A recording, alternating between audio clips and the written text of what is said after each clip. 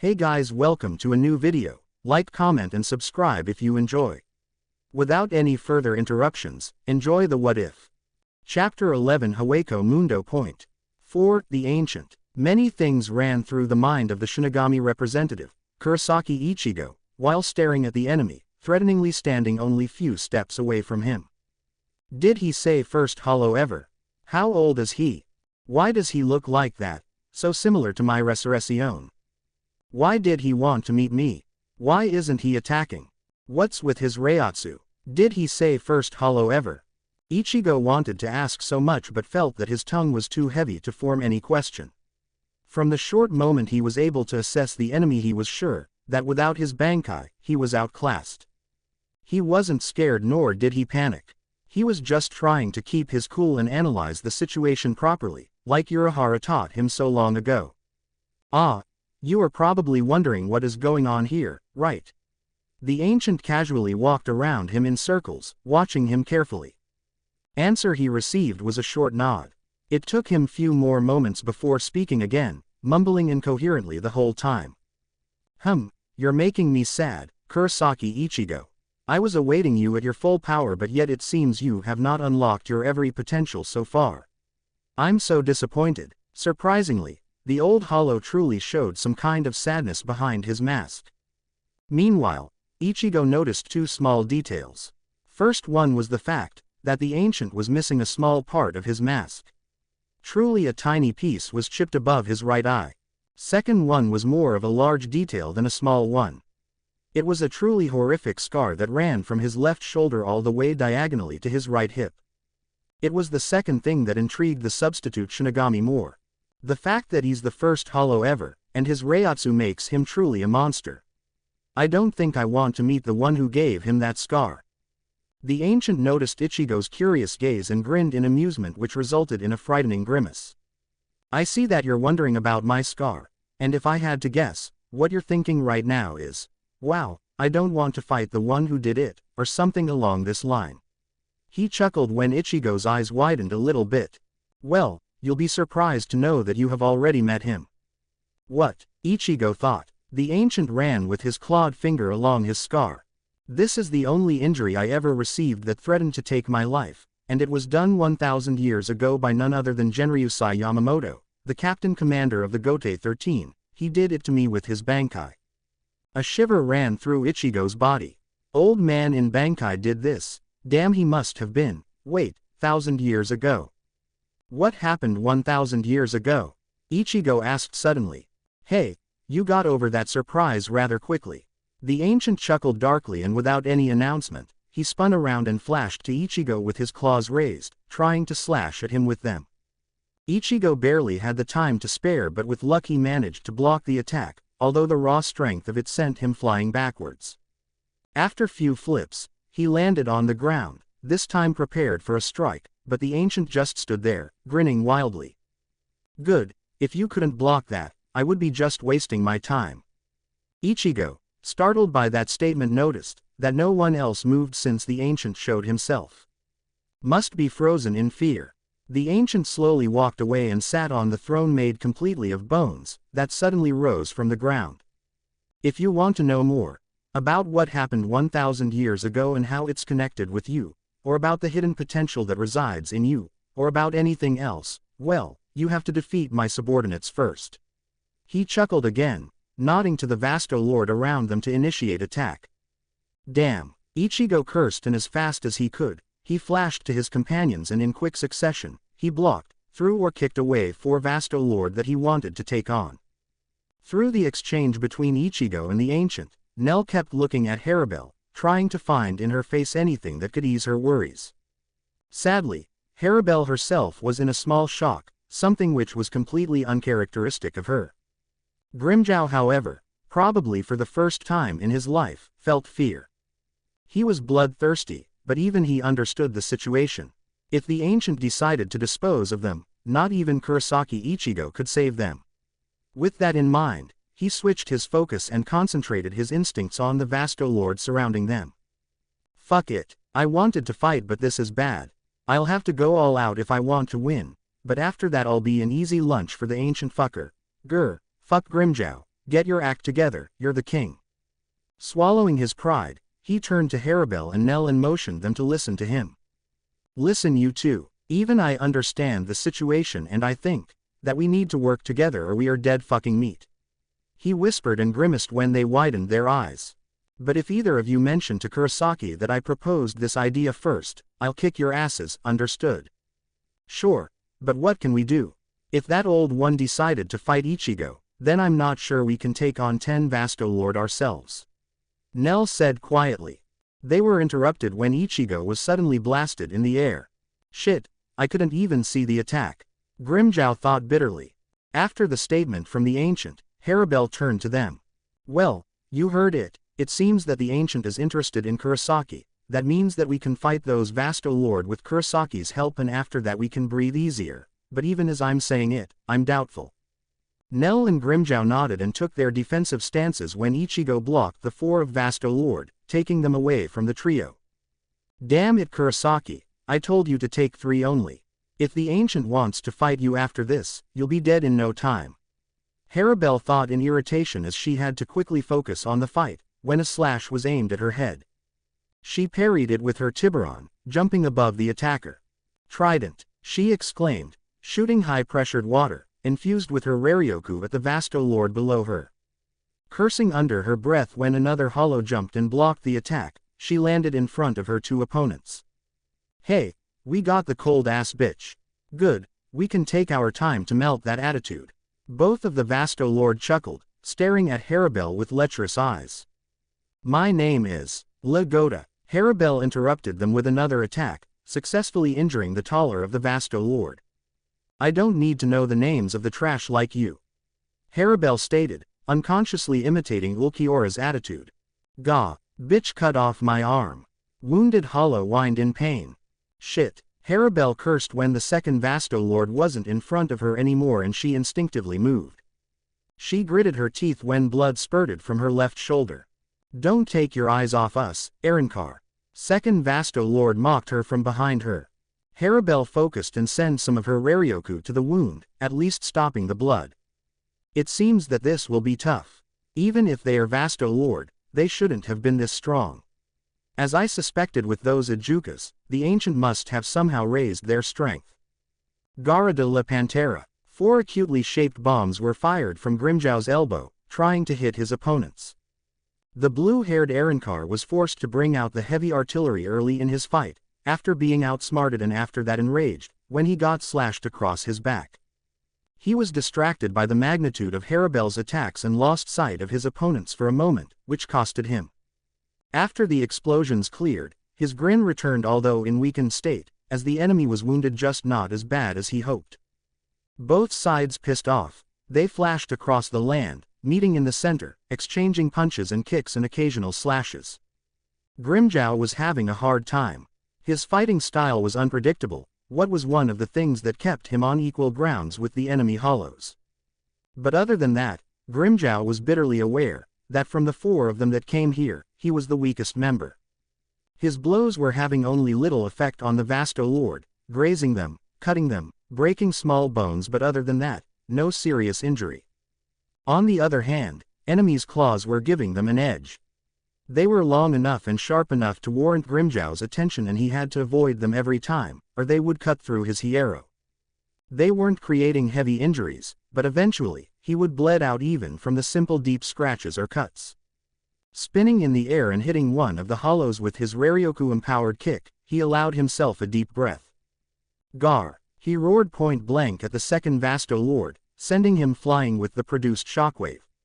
He quickly sent his Raryoku to the deeper cuts, stopping the bleeding. Fuck, they're tough. I'm losing energy fast. Grimmjow cursed under his breath and flashed to his opponents, intending on not giving them any room to breathe. So they want to fight in close range and to aim at my weak spots. Nell thought as she kicked her foes with surprising speed, giving herself some space. Disparo Verde. She aimed her lance at them, shooting several bright high-speed projectiles from it. Wanting to finish the job quickly, she sent the second attack moments after that. Lanzador Verde. Her lance swished through the air, gathering more energy and spin as it cut the distance between her and the Vastolord, hitting the area where they were recovering, dead on. Using her Raryoku, she called the lance back to her hands and waited. Her eyes widened when something bursted from the smoke and she blocked the incoming attack. The Vasto Lord that attacked her was mildly burned and missing some chunks of his body around the stomach area, but it was slowly healing. High-speed regeneration, she thought, but the small chuckle that escaped from her opponent's mouth unnerved her. That saved her from serious injuries as the one in front of her suddenly ducked and she came face to face with a bright blue Sero, coming from the smoke. She managed to open her mouth and to swallow it just in time.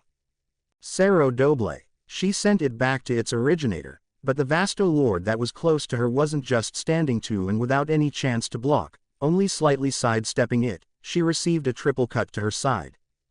Gah! She gasped from the pain and jumped backwards immediately. The hollow that wounded her licked his claws, tasting her blood. He savored the taste and grinned at her maliciously. Why do I always get the creepy ones? Nell thought in irritation as she readied her lance for another attack. Ichigo was narrowly watching his opponents, utilizing his concentration to the utmost levels. Facing 4 Vasto Lord was giving him no other option. With every muscle in his being strained in stress, he reacted quickly when the smallest of them suddenly flashed to him, flaring his dark flames and trying to scare the hollow away. With his instinct screaming at him, he bent over, dodging the claws of the second attacker, slashing at his right and cutting the third Vasto Lord. He stumbled, however, when the fourth opponent successfully kicked him in the stomach, catching him off guard. Damn, Harabel was right, 4 of them is too much. His thoughts were interrupted when a vague cry cut through the air, courtesy of the hollow who touched his flames. Ichigo glanced at him, noticing him panting heavily on the ground and realized that this was the opportunity he needed. With one of his enemies out of the combat for a while, maybe he could do some damage. With that in mind, he flashed as fast as he could to the one who previously kicked him, his Zanpakuto high in the air, glowing with energy. Getsuga Tensho. Crescent wave caught the hollow off guard and sent him flying to the distance. Instinctively, Ichigo immediately ducked, when he heard something flying at him and narrowly escaping a bright green Sero. Sero ha, let me show you mine. He raised and pointed his finger at the Vasto Lord and gathered great amount of hollow Raryoku in it. Cero. He stumbled in the middle of releasing it, when the hollow he forgot about grazed his shoulder with his claws. Damn, Ichigo cursed. With luck on his side, however, he observed the trajectory of his Sero, that hit the mark either way. The victim was, however, not the one he aimed at, but the one who was still panting on the ground, after coming into contact with Ichigo's flames. Just before the Sero hit him, the hollow raised his head and couldn't do anything besides widening his eyes in horror. He was engulfed in grand explosion, obscuring his being from sight. Getting over his surprise quickly, the remaining 2 Vasto Lord attacked Ichigo, simultaneously slashing at his face and torso. Blocking the attacks with Zangetsu, Ichigo was blown away when something collided with him. Bala. The Vasto Lord that Ichigo sent flying with his Getsuga came from the forest, heavily bleeding from the deep gash in his chest. Ichigo wasn't holding back and the Getsuga he used was easily the double strength he used the last time. Damn you, Shinigami. The injured hollow cursed and fell on the ground, unconscious, but not dead yet. Shit, I thought he was done for. Ichigo thought bitterly when he got up. His robe got slightly tattered and he was bleeding slightly from the cut on his head. Anjutsu no Ka, he yelled and sent a wave of dark flames at his opponents, giving himself a little room to breathe. Glancing at his left, he was that the hollow that was struck with his Sero was slowly getting up, covered in horrible burns that were slowly healing. Come on, can't he stay down? He flashed to him, wanting to get rid of some of his opponents.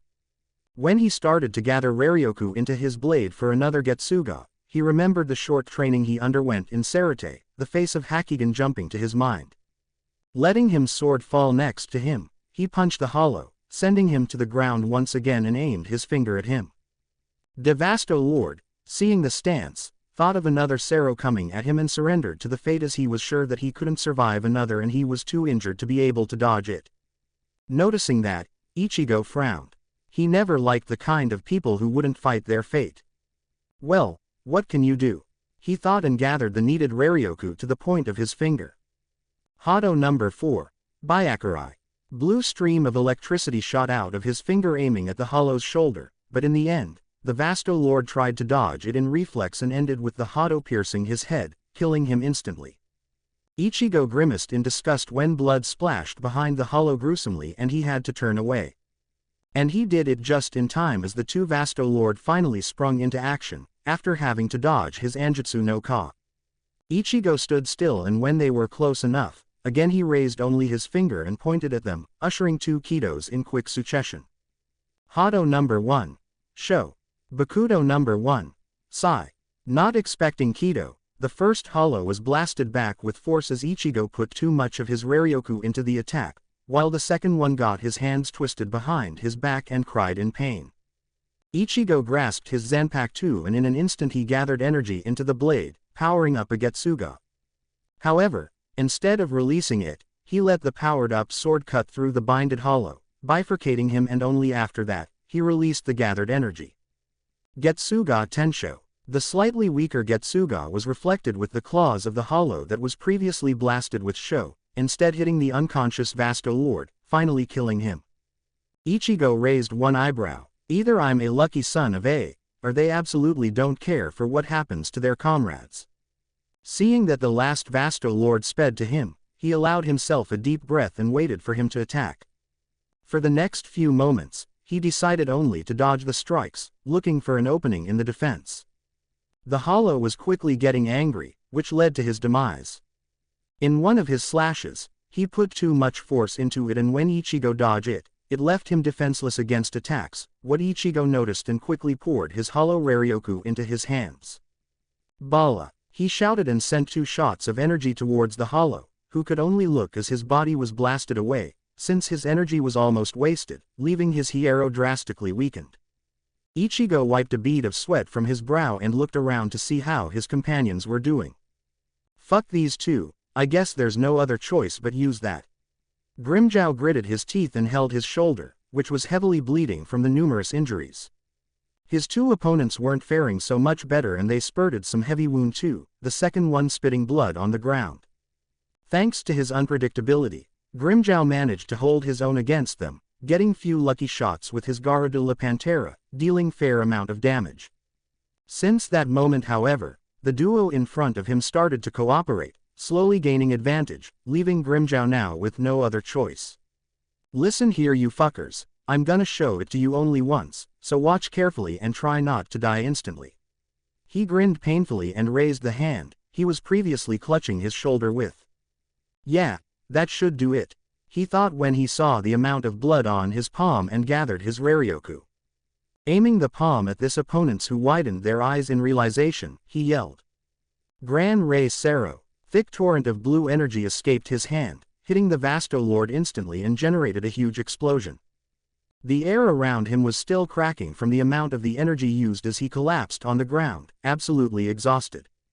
Fuck, I hope the faggots are dead, or I'll be the one dead soon.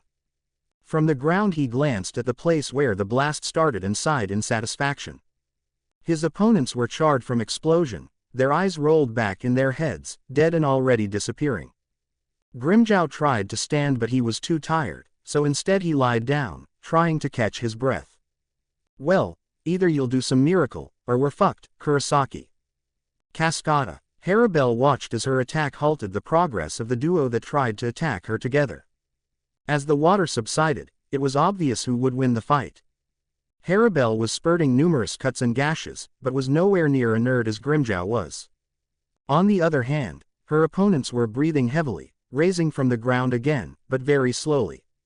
It is quite odd. At the beginning, they were very strong, stronger than they should have been, but that power is slowly decreasing as the time passes. What did he do to them? She wondered absent-mindedly as her mind wandered towards the ancient. A huge explosion woke her from her musings and she glanced at her left to see the remnants of bluish trail of energy, coming from Grimmjow's position. She raised her eyebrow. Well, for the first time I have to admit that it isn't that much of a bad idea, Grimmjow.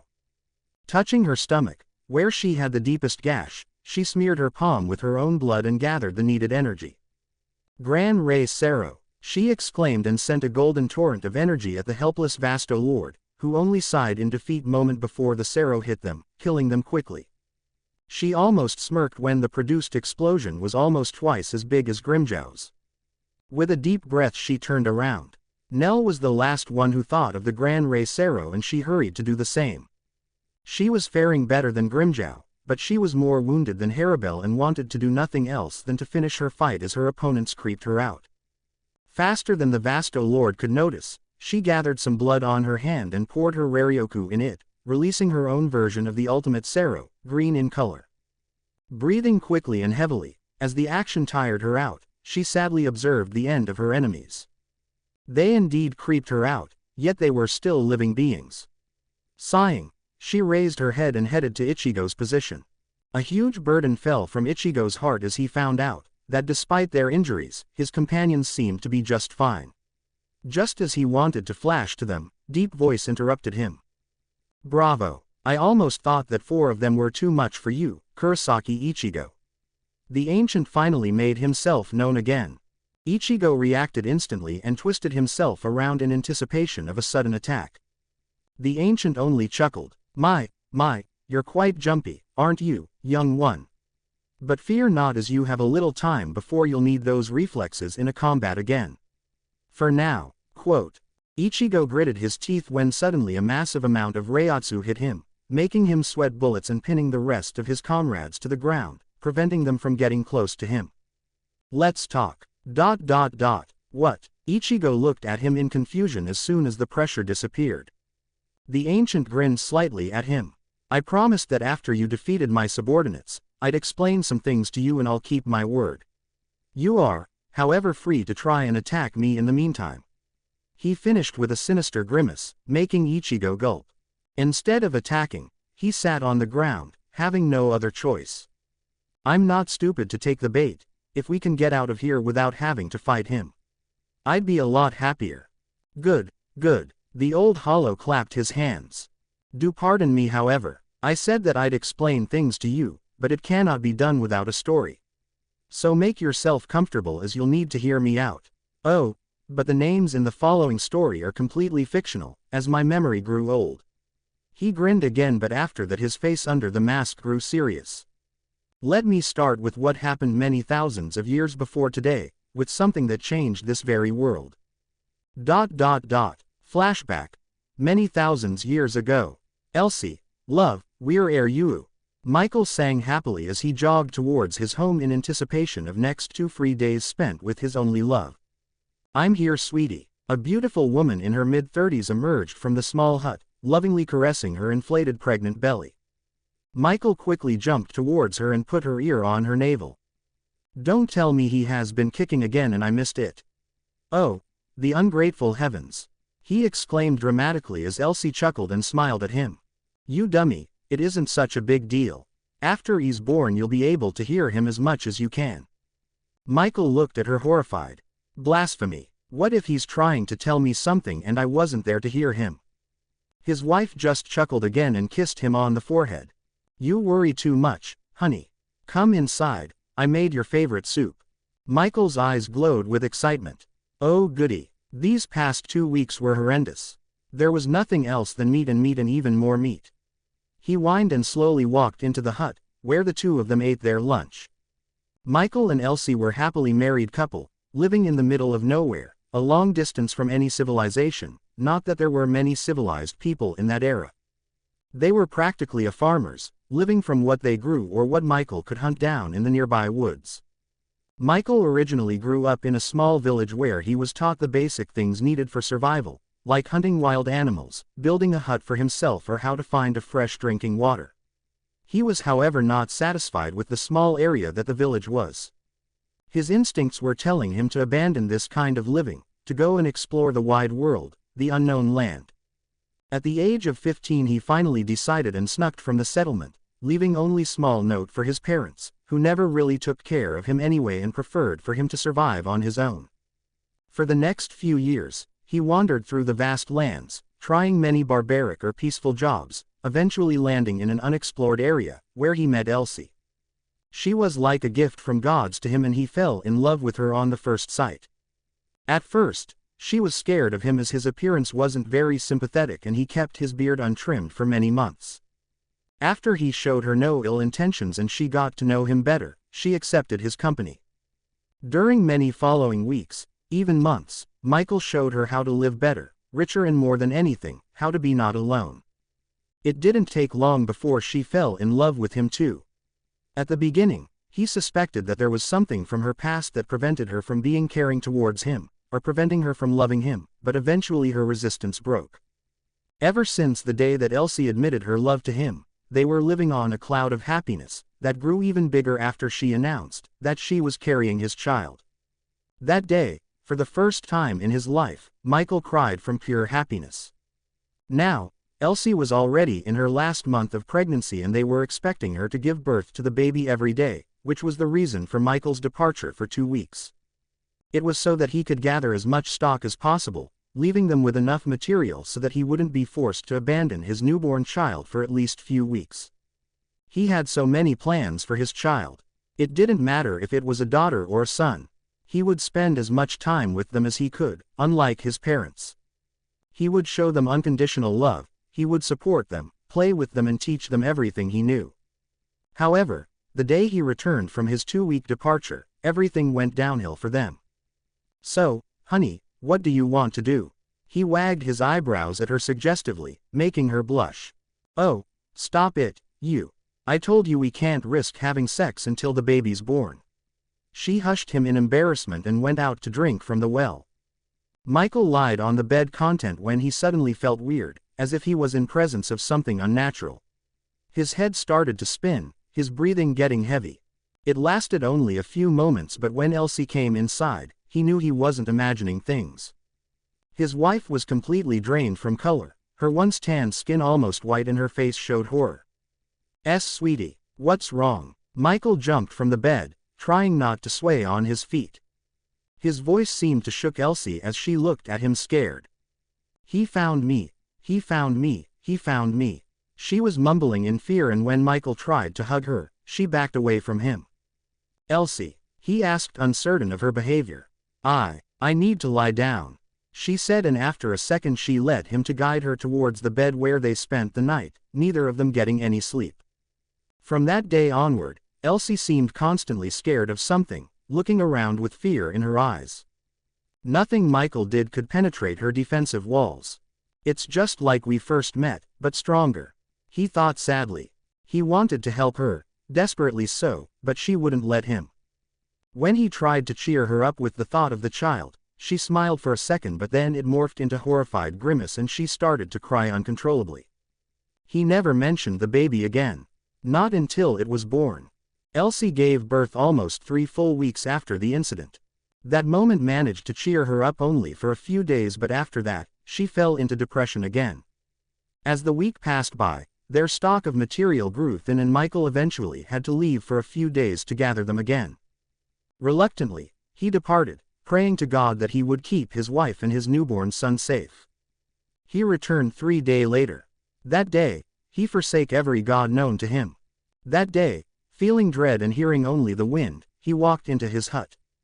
That day, he found his wife's and his newborn child's lifeless bodies on the bloodied floor, laying there unmoving, with their eyes open. That day, he fell on his knees and cried until his body was drained from fluids and his eyes couldn't produce tears anymore. That day, he felt uncontrollable anger, an animal rage that was built into the core of his very being. That day, he looked down and found a hand sticking from his chest. That day, he spit blood on the floor but managed to turn around to see a silhouette of a man with short silver hair materialize from thin air.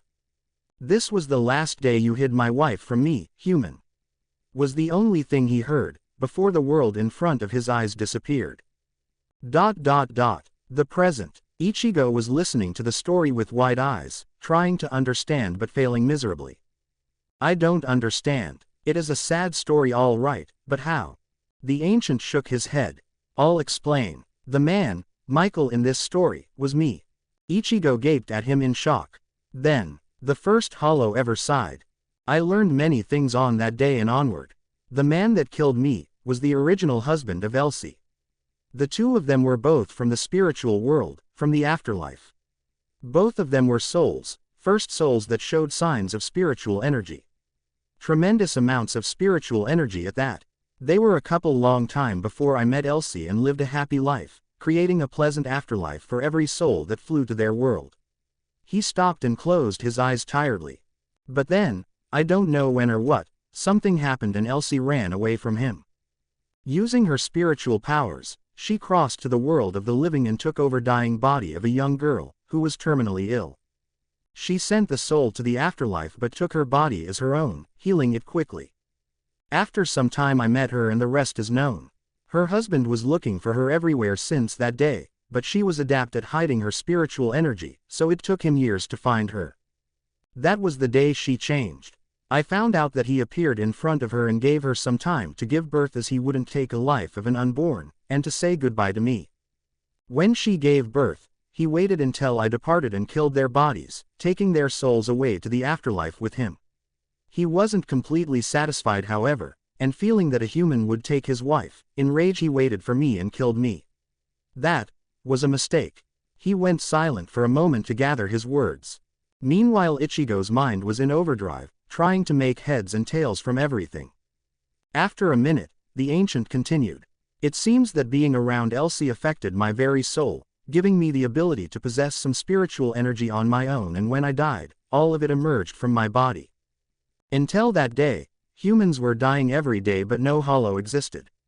When the remaining energy emerged from me, the pain I felt in my heart tore it to pieces, drawing the energy back and creating a hollow mask, thus, creating the first hollow. The process, however, created a spiritual shockwave that resonated through the world of the living, changing the souls of human beings forever, allowing them to linger on their feelings even after death. That way, a human being, after death held two options. To die and stay a plus soul, or to die with lingering feelings and transform into a hollow. His Reiatsu flared for a while, making Ichigo sweat even more. Ichigo was at loss of words. Naturally, I was devastated, but I couldn't just roam the world of the living, nor could I have been allowed to the afterlife. So that man, using his immense spiritual powers, created a whole another dimension for us, hollows, the Haweko Mundo. Well, created, he took the vast, cursed sands of the ancient Egypt and used them to create this nothingness. Why do you think that Moses could hear the God when he traveled the desert? Because it overlaps with Haweko Mundo. It's more complicated than that, but I'll leave it on your imagination to make a connection. I wanted to see my wife and my son again, but I couldn't do a thing. Later, I found out that they took care of my son, leaving him to live as he wanted. Not long after that, Elsie had another child, Osiris, whom you nowadays know as the Soul King. From his early age he blessed the beings, known as Shinigami, who were created after the souls in afterlife were exposed to the spiritual energy of the Soul King's parents, and that way, noble clans came to existence. Soul King? Ichigo asked baffled. Yes, the throne that ruled the afterlife was left to the second child, not to my son. The ancient flared his Reiatsu again. Why are you telling me this? Ichigo asked, trying not to get floored with the pressure. The ancient suddenly grinned. Why? It's simple, but I'll get to that. But as I was saying, the Soul King got to rule the afterlife, which didn't bode that well with my son. Eventually, more than 1,000 years ago, he finally somehow learned the truth and he found me. I told him my story, trying to convince him that he is the one who should be ruling the afterlife as the elder sibling.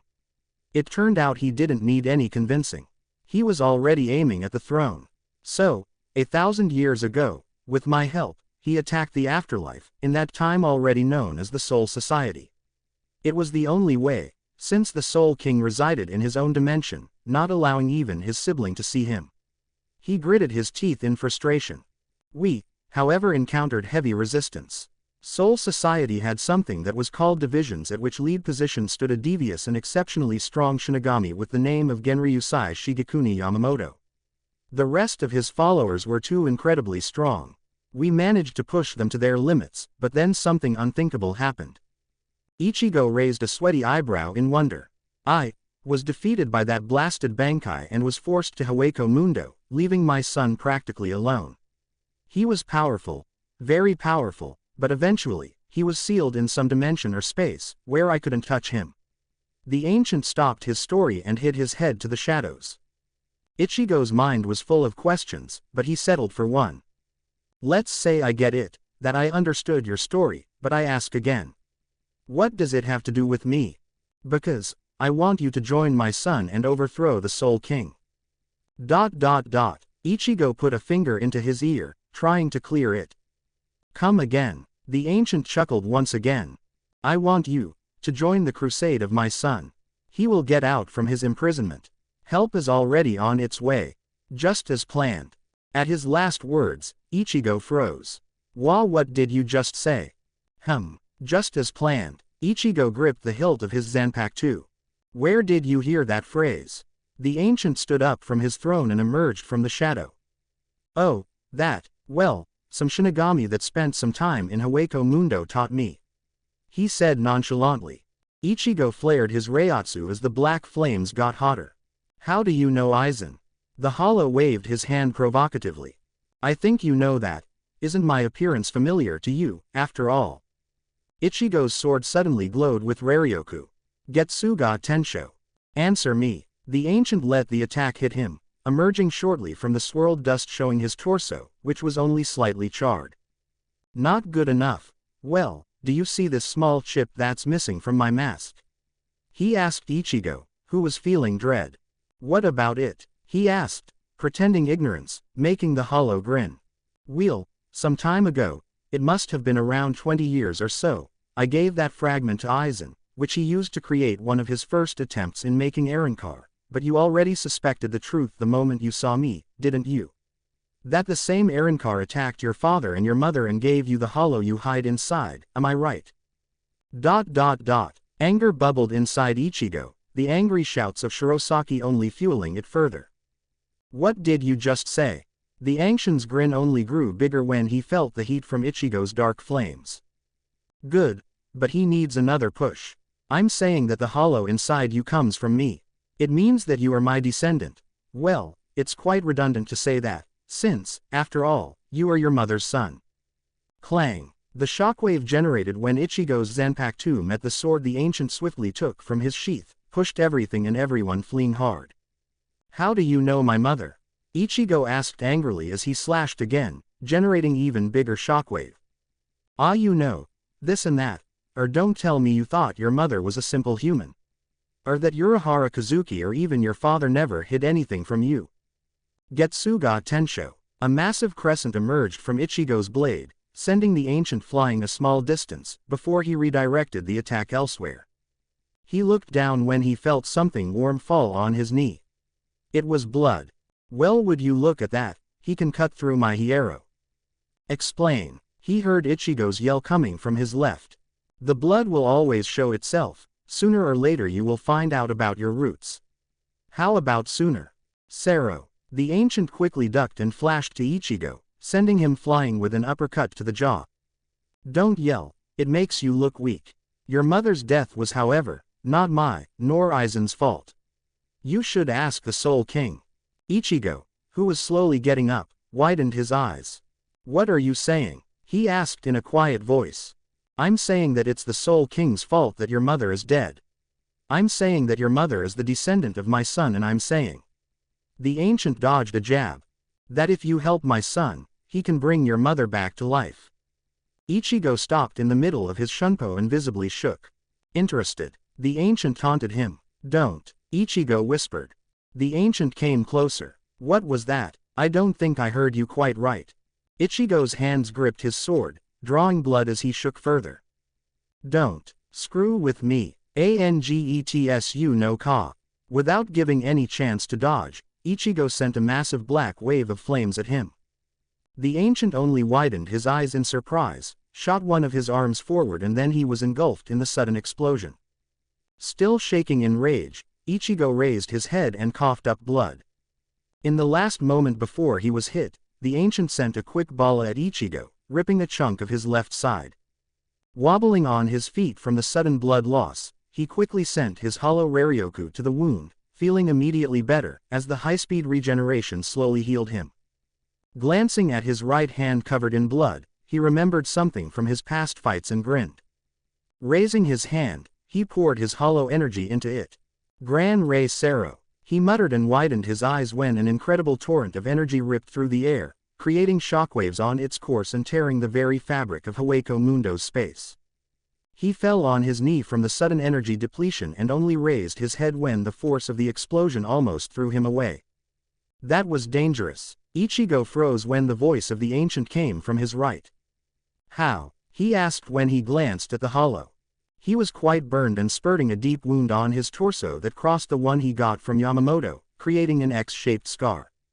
I managed to dodge the direct hit of your Cero and got caught up in the following explosion. Regarding your fist attack, my pain is a lot stronger than your darkness and only the heat of your flames can hurt me. Nevertheless, impressive display of damage and you're not even using your Bankai. Impressive indeed. Suddenly the ancient's face showed irritation.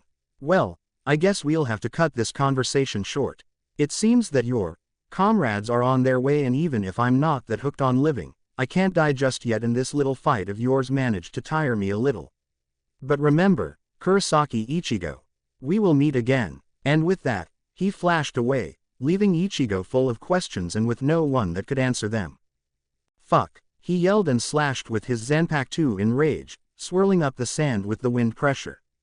When he felt a familiar reiatsu and loud voices, he turned around and seeing the faces speeding up to him, he gripped the hilt of Zangetsu tightly, slightly shaking with anger and prepared for action. So you're telling me that you Kurosaki-san is fighting this ancient? Urahara Kazuki asked Haribel nervously. Few hours ago, he was contacted by the captain of the second squad, Sui Feng, who was trying to get into contact with Ichigo on direct orders from the captain commander. When she heard that unfortunately, young substitute was in Hueco Mundo, she demanded to be led after him. Not wanting to let her go alone, Yoruichi joined her and after a small considering, Urahara took off too.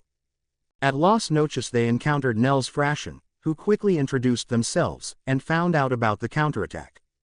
From that point, the trio was following Reiatsu's signatures and after some time, they came across Haribel, Grimjow and Nell, who were trying to get back to Ichigo after being blown away but were being constantly pushed with strong Reiatsu. Yes, as I already explained, he was very interested in Kurosaki. She trailed off, earning confused looks. I don't think that even Kurosaki has a chance against him right now that he can't access his Bankai.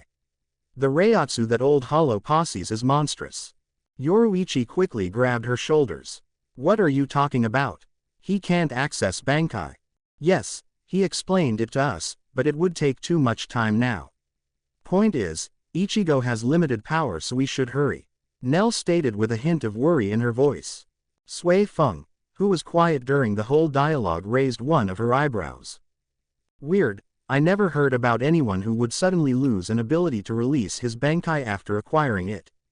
I remember that there was something different about Kurosaki-san's Reiatsu before he departed to Hueco Mundo, maybe it's connected. Urahara said as they were flashing through the Manos forest. Or in the worst case scenario, Kurosaki-san may have discovered something unpleasant. He thought with a dread. Oh, there he is, but I don't see the ancient anywhere. Heey, Ichigoo. Yoruichi yelled loudly, trying to catch Ichigo's attention as they got close. He's alive but not unharmed. She sighed in relief. Their lifted mood however quickly plummeted when they noticed that Ichigo suddenly flashed towards them with his Zanpakuto raised in the air. Urahara, you bastard! Ichigo screamed and slashed at the ex-captain, who only widened his eyes and quickly put up his own Zanpakuto to block the incoming strike. Beads of sweat appeared on his brow as the strength behind the attack proved to be too much and he was blasted in the trees. Ichigo, Yoruichi yelled, trying to catch him, but as she got closer, the black flames surrounding Ichigo flared, preventing her from making any contact. Don't touch the flames if you don't want to get burned. Ichigo muttered darkly without breaking eye contact with the trajectory Urahara flew. Ichigo, Yoruichi asked with wide eyes. Something was wrong, she could feel it. Sui Feng, being the non-sentimental one, reacted quickly and aimed a kick at Ichigo's temples, trying to subdue him. Ichigo just raised his free arm and poured his Raryoku into it. Bakudo number 8. Seiki. He muttered, and Sui Feng found herself flying back, wide-eyed. He learned Kido. Not paying any attention to the captain of the second squad, Ichigo flashed to Urahara, swinging his Zanpakuto horizontally, as if trying to bifurcate him. Urahara instinctively reacted and blocked the strike, using Raryoku to steady himself so that he wouldn't get blown away, again. Damn, he's angry. Urahara gulped and tried to shake him off. He flashed away and with wide eyes dodged an incoming Byakurai. When, putting his questions away, he quickly raised his Zanpakuto. Awaken, Benihime. Releasing his Shikai in a burst of Reiatsu, he grimaced as he felt a hollow energy coming at him fast, a signal that a Sero was fired. Chikasumi no Tate. He put up his blood mist shield just in time as Ichigo's Sero hit it, creating small cracks in it. Oh boy, looks like I'll have to take this seriously or I'm dead meat, and nobody wants that. Nake, Benihime. Releasing Crimson Energy Blast at Ichigo, he was praying that it would calm Ichigo down. Ichigo was speeding up to him, when he noticed an incoming attack. With a growl he raised his own Zanpakuto. Yami no Sukatate. Shield of Darkness easily stopped Urahara's Shikai ability, earning a surprised look from the scientist. What is this ability? I've never seen Kurosaki-san use this before. He thought along with Yoruichi, who was still trying to understand the situation. Fine, Kurosaki-san, seems I'll have to resort to Kido. Bakudo number 61, Raikujokuro. Urahara yelled a moment before Ichigo swung his blade at him again, stopping him in midair. Immediately, Ichigo growled and began to raise his Reiatsu, making Urahara raise his hands again. Bakudo number 63, Seijo Sabaku. A yellow energy in a form of a rope surrounded Ichigo's body, binding him tightly. Urahara sighed in relief a little and looked at trashing Ichigo. Now, Kurosaki-san, why don't you explain your actions? What did I do to you that deserved attacking me? He asked calmly while Yoruichi and Sui Feng flashed to him. With his hair hiding his eyes, Ichigo gritted his teeth. I left it alone when you put Hogyoku in Rukia and sent me and my friends to Soul Society without any kind of warning. I left it alone when you didn't tell me that Dad is a Shinigami. I left alone many things that you kept for yourself. He flared his Reiatsu as much as he could, black flames slowly encompassing Urahara's Kido, corroding it. Urahara widened his eyes and prepared to do another binding spell when Ichigo continued, interrupting him. But then I find out that you, along with my dad, were keeping the real reason to my mum's death to yourself, her identity and who I am and how it's all connected. Enough. The Kido suddenly broke, blasting the trio away. Kazuki, what is he talking about? Yoruichi asked tentatively. Urahara looked down sadly. We had no other choice. He didn't have the time to finish as Ichigo came at him once again. Deciding that he needed Ichigo to calm down, he went on the offensive, trying to drive Ichigo into corner. However, this was different from the time he first trained Ichigo, and the substitute was more than capable of fending off his slashes and jabs. Finally snapping out of her surprise, Yoruichi flashed to Ichigo but widened her eyes as he aimed a single finger at her. Hado number 1. Show. Awaiting a small shove, Yoruichi gulped as her breath was blown away from the force of the Kido. Sui Feng gritted her teeth as her mentor got blasted and she flashed to Ichigo from behind, kicking him into his back, sending him flying into trees. What's wrong with him? She yelled at Urahara, who just shook his head.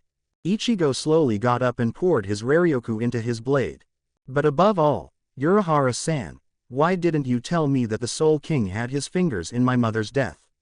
He yelled angrily at the shopkeeper, who, along with the others, widened his eyes. So you heard about that? Urahara muttered sadly, angering Ichigo more. So you heard about that? So you heard about that? What the fuck is with that reaction? Getsuga Tensho. Sui Feng gulped as she saw a huge crescent-shaped energy flying at them in high speed. She saw firsthand during Ichigo's fight with Aizen just what potential damage that attack held. Shit. Urahara cursed and quickly built up his Reiatsu. Bakudo number 81 Danku.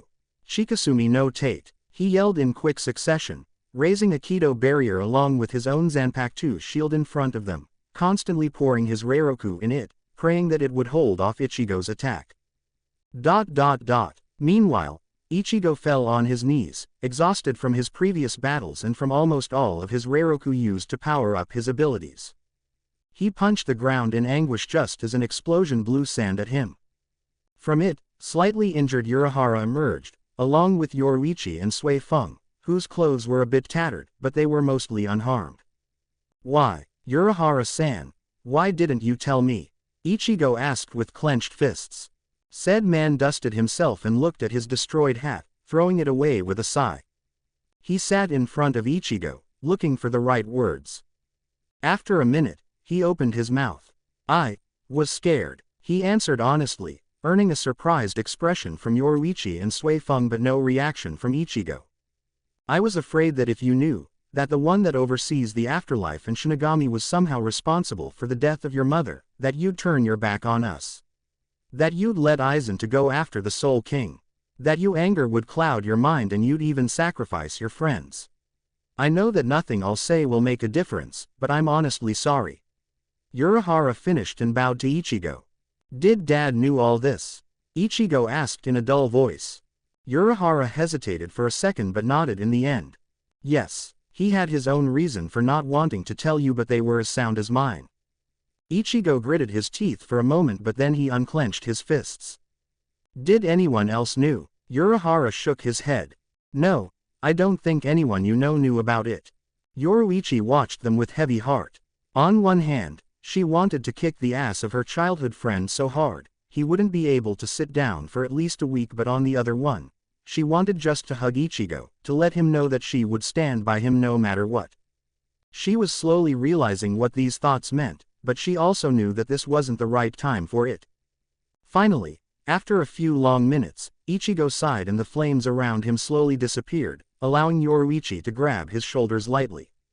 He absent-mindedly reached for her hands and squeezed them, but after that he shakily stood up. "I'm not forgiving you for now, Urahara-san. I don't think that you are someone who would willingly hurt others, but you are also a shady person, who operates behind the scenes, and right now, you lost some of my trust," he stated, not looking at the shopkeeper. Urahara also stood up, sadly nodding. "I know, Kurosaki-san." Ichigo turned to Sui Feng, who was slightly uncomfortable with the scene. "I assume something bad happened in Soul Society," he said. "Yes, Aizen Sosuke vanished from his prison," she hesitantly admitted and watched as Ichigo's eyes widened for a second. "I see, bastard. Are you here just to inform me or are you here to take me to Soul Society?" Sui Feng recoiled a little. She was expecting more violent reaction from Ichigo after hearing that they let Aizen escape. Well, Captain Commander would like you to come back to Soul Society as we don't know what will the traitor do next. A note was sent to Royal Guard and we are awaiting them in few days' time." At the mention of the Royal Guard, Ichigo clenched his fists again, but stayed calm. "I'll get there later." He turned to Urahara. "Now, I need to get back to Las Noches for a moment, and after that, we, meaning me and Urahara-san, are going after to talk to my dad. I want to know everything." "As you wish, Kurosaki-san. Oh, by the way, your friends who were here with you are already on their way back." Urahara nodded and watched as Ichigo turned away and flashed into the direction of Las Noches. He quickly interrupted Yoruichi with his hand when he saw her opening her mouth. "I know, Yoruichi, you're angry and you have every right to be, but later. I was hoping we could talk to Kurosaki-san about his new abilities. They seem dangerous." Sui Feng just looked at them with mouth opened wide. Was I just disregarded as a bother? Outside of Las Noches, 2 hours later, Lillinette watched as Ichigo finally arrived, his clothes torn and little bloody. Haribel, Nell and Grimjow came few minutes ago and already explained what happened at enemy base, leaving Lillinette anxious. As Ichigo stopped in front of her, with 2 other people behind him, she smiled a bit. "He's fine, it's nothing serious. I'm glad." She slowly walked to him and briefly hugged him, earning a raised eyebrow from Yoruichi. "I'm glad that you're okay, Ichigo," she whispered into his ear, making him smile a little. "Yeah, thanks Lily." She smiled too. Before the 4 of them went for counterattack, Ichigo decided that Lillinette was a too long name, so he shortened it to Lily, against which she didn't protest. In fact, she liked it as it made her feel a little closer to him. "Lily, Yoruichi thought with grimace. I take it that Haribel-san already told you what happened. Ichigo asked the smaller Arankar. Yeah, but I'd rather hear it from you. Her smile weakened when Ichigo shook his head. Yeah, I'm sorry about that, but I can't stay here. There's been some problems in Soul Society and, with my dad and I have to take care of that. He patted her on her helmet. Don't worry though, I'll visit you as soon as I can, okay? He chuckled when Lilynette pouted and with a small grin he leaned to her. Tell everyone that I'm sorry about my abrupt departure and take this, it's a communicator. You can always call me if you want to, okay? He handed her a small device he received from Urahara. She nodded and quickly planted a small kiss on his cheek, surprising him. See you later, Ichigo. She grinned and sprinted inside. Okay, I don't like her already. Yoruichi thought possessively as her mouth twitched in irritation. Ichigo turned to Urahara and others. We can go now. Captain Sui Feng. Stay with Yoruichi-san at Urahara's shop until I'll send a message, or you can go back to Soul Society, it's your call. Sui Feng raised one eyebrow at the sudden formality in his voice, but nodded. Ichigo turned and opened a garganta for them. Let's go. Kurisaki's household. Isshin was relaxing on his favorite chair as his shift in a clinic ended just a few minutes ago. It was hard to do it, because he has been feeling a dread in his spine for the past few hours. Yuzu and Karen were fortunately on a sleepover at their friend's house, so he didn't have to worry about them. The only one whose location was unknown was Ichigo. His only son. His fears were true, when after a few more minutes, he heard the entrance doors being open and he felt the reiatsu of his longtime friend, Urahara Kazuki. Yo, Kazuki, what? He stopped in the middle of his sentence, when he noticed that Ichigo was standing next to Urahara with slightly angry expression on his face. Kazuki. He knows, Isshin. He met the ancient. Isshin's eyes widened and he suddenly understood the dread he was feeling was because of this. Fuck, okay, let me just grab my things. What? Ichigo's angry expression was replaced with confusion. Isshin turned to him with neutral expression. Well, you can't have the full story without him. Without who? Isshin sighed and looked at Ichigo with serious eyes. Ruken Ishida. Chapter 12 The Last Secret Inherited Light That Protects the Darkness. It was a cloudy night when Ichigo, Urahara and Isshin leisurely walked towards the hospital, in which Ryu's father, Ruken Ishida, worked as a director. During the entire walk, Ichigo kept himself 2 steps behind his father and the crazy scientist, trying to burn a hole in Isshin's head with his eyes. Outwardly, he was keeping his cool, but on the inside, his rage was making it hard to concentrate and think about the latest revelation. Ruken Ishida. What does his father have in common with that man? Ichigo met the strict doctor only once in his life and truthfully, the man didn't leave a good impression. In Ichigo's eyes, Ruken was a cold man, incapable of expressing love or any other feelings at that. After that meeting, he finally understood Yuryu's attitude, which he probably got from his own father. The death of his mother was most likely the second reason, as Ichigo never heard him mention her, so he thought that she must have died at some point in past. So what connection did his father have with Ruken? Clenching his fists, he shook a little. He wanted to scream at Isshin. He wanted to kick him in the balls. He wanted to yank his hair and punch him in the face, to make him feel pain. The only thing that was preventing him from doing so was not enough knowledge. Praying for his father's own good, he hoped that there were some crucial circumstances for this silence, that evidently went for far too long. As they neared the hospital, deep voice called out to Ichigo in his mind. Ichigo, when everyone will be present, let me out to participate in this conversation. Why? Is there any problem, Zangetsu? Ichigo asked mentally. His inner spirit shook his head. No, there is not. But my presence will be needed to clear some things out. Raising one eyebrow, Ichigo nodded and looked up, when he noticed that they were at the place. After a couple of minutes of wandering through the halls, they found Ruken in his office. When he saw Isshin, he grimaced and closed his eyes. Isshin, always a pleasure to see you come uninvited. Isshin ignored the jab and sidestepped to the side, showing Ichigo to Ruken. The doctor raised one of his eyebrows. Kurosaki Ichigo, nice to see you. Likewise, sir. Ruken frowned and turned to Isshin. Are you sure he's your son? He's too polite for that. Ichigo's mouth twitched, while Isshin sighed for the second time. Ruken. It's time. That seemed to gain Ruken's attention and he carefully studied Ichigo. So, the shitty father finally decided to reveal something that should have been already revealed. Masaki would be so proud.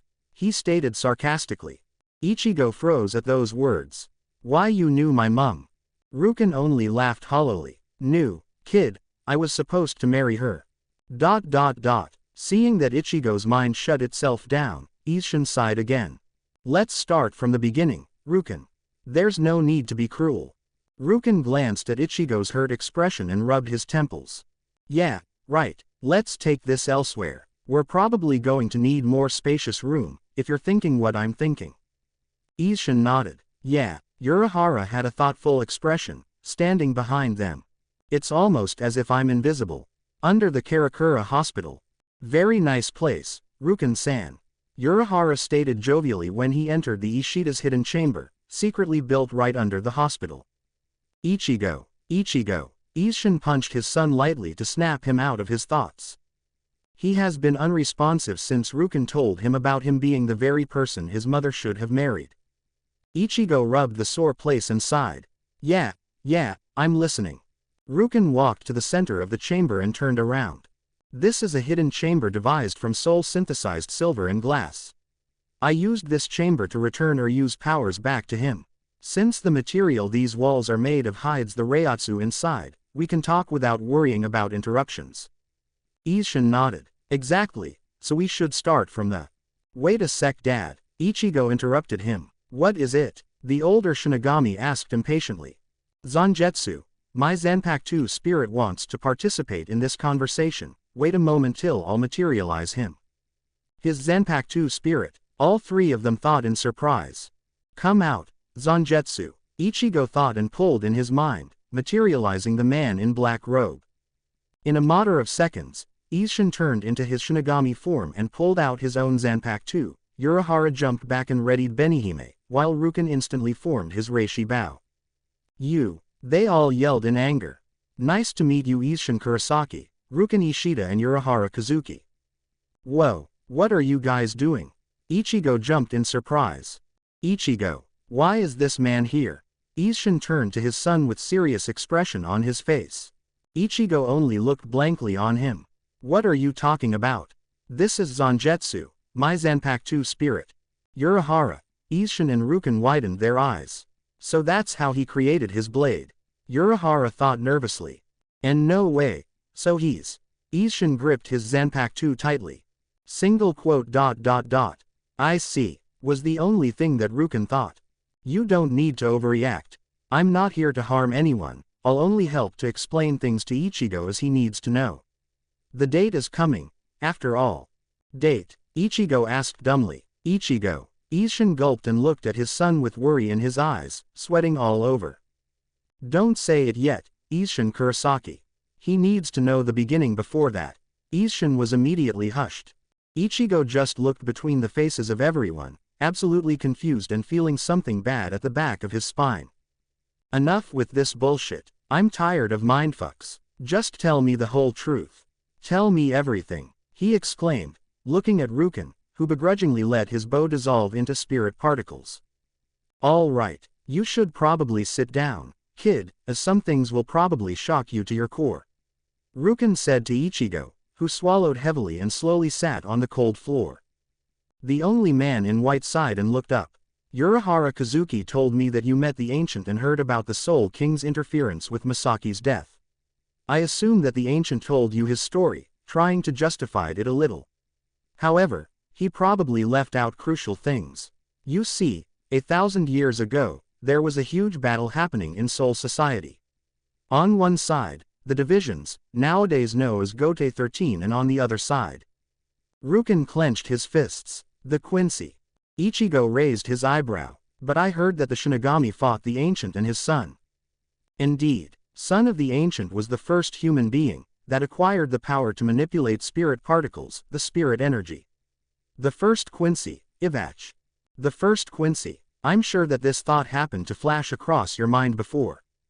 How did the Quincy start? Where did they come from? It is simple. Ivach was a being, conceived by a powerful spirit and a human. As souls could have never get into such a contact with humans before, it was a unique case. He was obviously killed when he was only few weeks, but his powers came with him into the afterlife. He lived in Soul Society as the sibling of the late Soul King. After he found out about his roots, about the false truth he was living under, and after his younger sibling took the throne that, in his mind, belonged to him, he located his real father and started to create plans how to overthrow the Soul King. Roughly at that time, he started to visit the human world, bestowing selected humans with the portion of his own power. Using many means, he helped them develop their abilities and taught them how to kill hollows and became their king. As their progenitor, he created a small army out of them and slowly turned their minds against the Soul Society, using them as his soldiers. He took the strongest of them, the ones whose abilities were most developed, with him to the Soul Society along with his father to fight the Shinigami. Wow, I never knew, Ichigo thought in wonder. Ruken grimaced before talking again.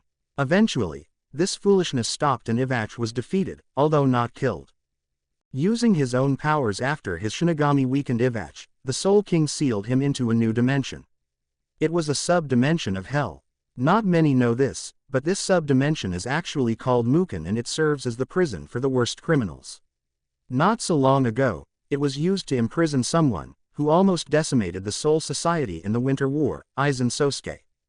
Ichigo was glad that he was already sitting, because his legs felt weak after that statement. Why the hell would they send that bastard there? Are they stupid? Urahara shook his head. You have to understand something, Kurosaki-san.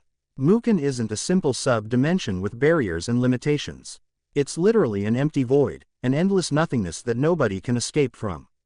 Nobody suspected that it was possible for two prisoners to meet in Muken. He explained while Ichigo grimaced. Still, it's stupid. I agree. Ruken unexpectedly nodded in acknowledgement. No matter how small was the possibility, they shouldn't have used it. But that isn't all. Imprisonment isn't the only use of Muken. Kurosaki, do you know what happens to those humans who commit unspeakable terrors, murders, rapes during their life? Where do they go after death? He asked Ichigo. Hell, Ichigo answered quickly. Yes, and what do you think happens to Quincy after his death?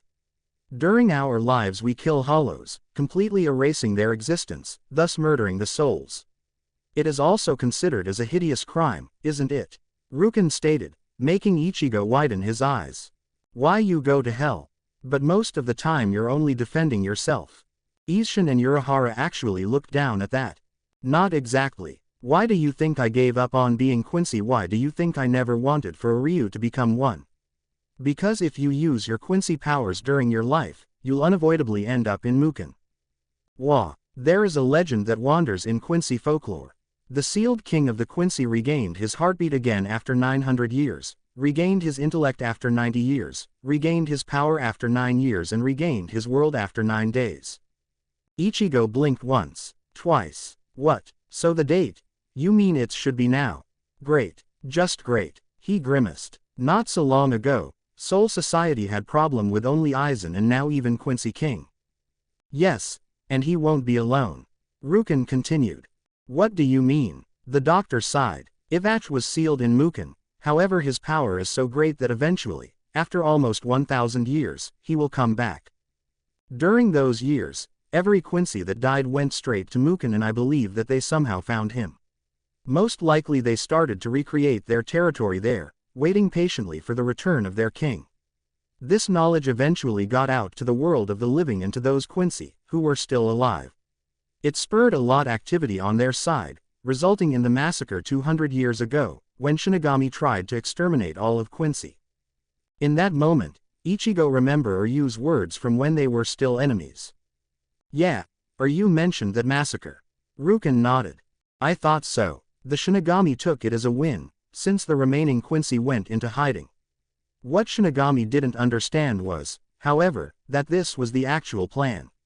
To get yourself killed, so that you'd rejoin your only king in the afterlife. Ichigo opened his mouth dumbly and turned to Urahara and his father. If I knew this sooner, I would have warned the Soul Society, but I found out about this only after I met Ruken-san.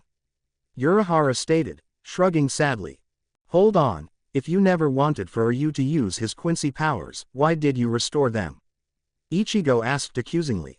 Because I told him the entire truth already and I let him to decide his own fate. I'm his father, but unlike my own parents, I refuse to dictate his whole life. He's smart enough to know what's best for him. Ruken answered coolly. And I'm the shitty dad here. Isshin muttered and received a dirty look from Ichigo. On the contrary, Dad, I agree with Ruken-san, actually. You is really smart and using secrets so that you could control your son is bullshit. Ichigo quickly said, surprising Isshin and Ruken, who turned to Isshin. I have to ask again, is he really your son? Isshin pouted, making Ruken turn away in disgust. You knows almost everything I know, but you, Ichigo, you know nothing. Isshin, you want to say it, or should I? Ruken asked after a moment of silence. I'll do it. Isshin glanced at Ichigo, sighing heavily. I'll just hope he won't kill me. I'm sorry that I lied to you, son, but no more. Do you still remember the talk we had, before you had to leave the world of the living? Isshin asked carefully. Ichigo just nodded and motioned him to continue. As you were already aware, I never told you the entire truth. I heard from Kazuki, that you met Kukaku and Ganju Shiba and they told you that you are their cousin. Again, Ichigo nodded. Well, technically, that's a lie. Excuse me, Ichigo was sure he misheard. Wiping a little sweat from his brow, as his son released some of his reiatsu directly at him, Isshin continued. In truth, I was adopted by Shiba clan around 50 years ago as their long-lost uncle, but I was originally born in the royal realm as I am the direct descendant of the Soul King. Obviously, Kukaku and Ganju aren't aware of that. With his eyes bulging out of their eye sockets, Ichigo gasped a little. You mean I'm a descendant of somebody who killed my mother? Isshin quickly shook his head. It's more complicated than that and I'll get to that. More than 50 years ago, I was sent on a mission from the Soul King to monitor the Soul Society, observe anything out of the ordinary. He was fearing betrayals, as the date of the Ivach's rebirth was slowly coming and there was nothing even he could do. Not even his powers could erase his elder sibling, and since his parents weren't living anymore, nor he could destroy Muken. Therefore, he could only wait for the inevitable and somehow prepare for it. So, I was adopted by the Shiba clan, eventually becoming head after I was elected to become a captain of the 10th Division. Then, around 20 years ago, there was a grim report saying that something fishy was going on in the world of the living. My officers were getting slaughtered in Narukashi town, so I went there to scout the situation myself. Narukashi town, that's nearby. When I got there, I came across a powerful hollow. He was unlike anything I met before. We fought and before I knew it, we crossed the jurisdiction boundary, landing in Karakura town. As I released my Zanpakuto and was preparing to kill the hollow, somebody attacked me from behind, wounding me and preventing me from eventually releasing Ma Bankai, which is a killer for my body to handle, was at that time. Try to guess who attacked me. Quote. With wide eyes Ichigo opened his mouth. Quote. Aizen, he whispered, making Isshin nod. Yes, the bastard used Kazuki's cloak to conceal himself, so I didn't know what happened then. With that wound, fighting became hard. That was when your mother, Masaki, came and tried to help me by attacking the hollow, catching his attention. But how could she attack him? Wait, how could she even saw that hollow, unless... Ichigo's eyes widened even further and his breath died in his throat. Isshin sadly nodded. Yes, your mother was a Quincy. Soul Society, 1st Division Barracks. Captain Sui Feng, I was awaiting you with Kurosaki Ichigo by your side. Yamamoto squinted his eyes in suspicion. Sui Feng waited for a few moments at Urahara's shop along with Yoruichi, but eventually, she decided to return to Soul Society. I know, Captain Commander, and I apologize, but Kurosaki insisted on talking with his father about some secrets first. Sui Feng answered truthfully and gulped a little when a heavy reiatsu pressed on her. Captain Sui Feng, I think I stressed quite strongly how important it was for Kurosaki Ichigo to return to Soul Society. Captain Commander raised his voice a little. I'm aware of that, but, sir, I don't think Kurosaki Ichigo will want to come back to the Soul Society. Sui Feng stated a little bit sadly, shocking the captains. What are you talking about, Captain Sui Feng? Kurosaki-san knows why he can't remain in the world of the living, so there is only Soul Society left. Hana objected calmly. No. There is still Hawako Mundo, where I'm afraid, Kurosaki actually befriended the remaining inhabitants of Las Noches. Sui Feng answered with a shaking head. I think the right question is, why wouldn't Kurosaki wanted to come back? Kiraku asked. Sui Feng grimaced a little. He, Kurosaki, came across and fought somebody that calls himself the Ancient, the first hollow ever. What? Yamamoto asked in disbelief. I'm afraid that's still not all, sir. This Ancient told him something that may actually cause Kurosaki to turn against Soul Society. Turn against Soul Society? Surely you overreact, Captain. Toshiro stated, inwardly cursing. Ichigo was the best thing that happened to Momo, and he would force him to come back, if only for her sake. As thanks to Ichigo, she was feeling better and actually communicated with other people. With a sigh, Sui Feng prepared for the worst. It turned out that the Soul King is responsible for the death of Kurosaki's mother. If Sui Feng awaited the outbursts and shocked screams, the deadly silence was a lot worse. Could you repeat that, Captain Sui Feng? I think I heard something outrageous. Kiraku recovered first. No, you heard right, Captain Kiraku. The Soul King is somehow responsible for the death of his mother. It seems that the Hollow wasn't the one that killed her, or something like that. Quote. Damn, Yamamoto cursed, something he rarely did in the past. Yama Jii, Kiraku asked worriedly. As he looked around, he noticed that the other captains were taking the news badly. Why would the Soul King be interested in a human? Most of them thought. Captain Commander sighed. If that is the case, I think that my theories have just been proven right. What theory? Genryu Saidono. Yukitaki asked. That Kurosaki Ichigo's father is not Isshin Kurosaki, but he changed his name from Isshin Shiba, the previous captain of the 10th Division, and the only descendant of the Soul King himself. With Ichigo. Oh my, what a bad truck. Are you okay, sweetie? Masaki asked his son, wiping away the water from his face. Sorry, let's switch. I'll walk on the roadside, she said, lightly grabbing his hands. It's okay, I'll stay on this side. I'm wearing a raincoat, so I'll be fine. I'll protect you from now on, Mama. 9 years old Ichigo said bravely. Oh my, how reliable. Masaki said, gently smiling at him. Ichigo mumbled while she finished wiping away the water. There, all cleaned up. Now, let's go. She grabbed his hand and started to run lightly, laughing lightly. Mum, present Ichigo thought with tears in his eyes. Why didn't you tell me? He turned to Isshin, who held his head down. Because there was no need for you to know, son. As far as everything went, we were a perfectly normal, happy family. And don't you dare to say that if you knew, Masaki could have been alive. It's not your fault that she's dead. Just listen to the rest of the story. Isshin said, and suddenly, he looked a whole lot older, as if he was shouldering hundreds of years on his back. Having no strength to answer, Ichigo only nodded. I thought that it was foolish, attacking that hollow just like that, head on. It was clear that he was faster than her aim, and I feared that a civilian would get killed because of my inability. Imagine my surprise when she used the hollow's instincts against him. Luring him to attack her, she allowed the hollow to bite her and used that moment to blow his head off. Hey, so Mom was actually pretty badass. Despite the tears, Ichigo managed to smile. The hollow became unstable and almost blew up next to her. I managed to somehow save her, but it cost me injuries, which she healed in return. That was the first time I met your mother.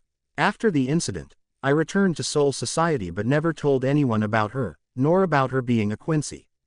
There was also another thing. I should have focused on my job, on my mission, but ever since that meeting, I couldn't stop thinking about Masaki and wanted to see her again. I guess it was love at first sight. He trailed off and pulled out a cigarette, lighting it swiftly. Hey, now this reminds me her better. After some time, I sneaked out to the world of the living, where I learned a terrible truth, but I think Ruken should say something before that. Ruken nodded and Ichigo turned to him. You see. Ichigo, Masaki and I were amongst the last pure Quincy in Japan. We were even distant relatives, but since my mother wanted to keep the Quincy lineage pure and since Masaki had no other family, she invited Masaki to live with us so that we would get to know each other and eventually she would marry me. I have to say, I was against it. It felt forced and I knew that Masaki loved me as a brother so that marriage would feel weird. On the night Isshin fought that hollow, she sneaked out of the mansion, feeling the immense reiatsu outside. I caught her, but she argued with me that allowing somebody else to die while you have the power to save him, no matter who that is, she said she would regret it forever. I couldn't say anything to her so I let her. Ruken said and clenched his fists. I screwed up just as badly as Isshin. That night, Masaki was supposed to return unharmed. She was a Quincy who possessed the strongest blood veine in the history of the Quincy, only the Ivach himself was better at it. So that you would know, blood means using one's blood to increase his own abilities. Blood veine serves to increase durability of one's skin, making it almost impenetrable, while blood artery is used to increase the attack power. Somehow, however, the hollow managed to bite through her blood veine and infected her with the hollow pathogen. Many questions were raised in Ichigo's mind, swirling around like a torrent of energy, making him feel a terrible headache. Wait, I never saw something like that in Uryu. True, usage of blood is shown by a special pattern visible on your skin. Uryu is not a pure Quincy and to acquire it, he needs to train. Me and Masaki were pure and our blood manifested itself early in our lives. Ruken answered awaiting another question. What about this pure, not pure bullshit? Ichigo asked with a grimace. Ruken rubbed his temples and grimaced himself. At the beginning, there were only pure Quincy, ect, which means pure blood. Literally, when a Quincy is attacked by a hollow, getting an injury, his blood is poisoned with the hollow Raryoku, making him a gemist, a mixed blood. A gemist Quincy can only produce gemist offspring. An ect Quincy produces ect offspring, who can be turned into gemist. Uryu's mother, Katagira, was once my personal maid who loved me dearly, but she was a gemist. Therefore, my mother refused her as my wife. After Masaki married Isshin however, she let me marry her. That's why, Uryu's is a gemist. Talented gemist I must say, but don't tell him that, I don't want to encourage him. Ruken said while looking sideways and glanced at Isshin expectantly. So he actually cares about Uryu. Ichigo thought, actually glad. Right, so, when I came to the world of the living, I found Ruken, carrying comatose Masaki and being attacked by a hollow. That's when I found out that she was infected and practically dying. That's also when I first met Kazuki here. Isshin pointed at Urahara, who was silent through the entire conversation. Yes, I ran into young Masaki-san a few hours before and felt the hollow reiatsu inside her getting stronger. But I couldn't just snatch her away, so I waited till something happened. This way, I came across these two arguing about Masaki-san and I offered them a solution. Ichigo refocused on Urahara, as it seemed he would be talking more. You see, Kurosaki-san, the hollow Aizen created was different. It poisoned a Quincy and created a unique case I never came across before. Normally, her soul should have died after the poisoning, but she was fighting back, losing, but still fighting. I had some experience with Vazards already so I was confident I could do something. She would never go back the way she was before, but she would live. Hollowification was meant to be used on Shinigami, by breaking the boundaries between the souls to try and turn the original soul into something more powerful. But it can't be controlled and results in something that's called soul suicide. But the opposing force can recreate the balance of the soul, preventing the soul suicide. Using the light of Quincy's holy arrow and a human soul I cured the Vazards. Do you see? Shinigami, hollows, human soul and a Quincy power, these four sides of force can create something spectacular. In Masaki's case, she was a Quincy with a hollow Raryoku inside her. There was still a Shinigami power of a human left. Ichigo instantly turned to Isshin. Precisely. Isshin-san offered himself to be the one that would prevent Masaki's hollowification till the day she'd die. In the process, he was forced to live in a special Gigai, which turned him into a human and he lost his Shinigami powers as they were suppressing the hollow and was left only with the ability to sense Reiatsu. Kurosaki-san, do you see why everyone thinks you are probably the most interesting and important person right now? You're a natural hybrid, something that every scientist would want to achieve, a perfect transcendental being in whom all of four forces work together, creating a perfect balance. Something in his words caused Ichigo to frown as he snapped at Urahara. So I'm just an experiment to you? Urahara quickly shook his head. Of course not, Kurosaki-san. I'm interested you, but I'm not the one who thought of you like that. Aizen did. Mentioning Aizen again made a flash to fly across Ichigo's eyes. So that's what the ancient was talking about. The piece of his mask he gave Aizen so that he could create a special hollow. It was that hollow that bit my mum and left me within her hollow. The trio exchanged worried looks. I did not know that. Urahara pointed out deep in thoughts. That's why it could penetrate even Misaki's blood vein. Ruken cursed under his breath. Ichigo frowned. You still didn't finish the story. I get how Ruken-san knows you, but why did the ancient mention that the Soul King had his fingers in her death? Isshin stepped forward. You should have realized it by now, Ichigo. Me, a direct descendant of the Soul King, Masaki, the direct descendant of Ivach. The unlikely duo with great potential got married and had a son who inherited these potential and now possess his own potential so great, it can threaten the strongest beings in this world. The Quincy legend about the Quincy King. He replied anxiously. You mean, after my soul got connected with Masaki's and after she graduated from high school, Masaki was expelled from Ishida's family. I used my knowledge from the Shinigami Academy and created a clinic. Masaki often visited me whenever she had a break at the university and eventually, you were born. What happened afterwards is well known to you. However, you still don't know the real reason why she died. Isshin trailed off and clenched his jaw, gritting his teeth. That night, when you got attacked by Grand Fisher, Masaki should have been able to get rid of him in no time, that's why I wasn't worried about her. Ruken mentioned Katagira, or Yu's mother. Did you ever hear him talking about her? No. Ichigo looked at him in confusion. The same night Masaki died, on the 17th of June, Katagira lost her consciousness and 3 months later, died. What the fuck happened that day? Ichigo asked, in his mind pitying Yu. I never knew he lost his mother almost at the same time I did. On that day, Ivach made a selection of Quincy. You heard that Quincy legend. In order for Ivach to regain his power, he stole the power from the mixed blood Quincy he considered impure, and made it his own. He selected Katagira, who was mixed blood from the day she was born, and Masaki, who got infected by Hollow Raryoku, but still remained a Quincy with enough power to be considered pure. Katagira always possessed a weak body, and losing her Quincy powers eventually resulted in her death as her body couldn't handle it. But Masaki was different, stronger, and the only thing that happened was the fact that she lost her powers, but she should have remained alive. That's where the Soul King comes. Isshin bit his lip and almost shook with fury. He somehow found out about my location and that I was married with a woman, whose veins contained the blood of the one that wanted him dead. Soul King's descendant with his enemy's descendant. Never. So he used his power and prevented the Shinigami from coming to Masaki's rescue. Grand Fisher was a wanted hollow even back then, and Soul Society had him on their radar and knew that he was targeting Masaki, but on the order from the Soul King, they let her die. I think that the Soul King wanted you dead too, but you survived. Ga. Isshin stumbled when Ichigo's angry Reiatsu pressed on them. Bastard, Aizen, Ivach, the Soul King, they will all pay. Ichigo muttered darkly. Ichigo, calm down, Isshin exclaimed and raised his hands when Ichigo turned to him with an angry stare. I won't tell you not to hate those people, but, just don't act rashly.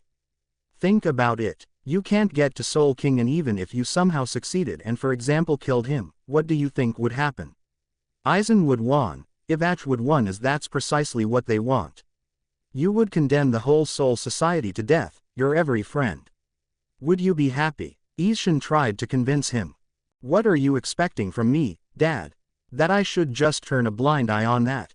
I should forget? Ichigo yelled at him, making Isshin to shook his head. No, Ichigo, I expect you to learn how to live with it. Revenge is never the solution. If you join Ivach, it would result in many deaths. On the other hand, I don't expect you to just shake hands with the Soul King. Believe me, I want to kick his ass as much as you want to. Change, Ichigo. Be the man that your mother always wanted you to be. Be the one who protects. You've been doing it amazingly till now. Don't stop because of your past. Look forward and abandon your fears. You have the power to destroy the world, but instead, use it to change it. Use your power wisely. Ichigo looked at him with hard gaze. You're expecting too much from me, Dad. I'm not a superhero from an action movie. I'm not a selfless person. I'm not even a good person. Do you know that my Zanpakuto power is darkness? What does that tell you about me? He dropped his gaze and looked at his trembling hands. Sighing, Isshin walked to him and grabbed his shoulders. It tells me nothing, son. Your power tells nothing. It's your actions that tells me that you are not a good person but a great one. You were able to get over your mother's death, and you even befriended the kind responsible for Masaki's death. You befriended hollows, because you choose to. Don't sell yourself cheaply, Ichigo. You are already a better person than I'd ever be, and your mother would be proud on you. Isshin said, forcing Ichigo to raise his head. As their gazes met, Ichigo could saw in Isshin's eyes that he really meant what he just said. Thanks, Dad, but I don't know. What would you do? Isshin chuckled sadly and shook his head. It doesn't matter what would I do. Choose yourself. It's the only way. If I may. Ichigo and Isshin quickly turned, completely forgetting about the last person in the room. Isshin frowned while looking at the man in black. Ichigo, there is a last thing that could shake your resolve, so prepare for it. He stated and walked away from Ichigo. Ichigo, didn't you find it weird that you possessed no physical sword when you pulled me out on that day in the shattered shaft? That you created a sword from nothing? Didn't you hear a voice inside your head when you were using the actual powers of your Zanpakuto? That everyone in this room reacted violently when they saw me? His inner spirit asked immediately. And no, Ichigo asked with a dreadful feeling in his spine. Didn't you find it weird that I only taught you Getsuga Tensho? That I never bothered with another techniques until you merged with Shirosaki? I told you that you held every potential there is. You now know that you are an offspring of a Quincy. It never occurred to you that despite that, you never used a Quincy technique before. After that a short silence followed and nobody moved. Ichigo, do you know what I am? Who I am? Zangetsu. No, Ichigo, until now, you never met your actual Zanpakuto. Only time you saw somebody similar to him was when you met Tensa Zangetsu. My name is Ivach. I am a representation of your Quincy power. Feeling weak, Ichigo had to grab the wall to be able to still stand. What does that mean? Are you saying you're not Zangetsu? Why? Answer me, he yelled in confusion. It's exactly as I said, Ichigo. I am a representation of your Quincy powers, therefore, my appearance is that of Ivach from 1,000 years ago. When I told you before, that you never used actual abilities of your Zanpakuto, I told you the truth. You know that your hollow was inside of you from the day you were born and was also your Shinigami power. But a hollow is a hollow, and in the shattered shaft, you were becoming one at alarming pace, fueling his power. You couldn't pull out your Shinigami power without pulling out him, that's why I showed up. Nevertheless, I was still powerless as your Quincy powers are still dormant, so I did the only thing I could. I absorbed the portion of your Shinigami powers and acted as your Zanpakuto, allowing you to fight. That's why your hollow wanted out, why he interfered so much. It was your Shinigami powers trying to usurp back the control. When you died in your fight with Ulquiorra and merged with Shirosaki, I could no longer stop the power of your Zanpakuto, and its true powers finally emerged. As the weakness in Ichigo's legs subsided, anger instead boiled in his veins. So you're really not Zangetsu, so what are you? Are you an ally or are you my enemy? He yelled in frustration. Ivach closed his eyes for a moment. I'm not your ally, nor your enemy. Aside from the moment when I told you my name, my words and my heart never lied to you. You must have noticed it so far, Ichigo. I acted as your Zanpakuto, but whenever I taught you how to use your Zanpakuto, I always used Shirosaki, who was the one with Zangetsu for a long time. Ichigo's eyes widened as he remembered. Now begins the true test if you are worthy of using me, Ichigo. If you want to wield me again, then take me back with your own hands. You opponent is yourself, Ivach said as Ichigo and Shirosaki stood against each other in his inner world, where Ichigo was pulled into during his fight with Kenpachi. Where is old man Zangetsu? Ichigo asked. He was in his inner world fighting Shirosaki again, trying to access his hollow powers. Shirosaki only looked at him with amused eyes. You bastard, Ichigo growled. I don't get it, Shirosaki suddenly said. That thing you're holding, isn't that the Zangetsu you're talking about? He pointed at Ichigo. Or is it the one that I'm holding? He finished and drew out a white Zangetsu. You asked me where Zangetsu is. I'll tell you. Shirosaki jumped above Ichigo, slashing at him. Single quote ... I'm Zangetsu. No way. Shirosaki was trying to tell me, but why couldn't he just tell me directly? Didn't I merge with him? Ichigo was puzzled. He couldn't tell you because I didn't allow him to. When Isshin told you some time ago that Shirosaki became a separate entity after your fight with Byakuya, well, he wasn't quite right. He gained only more power. However, during Ulquiorra's fight, he separated himself from Zangetsu completely and remained only as a representation of your hollow powers. When he was giving you hints, he was still one with the true Zangetsu. That's why when your life was seriously in danger, the one who saved you wasn't me, it was always Shirosaki. Ichigo managed to widen his eyes when Ivach continued with downcast expression. I didn't want you to become as Shinigami. That's why I tried to suppress your potential, showing you only the Getsuga Tensho. I always wanted to become the core of your power. Why? Ichigo asked pleadingly. Why? Is it strange for me to want to keep you away from fights and danger? If you become a Shinigami, you will unavoidably be involved in fights. You will be hurt, you will suffer, and one day, I will definitely have to kill you with my own hands. Ivach stated and revealed the reishi sword under his robes. Seeing that, Ichigo frowned sadly, clenching his fist. I mustn't let you become a Shinigami. If you become one, I'll have to kill you. Ichigo readied himself for an attack. Or so I thought. However, you eventually did become a Shinigami. You had a chance. Trained hard, and despite getting hurt and suffering you chose to pursue that path. Whenever I saw you like that, my heart would waver. Eventually, instead of stopping you from becoming a Shinigami, my heart started to help you in your path. And I'll be happy to step back when you'll unlock your Quincy power, relinquishing me of the control of your Shinigami powers. I assume that's why we're here. Isn't that right, Isshin-san, Ruken-san? Both men looked at him in shock. They never expected this kind of development. Ichigo, so your heart managed to move even this man, you truly are a wonderful son. If only Masaki could see you. Isshin thought happily. What do you mean? Why would you need to step back? Ichigo recoiled in shock but Ivach interrupted him. Ichigo, you chose your own path. You chose to be a Shinigami, therefore, it will be that power that will be your core. Me, as your Quincy power and Shirosaki as your hollow power are secondary powers that will help you achieve transcendence. We will always see you and help you, so don't worry, now Ruken-san, if you would. Ivach turned to Ruken who glanced at Isshin and seeing him nod he formed his reishi bow.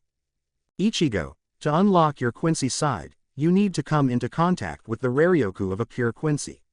So far, you came into contact only with your friend, or you, who is mixed blood and his Raryoku wasn't potent enough. That's why Ruken is here, remember, Ichigo. Abandon your fears and only look forward. Ivach said as a holy arrow shot out of Ruken's bow, hitting Ichigo slightly above his heart, before he had a chance to protest. With his hands in front of him, Ichigo slowly fell on the floor.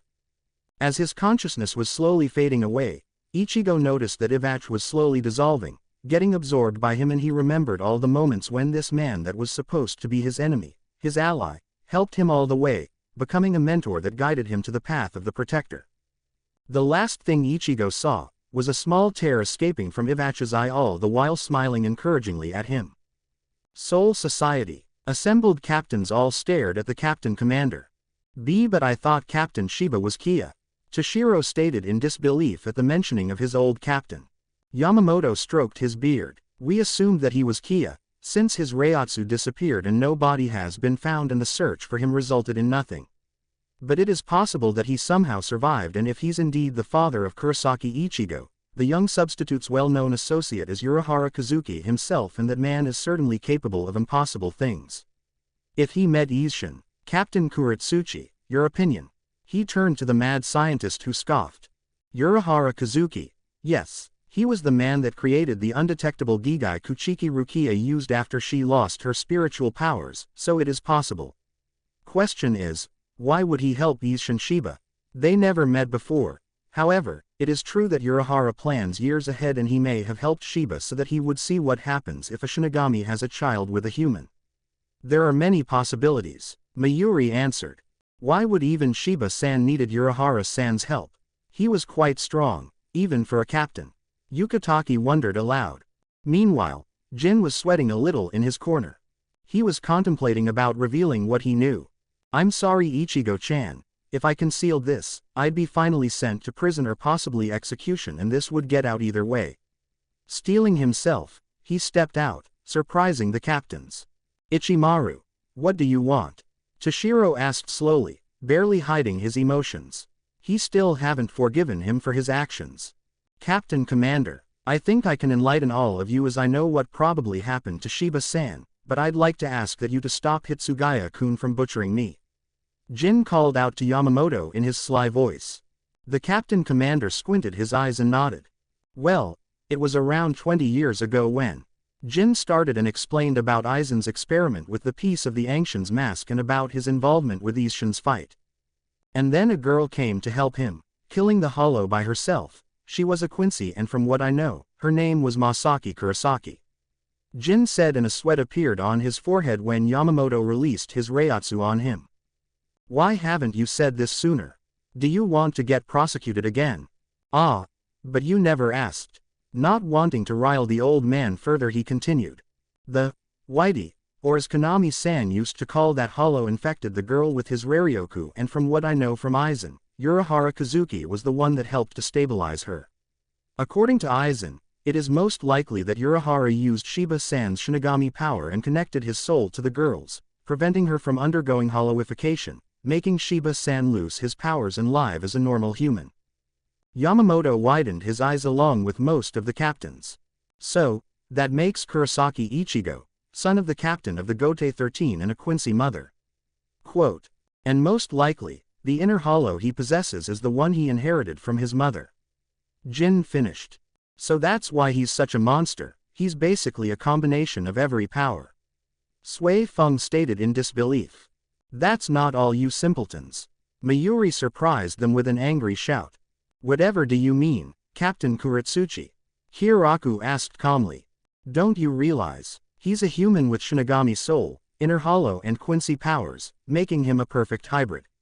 If he can combine these powers, he can easily achieve transcendence and becoming a being easily equal to the likes of the Soul King. Mayuri replied excited. That's not good, Sui Feng said grimly. You said it, now that he knows that the Soul King is somehow connected to his mother's death and if he has enough power to rival him, what do you think he'll do? Jin grinned at her, making Yamamoto's eyes widen. Wait a minute, Kuretsuchi-san, you said, if he can combine, didn't he already combine them? Komamura asked suddenly. Mayuri just sneered. If he did, his Reiatsu would be different. No, we know that he merged with his hollow side, which gave him quite a boost. And we also know that he created his sword from nothing. Does that ring any bells? You don't mean? Yukitake turned to him with wide eyes. Yes, I do. For those who didn't understand, it's most likely that Kurosaki Ichigo, until this day, wasn't even using his real Shinigami powers. I think I do not follow, Captain. Toshiro said, making Mayuri clench his fists. Isn't it odd? He emerged from the shattered shaft Urahara Kisku put him into with Shinigami powers, while he was hollowifying. A human, with an inner hollow inside him, emerging with Shinigami powers. His soul would have crumbled. I'm now only hypothesizing, but I think I know what happened. He didn't emerge with Shinigami powers. It means that he created his sword using Quincy Reishi manipulation.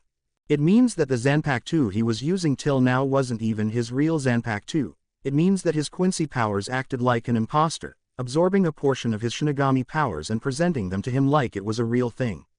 It means that till this day, Kurosaki Ichigo was using only a portion of his real power.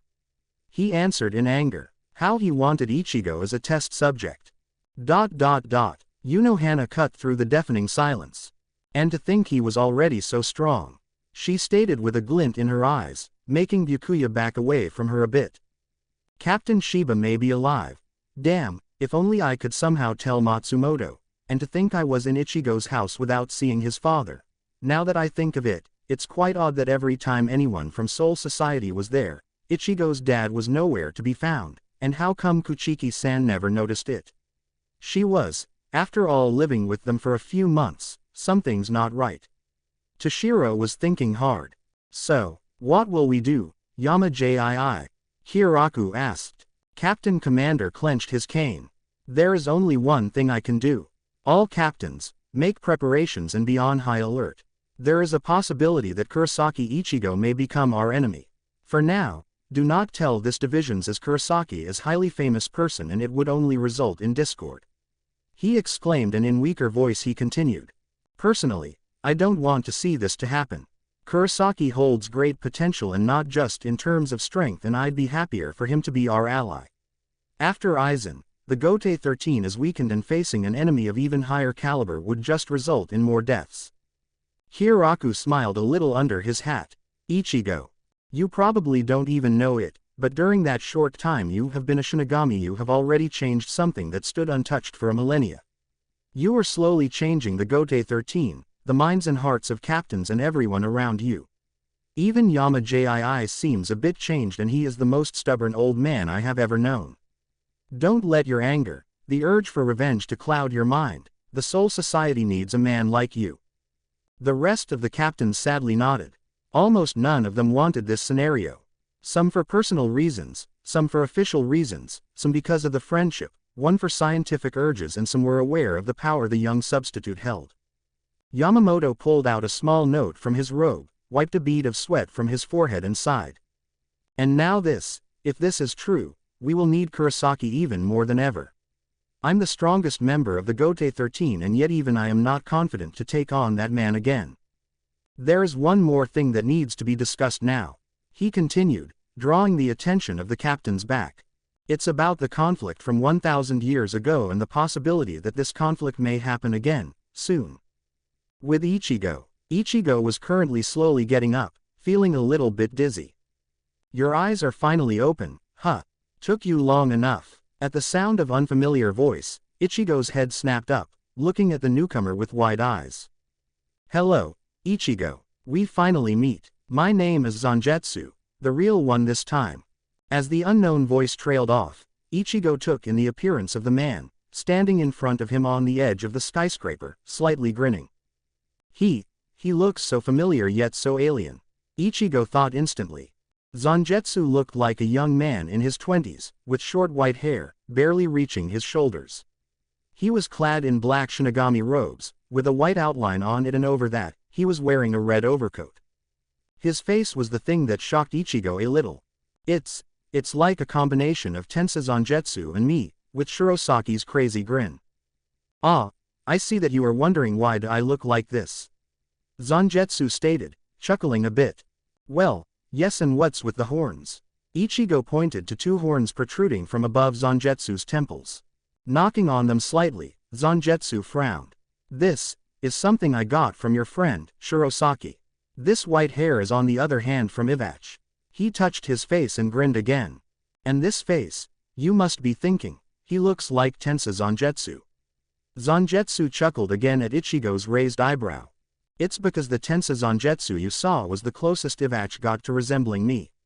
In your previous Bankai, Ivach's control over your Shinigami power was on its weakest, thus his appearance was changing to look like me, your original source of Shinigami powers. Accepting the explanation, Ichigo sighed. What? So Ivach is gone forever, huh? Ichigo stated sadly. Yes, you chose your Shinigami powers to be the core, so he's gone. I don't think I can like him, even if what he did was because he was trying to protect you. On the other hand, I'm thankful to him. He guided you, molded you into a person you are today, and I can say I'm proud to be wielded by you. You've proven yourself to him, to Shirosaki, and you've proven yourself to me. That's why I can understand what you're feeling, so I will say one thing only. Zangetsu flashed to Ichigo and lightly touched his chest, in the place where his heart was located. At Ichigo's confused face, Zangetsu smiled. Even if he's gone forever, his heart is still with you. Ichigo blinked as a lone tear was trying to escape from his eye. Thanks, Zangetsu. His Zanpakuto spirit nodded and flashed back to his previous location. Now, Ichigo, you have to know something else. Wielding me, you will finally be able to use your full power. Every part of your soul is incorporated in my blade. You'll be still able to use your hollow powers like you did before. The Quincy side of you, that you inherited from your mother, will help you control the darkness in my sword. Her holy light will forever protect you. She was quite the woman and her blood runs in your veins strongly, making it little bit easier for you. He exclaimed with a smirk. Meaning that the Quincy in you is strong, and with your hollow instincts, you will be able to learn the basic Quincy technique, the blood, for which your mother was almost instantly. The rest of Quincy abilities, well, you are a Shinigami, so I think that you don't need them. Even if you did, it wouldn't matter as you have no talent for reishi manipulation anyway. Zangetsu almost laughed at Ichigo's offended expression. After a few moments however, Ichigo sighed. Yeah, you're probably right. But isn't blood achieved by reishi manipulation?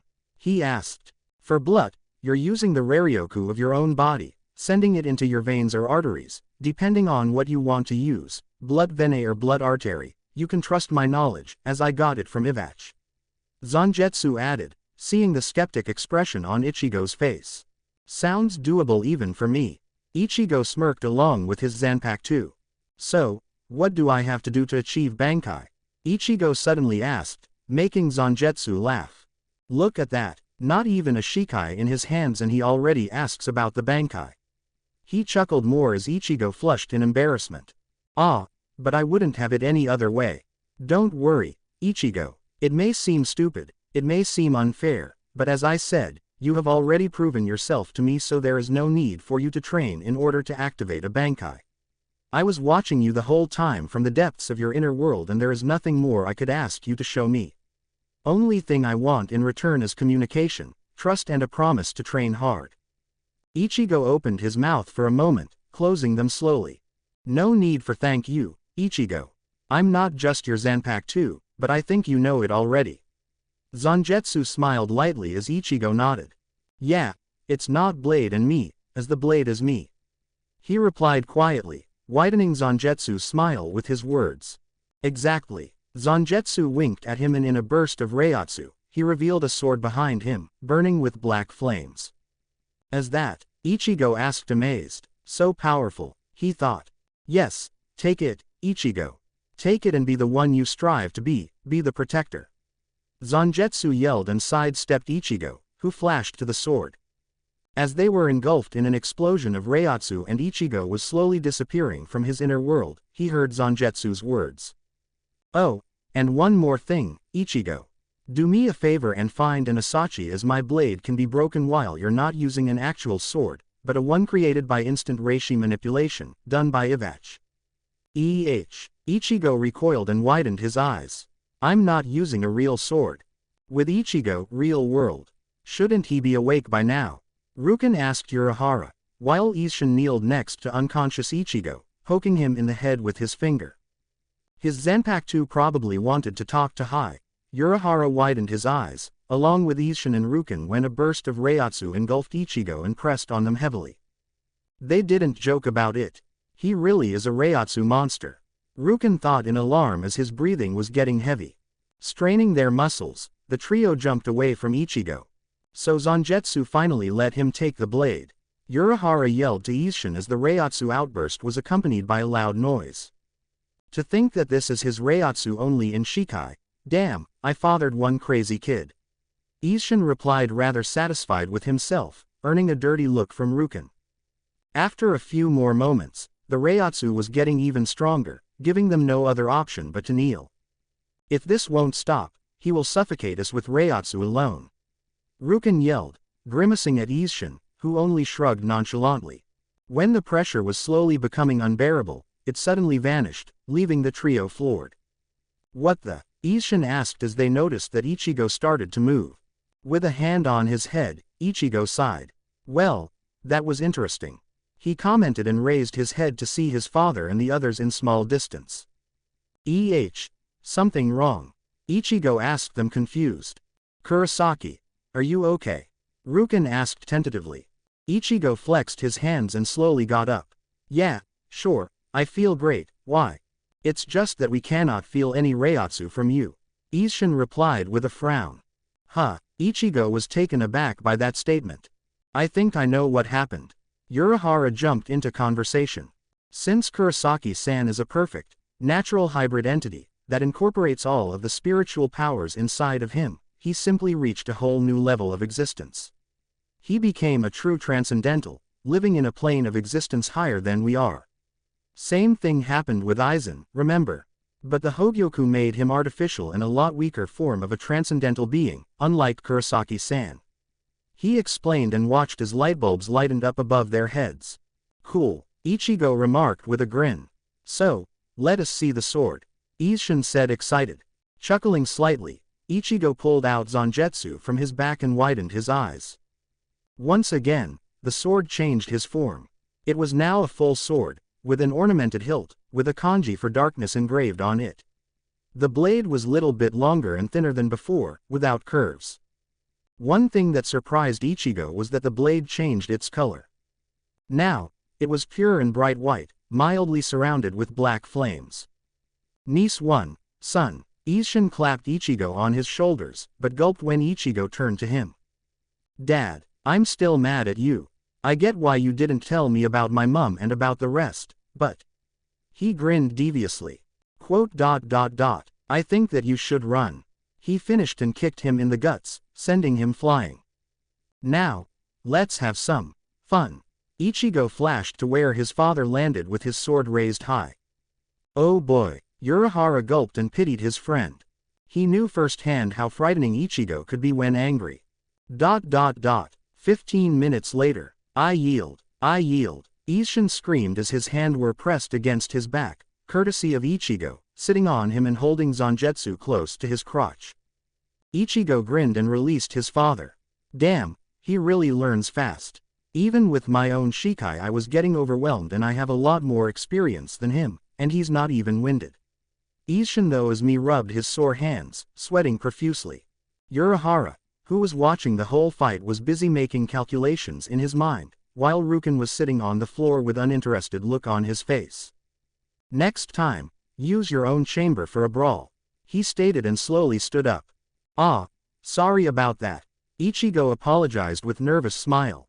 Ruken only waved his hand. It's okay this time. After all I got to see Isshin getting his ass handed to him. Isshin looked at him in horror as Ruken corrected his glasses with an amused expression and a small smirk. What now, Kurosaki-san? Urahara asked from the back. Ichigo looked at his Zanpakuto and sighed. I don't know. It's a little bit too much for me to handle just like that. I can't forgive the Soul King, but I need to know if he did it alone, or if the rest of the Gote 13 knew about it. Surely they must have asked themselves why he would give that kind of order. I don't want to jump to conclusions and attack my friends for something they didn't even know about. That's the Gote 13's style, the Central 46's style. Not mine, and I will not help Ivach either. He sounds like someone who should visit a doctor, not someone who's suited to be a king, but the ancient story hit me. I can understand his pain as what that man did to him was unforgivable, but even if I sympathized with him, he is someone who wants Ivach to win. I think need more time to process this. He replied, still looking at his sword, missing the proud looks on Isshin's and Urahara's faces. Ichigo, ask them to leave you in here alone for a while. There is something I want to teach you. Zangetsu called out to him. Ichigo raised his head and looked at Ruken. I apologize for this Ruken-san, but do you think you could let me stay here for a moment, alone? Zangetsu says he wants to teach me something. The trio raised their eyebrows and Ruken sighed. Fine, but don't destroy anything. He said, and after they grabbed their things, they left the chamber, leaving Ichigo alone. Okay, we're alone. What is it, Zangetsu? With an amused chuckle, Zangetsu materialized and sent a wink at him. Ichigo, enter your Bankai. Ichigo raised his eyebrows but did as told. He focused on his spiritual energy and yelled, "Bankai!" It was only thanks to the special material the walls were made from, that the chamber didn't explode from all of the Reiatsu that exploded from Ichigo. It was still a Reiatsu that couldn't be felt by ordinary beings, but it was still a Reiatsu, and one person could feel it. Ichigo gasped as he felt the increase in his Reiatsu levels. Whoa, he gasped the second time when he looked at his blade. His Bankai didn't quite change its form, unlike his Shikai. It was still a small blade, in appearance similar to a basic katana, but the rest was changed. Like the Shikai, the blade was now completely white, surrounded by black flames, and the hilt changed. There was no kanji for darkness on it. Instead there was a kanji for holy light engraved on it, slightly shining. Ah yeah, that's even cooler than the Shikai. Ichigo grinned and lightly slashed at the air. His eyes almost bulged out, when the pure pressure from his swing stretched the walls of the chamber to their limits, creating small cracks in it.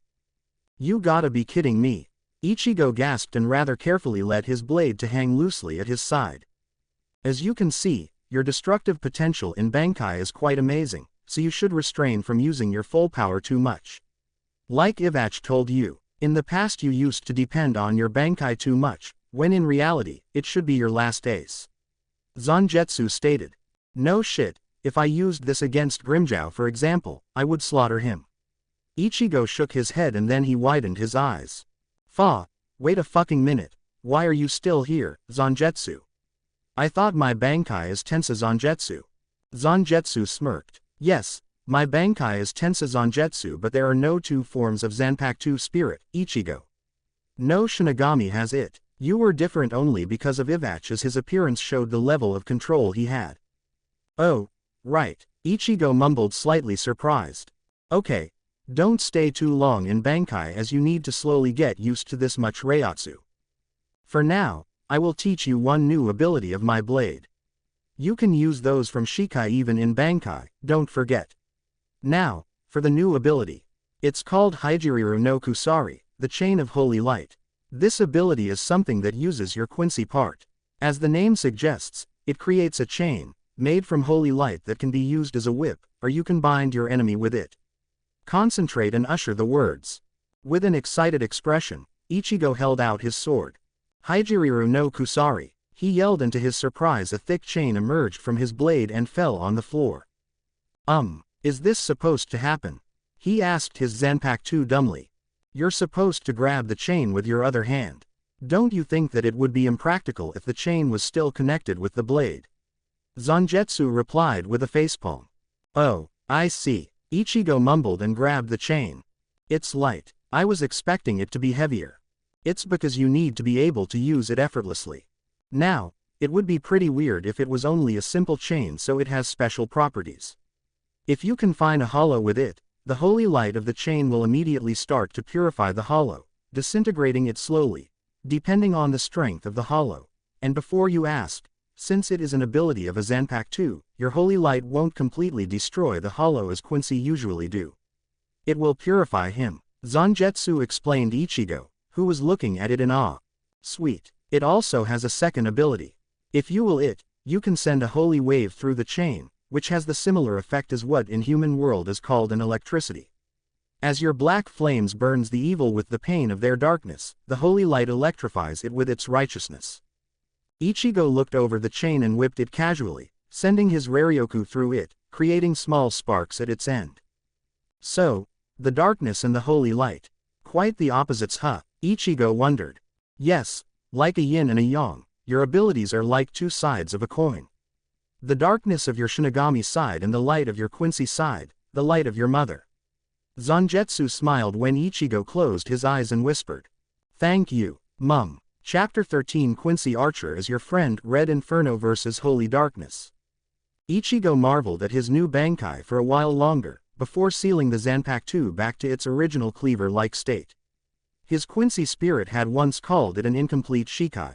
Looking around, consciously overlooking some cracks which had appeared in the walls as a result of swinging his Bankai blade too much. I hope Ruken-san won't notice. He put his sword on his back and emerged from the hidden chamber. In surprise, he blinked at the darkness.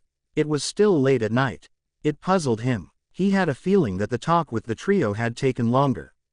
Seemingly, he was wrong. Closing the doors behind him, he almost jumped at the sudden loud voice. Kurosaki, what are you doing here? Ichigo turned around, sweating nervously. Oh, are you? Didn't think I'd come across you tonight. The Quincy archer only frowned for a while, but then widened his eyes. Wait a minute, are you really Kurosaki? He slowly took a defensive stance, startling Ichigo. Of course I am. Who else would I be? What's wrong? Ichigo asked.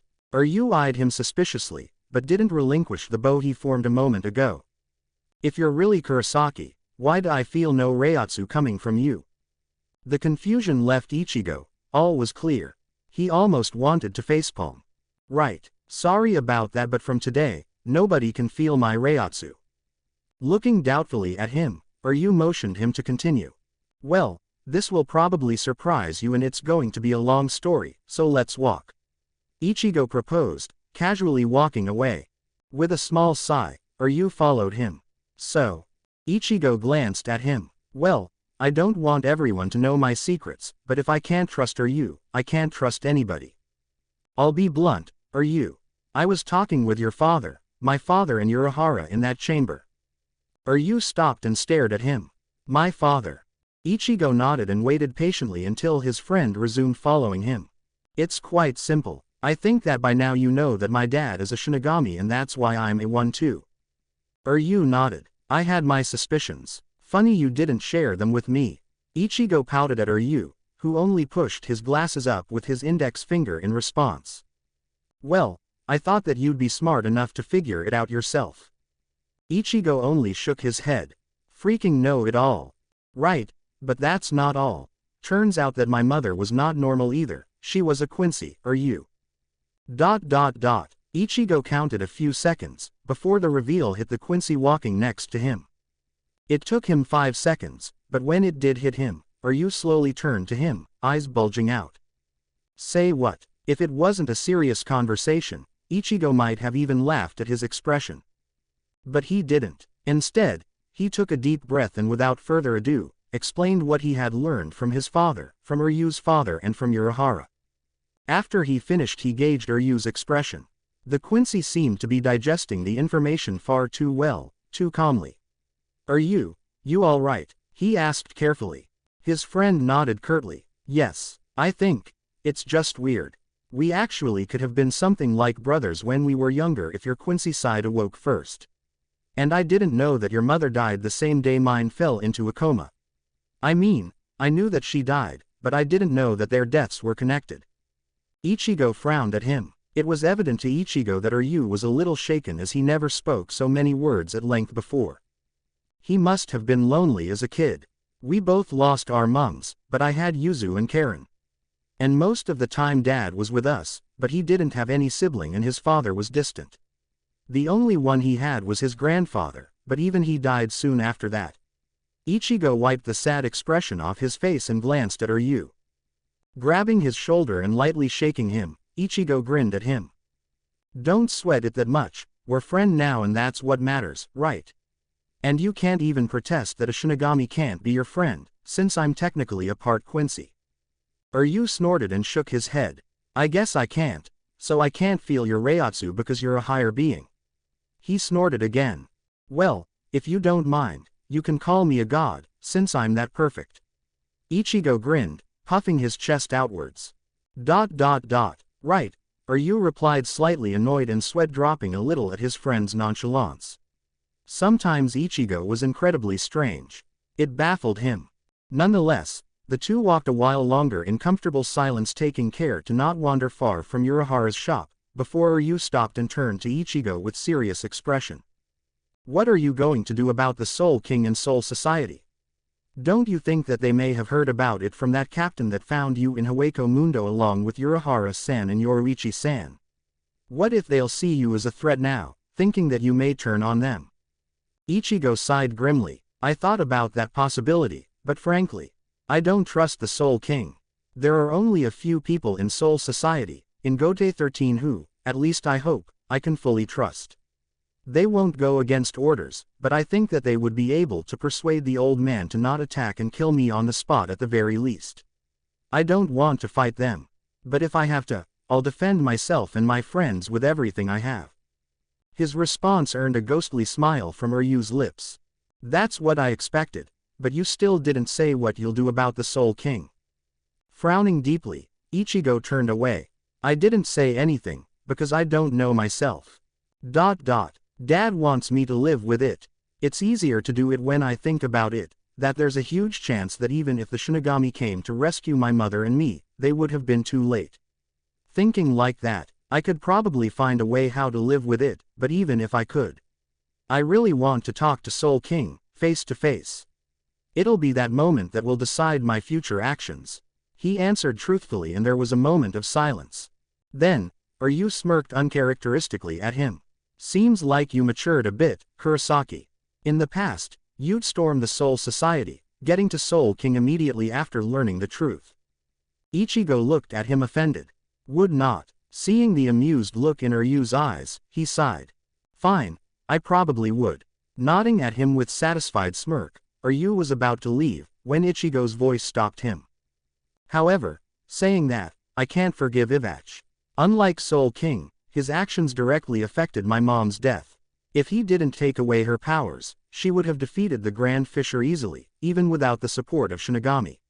What about you? I know that you have somewhat forgiven the Shinigami for the death of your grandfather, but what about Ivach? Turning slowly to face his friend again, Ryu clenched his fists. I'd really like to tell you that it's none of your business, but you trusted me enough and told me about your mother, so I'll answer. Taking a moment to collect his thoughts, Ryu shoved his glasses up against his face roughly and began. There isn't much to tell. Yes, I forgave the Shinigami. My grandfather was already old and frail, and even if the Shinigami saved him, I don't think he would be alive at this point. He was constantly ill, and I'm not naive enough to delude myself into thinking that he would have lived more than 2 years after the incident. Of course, for the younger me it would change many things, but I'm older and wiser now.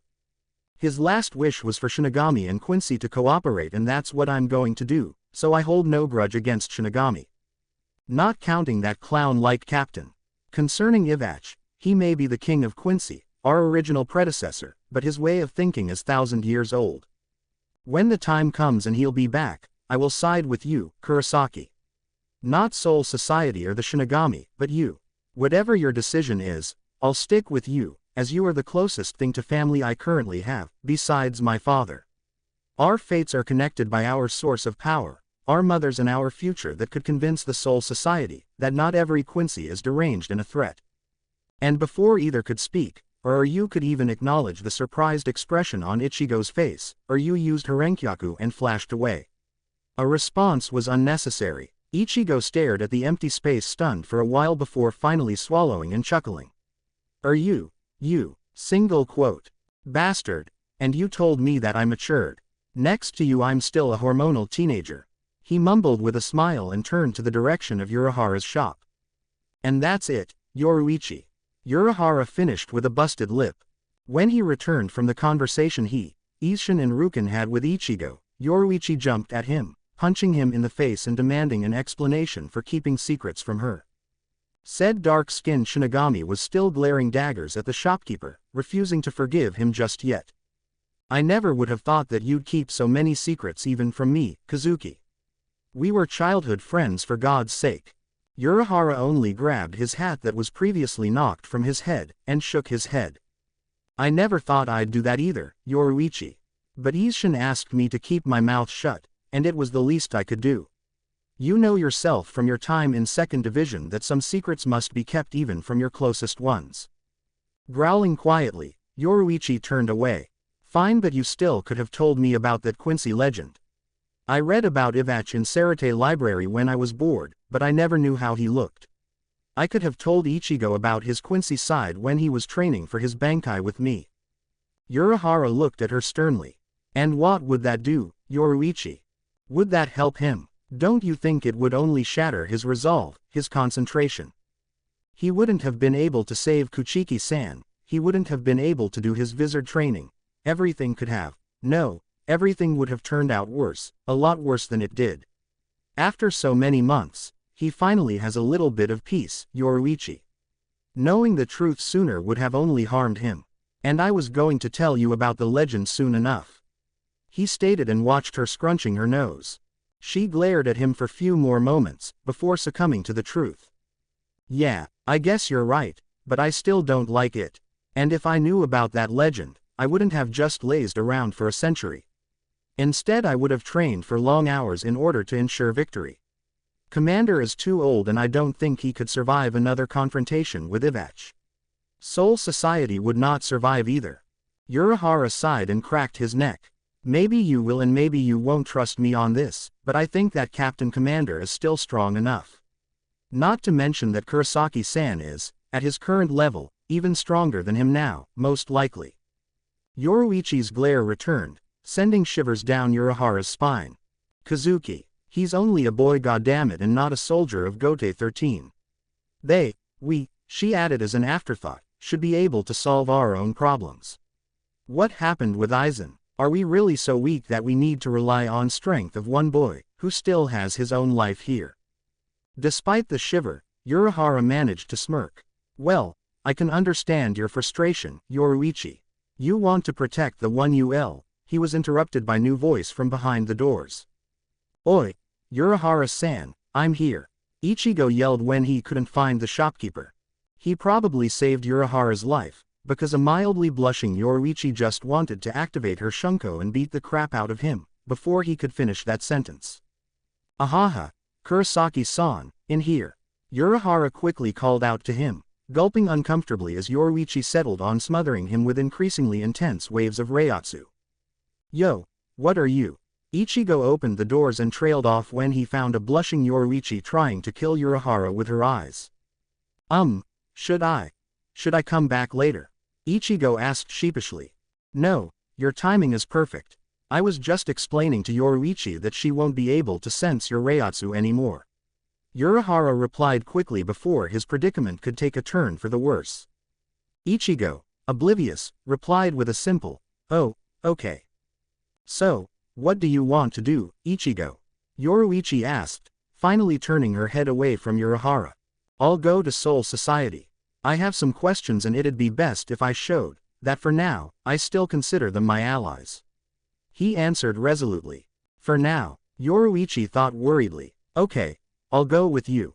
She said it with a finality in which was implied that there would be no arguing with her. She was going, so Ichigo only nodded with a small smile.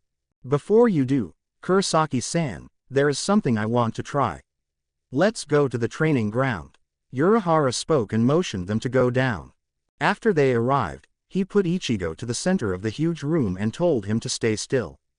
Okay, Urahara-san, tell me what is it that you want to do? Ichigo asked suspiciously. Without missing a beat, Urahara retorted. I want you to try and counter my Shikai ability with your hands only. What? Yoruichi asked angrily. Ichigo blinked at the scientist waiting for more of an elaboration. It's quite simple. Actually, you are now a perfect hybrid. A transcendental being. I think that it would be best if we tried to figure out if you can still be harmed by simple attacks. It's better to try this now, when there's no actual danger, rather than finding out in a battle. Urahara clarified. Really? Ichigo asked him. Yes, it's possible that now that you are a higher dimensional being, attacks of a normal person are ineffective. Urahara answered. Ichigo shook his head. That's not what I meant. I'm asking if that's the real reason. Isn't it because you want to determine if there's a way of stopping me if I decide to go against Soul Society? Yoruichi's head snapped to Urahara with wide eyes. Kazuki, you better not lie, but Ichigo, that was quite perceptive of you. With an undetectable smile, Urahara replied. Yes, that too. Ichigo recoiled, making Urahara chuckle a bit. Don't be surprised by my honest reply, Kurosaki-san. I promised you that I'd lie to you no more. Ichigo chuckled back, relaxing. I guess, but I honestly thought you were only saying it. In response, Urahara took out his Zanpakuto and an amused expression settled on his face. You'll see that I'm a man of many surprises, Kurosaki-san. Awaken, Benihime. Ichigo only sweat dropped at him. Like I didn't know that already. Ichigo murmured quietly. Okay Kurosaki-san, I'll try the ability that's used only as an attack. For now, I'll go with the third of its maximum power for starter. Urahara announced and focused his Reiatsu. Ichigo nodded nervously. Nake, Benihime, Urahara exclaimed and sent a bright red energy blast at Ichigo, who waited until last second and slapped the attack away, sending it crashing into the nearby boulders. You okay, Ichigo? Yoruichi yelled at him. Yeah, I didn't even feel it. Ichigo replied with amazed expression. Wow, I didn't think I'd get this strong. Ichigo wondered. Half of the maximum power, Kurosaki-san, Urahara announced. Nake, Benihime. A slightly bigger blast was sent at Ichigo, who again slapped the attack away. Ichigo grinned at Urahara, who had only slightly surprised look. Well then, how interesting. Maximum power, Kurosaki-san, get ready. Urahara announced for the third time and deeply focused on his Raryoku. A small bead of sweat glistened on Yoruichi's forehead. Kazuki, you've surpassed me in Reiatsu again, you weasel. Yoruichi pouted childishly. Nake, Benihime, Urahara shouted and sent a powerful attack at Ichigo, who widened his eyes.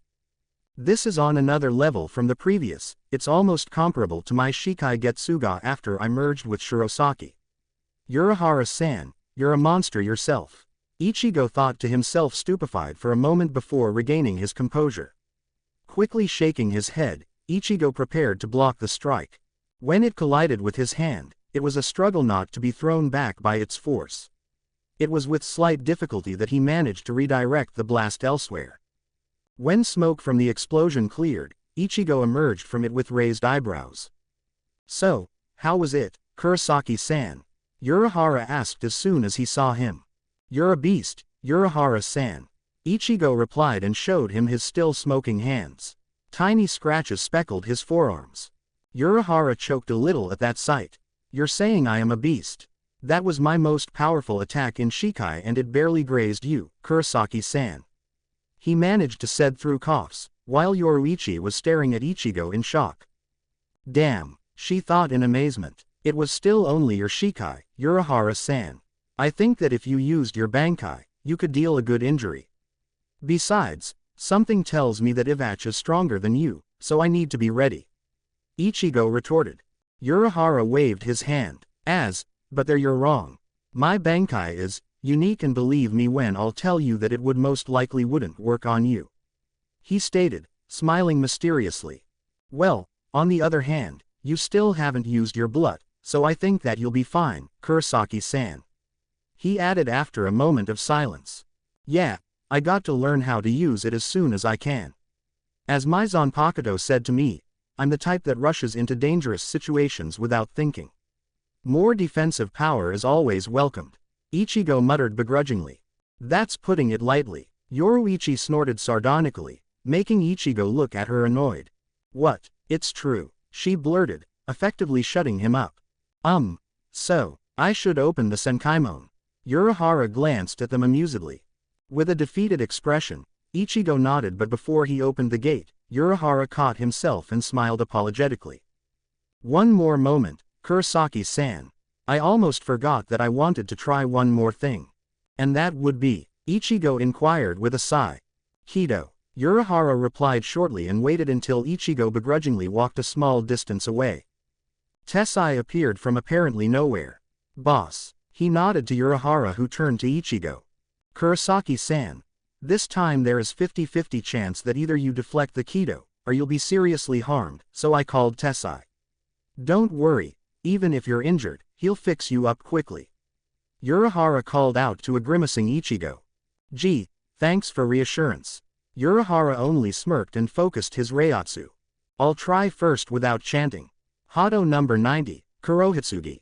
He exclaimed and in a matter of a second, black box surrounded Ichigo, hiding him from the sight. When it dawned on Yoruichi what Kido was Urahara using, she was a little too late. Still, she flashed over to him and punched him directly into jaw, sending him flying into Tessai. Are you out of your mind, Kazuki? That Kido could kill him. She yelled furiously. With slightly bleeding mouth, Urahara slowly got up, keeping his hands in front of him, trying to cover himself from possible onslaught. Yo Yoruichi-san, you know that I wouldn't do it if I wasn't convinced about the results. He grunted in pain, massaging his jaw. You just said it was 50-50 chance, you idiot. Rolling his eyes, Urahara grabbed his hat. Oh come on, like you don't know me. I was just trying to scare him. If that's true, why is Tessai here? She pointed at the Kido master in the back, still looking suspiciously at the shopkeeper. This time Urahara only gaped like a fish, trying to come up with something to say in his defense. Kazuki. Yoruichi growled and slowly walked to him, when the black box of Reiatsu behind them cracked and after that shattered, revealing unharmed Ichigo with a thoughtful expression. That was weird, he noted quietly and looked up to see stunned Yoruichi with her raised fist at Urahara, who was covering behind her, looking satisfied. Did I miss something? Ichigo raised his eyebrow, waiting for an explanation. Urahara instantly jumped away from Yoruichi, grinning widely. See, he's just fine, just like I thought he would be. Yoruichi looked like she wanted to say something, but she settled for a sigh. Now, Kurosaki-san, I see that you are completely unharmed, so we can try the same thing with full incantation, what do you say? Urahara asked jovially. You're going to, sure. Ichigo's response cut off Yoruichi's angry snare, making her look at the substitute like he had two heads. Are you insane? It's Hado number 90 for a reason. You saw how Komamura looked after Aizen used it on him without even using incantation. She snapped at him, trying to make him see reason. He only squeezed her shoulder with a small grin. I'm happy that you're worried about me, but I agree with what Urahara-san said at the beginning. It's best to be sure about this sooner than too late. Yoruichi turned away, feeling blood rush to her cheeks and weakly nodded. When he got into position, Urahara started to build up his Reiatsu again. Seeping crest of turbidity, arrogant vessel of lunacy, boil fort and deny, grow numb and flicker, disrupt sleep, crawling queen of iron, eternally self-destructing doll of mud, unite, repulse, fill with soil and know your own powerlessness. Hado number 90, Kurohitsugi. Urahara chanted and a black box of Reiatsu, almost twice the size of the previous one appeared, slowly surrounding Ichigo. Yoruichi bit her lip in nervousness and waited. After few seconds, the box shattered. Once again, Ichigo had successfully smashed the Hado with his hands. The goddess of flash breathed heavily and flashed to Ichigo, smiling a little. She didn't notice Urahara's bewildered look as he glanced at equally surprised Tessai. I'm glad that you're okay, but I still think it was pointlessly risky idea. Yoruichi said and whacked Ichigo's head. Before he could retort, Urahara called out to him. Well, Kurosaki-san, I have to admit, I'm at loss of words.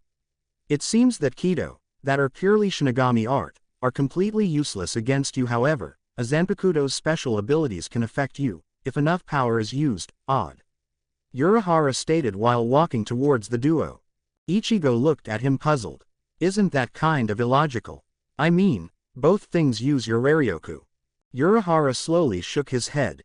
Well, that is debatable.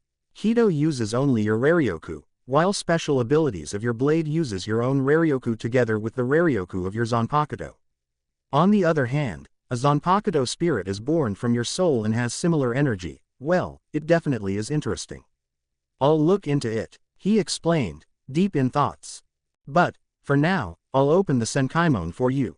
Ichigo turned around, still confused, and tried to grasp what was told to him. His mood was lifted when a small black cat jumped at his shoulders. What, too lazy to run on your own feet? He asked with a smirk. The cat only licked his neck, making him jump in surprise, and grinned at him. Maybe I like riding you, Yoruichi said innocently and watched as the orange-haired Shinigami became beet red.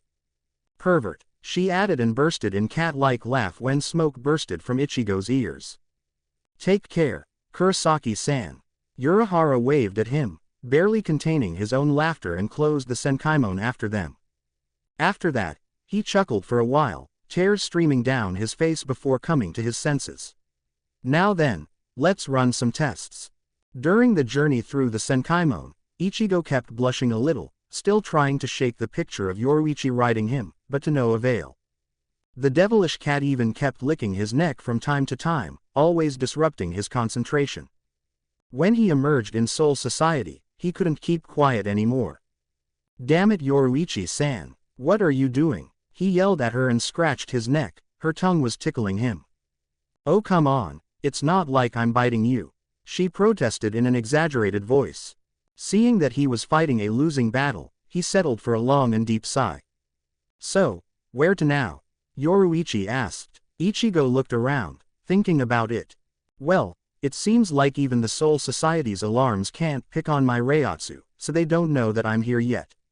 I want to visit Wizards. It's been almost a week since my last visit." Yoruichi changed her position from his left shoulder to his right, wrapping her tail around the cloth that kept Zangetsu at his back. "Hate to break it to you, Ichigo, but don't you think that they'll spot you right away? Wouldn't it be better to go straight to the First Division so that you could explain the situation?" She questioned his course of action. Ichigo only snorted. "Yeah, because I'm so into rules or into what should be done. They can wait a few more minutes. If they can't, it just shows the level of trust they have in me," he stated and started to slowly walk towards the back of the 4th Division, where Wizards should have been. Strangely, the first time he encountered someone through the course of his journey was when he entered the 4th Division main building. Strolling through the hall, he noticed Lieutenant Azane furiously digging through a pile of paperwork. "Hello, Azane-san, are the Wizards still around? Are you okay?" he asked when at the noise of his voice she jumped in air, scattering the papers all around her. "Kurosaki-san, oh god, you scared me. I haven't noticed you," she yelped and blushed in embarrassment. "Ah, sorry about that, I forgot to alert you with my Reiatsu." He scratched his head nervously. Looking around to see paperwork spread on the ground, he knelt and started to gather the papers. "Here, sorry about scaring you." He handed her the files, which she shyly took, staring at the floor. "The Wizards are still in the back of the barracks," she said quietly and put her papers back on the table. When Ichigo turned to leave, she stopped him with a question. Kurosaki-san, Captain Unohana mentioned that you were able to learn the basics of healing." She started and Ichigo nodded. "Yeah, but truly only basics. It's really hard to be able to concentrate like you do," he replied, praising her a little. She offered him a small smile. "Thank you. It's just that Captain told me that if you stopped by and wanted to learn more while she isn't available, that I should help you to try and improve yourself. So, when you want to learn more, I'm here most of the time." She mumbled and turned away, beet red. Oh okay. When I'll have the time I'll stop by," surprised Ichigo managed to say, when an impatient Yoruichi bit him lightly on the neck, reminding him to go. "Oh, right, I have to go. See you later, Azane-san." He nodded shortly to her and hurried away. She weakly waved to him. "I have to tell Captain that I can't wear it all the time, it's too much." Azane thought with flushed cheeks and reached to her crotch to adjust a small and lightly vibrating accessory. "Oi, Baldy, are you really sure that you want to do it?" Hiyori asked Shinji with a deep frown on her face. Shinji, relaxing comfortably on the armchair, sprawled across it, yawned and nodded. "Yeah, sure, I have too much free time either way, so I'll at least have something to do. Not to mention that Aizen screwed up my old division and I feel a tiny speck of responsibility for that." Not satisfied with the answer, Hiyori turned to Kensai and Mashiro. The short-haired wizard cracked his knuckles while Mashiro babbled, testing his patience. "What about you two? You don't have any responsibility towards this stinking place?" Hiyori exclaimed heatedly. Kensai only looked at her tiredly. "Look, Hiyori, we already decided, your little fit won't change anything. Yes, I don't like the Central 46 or most of the Gote 13, but Ichigo went out of his way and to have us unbanished. I intend to use the opportunity. I can finally train like I used to. Mashiro will help Kensai, because he can't live without me." Mashiro squealed and jumped around Kensai, whose mouth twitched. "I can live without you, idiot." "Ah, don't be shy, Kensai-chan."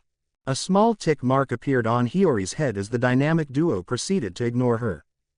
Before she could snap at them, Ichigo opened the doors, startling them greatly and making Hiyori yelp in surprise. "Yo, how you're holding up?" Ichigo greeted them and sweat dropped a little when he noticed their positions.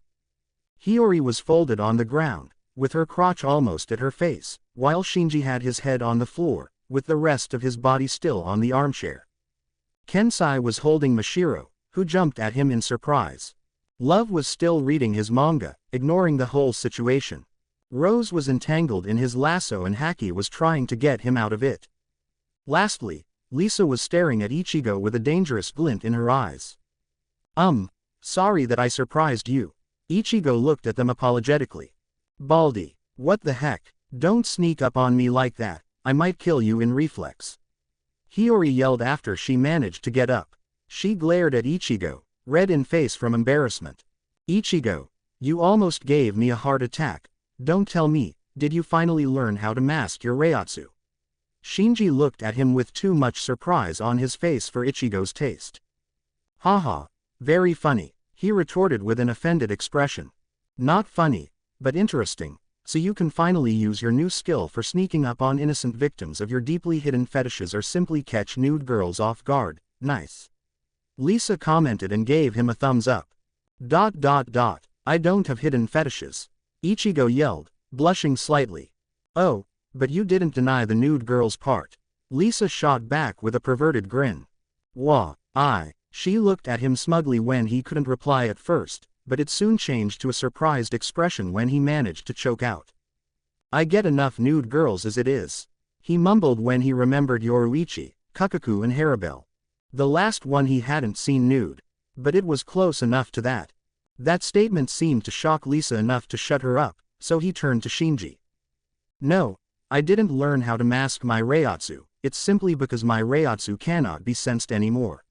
Receiving a bunch of raised eyebrows, he shortly explained his situation. Starting now, I don't think anything about you will surprise me anymore. Shinji sighed and shook his head. You understood what's wrong with Berry-tan, Shinji-chan. Mashiro tilted her head and looked at the unofficial leader of Vizards in confusion. We all understood, idiot. Simply said, he's now too strong. Kensai stated. Boo, but Berry-tan can't be stronger than my Kensai. She pouted at him and started to roll on the ground like angry child. You never stop, do you, Ichigo-san? Rose smiled at him. Well, maybe you'll have less troubles with Kido now that you have different kind of Raryoku. Haki stated. Hiyori only sat opposite to him and quietly fumed. Damn Baldy. Cheater, not fair. She mumbled under her nose. Well, my idea still stands in that case.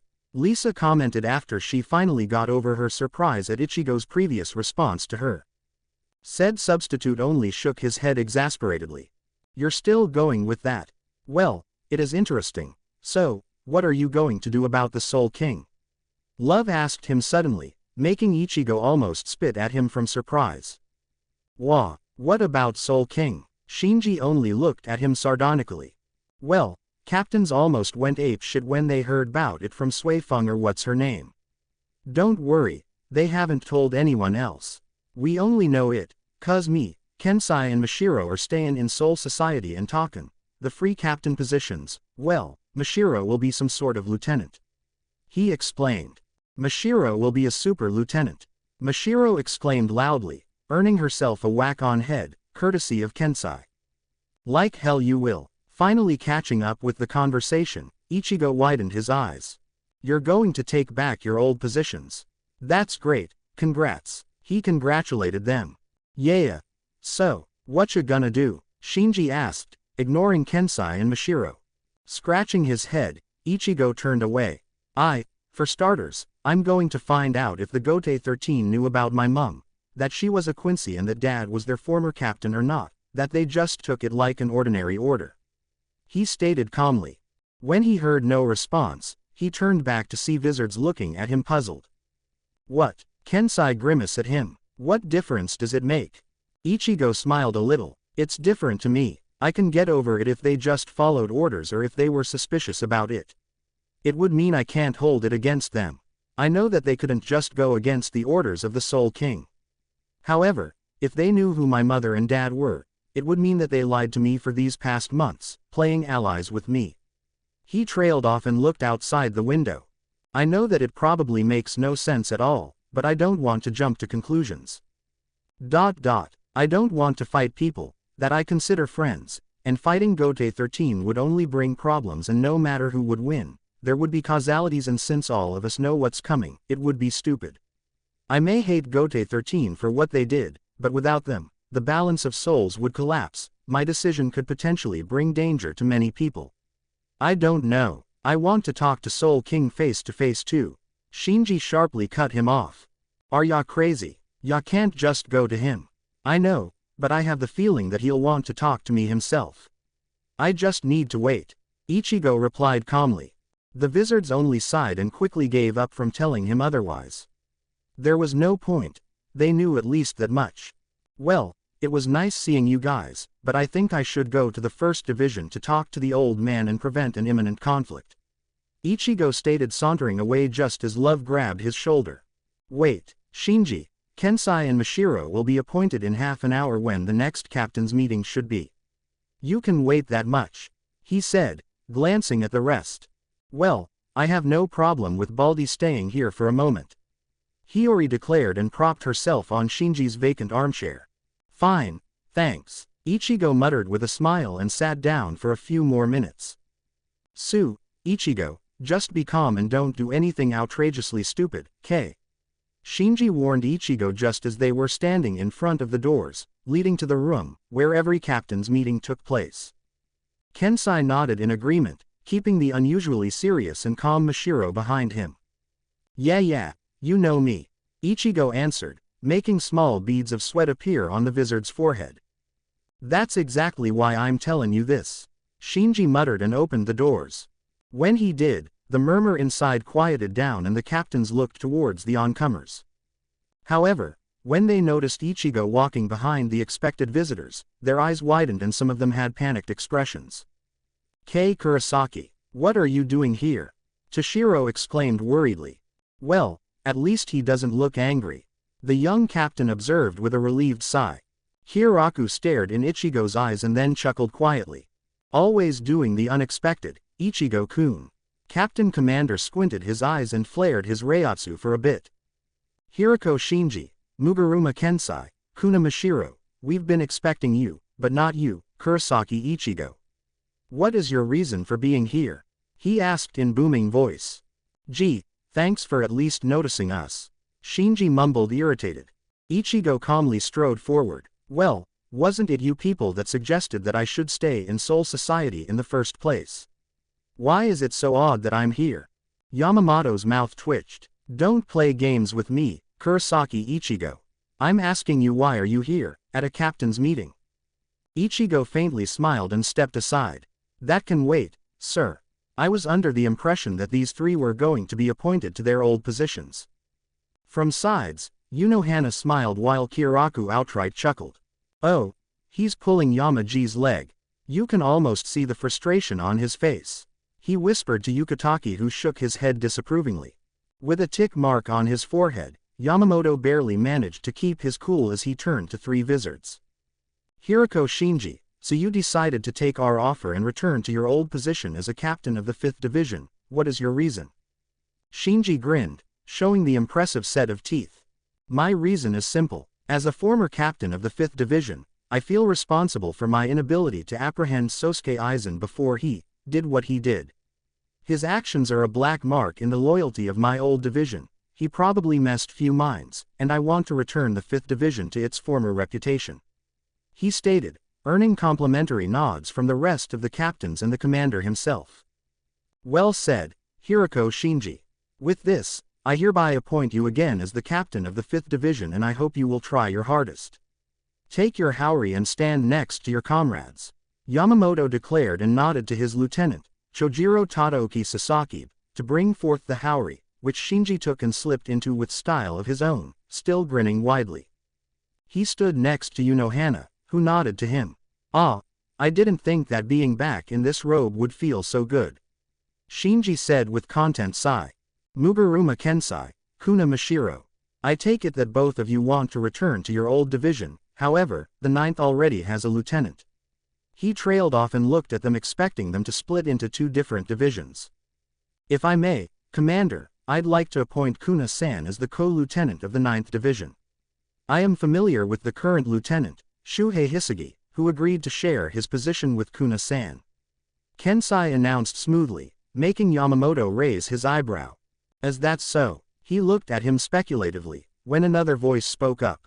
Captain Commander, sir, I apologize for interrupting, but I can confirm this, as Hisagi-san revealed this to me few hours ago.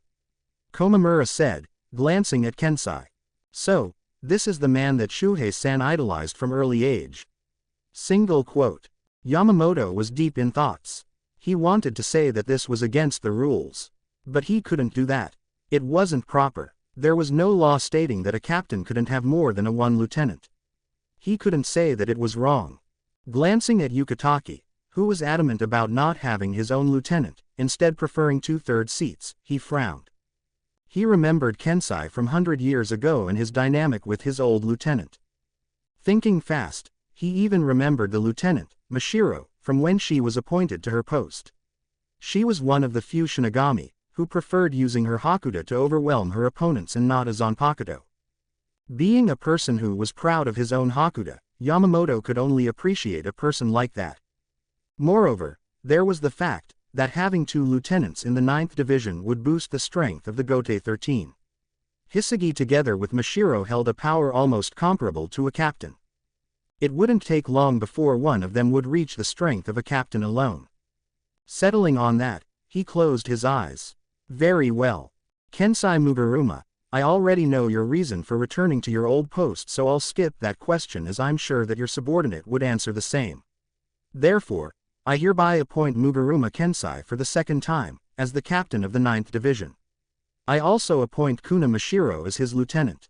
Captain, take your Haori, lieutenant, take the badge.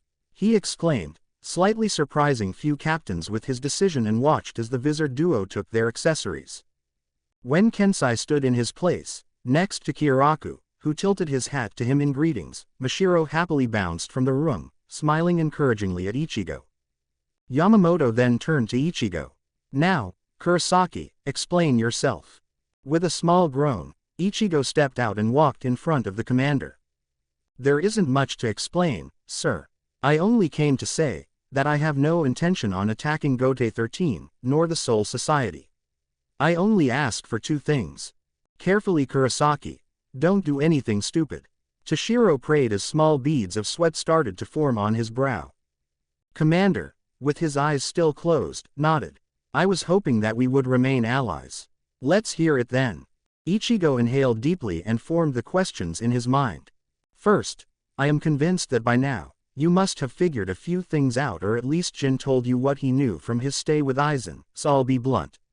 I want to know if you knew, back then, when you received the order from the Soul King, stopping you from pursuing a hollow named Grand Fisher, who was attacking a human, if you knew that she was a Quincy and a wife of Isshin Shiba, the former captain of 10th Division.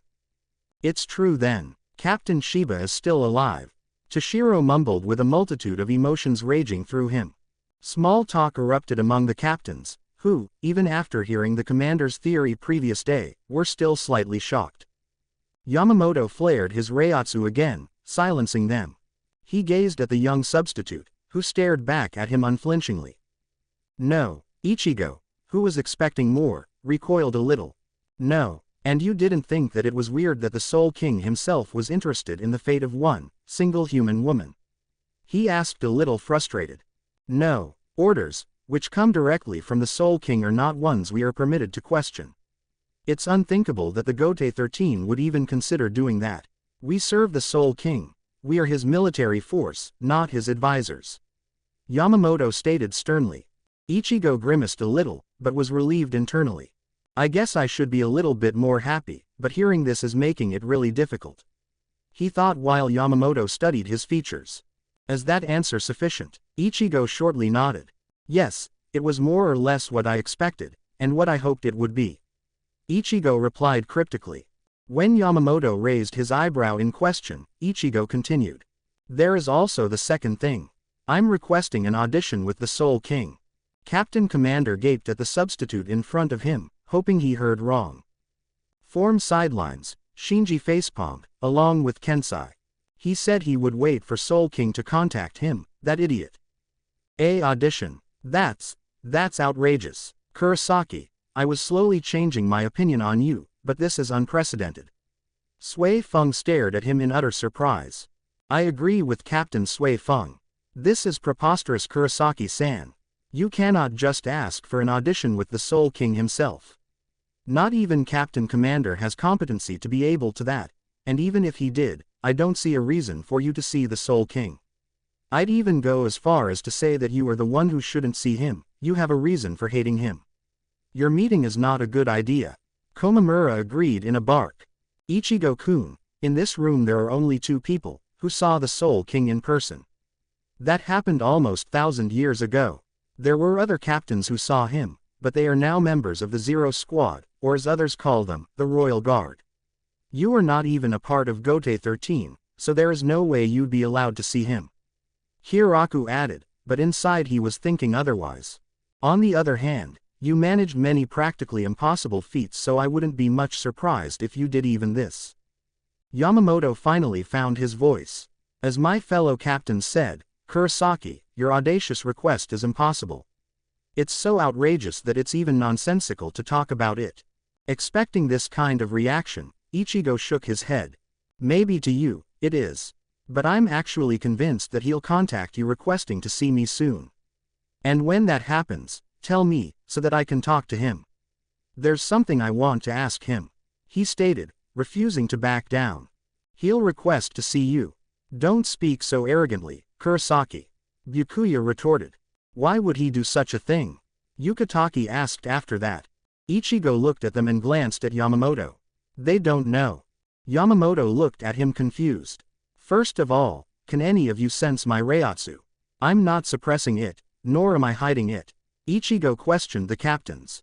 Now that you mention it, I knew there was something off with you. Toshiro replied puzzled. Mayuri suddenly stepped in. You actually did it, you mongrel.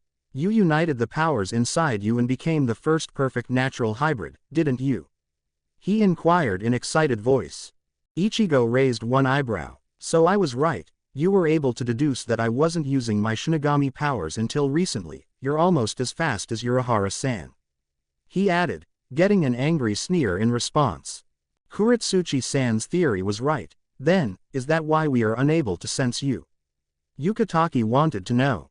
Ichigo shortly nodded. Yes, Urahara-san told me that I'm now a being that lives in on higher plane of existence, or something like that. Ridiculous comparison, if you ask me. Ichigo mumbled and turned to Yamamoto again, allowing the captains time to digest the new and stunning revelation. That is one of the reasons why Soul King would want to see me. He will probably feel threatened by my existence. I won't say anything as arrogant as to say that I've become unbelievably strong or anything of the sort, because my abilities have stayed the same. But at the same time, I will say that they become a lot more powerful. More damaging. That's exactly how you define someone who just got a hell a lot stronger. Shinji's sweat dropped a little. You mean there is another reason? Sui Feng asked. Yes, and I'm baffled that you weren't told. Originally, I didn't want this to be known, but I don't think I would be able to convince you with just one reason. My father, Isshin Shiba, isn't a real Shiba. He's the last day. He was cut off when Yamamoto swiftly flashed next to him and covered his mouth. Do not utter another word, boy. The commander commanded sternly. What is it, Yama-jii? Hiraku stared at Yamamoto, a little bit frustrated that Ichigo couldn't finish his sentence. Kurosaki, what you were just about to reveal is a secret, and only I, as the captain commander, know of it. The rest of Gote 13 is in no position to learn about this information. Do I make myself clear? The old commander watched as Ichigo slowly nodded and dropped his arm. That makes it easier. You know why the Soul King would want to see me, so I don't think you can protest when the time comes. Ichigo said calmly. Yamamoto gritted his teeth. Careful, boy, even if you are what you are, defiance will only anger me. Tell me, what would you want to ask the Soul King so badly? Shaking his head, Ichigo scoffed. I'm not defying anyone, and pardon my rudeness, sir, but why would I tell you that? Flaring his reiatsu, Yamamoto's eyes glowed with power. Because if you won't, I'll be forced to beat it out of you," he warned him. The rest of the captains gulped a little. Oi, Kurosaki. Don't be stupid and just tell him. Kensai thought. Idiot, you just went and provoked him. You just promised me not even half an hour ago that you wouldn't do anything outrageous. Shinji sighed heavily. Oh, scary, this should be interesting. Jin grinned in amusement. Ah well, it was fun knowing you, Kurosaki. Toshiro thought sadly. Don't damage my test subject. Mayuri mentally warned the commander. Well, we will at least know this. Kiraku smiled, but his smile faltered quickly with Ichigo's next words. You can try, sir. The captains fell comically on the ground in shock. This time, a large tick mark appeared on Yamamoto's forehead. A second one appeared soon after.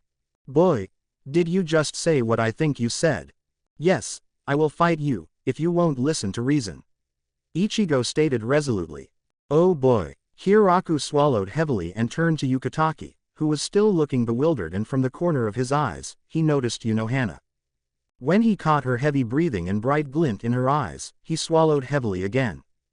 Oh boy indeed. Quote, Zaraki Kenpachi raised his head from the gradually smaller pile of paperwork when he heard a loud knock on his door. Captain, I'm sorry for intrusion, especially after your warning that you want to complete your paperwork, but we just got a message that Kurosaki Ichigo is about to fight the captain commander. Said officer of his division yelled through the door in excited tone. Akaku and Yumashika, who were helping their captain for past week, since he never actually bothered with the paperwork that was slowly stacking on his table since Aizen's betrayal, looked up with wide eyes and glanced at Kenpachi, whose mouth widened into a terrifying grin and grinned themselves. They usually took care of the paperwork, but after Aizen's defection, focused on training and forgot about it completely. Ooh, so Ichigo is finally in the mood for some fighting again and he didn't come to me, that almost makes me sad. Zaraki stood up and without bothering to open the doors, he ran out, demolishing the wall with a hysterical laugh. Akaku and Yumashika looked at each other and in the next second, they were on their way too.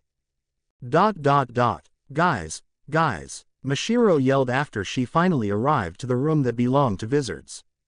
What is it, Mashiro? You're panting quite heavily, what's so important?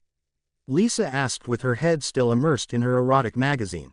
It's Barry Tan, he told off the commander and they're going to fight. She exclaimed, surprisingly serious. She turned her head when she heard a loud thud. The rest of the Vizards were sprawled on the ground and staring at her in disbelief. You're kidding, right? Love gaped at her. When she shook her head, they quickly got up.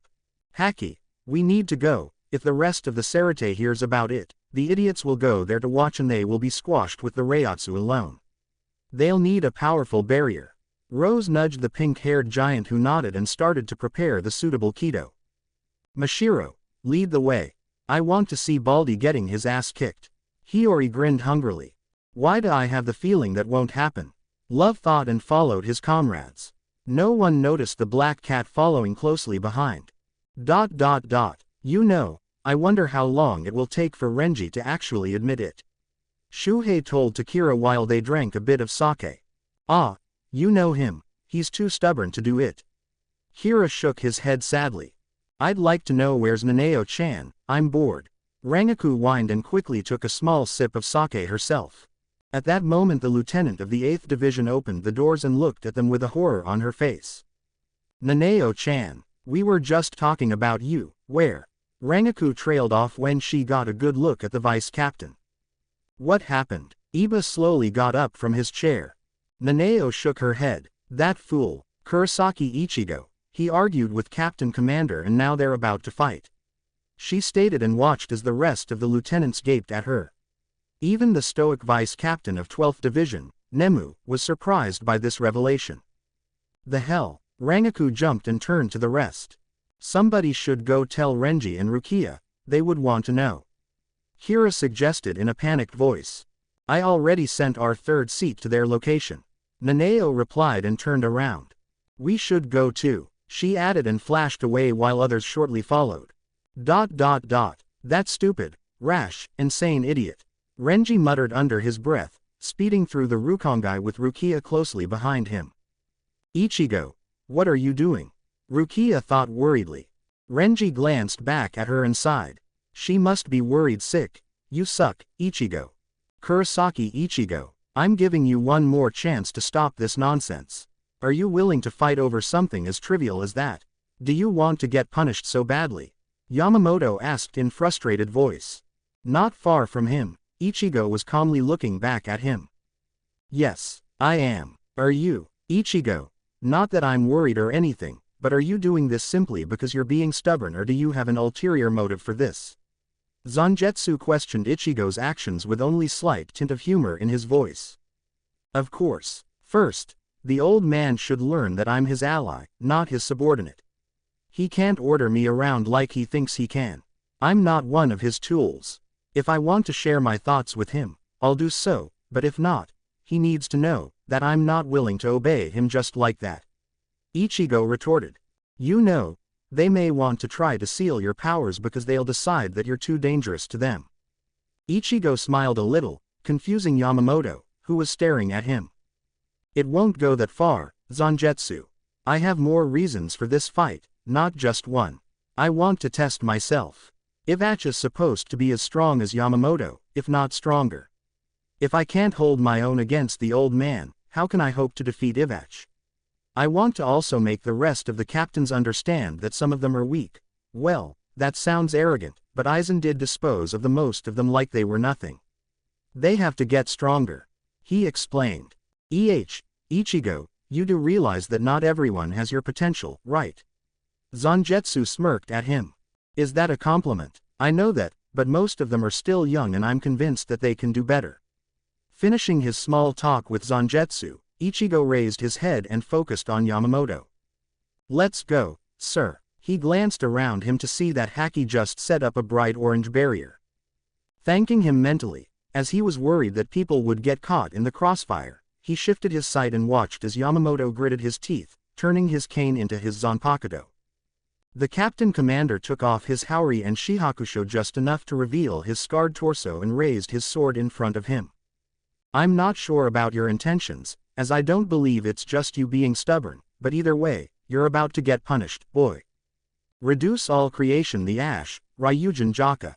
He added, and Ichigo watched fascinated as Yamamoto's sword became engulfed in flames, heating up the area around him. Even from a distance he could feel the reiatsu surrounding the old commander. However, he smiled a little, when he realized that after uniting his powers inside him, he had actually surpassed the oldest Shinigami in terms of reiatsu. Your Zanpakuto is very nice, sir.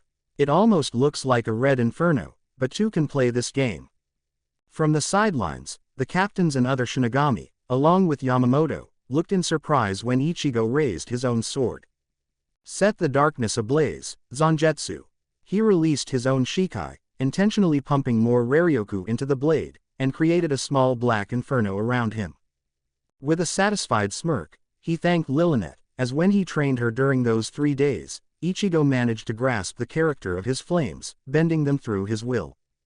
The only reason he didn't control them in his fight with the ancient, was the fact that his emotions went haywire. What? Since when Ichigo had a released command for his Shikai, and since when has his Zanpakuto had a fire element? Renji turned Rukia, who was staring back at him, completely clueless. That is new, Hiraku noted, blinking in surprise. Kurosaki, why do I feel something eerie from you flames? Yamamoto stopped in his tracks when Ichigo released his Zanpakuto. It's simple, the element of my Zangetsu is darkness, or more accurately, flames of darkness. Ichigo replied and watched as the commander raised his eyebrows. I see, was the only thing he said and flashed to Ichigo, intent on punishing him with his own flames. With a frown, Ichigo spun himself and blocked the strike, coming from behind. Their clash resulted in a small shockwave, echoing through the area, vibrating the barrier set around them. Is that all? I thought you were faster, sir. Ichigo stated, still frowning a little. I'm not finished, boy. Yamamoto retorted and started to use Shunpo all around him, striking at every position. For the normal Shinigami, the oldest Shinigami would be just a blur, but not for Ichigo. He blocked and parried every attack that was thrown at him. After the last clash, he went on the offensive, using only his Zangetsu skills, trying to push Yamamoto away. With a satisfied grin, he realized that he couldn't do it. He was faster, his slashes were stronger, but Yamamoto wasn't the captain commander for nothing, and his Zangetsu was long miles ahead of Ichigo's, allowing him to keep up with the substitute just fine. Using his momentum from a jab, Yamamoto flashed behind him, trying to slice Ichigo's backside. To his utter astonishment, Ichigo didn't even turn and deftly caught his blade bare-handedly. Did he just? Sui Feng was trying to collect her jaw from the ground, without much success. Oh well, I didn't want to train with him that much. Shuhei confessed dryly. Well, I bet Yama-jii didn't see that one coming. Hiraku choked out. Oh yes, he will be my test subject even if I have to sacrifice half of my limbs, Mayuri mumbled insomnely. The Shinigami around him stepped away in fright. Damn, his sword is hot. If I had held it for any longer, he'd fry my fingers. Ichigo thought in amazement and thanked his hollow side for his tough hierro. Yamamoto was standing a small distance away from him, baffled. He caught my blade. Impossible. It's like I'm fighting Ivach. He's the only other person who could do that. He shook his head. It wasn't time to dwell on that. It was time to punish the naughty boy. If Zangetsu won't work, there are other ways. Bakudo number 61, Raikujokuro. He yelled and caught the surprised Ichigo with a binding spell. Oh, Kido already, Ichigo thought in mild amusement. It doesn't matter that you caught my blade once, boy, so don't get full of yourself. You won't be able to do it twice. Yamamoto stated and built up his Reiatsu, while Ichigo only waited. Hado number 88, Harayu Gekizoku Shinten Raiho. The commander yelled, and from his outstretched palm he fired a gigantic beam of electrical and spiritual energy that raced towards Ichigo in great speed, hitting him dead on. Seriously, Hado number 88, that's going overboard, Genryu Sai Dono. Yukataki exclaimed and twisted himself, when he felt a hand on his shoulder. It belonged to Kiraku, who only nodded to the fight. Just look, lieutenants on the sidelines were watching the fight in awe. Damn, that was one crazy Kido, an ordinary Shinigami would be vaporized by now. Iba muttered. Well, Kurosaki Ichigo, are you ready to talk? I know that you're not dead, even if I can't sense your Reiatsu. Yamamoto trailed off when the smoke from the flashy Kido cleared and his jaw almost fell to his knees. Ichigo was walking towards him leisurely, dusting his clothes with a small grin on his face. Well, never heard about that particular Kido before, but it seems interesting. He stated. Shinigami watching the battle couldn't even talk now. Their surprise was too much for them to handle. Even the captains were stunned. Not one of them dared to get hit by that particular Kido head-on and emerge unharmed. Yet Ichigo did it like it was the most ordinary thing in the world. The only one who wasn't stunned was Unohana. Oh, he just gets better and better. If this fight doesn't stop soon, I swear I'll kidnap him and... She wiped a small trail drool from her mouth and tried to shake the dirty thought from her mind. Impossible, Yamamoto muttered in disbelief. And yet here I am, sir. But don't think you're the only one who can do Kido anymore. Ichigo retorted and gathered his Raryoku. Raising his index finger, he aimed at Yamamoto. Hado number 4, Byakurai. He shot a concentrated bolt of lighting at the commander, who realized the danger and quickly performed a defensive Kido. Bakudo #80-1, Danku. A translucent barrier emerged in front of Yamamoto, stopping the Byakurai in its tracks. He was left stupefied, however, when the low-level Kido managed to create a small crack in his Bakudo. Come on, this is getting ridiculous. Byakurai damaging a Danku. Where's the fucking logic in this? Renji exclaimed, irritated. How far have you come, Ichigo? Do I really have no chance of reaching your level? I knew that he was strong, but I agree, this is getting ludicrous. It's like he's not even trying. Akaku agreed with him, surprising Renji with his presence. But you know, this is making him even more sexy. Rangaku pointed out slyly, earning a small hiss from Black Cat that was standing next to her. This boy, Yamamoto growled. Hado number 63, Reikoho. He yelled, sending another lighting strike at Ichigo, who raised his eyebrow. Bakudo number 8, Seiki. The Hado bounced of his small barrier, however, his Bakudo shattered in the process. That was a Hado of lower level than the previous one, that means. Ichigo noted and twisted himself, blocking a strike from behind, creating another small shockwave. You know, Commander, you really like attacking from behind. Yamamoto scoffed and jumped away, after his charge got interrupted. Everything is allowed in a battle. You do anything to win. Doing anything less is only foolish and naive. Ichigo shortly nodded and jumped above him, intending on cleaving the old man in two. He was blocked, but Yamamoto's hand almost buckled under the force behind the slash.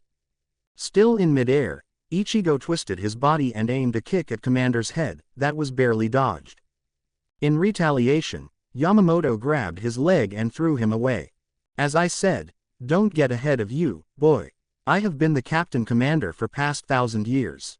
This is nothing, he grunted. I see, maybe it's time for retirement. Ichigo smirked and flashed to him, using his full speed and punched him in the gut. Yamamoto couldn't react in time and was sent flying. He painfully crashed in the wall of the barrier with a small grunt. Oi!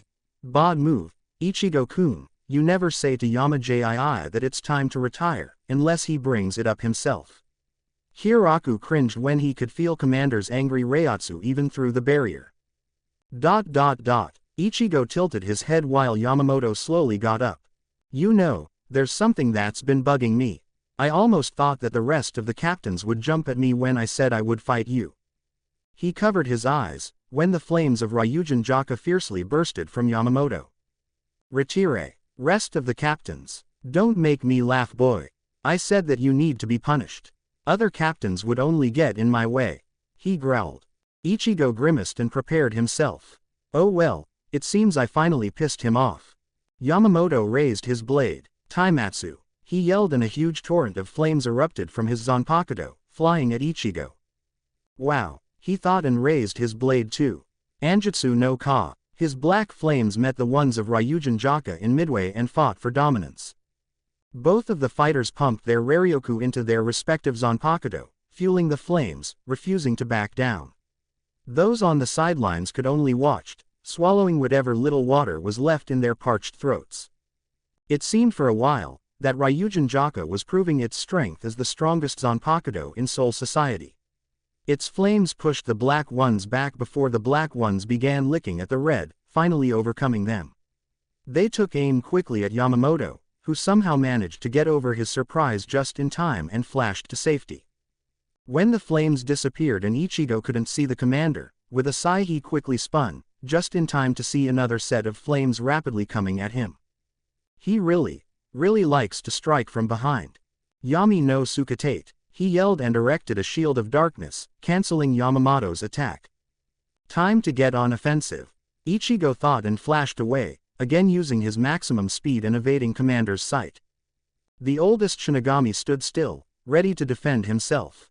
Hado number 1, Sho. He was sent flying back and just as he was about to correct his trajectory, Ichigo was already behind him.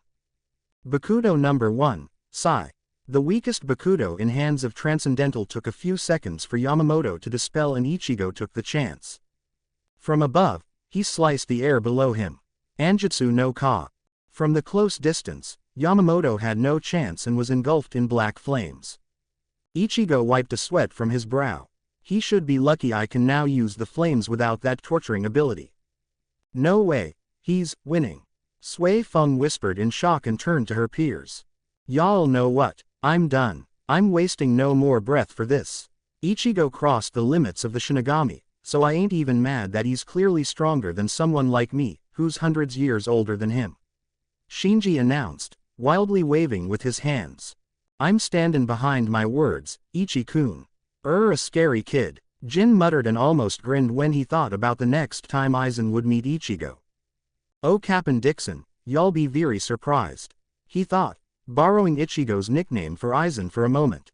Yo, old man Yama-jii, you okay? Ichigo called out to the smoke. After a few moments the smoke cleared, revealing slightly charred Yamamoto. Part of his beard had been burnt away, a trail of blood dripped from his mouth. Damn you, Kurosaki Ichigo. Yamamoto cursed. I hope that this means you're giving up. Ichigo stated. He frowned when Yamamoto flared his Reiatsu. No. Ichigo glared at him. In that case, I'll finish it. He muttered and focused on his energy. Zangetsu told him that even if he was transcendental, if he focused enough, he could suppress his hollow and Quincy side for a while, creating a moment when his Reiatsu could be sensed by Shinigami. Concentrating hard, he gritted his teeth. Yamamoto and the rest of the onlookers watched him in confusion. Just as Yamamoto was about to flash to him, he was hit with a Reiatsu he'd never felt before. It was something unimaginably strong. Stronger than anything he'd felt. With his tired body, he was forced to stand still, the Reiatsu pressing on him, preventing him from any movement. This Reiatsu, it's even easily above my own. The raw pressure of it broke the barrier surrounding the two combatants like it was made of thin glass, sending a shockwave through the crowd, knocking several people out and sending several more to their knees. It took them a few seconds, but captains immediately started to flare their own Reiatsu, trying to prevent the weak officers from suffering any injuries. Haki, who was trying to keep the barrier alive, his vizard mask present on his face, was sent flying. Ichigo didn't notice and focused on Yamamoto. Enough of this, Captain Yamamoto. I didn't want to fight so that I could kill you, or even wound you. I only want you to see for yourself that I am not part of Gote 13. I'm not your soldier, but your ally. You can't just order me around. Call it arrogant, call it rude, but you need to understand that. He stated and slowly walked to him. This fight was also to test myself and so that you can see the reality. Your best years are behind you. You got old, you lost your arm and refused to get help from my human friend that could give it back to you. What if Ivach came here with the same amount of power I hold? Ichigo asked the frozen commander. You said it yourself, that in a battle, you have to use everything at your disposal. So tell me, why did you refuse to get your arm back? Is it because you don't want to get humans involved? Well, good morning to you, sir. We have been involved ever since we first invaded Soul Society. I hope you understand that I only fought you for your own good. When he got near the oldest Shinigami, his frown disappeared and waited until Yamamoto looked at his face. Are you still going to fight me?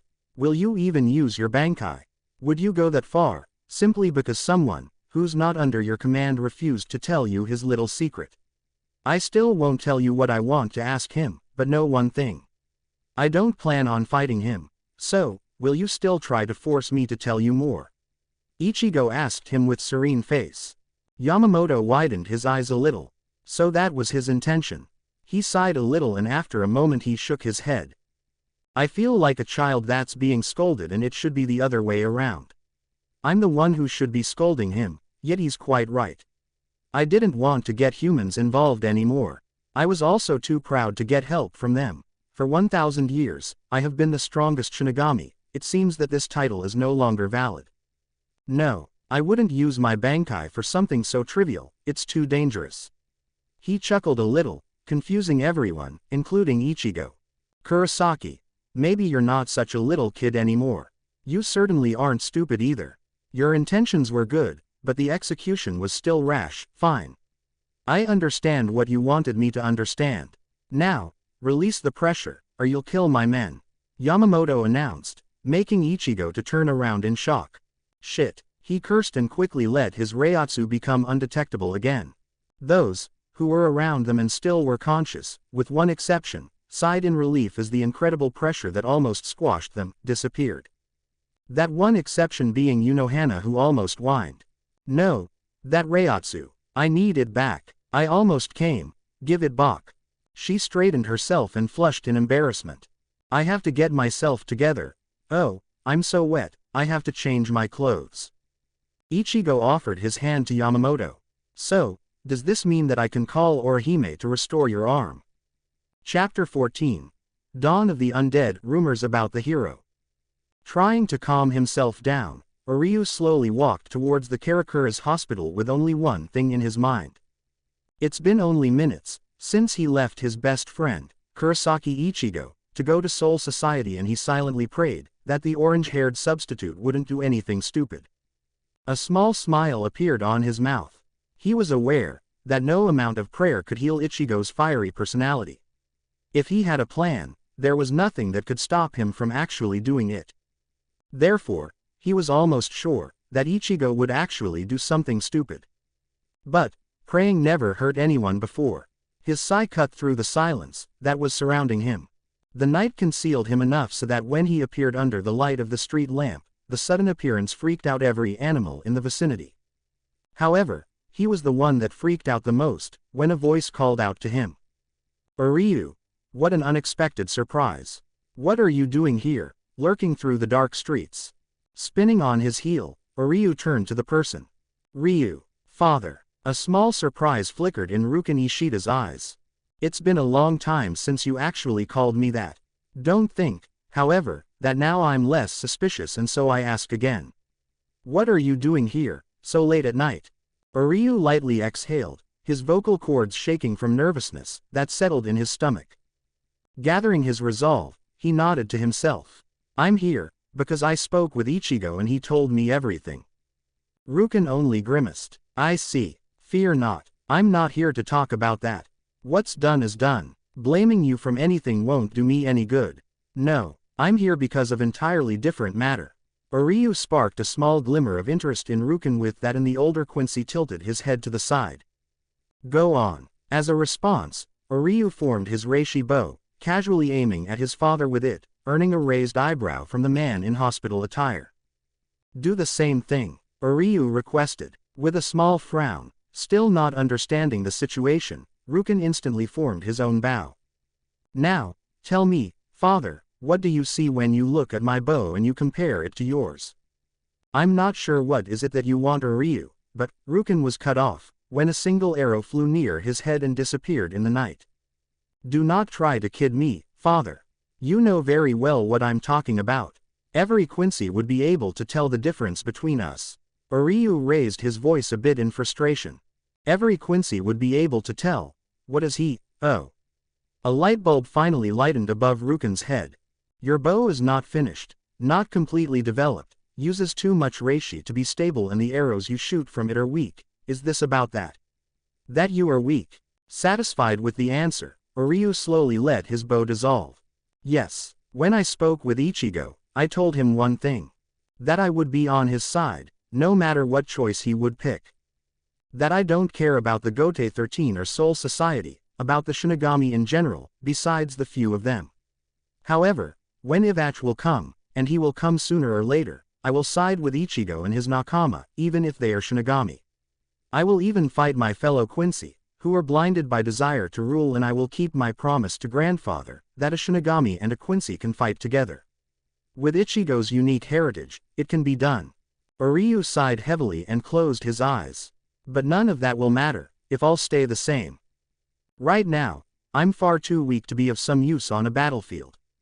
I realize that I'm still alive not because of my skills alone, but also because of my luck and my friends.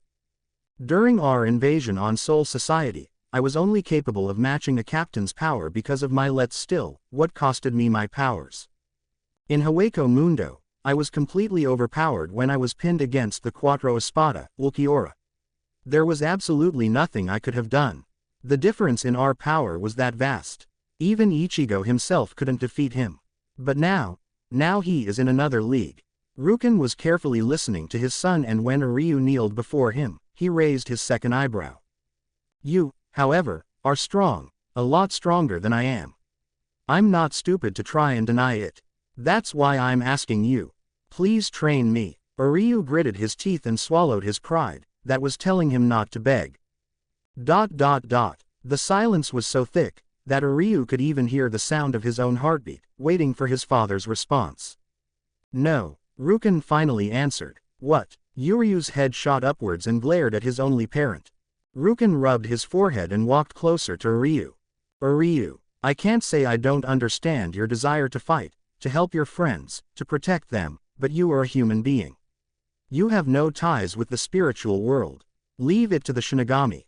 Uryu stared at him in disbelief. "I'm a human being and have no ties with the spiritual world. Are you listening to yourself, father? I'm not a normal person, I'm a Quincy." Even if I wanted to deny, to suppress that part of me, this is no longer a matter of Shinigami only. There will be war, between a Quincy and Shinigami. Don't you dare telling me that it has nothing to do with me. Will you just let them do as they please? Will you let them destroy the afterlife? You flashed to him and grabbed his coat. Will you let Ivach get away with what he did to Mom? He whispered, and a single tear dropped from his face, startling Ruken, who had to look away. Mentioning of his late wife, Katagira, spurred the memories within his mind to flow, showing her caring face to him, her devotion towards him and his son. Her smiling face when she took her last breath. It broke his heart again. Ever since Katagira died, he locked his feelings away, afraid to feel that pain again. It wasn't fair to Ryu, and if Katagira ever met him again, she would probably shot an arrow up his behind, but he just couldn't bear it.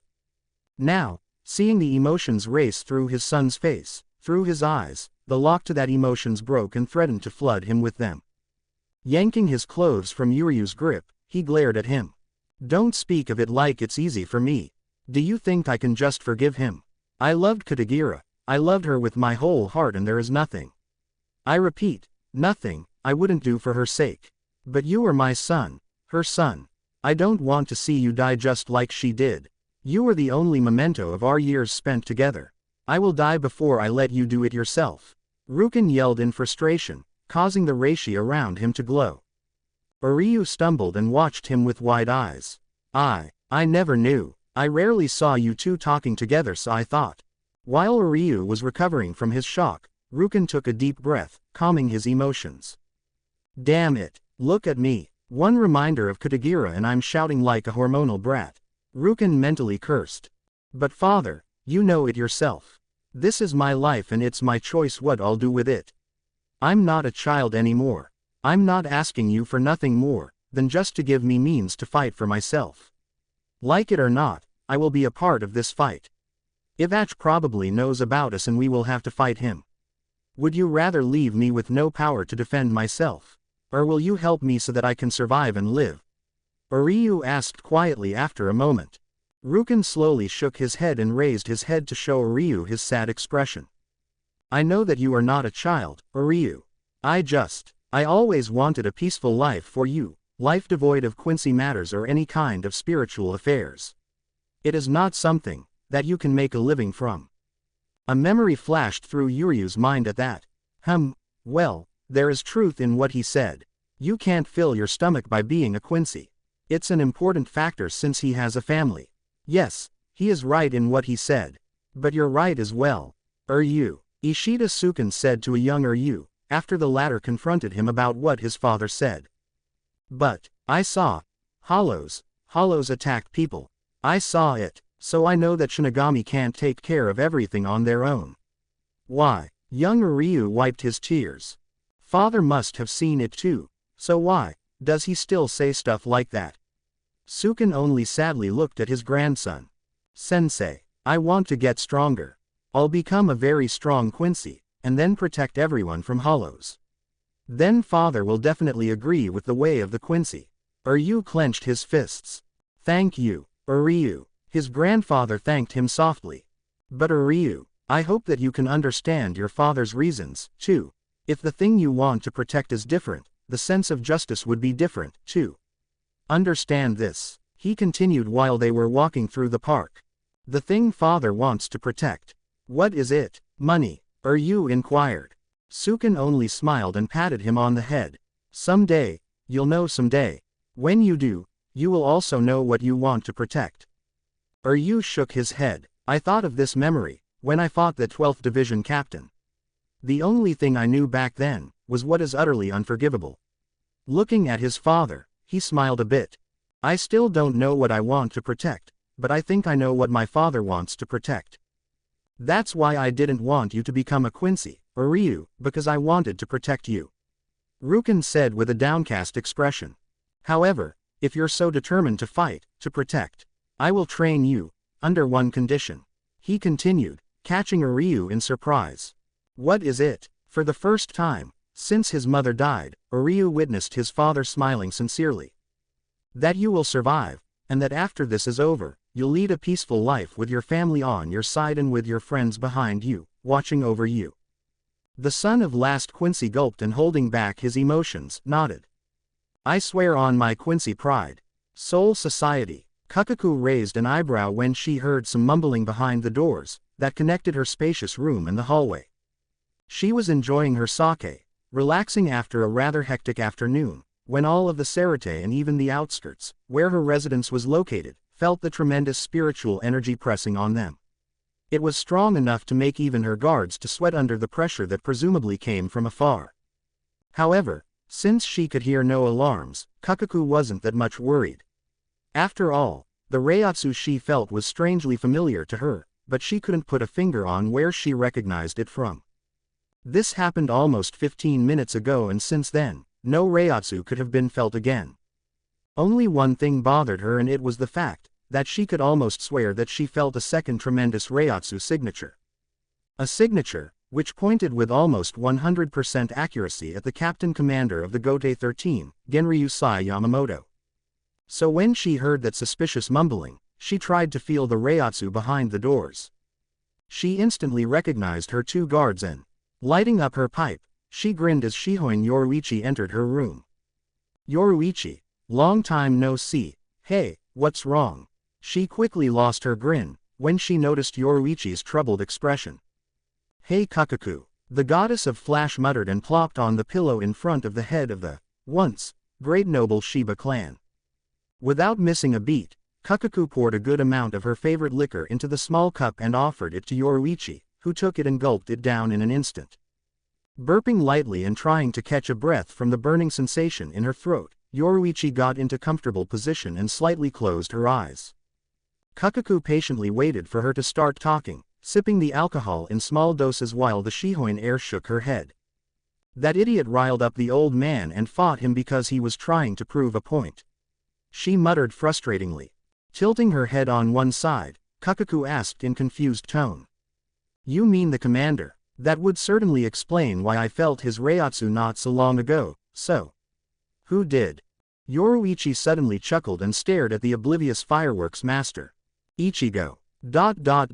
Yoruichi mentally wished Ichigo to survive his next encounter with his adoptive cousin, when Kakuku dropped her cup, that miraculously didn't shatter, in shock. Motherfucker. She breathed heavily and Yoruichi backed up a little, when an angry Reiatsu started to pour out of pissed-off Shiba. Well, I'm certain that he is not like that, Yoruichi mumbled. She cringed when Kakuku's head snapped towards her. What? Kakuku deadpanned. Ah, she's more pissed off than I thought she'd be. I guess it's no time for jokes. Yoruichi thought and quickly waved her hand. It's nothing. Just, here, drink another cup. She hastily poured Kakuku sake and handed the full cup to her. Kakuku immediately gobbled it down, promptly waiting for another cup. After one more drink, Kakuku's features slightly relaxed, creating a moment of silence between the two friends. It's not as bad as you'd think, Kakuku. Yamamoto acknowledged that Ichigo was right and there is no hate between the two of them. She stated carefully. Kukaku growled and clenched her fist. That's not the point. Is he out of his mind? Yamamoto could have killed him. When Unohana finishes healing him, I'll give him a piece of my mind. I just found him, my cousin, and I'll be damned to hell if I'll let him die on my watch. What's so funny? She yelled when Yoruichi started to chuckle. Wiping her tears from suppressed laughter, Yoruichi shook her head. Sorry, but you are utterly wrong if you think that Ichigo is injured. Yamamoto is the one who's being taken care of as he's the one who lost the fight. Ichigo has only slightly burned fingers, that's all. Kakuku was already forming a response, when her mind caught up with what Yoruichi said and it left her mouth wide open. She stared at the goddess, rapidly opening and closing her mouth, without any sound coming out. Motherfucker. She finally cursed and gulped down another cup of sake. Yeah, I couldn't believe my own eyes too, that damn kid got strong, incredibly so. I almost have nothing that I could teach him. Yoruichi stated with fading smile, spacing out. Kukaku gazed at her friend. She wanted to say something, but her instinct was telling her to be quiet and to listen. You know, when I first met him, he was such a rude and obnoxious brat. He had so much Raryoku flowing inside him that his own spiritual body couldn't even contain it, so it constantly surrounded him from outside too. It was like an aura. At the beginning I thought that it was only troubling for anyone else, but I was wrong. Yoruichi trailed off and sipped more of her sake. When we invaded the Soul Society, I couldn't believe it. The kid was so audacious that he even confronted Ichimaru like he was only another enemy. You know it yourself, that even the rest of the captains are nervous next to that snake man. Maybe he isn't as bad as everyone thinks he is, but even his Reiatsu is creeping most of the people out. But not Ichigo. He jumped at him and crossed blades with him because he cut off Jidanbo's arm. He did it for somebody he only fought moments ago. I thought that what an idiot. Good-hearted, but a naive idiot. Kakuku quietly poured her more sake and waited for Yoruichi to continue. We got separated when we entered Sarate, but I could always find him, thanks to his Reiatsu. As per Kazuki's advice, I watched him fighting people he shouldn't have been able to fight. Madarame, Abarai and finally Kenpachi. Yes, I was positive that he could handle the first one, but he only barely defeated the second one. I thought that it was over. Even if I believed Kazuki, that the kid was incredible in his resolve, I was doubtful that he could really do more. Then, he fought and equaled Kenpachi, the undefeated undead, and survived. I was impressed. Small chuckle escaped Yoruichi's mouth. He was horribly injured, but the first thing he asked after he woke up was that if his friends were all right. Reckless, I instantly thought. And he was reckless. When he felt Byakuya's Reiatsu and knowing that his friends were in mortal danger, he disregarded his wound and hurried to them. After that, I offered him to train for a Bankai, using Kazuki's dangerous method. I didn't even have the time to explain the details to him and he already decided that he would do it, that he would put his life, his very own soul, on the line for his friends. I was still skeptical, but that boy did it. He actually surpassed my every expectations and achieved Bankai even faster than Kazuki did. I was amazed. Yes, I was amazed. It was at that moment that I realized just how unbelievable potential the kid held in himself. I just knew that he would be able to do what others couldn't, that he could shatter any expectation. The female Shiba was gradually becoming more and more aware of what was going on. She already heard the story of Ichigo's accomplishments twice, but at that moment, this was more about her friend than about her cousin. She was flabbergasted. Thinking about it calmly, she could have expected something like that from most of the girls, but from Yoruichi. Never. Smiling slightly, she waited for Yoruichi to finish her monologue. You know, when I saw what Aizen did to him at the Sokyoku Hill. I was actually afraid. Afraid that even though his potential was so great, he would die before he could use it. Once again, he survived. I heard about him again, when Kazuki told me about Orihime getting abducted and that Ichigo went to Haweko Mundo to save her. I was confused. On one hand, I knew that it was just like him, to go save his friend no matter what. On the other hand, I felt uneasy. Like something bad was going to happen to him. It did, but he again emerged victorious. By the time the Winter War was over, I knew what Rukia and Orihime meant when they told me about Ichigo's Reiatsu that surrounded him and anyone else that was near him. I realized that the blanket that was his spiritual energy calmed my own soul, just like it did for those two. Yoruichi concluded her speech, smiling melancholically. After a moment of silence, Kakuku quietly asked, "You love him, don't you?" Yoruichi's head snapped towards her instantly, intent on denying, but seeing Kakuku smiling at her encouragingly, her face turned beet red. It was visible even though her skin was dark. "Yeah, it seems I really do," she muttered quietly and poured another cup of sake for herself. "When are you going to tell him?" Yoruichi gulped nervously and shook her head. I don't know. It's been a long time since I was in love, Kakuku, you know that. You are the only one that knows how hard it was, saying goodbye to Tenjiro. I don't want that again." Kakuku lifted the bottle of sake and seeing that it was already almost empty, she sighed. "Well, from what I can tell, you greatly enjoy teasing him." Yoruichi heartily laughed. "Sure, of course I do. He's such a prude I just can't help myself. But it seems that he's slowly getting used to me." Kakuku nodded with a grin. "Yep, but I think that him seeing my boobs was too much for him, you know, mine being bigger than yours. She smirked at the goddess, who only pouted. Hey, that's not fair, but you know, he saw more than just my boobs. Yoruichi grinned victoriously, while Kakuku almost choked on her sake. It took her a second, but Yoruichi realized what she said and looked away. I may have overdid it a bit, she mumbled. Kakuku finished her cup and looked at Yoruichi, both of them having pink tint on their cheeks. You mean with sake? With Ichigo? Oh, yeah, maybe. They looked at each other and erupted in laughter together. But you know, you should hurry before somebody else will snatch him. Kakuku's remainder quickly sobered Yoruichi up. Yeah, I know what you mean. She sighed, when she remembered the look the captain of the 4th Division had on her face when looking at Ichigo in his battle mode. I know what you mean. In the 4th Division barracks, its captain, Unohana Retsu, was trying to concentrate on healing the injuries Captain Commander received in his fight with Kurosaki Ichigo. It was taking slightly longer than usual, as her focus was flickering between healing the commander and the young substitute, that was standing in the corner of the room, quietly conversing with Orihime Inoue. The girl was called shortly after the battle ended, when Yamamoto begrudgingly admitted that Ichigo was right and that his decision of refusing the help of humans, under the pretext that he didn't want to drag them into Soul Society's affairs anymore, was foolish. Since Ichigo, somebody that was a Shinigami only for months, was able to defeat the Captain Commander, a man that has been the strongest for the last 1,000 years, Yamamoto had no choice but to admit that keeping only one of his hands could potentially cost them too much.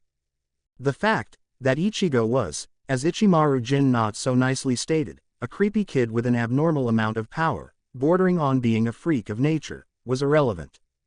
The truth was simple. Captain Commander of the Gote 13 was slowly but surely getting weaker with every upcoming century.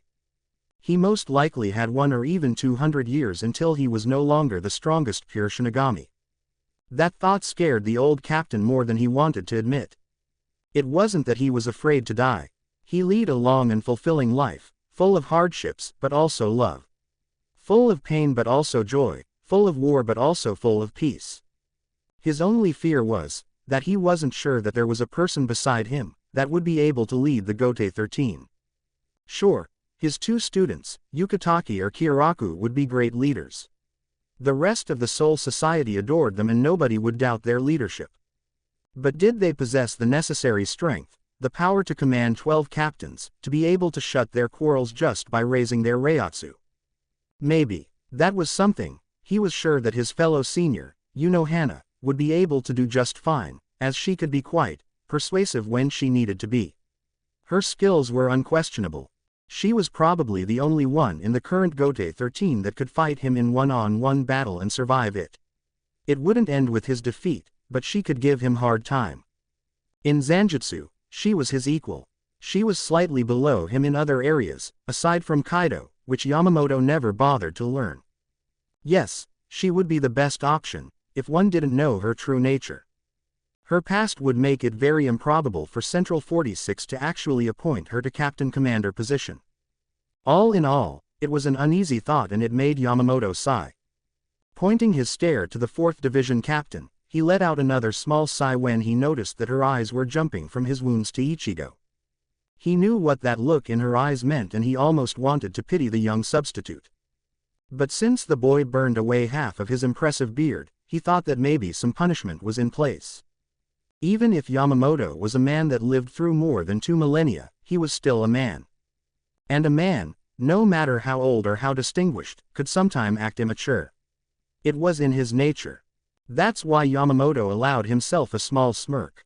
Unohana raised one of her eyebrows when she noticed it, but paid it no more than one glance. Her mind was at that moment full of naughty thoughts about the orange-haired Shinigami that was talking with one of his friends. Kurosaki-san.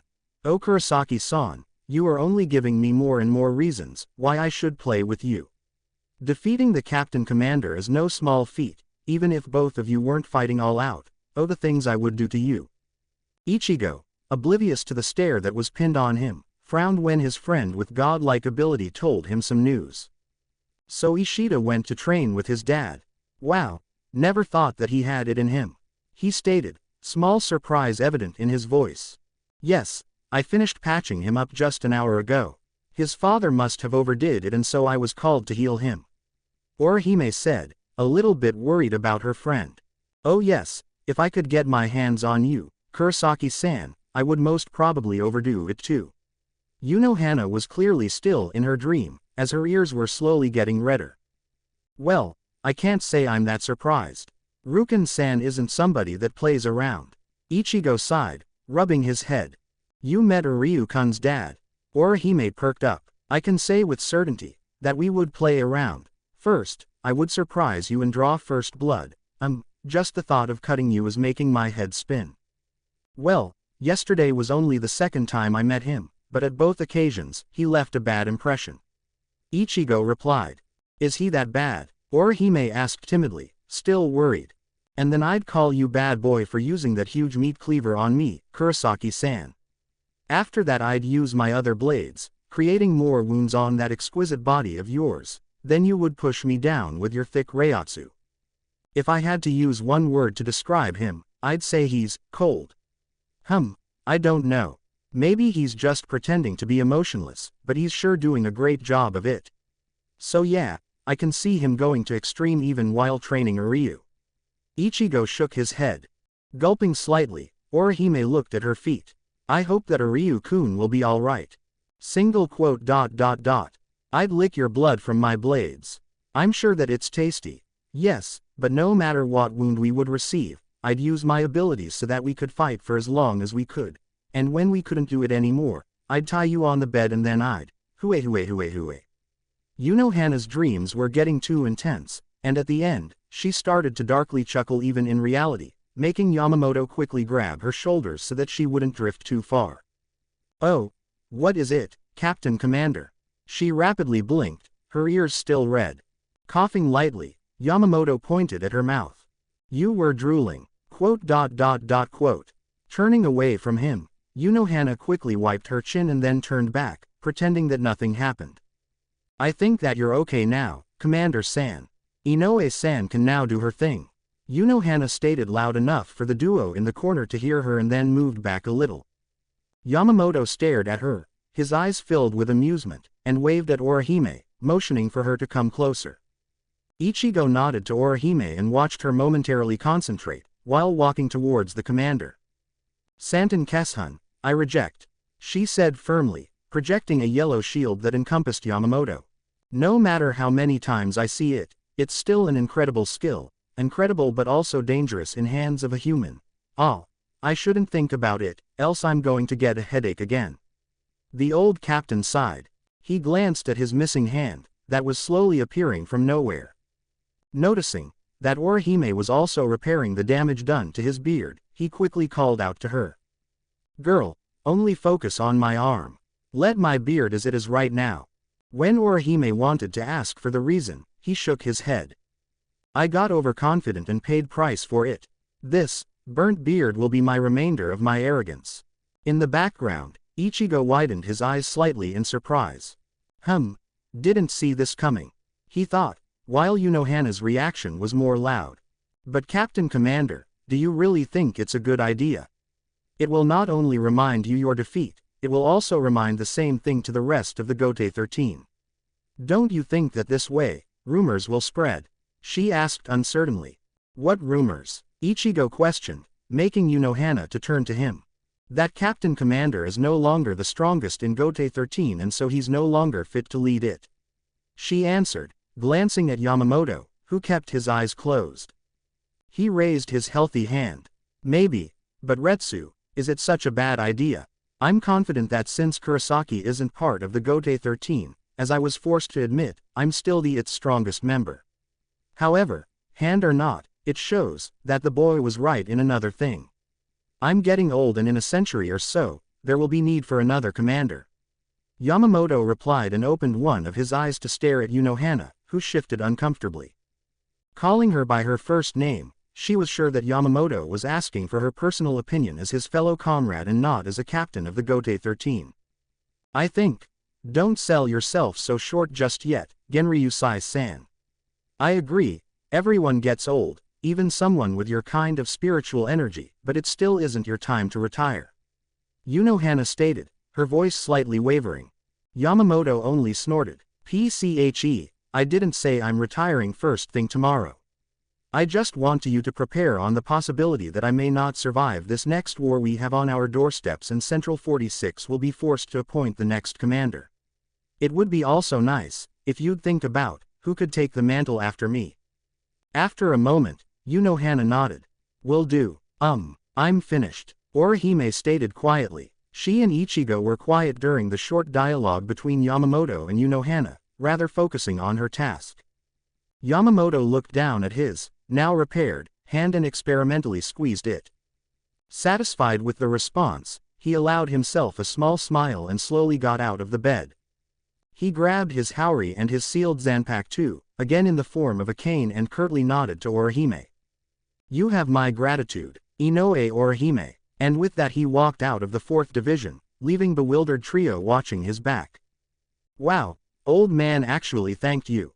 I think miracles do happen. Ichigo stated incredulously. Ichigo. That wasn't nice. Orihime looked at him with scandalous expression. Reet, my bad. Ichigo raised his hands in defense and slightly shivered. His instinct, inherited from Shirosaki, was telling him that he wanted to walk away from the 4th Division or else something bad would happen to him. Su, Hana-san, I think that's all. I should see Orihime getting safely home, so we'll be on our way. Ichigo quickly nodded to the captain, who was already slowly walking towards him and ignoring Orihime's yelp of surprise, he grabbed her shoulders and flashed away from the building. Hana was forced to stop with a dangerous smile on her lips. You won't be able to flee from me forever, Kurosaki-san. I'll have you soon, she whispered. 15 minutes later. Well, that's behind me, what now? Ichigo wondered aloud, walking away from the official Senkaimon that he, along with an official member of Gote 13, used to escort Orihime back to the world of the living. Maybe I should just take a break. Just 2 days ago, I fought the first hollow that came into existence, along with several other strong hollows. 1 day ago, I found out that my mom was a Quincy, making me a part Quincy, that I wasn't using real Zangetsu. Got the full story from Dad and Ruken-san, finally received my real Zanpakuto too. Learned that there will be another war soon. Today, I fought the freaking Captain Commander. He mused and let his legs to walk aimlessly, not noticing the stares from the rest of the population of the Sarate. No. That's not all. Aizen escaped. Soul King is involved in Mom's death, along with Ivach. I'm now transcendental. Aw man, I need a vacation. His thoughts were interrupted when Zangetsu called out to him. I agree Ichigo, you should take a break. Single quote. Zangetsu. Yeah, I should, shouldn't I? Ichigo chuckled lightly. But, ever since your fight with the commander, I sensed that your curiosity was piqued, so I think you should satisfy it before you try to relax, or else it'll bug you. Zangetsu continued, forcing Ichigo to sigh. Right, I wanted to ask Haki, if he could show me another Kido. I think I'm now quite adept at using those that he taught me and the one that old man used was, well, brutal. Not that I want to be brutal, but as it was already stated, one should have larger repertoire of techniques, just in case. Ichigo admitted. Well, what are you waiting for? You know where your friend is, don't you? Zangetsu asked with a tint of amusement in his voice. Ichigo almost wanted to pout. Oh, come on, I just managed to get away from Hana-san. I don't want to go back to 4th Division so soon. He all but whined. There, Ichigo. It'll be okay. ... That was weird, Zangetsu. Ichigo's sweat dropped at Zangetsu's attempt to be supportive. I do what I can. Came an amused reply. Snorting, Ichigo raised his eyes, to realize that he was in the middle of the Sarate, and that many stares were directed at him. Some looked like adoration, some like respect and a tiny portion like fear. Okay, what the hell? Don't tell me you don't understand what's going on, Ichigo. Ichigo raised one eyebrow when he saw that those that were looking at him quickly turned elsewhere after they noticed that Ichigo realized their stares. Single quote ... I did something. In his mind, Zangetsu crouched on the top of one of skyscrapers, fell on his knees and clutched his head. Oh, the stupidity, it burns. Oi, shaking his head, Zangetsu continued. Isn't it obvious? It's just like Unohana-san said. You defeated the Captain Commander, fair and square, without injuries, your burned fingers not counting. The rumors are already spreading. You were already a hero of the Winter War and now you're also a person that's stronger than the strongest. Of course they'd stare. You were becoming someone that the weaker one can look up to. It's now a public knowledge here, that a year ago, you weren't even a Shinigami and look at you now. I'd say, that a story like that can give others hope, a drive to improve themselves. If a human can get so strong in such a short time, a Shinigami can do it for sure. That your potential is a lot higher is not important. He finished and smirked, when Ichigo's eyes widened. You really think that this is true? Does it scare you? Ichigo gulped. Well, of course, if you're something like an idol for people, you have to be careful every day, so that you wouldn't do something stupid. It's a lot of responsibility. Zangetsu only scoffed. Yeah, right, like you haven't already proven that you can be responsible. Look, everybody know the whole story. I don't think that you doing something stupid would be anything new. It's what makes your story even more believable. People don't like a perfect protagonist, who can't do a single mistake. It's just not realistic. Look, you have been through so much that this much responsibility can't scare you. You knew that many people worshipped you ever since that party for the hero of the Winter War, so, just relax. He stated calmingly. Ichigo shook his head and continued walking towards the 4th Division barracks. Thanks, Zangetsu. You're right, I'm probably just overwhelmed. Too many things happened in such a short period. Starting tomorrow, I'm taking some free time. I'll try to learn some more Kido today and that's it. He mentally thanked his Zanpakuto spirit and after few more minutes, he entered his destination building. Even after everything, Ichigo still haven't learned that nothing he ever intended to do went just as planned. Hour later, 4th Division barracks. When do you think she could return to her division?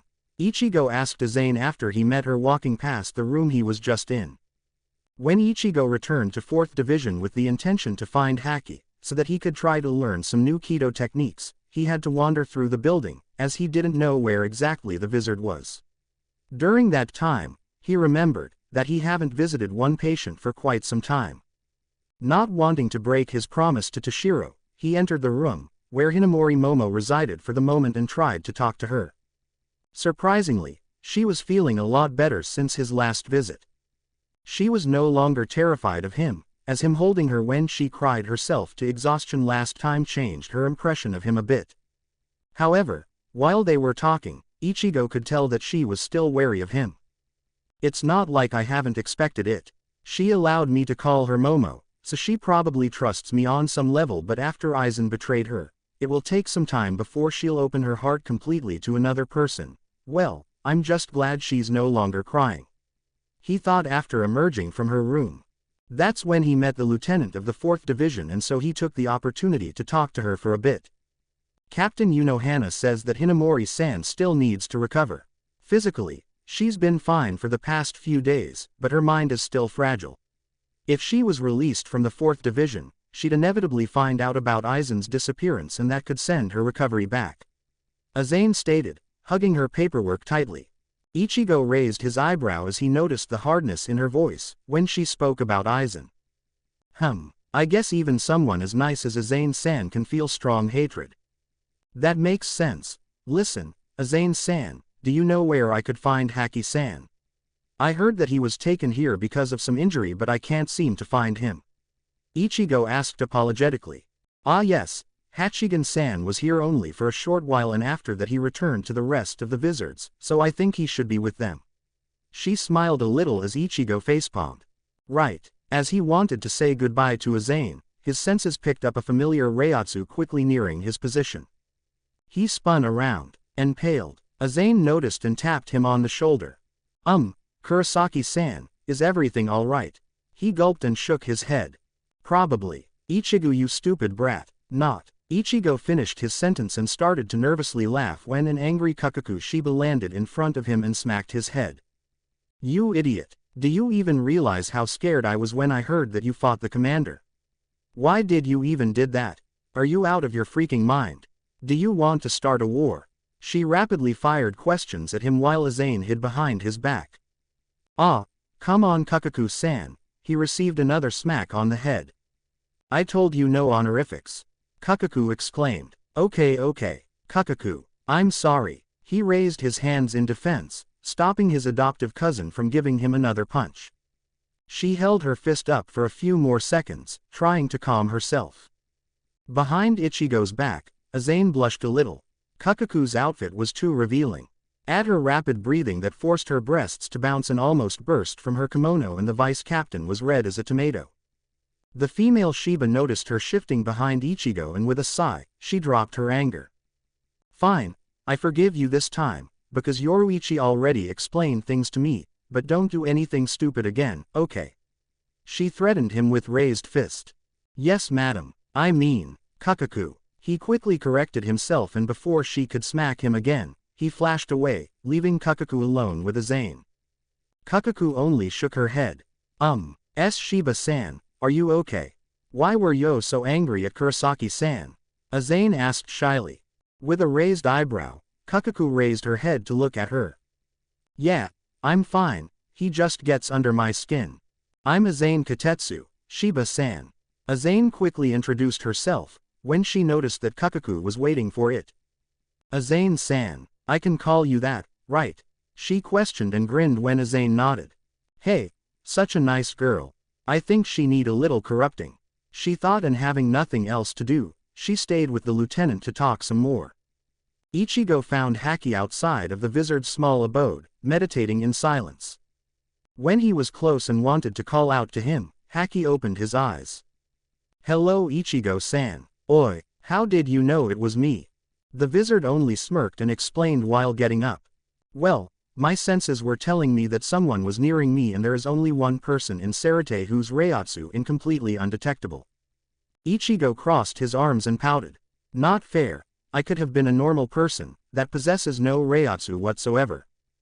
Haki only chuckled. Right, so, what can I do for you today, Ichigo-san? Ichigo's face lit up suddenly. Oh yeah, I noticed that you were the one who kept the barrier up during my fight with the old man, so I know that you saw it.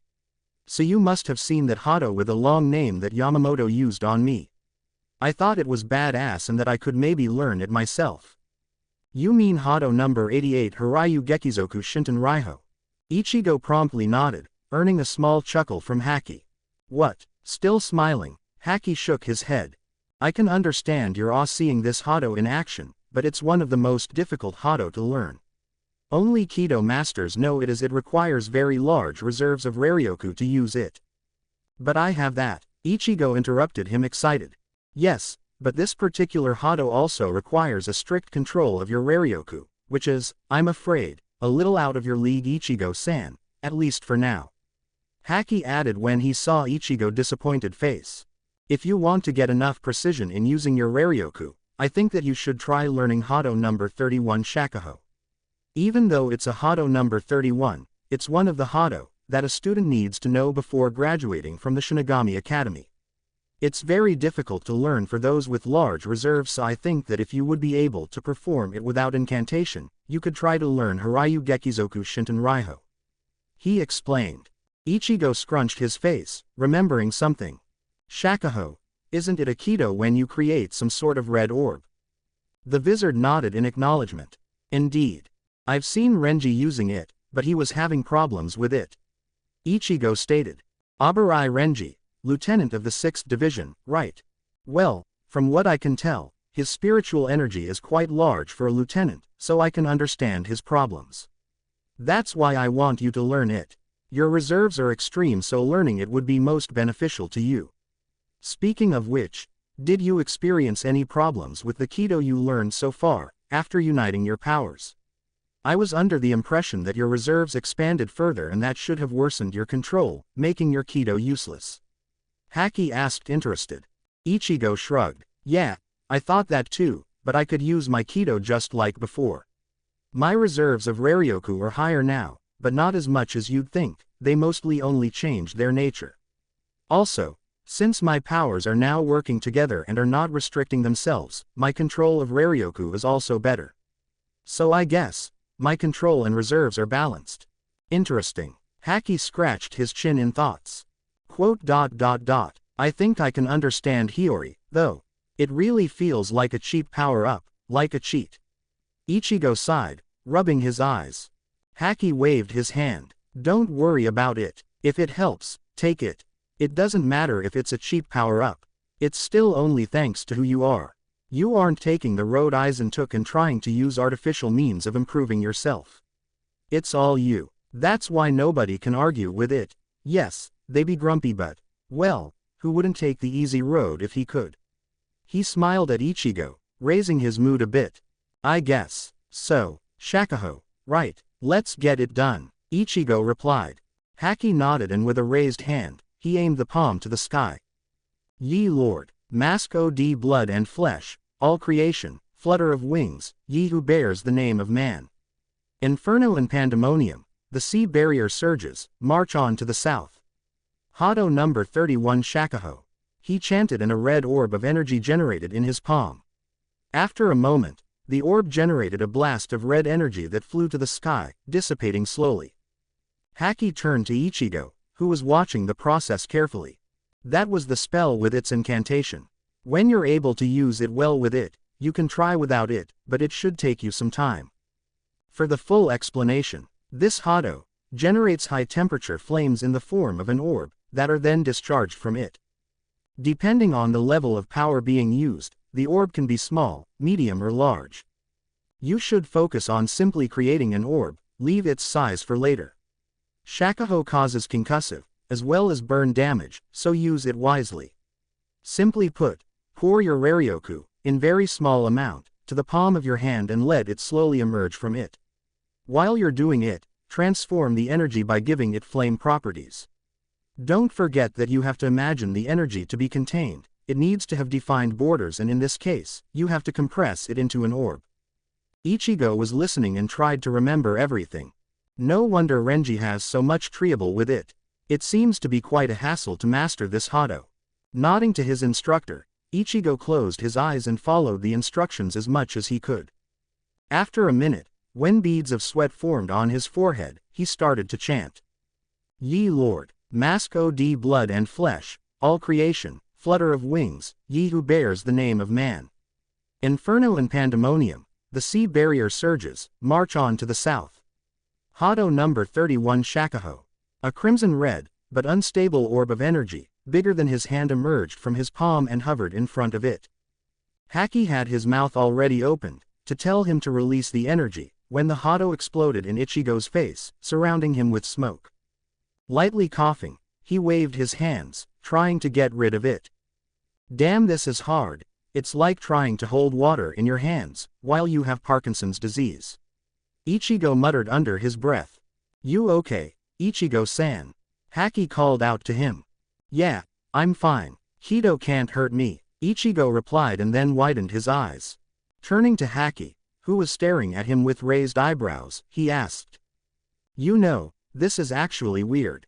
After Urahara-san's experiment, we determined that I can't be injured by any Kido, well, at least Hado, but I'm still able to use it, weird. Haki quickly shook his head. Nothing surprises me anymore. Take it this way, Ichigo-san. Even if it's weird, don't think about it like that. Think about it more like that you can try to learn any Kido without having to worry about, Ichigo-san, you may have to rethink your statement. Haki trailed off when the smoke finally disappeared and he could finally see Ichigo. The latter looked at him in confusion. Without word, Haki pointed at Ichigo's hands. Looking down, Ichigo was baffled. His hands were burned. What the? But Urahara-san, ah crap. I give up. Nothing makes sense anymore. Haki adopted a thinking pose and rubbed his chin. You say that Urahara-san tried to make an experiment, so I guess he tried to use some Hado on you, didn't he? Ichigo nodded. Well, you have to take into consideration that Urahara-san is still only a Shinigami, so his Raryoku is the one of a Shinigami, while your own Raryoku isn't. So you can say that when a Shinigami uses a Hado on you, he can't touch you, but you, or other Transcendentals, could. Haki wondered. Fine, let's just try it again. Ichigo grunted and wiped his hands in his clothes, as only his hiero was signed and he felt no actual pain. But still, Urahara-san is a Shinigami, but he could still hurt me with his Zanpakuto's ability. We are missing something. He thought and focused on the Hado again. 50 minutes later. Ah, screw it. Ichigo cursed loudly, when his shakuho blew in his face once again. Even after almost an hour, he was still unable to produce a stable Hado. What was the source of his irritation? Easy, Ichigo-san. I told you at the beginning. Shakuho is a hard spell to learn. You need to have precise control of your Raryoku. You can be happy that you can at least form an orb with it. It explodes after a moment, but you're still doing fine. Haki tried to calm him down. Fine. Stupid Hado. Ichigo grumbled in frustration, making Haki smirk silently. But to lift your mood, I think that there is a great chance that you'd be able to learn another Hado very quickly. It's called Reikoho and it's a Hado number 63. I heard that the Shiba clan is well versed in this Hado. Moreover, like Shakuho, this Hado generates an orb of energy, but this time, it'll be yellow and it's of lighting nature, similar to Byakurai that you already know. Haki stated, getting Ichigo's attention. Orb of lighting. Where did I hear that be? Ichigo widened his eyes. I remember. Kukaku used it on Sokyoku Hill. Wait, she used something similar when I was fighting with Ganjo. Bad memory. He shuddered and turned to the wizard. Sounds cool. Haki grinned and once again, he raised his hand and aimed the palm to the sky. Sprinkled on the bones of the beast. Sharp tower. Red crystal, steel ring. Move and become the wind, stop and become the calm. The sound of warring spears fills the empty castle. Hado number 63 Reikoho. After he finished the incantation, a massive lightning emerged from his hand and disappeared high in the sky. Wow, Ichigo said while covering his eyes from the bright light. Haki shifted his head towards Ichigo. As you can see or feel, being a Hado number 63, this Kido is highly destructive, so be careful when using it next to your comrades. Your turn. Ichigo closed his eyes and concentrated. As Haki noted the similarity between the nature of the energy discharged when using Byakurai and Reikoho, Ichigo used the same procedure he used with Byakurai, and when his Raryoku flew into his palm, he transformed the energy, imagining it to have electric properties. Defining its rounded borders, he started to chant. Sprinkled on the bones of the beast. Sharp tower. Red crystal, steel ring. Move and become the wind, stop and become the calm. The sound of warring spears fills the empty castle. Hado number 63 Reikoho. To his surprise, a huge, but stable orb of yellowish energy formed in front of his hand, crackling loudly. Now, discharge the energy. Haki yelled loud enough for Ichigo to hear him. As he did as instructed, a massive lightning, even bigger than the one Haki created, flew from his hand into the sky, clearing the clouds above them. Cool. Ichigo grinned at Haki and widened his eyes, when he noticed the rest of the wizards looking at him with mixture of respect and envy. Not bad, Ichigo. Shinji applauded him, while Hiyori pouted angrily and turned her head away. Thanks, I can't believe I did it on first time, even if it's still with an incantation. Ichigo thanked, smiling widely. I believe that since you can use Byakurai effectively and you share some similarities with Shiba Kukaku's personality, I think it's safe to say that it's in your character to use electrical Kido easier. Shakuho is fire-based, so maybe that's why it's so hard for you. But it's only my thinking, I may be completely wrong. Haki stated. Maybe. Thank you, Haki. Do you think you have time to teach me some Bakudo maybe? Ichigo asked with wide grin. Well, we wanted to train but I guess one Bakudo couldn't. Wait, who the hell is coming here with that Reiatsu? Shinji frowned. Now that you mention it, it's quite. Kensai started but Ichigo interrupted him with another beads of sweat forming on his forehead. Kenpachi. Who? Love asked when a tall person fall behind Ichigo, swirling dust around himself and widening eyes of the wizard with his monstrous Reiatsu. Ichigo, you were itching for a fight and you chose the old fart, I'm hurt. Zaraki Kenpachi yelled, with his eye patch already ripped and safe in his hand. Should have seen that coming. Ichigo sighed. With a battle cry, Kenpachi jumped, slashing at Ichigo, who quickly grabbed his sword and blocked the attack, creating a small shockwave that rustled Wizard's hair. In a deadlock, Ichigo called out to Kenpachi. Fine, Kenpachi, I'll fight you, under one condition.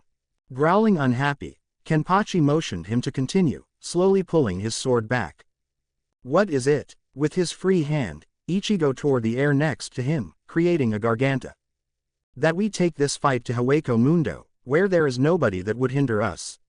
He stated with a grin. Suddenly grinning widely, Kenpachi nodded and jumped inside, after Ichigo and the garganta closed behind them. The wizards looked at each other. Shouldn't we, alert somebody? Rose asked with a sweat on his brow. Facepalming, Shinji nodded. Y'all chill, I'll do it. Haweko Mundo, in the middle of nowhere. Ichigo was standing face to face against Kenpachi, both having the same grin on their faces. Their blades were drawn. From their stances, it was obvious that this was going to be a pure sword match. No flashy spells, just pure slashing, hacking, slicing, cutting, injuring. I'm glad that you didn't chicken out on me, Ichigo. I have to say, I almost expected it. Kenpachi called out. Ichigo chuckled and shook his head.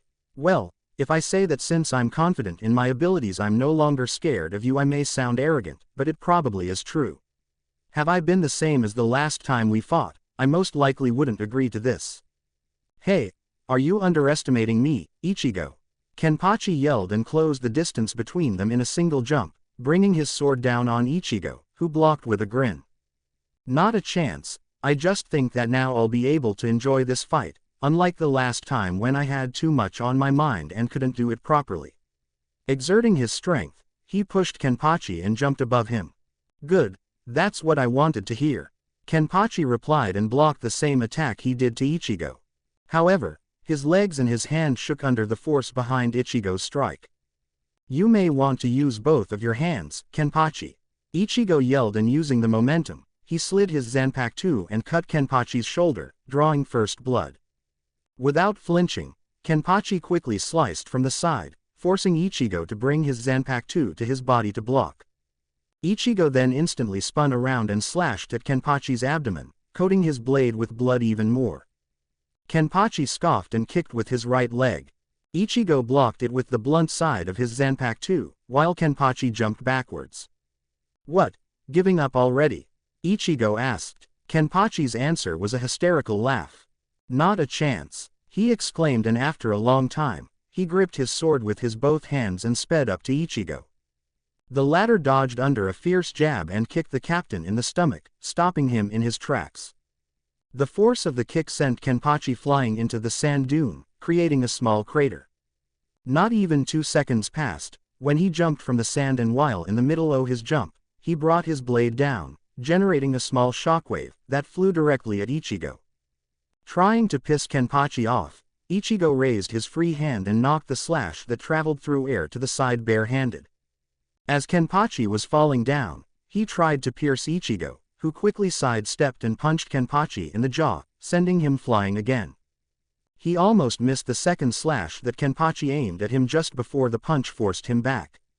Ichigo hastily jumped just above the attack, narrowly missing it, and watched as Kenpachi once again stood up. I have to hand it to the guy. I already knew that he's durable, but he's just as unpredictable using his sword as I am. Kenpachi wiped a small trickle of blood that came out of his mouth and grinned. Nice punch. And he was at Ichigo's face again, who quickly raised his sword. The captain of the 11th Division couldn't react in time and was pinned against the tip of Zangetsu instantly. The strength behind his jump unfortunately proved too much, and Ichigo's blade pierced him through his left lung.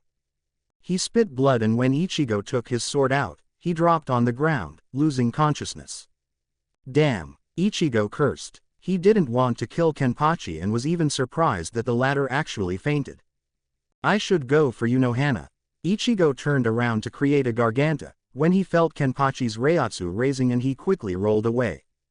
Luckily he did so, because a moment later, a sword slashed through the air where he just stood. It was Kenpachi, who was on his feet again, cracking his neck joints. That was cheap, Kenpachi. Ichigo frowned when he felt a slight increase in Kenpachi's Reiatsu. Shut up. You should never turn your back to the opponent, until you're sure that he's dead. He yelled and again, brought his sword down on Ichigo, who frowned again. It's not just his Reiatsu, his strength has increased a bit too, what's going on? He thought, confused. He had to force his focus back on fight as Kenpachi tried to kick him in the chin, so he had to step back to avoid it. Kenpachi then proceeded to slash at him repeatedly, forcing Ichigo to block the vicious attacks. Seeing a slower strike, Ichigo used the split second to slap Kenpachi's sword to the side, making him lose the balance, and sidestepping his falling body he slitted the side of his neck. While falling down, Kenpachi sliced from under. Seeing the danger, Ichigo speedily jumped above it and aimed to cut the falling Kenpachi, who still had the time before finally falling on the ground, and so he kicked Ichigo's hand, that was gripping the sword, and forced him to sail through the air. Both of them immediately after that jumped at each other, their blades meeting in the center and creating a small shockwave that blew the sand away. Finally, we're having some fun. Kenpachi grinned and tried to uppercut Ichigo.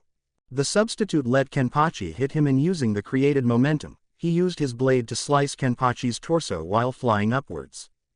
While Kenpachi recoiled in surprise, Ichigo spun himself in the air and landed on his feet. Not wasting a moment, he ricocheted from the ground and flew at Kenpachi in great speed, aiming a jab, catching the captain off guard and pierced him through the neck. Kenpachi spit more blood. Damn, he whispered and blacked out. This time, Ichigo was more careful. After waiting a few seconds, he widened his eyes and jumped back when Kenpachi opened his eyes. What just happened? It almost looked like you lost consciousness for a moment, Ichigo asked with a frown. Kenpachi spit on the ground. Shut up. He used a shunpo, appearing behind Ichigo, trying to bifurcate him. Ichigo jumped away and grunted, when the blade missed him only by inches. Really? What's going on?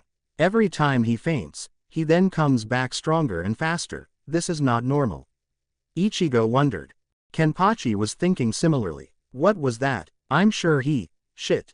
There's no time to think. Now. I must focus on this fight, it's too good.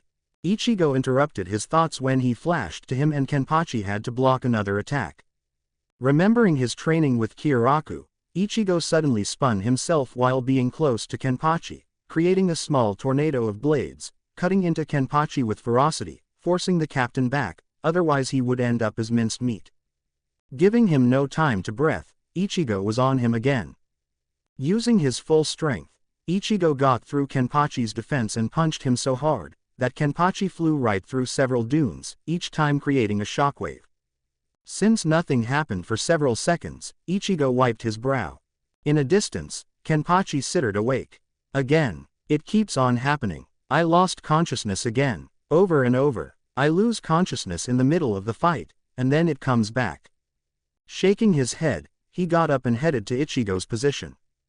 It feels nostalgic. Fighting is fun, but I never happened to lose control or consciousness. It happened only once, only when I fought her. He gritted his teeth and flashed to Ichigo, who was ready for him. Their blades met again, and again, and again. Each time creating a shockwave, each time after Kenpachi's consciousness returned, the shockwave became bigger. After he fainted for the 10th time, he was finally able to catch Ichigo off guard and slightly cut his Shihakusho, forcing Ichigo to use more and more of his power.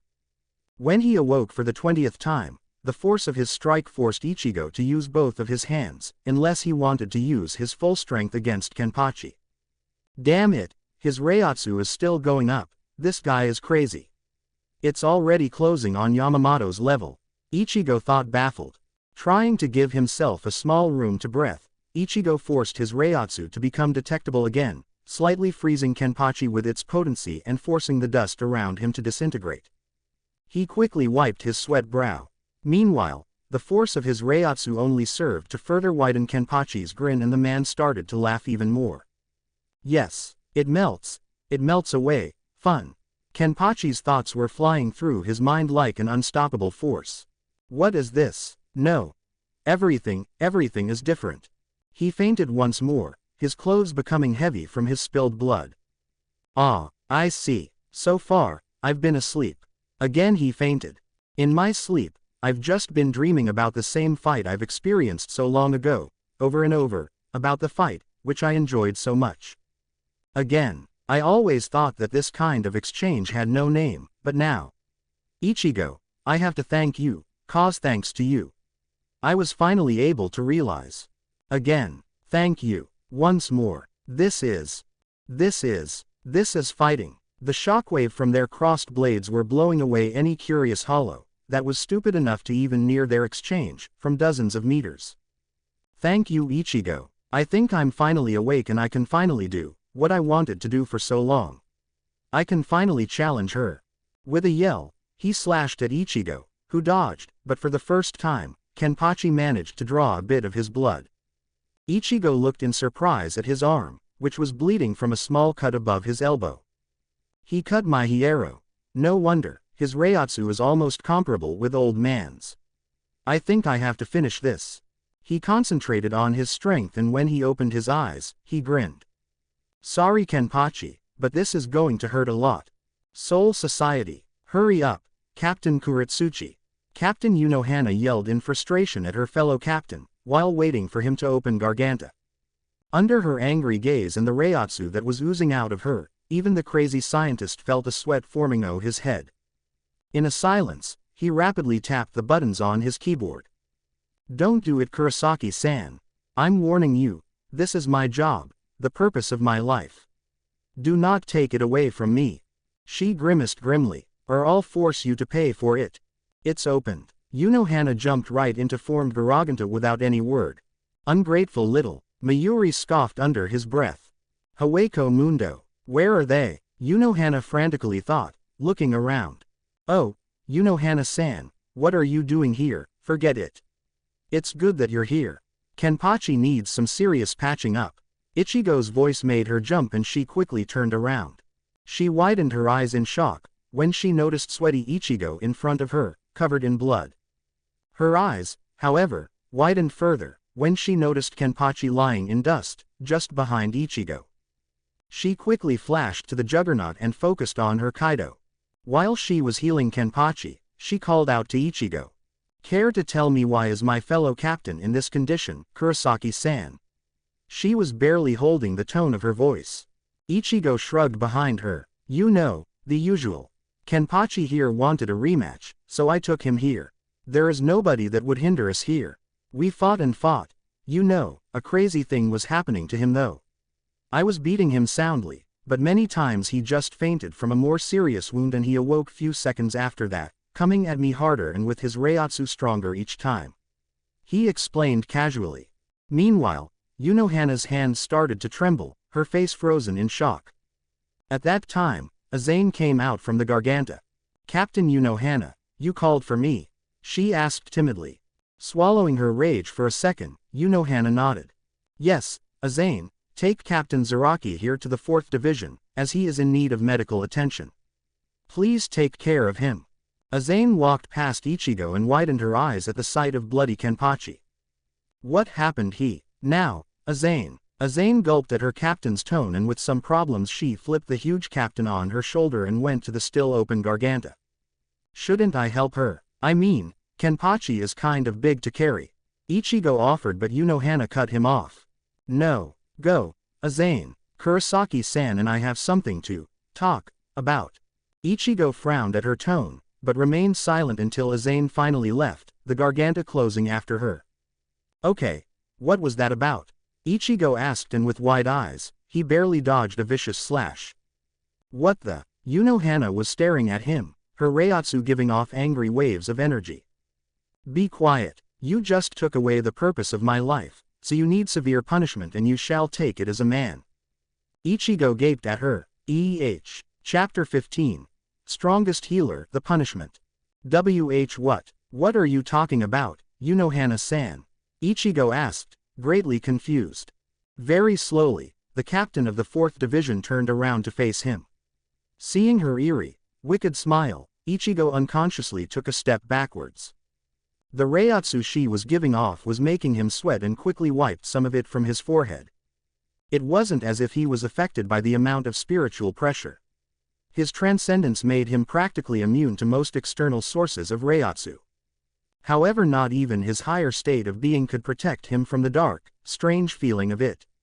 Not unlike his last encounter with the Quattro Espada, Ulquiorra Cipher, where the pure despair-soaked Reiatsu of the Arrancar was forcing him every second of their fight to just give up. In this moment Captain in front of him was making him slowly take more and more steps back. Single quote. Single quote. For a moment, his mind went blank as he never thought to see this side of the usually kind healer. With a single movement of her hand, Unohana unbraided her long hair, letting it freely fall around her body. "Kurosaki-san, get ready," she quietly, yet strongly enough for Ichigo to hear, whispered with a shadow of her hair covering her face. Still in a disarray, it took Ichigo a moment to notice that the captain already moved from her previous position with her sword quickly falling upon his head. Jerking his head to the left, he managed to avoid her attack. Yet his vision was tilted. Ichigo found himself flying through the air and crashed into the nearby tree. He instantly got back up and coughed a little after a bit of sand got in his mouth. What was that? He thought in surprise. Looking up, he saw Unohana slowly lowering her leg, with which she sent him flying. Now, Kurosaki-san, don't tell me that this is it." Her tone sent shivers through Ichigo's spine. She slowly walked towards him, raising her Zanpakuto again as she drew closer. "Wait, why are you doing this? What happened? What's going on? I don't understand at all." Ichigo frantically tried to stop her. She just chuckled darkly and flashed to him, aiming to slice up his abdomen. Still confused, Ichigo let his instincts to kick in and he reflexively brought his own Zanpakuto to block her attack. But Unohana Retsu was no longer the mild and kind healer from the 4th Division. Now, she was in a killing mode, and the instant their swords met, she withdrew the blade and used her momentum to jump at Ichigo's shoulders, sending him stumbling forward. While in air, she spun herself and sliced at Ichigo's falling back, tearing his Shihakusho, but failing at drawing blood from him. She landed on the ground and clicked her tongue in dissatisfaction. With her Zanpakuto in her line of sight, she frowned and quietly whispered, "Tear their flesh, Minazuki." Meanwhile, Ichigo turned around after almost falling to the ground and furiously tried to figure out the current situation. "Shit, what did I do to earn this? I have no freaking idea what's going on." He opened his mouth to voice his thoughts, but Unohana cut him off. "No talking." Cursing his own luck, Ichigo ducked under a vicious strike and used the hilt of his Zanpakuto to punch the captain in the stomach. From the corners of his sight, he saw something shiny getting too close to his face and he instantly used the side of his sword to deflect it. It was a short knife that Unohana sent at him after he struck her in the stomach. Despite the blow, Unohana merely used the force behind it to naturally fly upwards, and in midair she took out the said knife, trying to surprise him. After deflecting the knife, Ichigo rolled to the side and watched as the sand in his previous position got blasted away after Unohana's sword pierced the ground with great force. Seeing the opening, he closed on her, aiming a jab at her shoulder. Using a minimal movement, Unohana sidestepped his attempt and tried to trip him with a low kick. Barely having a time to come up with clever solution, Ichigo jumped above kick and rolled forward. Giving him no time to steady himself, Unohana threw a barrage of knives at him, which he blocked with his Zanpakuto while crouching. "That's better, Kurosaki-san, certainly better." She praised him, her wicked smile still present on her face. Ichigo got up and cursed quietly. "Damn, what's up with her? She fights so. I almost can't read her movements. She's on whole another level in comparison with Byakuya or Urahara-san." Narrowing his eyes slightly, Ichigo tried to watch her movements more closely when she suddenly jumped high and sent another group of knives at him. Where is she keeping them? Ichigo wondered while blocking each of the sharp blades. Though he had no time to ponder about it as Unohana came crashing down, bringing her sword hard on him. The force behind the strike made Ichigo to widen his eyes. Sparks were created at the meeting point of their blades. Their gazes met. One was filled with confusion and a bit of hidden resolve. One was filled with anger and a bit of excitement. In that moment Unohana's right leg kicked forward and Ichigo hastily jumped backwards, feeling the tip of her sandal graze his family jewels. That was too close. He wanted to get back at her when Zangetsu's voice cut through his mind. "Yua, she touched my tra lala, Yua, my ding ding dong. ... What the hell Zangetsu, can't you read the mood? I'm trying not to get sliced up into pieces and you bring up that cursed song. Gah, no, now it's going to be stuck in my head for hours. Ichigo desperately cried in his mind. It must have shown itself on his face as Unohana's movements stopped for a moment and she frowned when Ichigo lightly punched his own head. He turned his eyes to her and shook his head.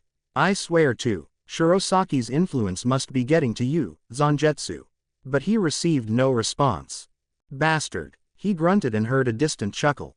I don't know what are you thinking Kurosaki-san, but you should concentrate on getting punished. Unohana warned him in low voice. Once again, when Ichigo tried to raise his hand to stop her and open his mouth to voice his thoughts, she cut him off with a quick shunpo to his side, delivering a hard kick to his ribs. Quickly reacting, he put up his sword to block and felt as his Zanpakuto vibrated from the strength of the kick. He kicked out too, but Unohana managed to jump above his strike and kicked him in the chin, sending him stumbling. Seeing the opening, she aimed a jab at his chest. Ichigo noticed it at the last moment and knowing he had no time to raise his sword, he used his other hand to slap her blade away. At that moment, he felt her Zanpakuto surprisingly sink into his arm. After her sword was deflected, Unohana jumped backwards, while Ichigo looked at his hand. It wasn't bleeding, meaning that Unohana hadn't managed to cut deep enough, however just the fact that she was able to pierce his skin greatly surprised him. He looked from his hand and glanced at Unohana's Zanpakuto. Wait a minute, the shape of her sword is different, oh come on, when did she release her Zanpakuto? Ichigo wondered and forced down an urge to slap his forehead when Zangetsu answered for him. Oh, she released it after she noticed that she couldn't cut you with her sword in sealed state. Ichigo's Zanpakuto said nonchalantly, while casually picking dirt from his fingernails. A small tick mark appeared on Ichigo's forehead. Maybe you should have, I don't know, mentioned that. A response came instantly. Nah, you're good without me meddling in this. When a second tick mark showed itself, Zangetsu cut Ichigo off. I may say that, but you should still keep your eyes open. She's trying to flank you from side. Ichigo instantly rolled forward and dodged a nasty slash that could have left a mark. Okay, I'm slowly getting enough of this. She's not even telling me the reason for her attacking me out of the blue. He growled and got back up with the intention of ending this dispute. Pointing his finger forward, he muttered quietly. Bakudo number 1. Sigh. To his surprise, even after his action took only a mere second to do, Unohana simply evaded his Kido, for the first time in their fight looking amused. My, Kurosaki-san, the foreplay is not even finished and you're already going all bondage on me. That won't do. Her face morphed back into angry expression. That certainly won't do, she said and aimed her own finger at him. Bakudo number 61, Raikujokuro. 6 thin, wide beams of light slammed into Ichigo's midsection, trying to immobilize him. Ichigo just clicked his tongue and swatted the Kido away. Kido can't affect me, Unohana-san. I know. He stiffened when her voice came from unexpectedly close distance. I watched your fight with Commander San, after all. She whispered into his ears, making him shiver. Hearing a distinctive sound of sword being slashed, he spun around, barely blocking the opposing Zanpakuto. To his shock, however, what he blocked was a small knife, one of many that Unohana threw at him before. He jumped backwards when he felt a stinging sensation on his right leg. Looking down, he noticed that his clothes, along with his thigh, were slightly cut and a small amount of blood trickled down from the wound. How did she? He glanced back at Unohana, who raised her Zanpakuto, that was in her left hand, and licked the small amount of blood from it. I was right, your blood does taste very nice, she announced slowly, making Ichigo gulp.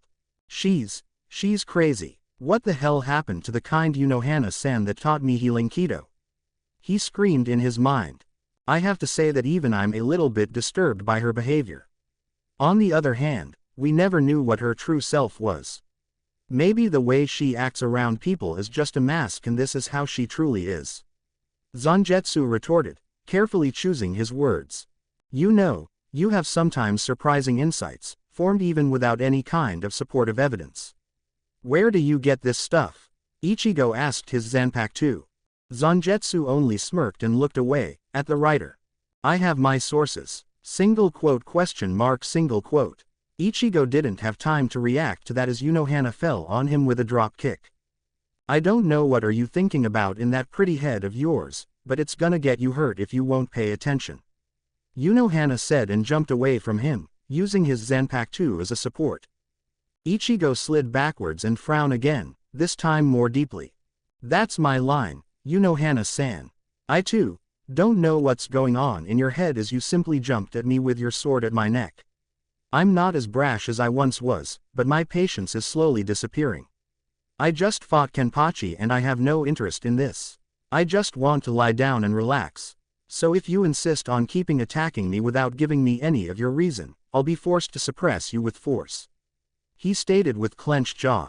The expression on Captain's face remained the same, but Ichigo could see that her eyes sparkled with dangerous glint. I see, she mumbled and once again, closed on him, sending furious jabs everywhere. As he was trying to dodge them all, Ichigo clicked his tongue.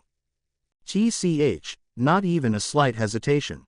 Trying to spot her every movement, Ichigo waited for the right moment, slowly walking backward after each of her jabs missed the spot.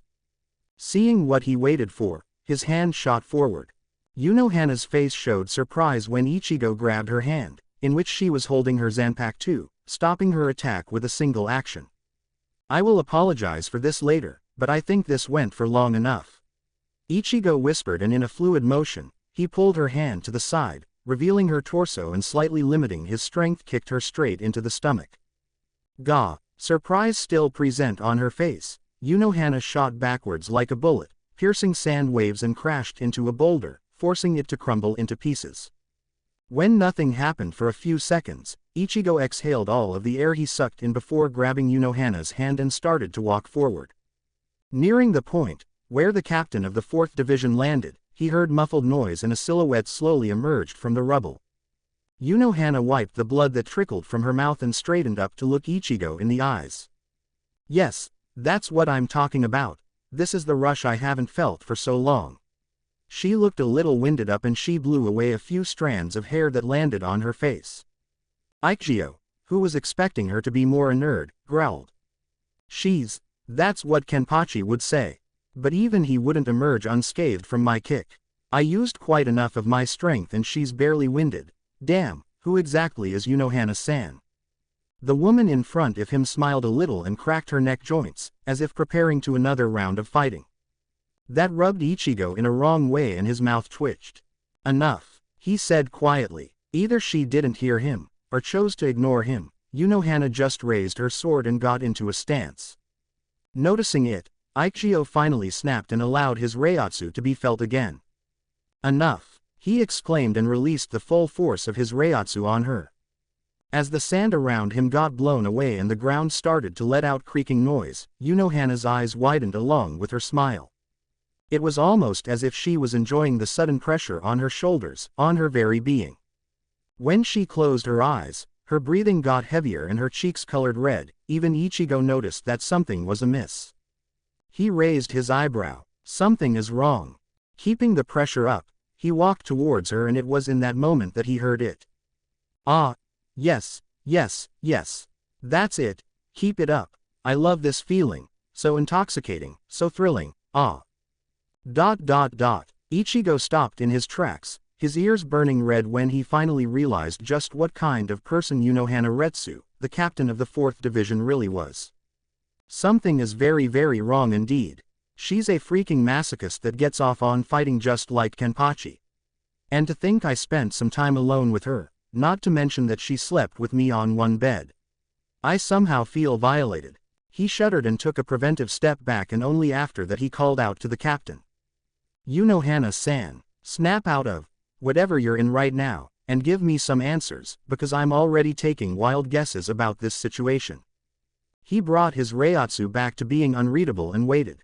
After a moment, Unohana opened her eyes with a sad, disappointed sigh. Slightly grimacing, she took a deep breath to calm down and pierced Ichigo with her sharp stare. Returning her stare with his own fierce gaze, Ichigo held his chin up, not backing away.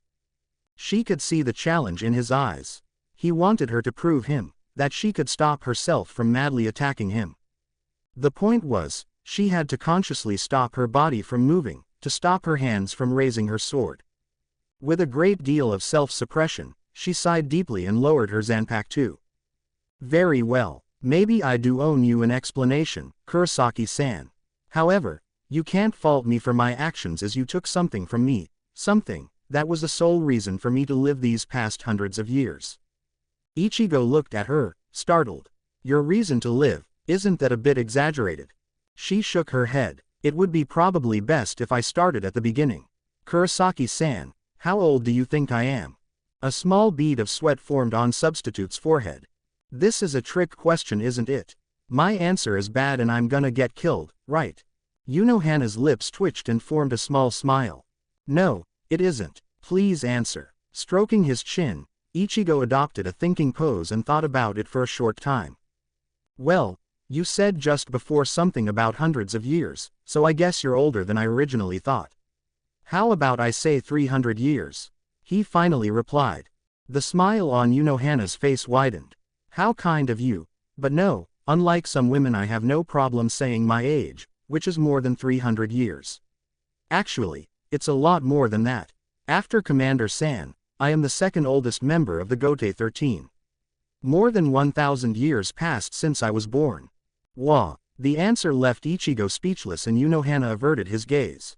I can imagine that it comes as a shock to you, but there is a lot more than that. There is more about me, about my past, that you could hope to imagine. Truthfully, I am not ashamed of my past, however, after living peacefully for so long, it gets hard to talk about it. She trailed off as a memory entered her mind. His mind finishing the reboot, Ichigo blinked twice to be sure.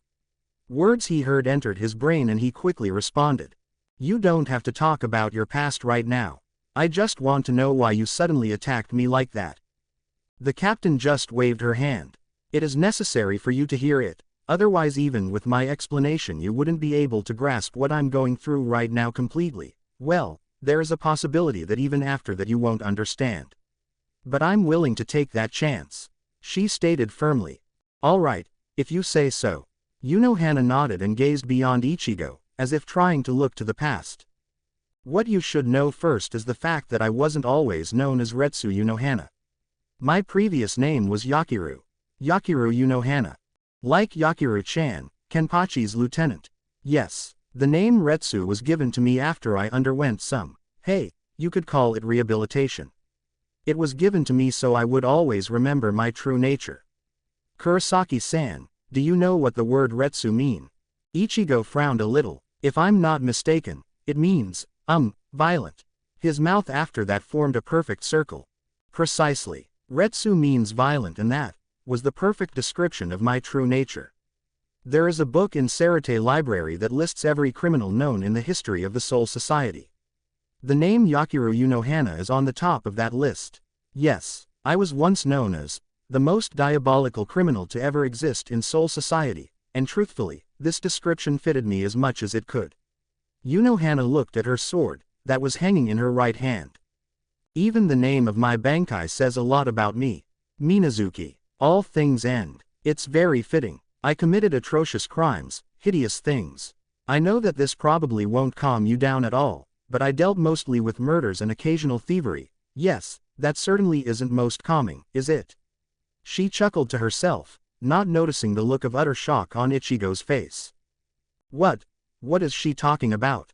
Crimes, murders. She is a serial killer. That can't be right. Wait until the end and only then form your opinion. A surprisingly calm voice said to him. At that time, the Gotei 13 mostly didn't even exist. It was called divisions. Commander San was already the leader of this group. However, the members of this group were diametrically different from those that are currently in the Gotei 13. They were mostly like me, a bunch of bloodthirsty savages. Maybe it was just because of that they were able to secure a fragile peace in this place. As my crimes were getting more numerous and my name more widely known, the Commander San contacted me. The funny thing is, it wasn't because he wanted to arrest me. On the contrary, he wanted me to join his little groups of barbarians. He acknowledged my strength and knew that I'd be a perfect fit for the group. Now that I think about it, it was probably because my crimes weren't directly affecting their peace, that he wasn't trying to arrest me. Of course, I rejected his idea. Hana stopped for a moment and coughed a little. Yamamoto-san was a different man that time, but even that version of him was stubborn and didn't take a no for an answer. He insisted that I join their group, otherwise he'd be forced to dispose of me interfering with their peace or not. I got excited. It has been some time since anyone gave me a good fight. So I gambled and told him that I'd join their divisions only if he could defeat me. You have to understand, at that time, I was undefeated. I left all of my opponents lying in their own pool of blood. Therefore I thought nothing of it. Imagine my surprise when he took out his Ryujin Jaka. I never saw such strong-looking Zanpakuto before. But before my eyes, he sealed his Zanpakuto and told me that he would fight me in what I considered to be my best skill, Kendo. I got enraged, because I thought he was looking down on me. Looking back, he probably did it in fear of killing me. Even in pure Kenjutsu match, despite me knowing 8,000 ways of the sword, we were equals. It didn't matter how long we fought. Neither of us could gain any real advantage over the other. In the end, after a 2 days long fight and seeing that his stamina remained unshaken, while I was very slowly getting tired, I yielded and agreed to join them. Ichigo just stood there, quietly listening to everything that Hana said with blank face. After I joined the divisions, I was told that I could continue to do what I was doing till that time, meaning that I could regularly dispose of people, but now, it was important that I was doing it only to the bad guys. Well, it wasn't that bad of an offer, and so, ever so slowly years, decades, centuries passed. My blade and my thirst for blood were getting dull, and cutting down petty criminals, foolish enough to cross my path, wasn't enough to bring me any kind of satisfaction. I was, slowly, but surely, getting bored of this world, of my life that had no real meaning. Past days of carnage were being replaced with days of boredom, apathy, and ever so present death. Time was getting irrelevant. There was nothing that could bring me any enjoyment. The abyss of lethargy was hovering above like the sword of Damocles. I was being drawn to the emotionless darkness, letting myself functioning like a machine devoid of any life. As if to emphasize the mood and her emotions, Hana's Reiatsu swirled around her, creating an eerie atmosphere. She raised her head and showed Ichigo her fierce stare. It was then that he came. Like a lightning from a clear sky, he shocked my being with his presence, despite being only a child. Zaraki Kenpachi. This time, Ichigo's blank face filled itself with a hint of an emotion. Kenpachi met her as a kid.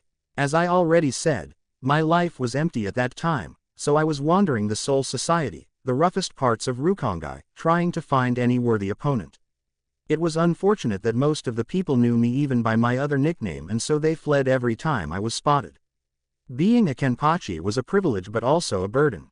Hana paused when she noticed Ichigo almost choking on his own saliva. Why, you were a Kenpachi? She nodded. Yes, I was the first Kenpachi, captain of the 11th division, the one that held the title of being the strongest. When Ichigo only blinked at her short answer, she continued. Like I was saying, it was also a burden, and the only ones who would face me at that time were ignorance. However, after I finished my business with a bunch of fools, it was that moment when I spotted him. He was a skinny child in ragged clothes, holding a far too long sword in his hand. In that moment, I knew that he was different. It wasn't his Reiatsu, which, although being immense, that shocked me. It was his eyes. They were filled with something I had once possessed and something I had lost. Carnage, thirst for blood, and above all, love for a fight to the death. With a yell, he came at me with full force, earning my second shock that day. Despite being only a child, the strength behind his strikes, the fluent precision in his sword handling, his instinct with which he was swinging his sword at me was phenomenal. We fought hard, and I was slowly realizing one thing. Hana revealed her sad smile. I was the weaker one. Overwhelmed by the amount of information, Ichigo's face couldn't get any more surprised. It was unthinkable. I was the Kenpachi, the captain of the 11th division, the most proficient fighter in the Gote 13, and yet I was getting beaten by this child. What was even more surprising was the fact that it wasn't infuriating me. On the contrary, I was glad. As my blood was being spilt, I realized that this child was the one I could pass the name Kenpachi onto without any regret. In my eyes, he was perfect for the title. He was everything I once was and more. I saw that his potential was higher than my own. I saw that he could become something great, something magnificent. And in the end, those thoughts betrayed me and resulted in my greatest sin. While being surprised, Ichigo couldn't help but blurt out. Greatest sin. Yes, my greatest sin. The pure bliss from the sparks that our sword created was shared. We both were exhilarated, filled with the joy of being able to fight to our limits. Yet, Unohana paused, pushed her hair behind her shoulders and grabbed her clothes that covered her breasts and pulled them a bit, revealing more of her skin. Ichigo wanted to shift his gaze, when he noticed the reason behind her action. What the hell? What happened to you? In the middle of her chest, halfway between her breasts and neck, jarring scar was visible on her skin. This is the first and only injury I ever received in my many battles. That child, Zaraki, gave it to me on that day our sword met. Just from that you can see why I held him in such high regards. While a child, he achieved more than any of my opponents ever came close to. I received this injury and from that moment on, I was being pushed back more and more. I was being overwhelmed by the ferocity of his attacks, by his very presence. Thinking that he would be a perfect Kenpachi, I committed my greatest sin. I let him see. He was overjoyed fighting me, but even in that state of mind, he noticed my weakness and it scared him greatly. She clenched her fists, shaking from the suppressed emotions. He was terrified of the thought that I could die and the joy, the bliss, the satisfaction he was feeling from our fight would be lost forever, that he would never be able to feel those emotions again. That he would be once again left to wander aimlessly through the Rukongai, in hoping to find somebody that could satisfy him thirst. His fear was so great, it pierced his very soul, which immediately responded to his despair and did the most unforgivable thing it could do. It reached to his deepest darkness and created in shackles, that sealed his own power. With his fighting abilities bound to an extreme level, he was left severely weakened. After the first time he finally met somebody he could have called an enemy, he refused to let go. All of this because of my worthlessness. I realized it too late and became desperate. She released her fists. I healed him to my best abilities that I acquired from an old acquaintance of mine, but I could do nothing about his shackles. That day I changed. I vowed to myself that I would wait for him, as I was sure that man of his caliber would one day wander into Gote 13, and when that day would come, I would help him and bring back his greatness. So, with that in mind, I resigned from my post as a captain of the 11th Division, contacted my acquaintance and underwent a harsh rehabilitation, after which I accepted both my new name, Retsu, and my new position as a captain of the 4th Division. It was perfect for me. I was pathetic for not being able to break his shackles, so I learned as much about healing as I could do, to prevent him from ever seeing me weak, so that one day when we would cross our blades again, he could shed his shackles and fight me with all of his might without worrying about me dying. Taking a deep breath, Unohana continued. I waited and one day he really came. However, I couldn't face him alone as I had no solution prepared. I knew that to undo my sin, to release his power, he would have to face something grave, but I wasn't sure. Even with that limited amount of power, he was still stronger than most of the Shinigami, so I got my first clue only after you, Kurosaki-san, came, invaded the Sarate, and during that, barely defeated him. Me. Ichigo tilted his head confusion. Yes, Zaraki almost died in your fight, and to be honest, when I saw his injuries, he should have died from them. At first, I attributed it to his stubbornness and refusal to die and to his strong Reiatsu, but I was wrong. When he woke up, I noticed something peculiar. He didn't realize it himself, but his Reiatsu was different, stronger. And same thing happened when he returned from Haweko Mundo, after his fight with Neutra Gilga. His Reiatsu once again, was stronger and heavier, slowly getting closer to his true potential. At that time, I realized it. I knew what I could and must do in order to unleash him. You get it now, don't you, Kurosaki-san? Again, she stared at Ichigo, who had slightly opened mouth. Every time he's almost killed, part of his shackles crumbles and allows him to come back stronger. I mean, I was afraid few times in our fight that I killed him, yet he always came back from being unconscious. Ichigo replied. Close, but no, his shackled indeed crumbled, but it was most likely his Zanpaku that allowed him to raise from the almost dead. Hana said, and Ichigo had to cover his eyes when the sand was suddenly blown away from her. You see now, Kurosaki-san. What you did. I was preparing for this moment, to undo his shackles ever since he created them. I was prepared to kill him once, to kill him twice, dozens of times, until those binds would break, and after that, I was prepared to die, happy that I was able to keep my promise. This was the only thing on my mind for centuries, and you just came and took it away from me. You took away the only thing worth in my life. Do you know how does that feel? She yelled. Ichigo looked down, at his sword. Her sudden outburst caught him unprepared. Did he know how does it feel? He felt a feeling of anger in his gut. No. Maybe I don't. When I lost my mum, there were other things worth in my life, even if I was too immersed in the grief to see them. I'm an outsider to you, what can I know? But, he raised his head and stared back at the captain. But what would those who care about you feel after you'd forfeit your life for Kenpachi's sake? I understand your regret, your guilt at what happened. However, would you be able to tell your reason to die to Azane-san face to face? Could you look your lieutenant in her eyes, the one person who clearly worships you and who spent most of her life with you, and tell her that you're going to leave her alone for your selfish reasons? He raised even his voice and sharply retorted. Hana's face twisted itself in anger. Selfish reasons. You dare. She was cut off. Yes, I dare. Are you really trying to tell me that you would do it completely for Kenpachi's sake? Wouldn't you do it because your mind is heavy with regret and guilt? You want to atone for your sin, but not for Kenpachi, who was quite content with being how he was, but for you, for the resentment you hold against yourself. It's because you can't forgive yourself for what you did, and you found the easy way out. You would do it under the cover-up of helping the child you met so long ago, but it would be more for yourself. Ichigo shouted. You are calling this an easy way out. How is it easy? Hana yelled back. It's easy because you are angry at me, who helped him the same way you would. It is selfish because you are not happy for him. ... After a moment of silence, Hana whispered quietly. So you're saying that if you could avenge the death of your mother by being able to kill the one who was responsible for it, you'd be content with somebody else killing him instead? Ichigo's mouth stopped moving as he absorbed her words. They shook him. He remembered when he fought Grand Fisher and he made Rukia swear not to interfere with his fight. He remembered the rainy night when he awoke next to the bloody corpse of his mother. It's not the same, he whispered back. It's not the same, he said more loudly. How can you? Hana was once again cut off. I'm barely 17 years old and even I can see that it's not the same. Your anger is clouding your judgment, Hana-san. How can you compare somebody who was killing simply for enjoyment with you unconsciously showing weakness?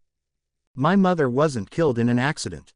If she was, at this point, I'd be able to forgive.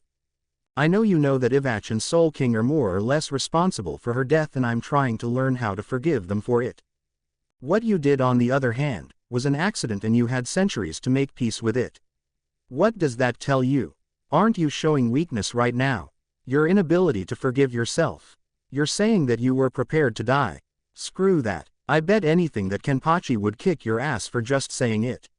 Even Azane-san, who's such a kind person, would vehemently disagree with you.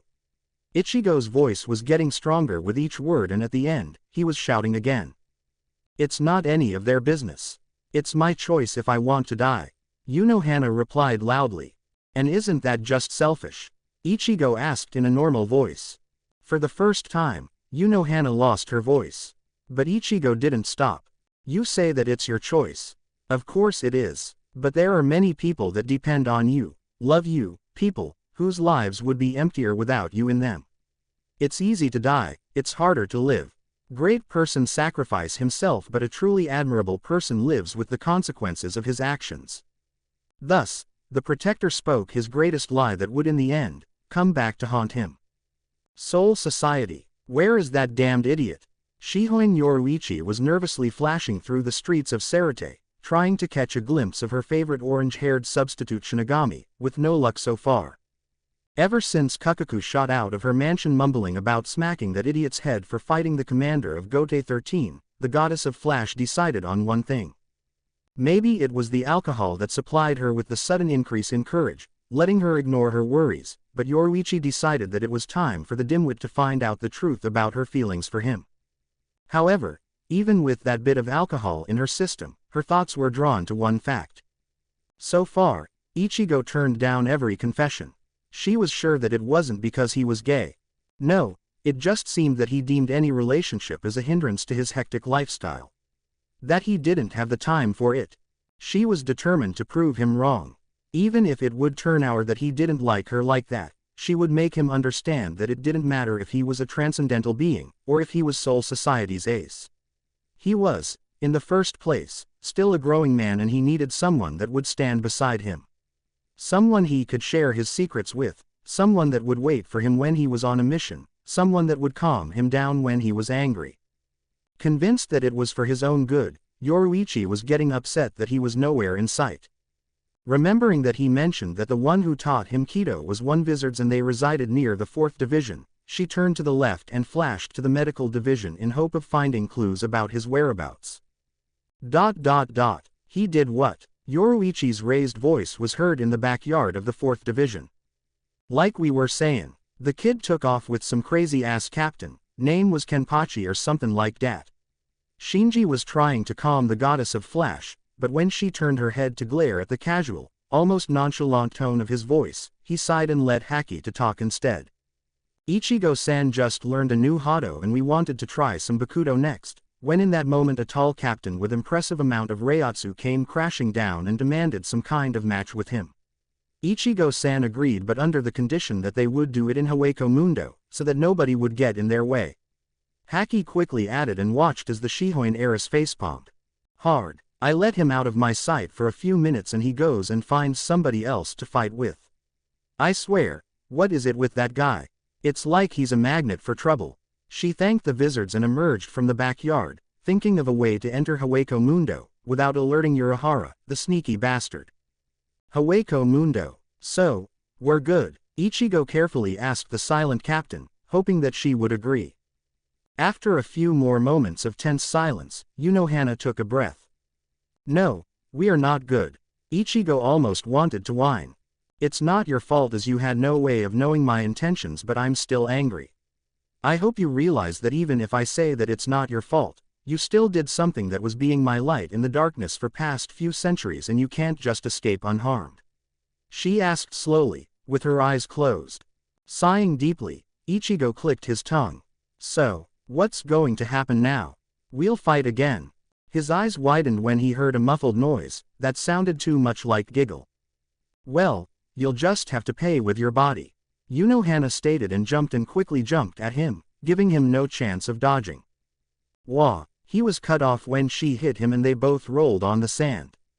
After few rolls, they came to a stop, with Unohana straddling Ichigo, her hair covering her features. Unohana-san? Ichigo asked, unsure of her intentions. She slowly lowered her head, until her lips were almost touching his ear. I meant what I said. I want you to pay with your body, the body I was after for quite some time now. Feeling her breath on his skin, Ichigo shivered a little, but when her words hit him and blood rushed to his face. Seeing that, Unohana allowed herself a small smile. Oh, don't pretend you were in such a shock. I know that you were awake that time when I lay next to you in the 4th Division, when I kissed you. You knew. Then why? Ichigo stuttered in surprise, trying not to look at her round-shaped mouth. She laughed a little and looked at him questioningly. Why? I thought you'd get it by now. It's simple. I want you. She said it so bluntly, that Ichigo was stunned for a moment. You want me, Unohana-san? Is it possible that you love me? To his surprise, she shook her head. I don't think I am capable of feeling love. But what I am capable of is feeling lust, and I lust for you. It's really simple. What I want from you is sex. Hard and rough sex, she said and watched as Ichigo's face got red as a strawberry. Sex. He gulped heavily and tried to escape from her, but she held him firmly with her thighs. Yes, Kurosaki-san, sex. For the past few hundred years, there was no man that I would allow to do it with me. However, you have everything I want from a man. That's why I can hardly control myself when you exert your power around me. So now that you agreed that you did something bad, I can't let you go. I may call it punishment, but really, it'll feel good, you can trust me on that. Or are you one of those men that wants to have their first sex with the girl they love? Hana asked. Well, she pressed her finger on his mouth, cutting him off. It doesn't really matter though. Even if I lust for you, I'm still very angry at you, so I think that this is the least of what you can do, don't you agree? It's not like I'm forcing you to be my husband or anything.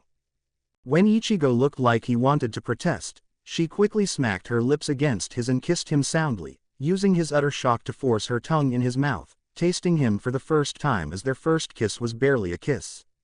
Ichigo was meanwhile, completely at loss. He didn't know what to do. On one hand, Hana's lips were very soft, her tongue, that was skillfully dancing in his mouth, tasted sweet, but on the other hand, the sudden action was making his instincts scream in protest.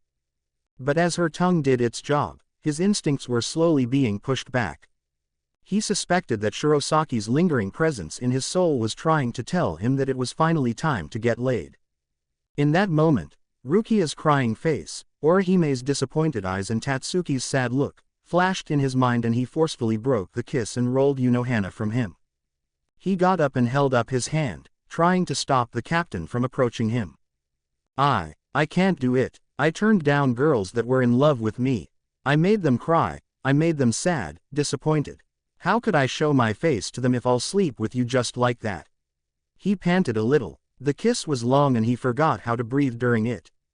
Not looking at him, Hana slowly stood up and shook her head, growling menacingly. Kurosaki-san, I think you're still misunderstanding something. What we are doing is not a sign of love. It's plain and simple sex. Nothing more. And don't you dare say that it's just like that. I can still take out my sword. This is just a simpler solution to my anger. She grabbed the hilt of her Zanpakuto and pulled it out a little. Then she put it back.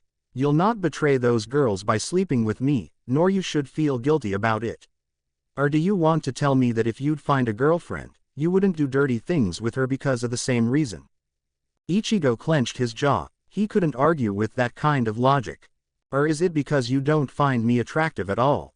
Hana asked with unspoken threat in her voice. No, of course not. You're a beautiful woman, Hana-san. I'm just. Ichigo instantly replied, not noticing her small surprised smile. Biting his own tongue, Ichigo sighed. I never really had any kind of relationships with a girl, so I don't know how to react to that. Only thing my dad taught me about girls was that you should never try to understand a woman's mind, it'll only bring you a headache. So it's just a little bit awkward, he admitted with red cheeks. Hana laughed lightly. Your dad seems like a wise man. She slowly walked towards him and grabbed his hand. She put it on her chest, letting him feel her breast beneath the clothes. He almost instantly tried to jerk it away, but she held it firmly. It's really easy, Ichigo. You just have to listen to what your instincts are telling you. Hana stated and kissed him again. That's the point. My instincts are too pro for sex. Ichigo internally screamed. His hand twitched and he felt the soft bulb on his chest moving in response to his hand's movements. Hana moaned a little and tried to push him to the ground. Ichigo broke the kiss, making her whine quietly at the loss of contact. Wait, thought. If it had been a different time, Ichigo would have laughed at the girly voice that escaped Hana's mouth. Just not here. I know of a place that we could go to, here in Hawako Mundo. Hana looked at him, then at the ground, as if trying to figure out if she could hold out for a few more minutes. Fine, lead the way. Hawako Mundo, Las Noches. Are you really sure we shouldn't have go there? I swear I felt Ichigo's presence. Lilynette mumbled slightly upset, while supporting her head with her hand. The woman sitting next to her at the oval-shaped table just shrugged. If it really is Ichigo and he really needed our help, he would have alerted us using that device he gave you. I'm sure he'll stop by and explain the situation. He wouldn't have left without any. Just remember that he contacted us with that device just to alert us that he now can't be quite sensed, so that we wouldn't be too shocked if he came unexpectedly. Nell replied and glanced at the blonde that turned her head towards the direction of entrance to Las Noches and stiffened a little. What is it, Halibel? The former tercera espada slowly reached for the hilt of her sword and let her hand rest on it. The one of other Reiatsu signature is getting closer, she stated coolly. Nell looked barely alerted and started to hum. Patiently, they waited for several minutes, when somebody entered the room. It was Grimmjow, who looked nothing like the fierce Arrancar that once pushed Kurosaki Ichigo to his limits. In fact, he looked nothing like a fierce hollow at all. He was sweating profusely and his left hand was nervously running from the hilt of his sword to his pocket. Grimmjow, what's with you? Lillinet asked in surprise. Nobody from the surviving members remembered Grimmjow ever looking like that. Even Aizen couldn't scare him like that. She's coming. He gulped and started to pace around. Who's coming? Nell asked confused. Grimmjow stopped moving and turned his nervous face to her. That captain, that terrifying captain, was all he said, and hearing the slow turning of the doorknob, he almost jumped, appearing almost hysterical. Seeing his reaction, the other two Arrancars grabbed the hilts of their swords and waited. Why yo? Ichigo nervously called out to the group after walking in the room where he found the company of 4 Arrancars, swords at the ready. Ichigo, Lillinet exclaimed in surprise, and they let their hands off their swords. Kurosaki. Grimmjow growled unusually quietly and tried to look beyond the substitute Shinigami. Are you alone? He added a question. Meanwhile, Lillinetter slid from her chair and walked to Ichigo and briefly hugged him. It's nice to see you again. She smiled at him, but feeling somebody standing behind him, she tilted her head in puzzlement. Kurosaki-san. Harabel nodded to him with a ghost smile, while Nell waved at him. Ichigo was still getting over the surprise hug he received and blinked. I guess she must have missed me. Offering all of them, minus Grimmjow, a small smile, he remembered the reason he came there and his cheeks gained a pink shade. He stepped to the side so that they could see Unohana, standing behind him. This is Unohana-san, the captain of the 4th Division. Ignoring the desperate-sounding noise coming from Grimmjow, he introduced her to them. Both parties looked at each other, one getting more confused. Ichigo, help us here a little, because from what we sensed earlier, it felt like the two of you fought against each other. Lillinet asked, her eyes jumping from Ichigo to Unohana and back to him. Ichigo laughed nervously and scratched his head with a hesitant smile. Yes, well, we were just, training a little. But Ikki, why wouldn't you train in Soul Society? Nell asked in puzzlement. Ichigo just looked at her, gaping like a fish thrown out of water, and turned to Unohana, trying to find some help. She just shook her head in amusement.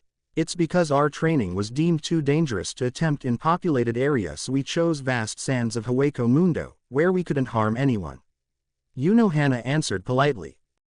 Nell nodded. Yes, from the explanation you gave us about your power boost, it's quite understandable that it would be risky. Harabel agreed. If that's all, can you both leave? Grimmjow called out to them from afar.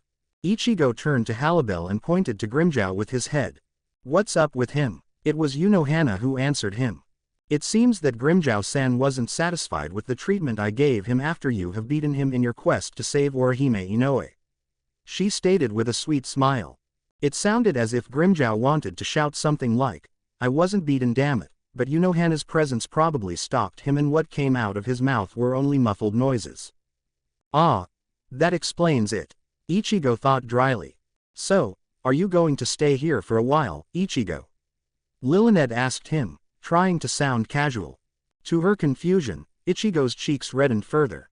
Yeah, I was wondering, when Aizen was still here, didn't he build, by any chance, some room made out of Seiki stone? The one that blocks Reiatsu. Lillinet shrugged, saying that she wasn't aware of it, while Nell was kept out of the loop for some time. But when he turned to Harabel, she was deep in thoughts. I think that there's one room like that in basement. Why do you ask? Ichigo opened his mouth, ears burning red, but no voice came out. We wanted to conduct an experiment that requires Kurosaki-san to keep his Reiatsu output to be readable by regular person, but we obviously can't do it in Soul Society, as even our best Keto barrier wouldn't be able to hold it, and Seiki stone is quite rare. It's only used on buildings that we cannot use for training purposes, so we were wondering if there wasn't something like that in here. Unohana smoothly lied instead of him, giving him a moment to recover and cough to hide his embarrassment. Okay, I guess it's fine, right? Halibel. Nell replied offhandedly and glanced at the blonde in question. I understand. Yes, you are free to use it however you want to. Nell can take you there. Here it is, Ikki. Nell pointed to the regular-sized doors that led to a dark and small room with no windows. Yeah, thanks Nell, Ichigo said, his mind unfocused as he dreaded the next few minutes. Unohana nodded to the green-haired Arrancar. Thank you, Nalil-san. Now, if you wouldn't mind, it would be best if nobody would interrupt us or the experiment could end badly. Will you relay this message further? She waited for Nell to respond positively and walked to the room, barely containing herself in expectation of her next activities. Soul Society. In here, Yoruichi stealthily approached the door to the intensive care room, located in the middle of the 4th Division. She slowly grabbed the doorknob and took a peek inside. What she saw was the lieutenant of the 4th Division tiredly washing her hands covered in blood. Behind her, a quite huge man was lying on the hospital bed, covered in bandages but despite that, looking quite healthy. With a light cough, Yoruichi alerted Azane of her presence and took a step inside. The lieutenant glanced at the newcomer and tiredly smiled at her. Shihoin-san, how can I help you? Yoruichi walked closer to the bed, where she found the sleeping body of Kenpachi. Ignoring his huge grin, she pointed at his injuries. What happened to him? Azane sighed and dried her hands with a towel. Honestly, I don't know. We heard that Kenpachi-san and Kurosaki-san took off to Hawako Mundo, but Kenpachi-san already looked like this when we arrived. From what I can tell, he challenged Kurosaki-san to spar with him but they clearly overdid it. She said disapprovingly. As a medic, violence was something she couldn't stand very much. Yeah, that idiot doesn't think when he fights, so. Where is Ichigo? Yoruichi asked nervously. The silver-haired girl carefully folded the used towel and put him in the bin. I think he's still in Hawako Mundo. Captain Unohana-san sent me back, insisting that she wanted to talk with Kurosaki-san, or something like that. I mean, she looked kind of angry and I rarely see that kind of emotion with her. I hope they are just talking. Azane hastily added when she noticed that the woman in front of her paled drastically. I have a bad feeling about this. The goddess of flash gulped after quick thanking to Azane. She took off, using her fastest shunpo. Hawako Mundo, Las Noches. Ichigo nervously looked around him. At the first glance, the room was simple for something that was built by Aizen Sosuke, a megalomaniac. However, at that moment, he was glad for it. Thanks to the simplistic nature of the room, there was only one bed and basic furniture there, equally distributed to all corners of the place. Looking over the walls, he almost jumped when the door, which served as the only source of light, suddenly closed with a light noise. He turned around and swallowed heavily. His eyes couldn't perceive the darkness that surrounded him, yet despite that, he was sure that he heard footsteps approaching him in slow rhythm, a slight rustle of clothing falling on the cold floor and a slightly elevated breathing. When he felt a hand touching his neck, he stiffened a little. He tried to say something, but a finger pressed on his lips. You don't have to say anything, Ichigo. Like I said, just follow your instincts. A surprisingly gentle voice entered his burning ears. I know that you are a virgin. Practically, after more than a century without a man, I could be very well called that too. So don't worry about anything. I'll take the lead at the beginning, until you'll feel comfortable enough. Reacting on an autopilot, he nodded and tried to relax his body, even if the great amount of adrenaline in his blood was making it incredibly difficult. Maybe his senses were playing tricks on him, but he could swear he saw a real smile on Unohana's face that was hovering near his shoulders. After that, the hand that was caressing his neck slowly trailed the rim of his clothing, almost casually touching the skin underneath it, until it reached his belt. He felt his right hand being lifted and placed on something soft and plump, the sensation rustling his senses. His hand shook a little and he lightly squeezed the thing in it, afraid of using too much of his strength. It gave into his touch and he noticed Unohana's body coming closer to him, as if being pulled to him. At that moment, he understood that his hand was squeezing the captain's buttocks, sending his blood not only to his cheeks, but to his other regions too. Next thing he knew, his head was being pulled down and his mouth was covered by something with a sweet taste and smooth texture. The kiss was different from the previous ones he received so far. It was gentle, yet rough. Cold, yet warm and inviting. Instincts in him reacting to it, he experimentally moved his own tongue a bit, discovering the pleasure of rubbing it against hers. Unconsciously, his other hand reached for the same part as the first one, this time squeezing it harder, earning a small moan of satisfaction that escaped Unohana's throat. He pulled her closer to him, forcing her breasts to press on his upper stomach, sending a thrilling sensation to his spine. She deepened the kiss, trying to taste every part of his mouth, and wrapped her hands around him, grabbing him at the shoulders, her fingers digging into his muscles. Almost forgetting to breath, Ichigo inhaled with his nose, his lungs thanking him for the delayed delivery of oxygen. What is this? I'm giving in so easily. Ichigo could barely think straight as another sensation ran through his spine. When she slowly broke the kiss, leisurely withdrawing her lips from him, she took his lower lip in her mouth and gently sucked on him, making his blood boil and rush to his lower parts at a neck-breaking speed. Ichigo knew that his will was slowly losing this battle, and when she stopped sucking on his lip and bit it instead, his eyes almost rolled over and his knees shook a little with the sudden bliss. It seemed that it was hard on Unohana too, as she withdrew from him for a bit, both of them breathing heavily from the lack of breathing. Even if he wanted to say something, Ichigo's brain wasn't functioning as usual, and so no words came out of his mouth. He yelped, however, when he suddenly heard a rapid bombardment of swords slashed aimed at him, and he felt his clothes fell off of him, leaving him standing naked in the dark room. Before he could react to it, Unohana ferociously slammed her lips on his, leaving no room for arguments. Leaving this kiss to last only a few seconds, she whispered to his ears, "Tear off my clothes, now." Her command left him dumbfounded for a second, but when she put her hands on his stomach and pushed herself onto him, his instinct did the job for him, and he grabbed her by the clothes at the cleavage, and with a fluent motion, he ripped them off. The luscious aroma that was released from under her clothes struck him at once, and he grabbed her buttocks and gave them a real squeeze. Leaning forward, he didn't stop there, and using his strength, he lifted her up, feeling her respond immediately, by wrapping her slender legs around his hips. Her hand tied around his neck, he felt her bare breasts pressed onto his bare chest, and the new feeling was making his lower part standing up and slightly touching her bottom. She started to kiss his collarbone, sending shivers through his whole being with every single one of them, and making him slowly lose his mind. He let his head to slowly fall on her shoulders, inhaling deeply, tasting the scent of her hair with his nose. "You smell like lilies," he mumbled quietly, and felt her mouth, pressed on his chest, twist into a smile.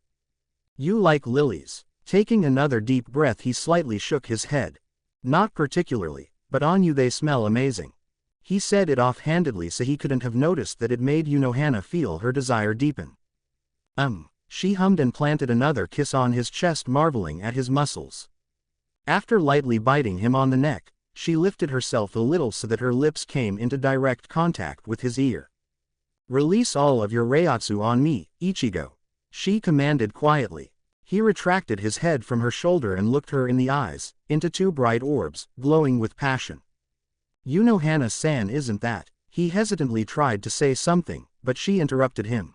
"Call me Yakiru." She took a hold of his mouth and gave him another deep kiss. "I want to feel that magnificent pressure on every fiber of my being again.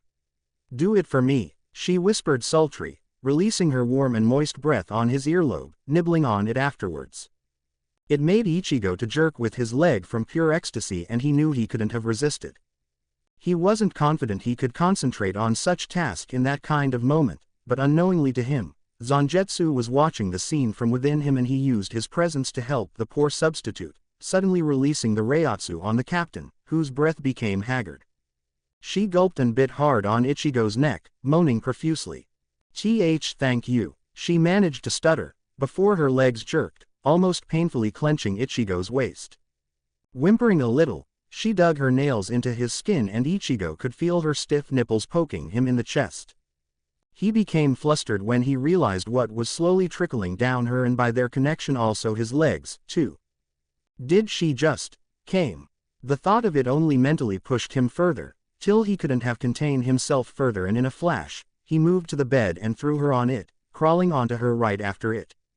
She laughed and welcomed his actions by opening her legs, drawing him closer to her. Letting herself to be touched, she closed her eyes and enjoyed the moment. Ichigo couldn't even think now, his instincts taking control over him. With his hands, he trailed her thighs, stopping before they could reach her oasis of sin. Instead, he moved his palms to her navel, savoring the feeling of her skin on his fingers, discovering every crane of her belly button. He lowered his head and sent a barrage of kisses to her surprisingly long legs. Inhaling her scent, he shifted his mouth above her hips, lightly brushing her neatly trimmed lower region and planted a kiss just above her belly button. He let his hands travel higher, exploring more of her body. His palms grabbed her sides and continued even higher, before coming across two fleshy mountains with rock-hard peaks. Why Yakiru? The woman with that name opened her eyes in an instant, his voice pleasantly warming her abdomen. She could feel his hands trembling a little and realized he was trying to ask for a permission. With a smile, she tugged on his hands and pushed them further up, until her breasts were covered by them. The skin on his palms rubbing her nipples made her bite her own lip and she sighed in content.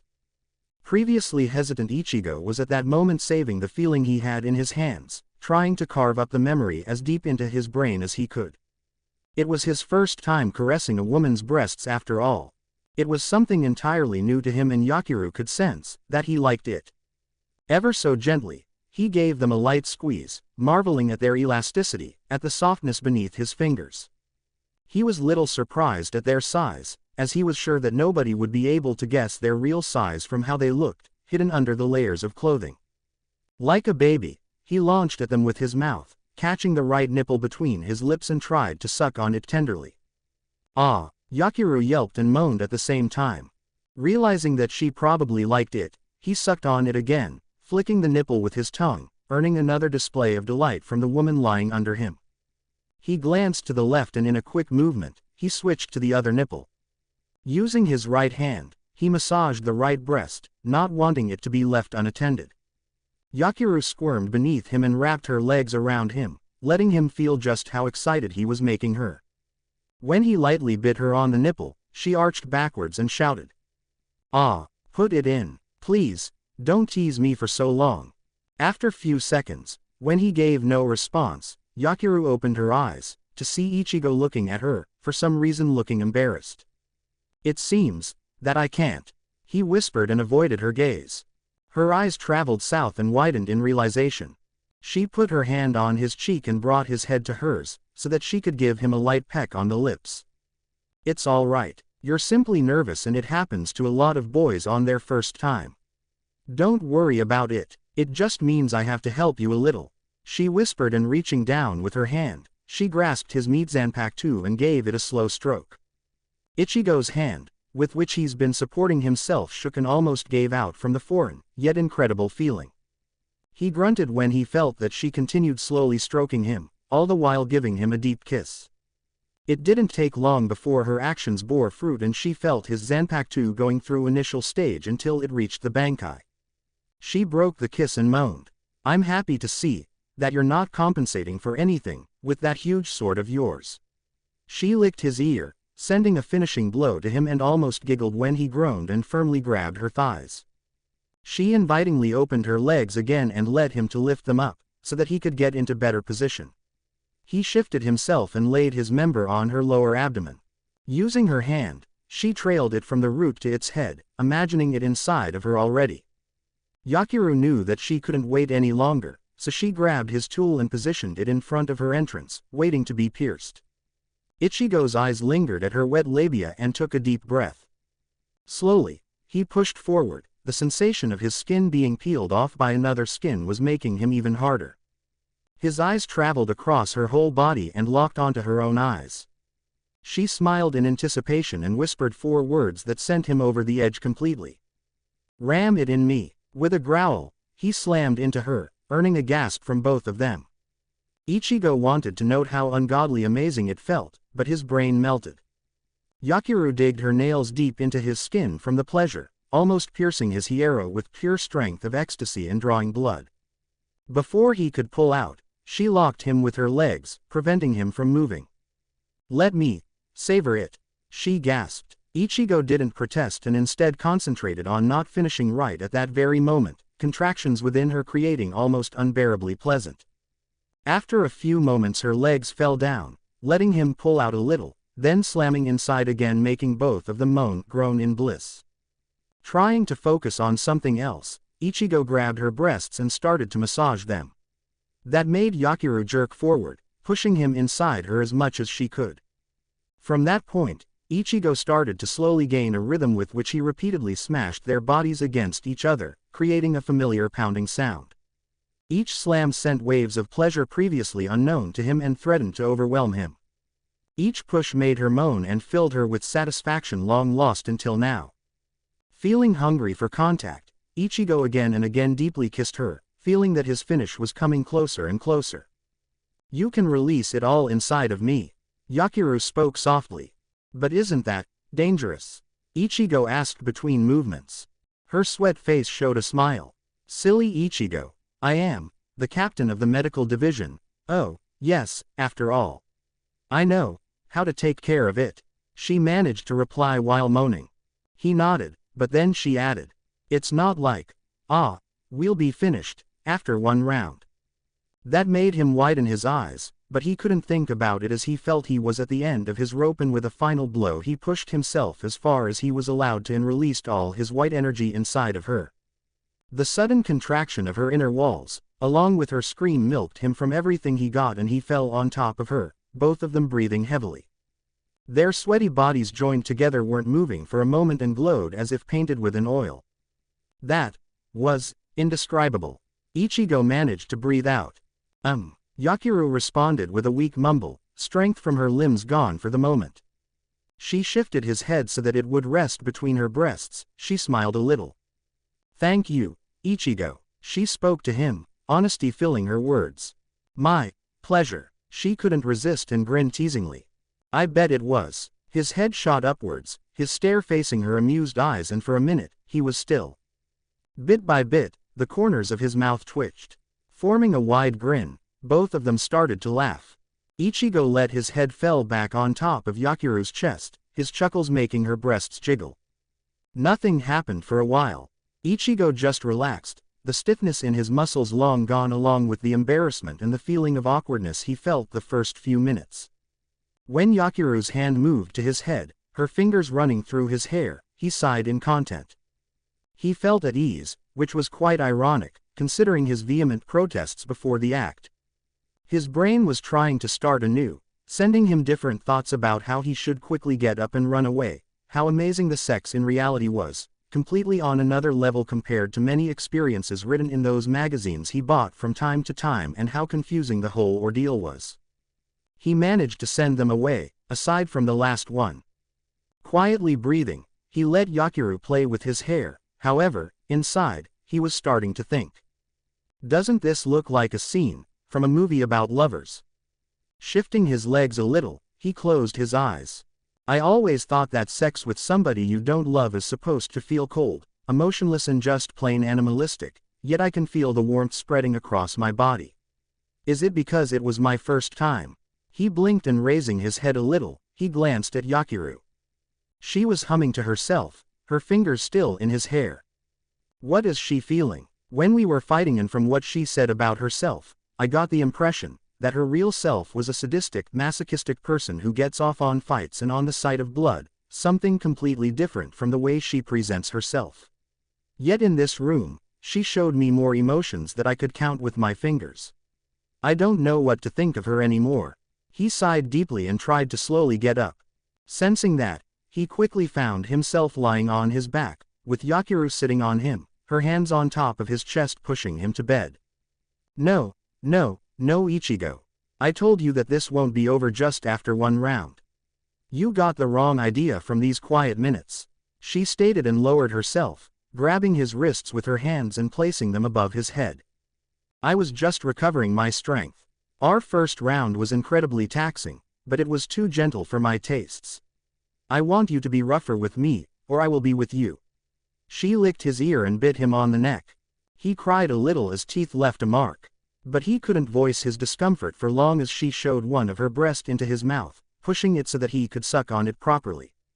Taken aback, he unconsciously complied and his tongue brushed over her once again, stiff nipple. Realizing that she released his hands, he moved to push he off him, but then he froze. One of her hands gripped his precious part, giving it rough and quick strokes, trying to make it hard again. What made him froze, however, was action of her second hand after she lifted herself up a bit so that she could balance herself. He felt her fingers on his family jewels as she carefully massaged them, trying not to grip them too hard. Gulping, he grabbed her at her waist so that she wouldn't fall on him. It would be too risky with his gems in her hand. She must have felt secure in his grip and lowered only her head, so that she could reach his mouth and took control of his lips, initiating a deep tongue wrestling. It didn't take long. Before Yakiru felt him go hard again and shifting herself, she lifted her hips, positioning her lower lips right above his pole and roughly penetrated herself, crying in pleasure as she did so. Ichigo bit on his lips and cringed a little. She was still more than enough wet, but he felt the head of his tool hit the end of her tunnel and imagined it must have hurt her. Yet despite that, the expression on Yakiru's face showed only bliss. Ah, I forgot, she is a bit crazy after all, masochistic even. He thought for a moment and then his mind went blank as she started to ride him furiously, barely pulling him out only to slam him in immediately after that. She placed her hands on his chest and using it as a support, she slid herself on his hips, making circles with his part safely tucked inside of her. Ichigo had to clench his jaw to prevent himself from crying out from pleasure.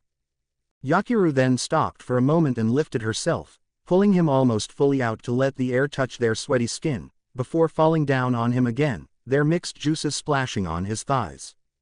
Feeling extremely good, Ichigo let himself to be ridden and before he knew it, he felt something cold around his wrists. He hastily opened his eyes and glanced above his head, to see a pair of chains, wrapped around his wrists. Don't worry, I'll only tie you up a little to prevent you from running away. Yakiru smiled at his too sweetly and Ichigo felt his member throb, more sweat forming on his forehead. I hope I'll survive this. Hawako Mundo, Las Noches. Yoruichi had a bad feeling. When she managed to get to Hawako Mundo, all that she discovered was a roughed-up place, where Ichigo supposedly fought with Kenpachi, yet from what she could tell, the remaining Reiatsu belonged to the captain of the 4th Division too. It seems that she fought with Ichigo too, so I was right. She really wanted to be the one to fight Kenpachi and unlock his potential, just like Kazuki predicted. Damn, I hope she won't do something stupid. Not that I'm worried about Ichigo or something. Alcohol completely out of her system by the time she made it to the Hollow Land, she deducted that Ichigo must have gone to his friends. Really, can I call them his friends? In Las Noches. So there she stood, waiting to be led inside of the huge palace. Even with Aizen gone, the building still had quite the security that could keep Shinigami out. Yes, who is there? Nonchalant girly voice called out to her. Yoruichi went silent for a moment, before responding. I'm Ichigo's friend, Yoruichi. She only managed to state that she was a friend of the substitute, before the doors started to move and Nell came out. She gave Yoruichi a quick hug. I suppose you're looking for Ikki. Yoruichi nodded. So he's here. Nell happily smiled at her. Yes, he is, but I can't take you to him. He and the captain of medical division are conducting some experiment in a room in basement. She said, making Yoruichi freeze at her words. Say what? Nell tilted her head. Well, they asked for a room that was made of Seiki stone and the only one is located in the basement. The captain asked for privacy or else the experiment could go wrong. Those words served as a cold shower for the goddess of flash and she grabbed Nell's shoulders. Take me to them. Hearing the distressed tone of her voice, Nell's smile disappeared. Why? What's going on? Yoruichi lowered her head. Don't you think it's strange? A man and a woman in a room that could conceal any Reiatsu, including Ichigo's. A room located in the basement. Hana asking for privacy. What do you think? What kind of experiment they may be doing? You really think that Ikki would do something like that with that captain? Nell asked, her face little flushed, as she ran next to Yoruichi. The goddess didn't respond and after a few minutes, the duo reached the room. When they stopped moving and her hand closed on the doorknob, she suddenly went rigid and Reiatsu started to pour out of her in incredible amount, making Nell widen her eyes. Wah. The female Arrancar tried to ask when Yoruichi cut her off and Nell realized that she could hear moaning coming from the room, making her both blush and back away in surprise. With a single punch, Yoruichi blasted the door to smithereens. The light that was allowed to flow into the room showed two naked bodies. The female one sitting on top of the male one, whip in her hands. Both of them sweaty, the room filled with the sex aroma and heavy Reiatsu. Ichigo and Unohana. Ichigo's hands tied to the bedposts, gaping at Yoruichi. Unohana's face turned to face her with a frown. "Weren't you taught to knock, Shihoin-san?" Unohana asked, and Ichigo could swear he saw sparks emitting from the angry goddess. "Retsu, this is the second time you've done something like this, but this time, be prepared for the consequences." Yoruichi coldly stated and released her Reiatsu to the maximum and whispered. "Strike like a flash, Raijin." Ichigo was still trying to overcome his surprise at being caught by Yoruichi in the middle of sex with Unohana, and so it took him a full minute to realize that Nell was at the doors, staring at his naked self. Specifically, she was staring at one part of him and it made Ichigo shift uncomfortably. Nell, quote. Nell, quote. Nell. Hearing his yell, Nell blinked and shook her head, confused. Yeah, what? Would you mind looking elsewhere?" When she realized what she was staring at, Nell widened her eyes and turned around, embarrassed. Ichigo looked around, trying to locate his clothes, when he felt a light tremor, caused by an explosion outside of the building. "Right, I don't have time to get shy, those two are fighting, even if I don't understand the reason." He tried to get up, only to get pulled back. With a click of his tongue, he glanced to the back, at the chain that was still tying him to the bed. "What is this chain made of? What is going on here?" "Great," Ichigo thought bitterly, when a new voice entered the room. He turned his head forward, to see Lilynette staring at the same spot as Nell was just a minute ago. Lilynette, quote. Lily. Getting irritated with the situation, Ichigo loudly called out to Lilynette, who for a second glanced at his eyes. Yes. Turn around until I get my clothes." "I don't want to." "Good. The negative response caught Ichigo off guard and he was left staring at Lilynette, speechless, as she smiled ghostly and continued to stare at the certain spot. He managed to recover in a matter of seconds and a tick mark appeared on his forehead. Growling a little, he strained his muscles and broke the chains into pieces, fell off the bed and quickly grabbed his clothes. He changed into them after a moment and turned around to see Lilynette still staring at him, albeit a bit disappointed, as far as he could tell. Walking past her, he leaned a bit, so that he was on the same level as she was, and whispered into her ear. "I'll explain later." The sound of fast movement was all that was left after he used a shunpo to quickly catch up with Unohana and Yoruichi. Lilynette formed a small smile after hearing his words and took a deep breath. She turned to Nell. "Come on, Nalil-san. We should go, too. Outside of the Las Noches." Bam. "TCH, you're a bit aggressive today, Shihoin-san." Unohana stated after narrowly dodging a drop kick that sent out a small shockwave. She had to shield her eyes from the sand that was blown her way. In front of her, kneeling on the ground, was Yoruichi. Her Reiatsu was wildly raging around her, the air cackling with electricity. "Shut up, Retsu." She sprang into action and Unohana barely noticed the sparks emitting from Yoruichi's boots, before the said woman's leg was nearing her stomach. She put up her guard, shielding herself with her Zanpakuto, but to no avail. Being blown away, she felt electricity flow through her arms, making them a bit numb. After a series of somersaults, she landed on the sand, some distance away from the goddess of Flash. She rubbed her right hand, in which she was holding her Zanpakuto, and looked at her opponent. "I see, you're using your Shikai, that's rare. I heard that so far you've used it only a handful of times." Yoruichi growled. "I reserve my Zanpakuto for those who anger me greatly." She jumped high and turning around, she kicked the air and a bolt of lightning suddenly flew to Unohana's location. Bakudo number 81, Danku. The captain of the 4th Division hastily formed a defensive wall in front of her, which stopped the attack just in time. How have I angered you, Shihoin-san? She asked, her eyes scanning for any incoming attack. Her Shikai abilities are incredibly difficult to deal with. Not only she's fast normally, but her Shikai helps her achieve even greater speeds in all kinds of movements. Well, looking at it from a different point of view, Shihoin-san's Zanpakuto was always interesting. In Shikai the blade transforms and attaches itself on the wielder's boots, creating a lightning-based coating and allowing high-speed movements, which earned her the title Goddess of Flash. She can even manipulate the lightning her boots create. Quite fitting, considering that her Zanpakuto's name means the God of Thunder. Hana thought, and then she heard an even more feral growl. How have you angered me? Are you screwing with me, Retsu? This is just like with Tenjiro. Still hovering high above, Yoruichi rapidly kicked the air, sending more lightning bolts at Hana, who was forced to hide behind her Bakuto. What about Tenjiro-san? He's still a member of the Royal Guard and we haven't seen each other for more than a century. She stated, frowning a little. Yoruichi finally landed on the ground, sending sparks everywhere, and looked up. She sent a murderous glare at the confused Hana. He was my first love and you wooed him with sex, you took him away from me. She yelled and kicking the dirt. In the next instant her fist was only inches away from Hana's face, as she maneuvered around the Kido wall.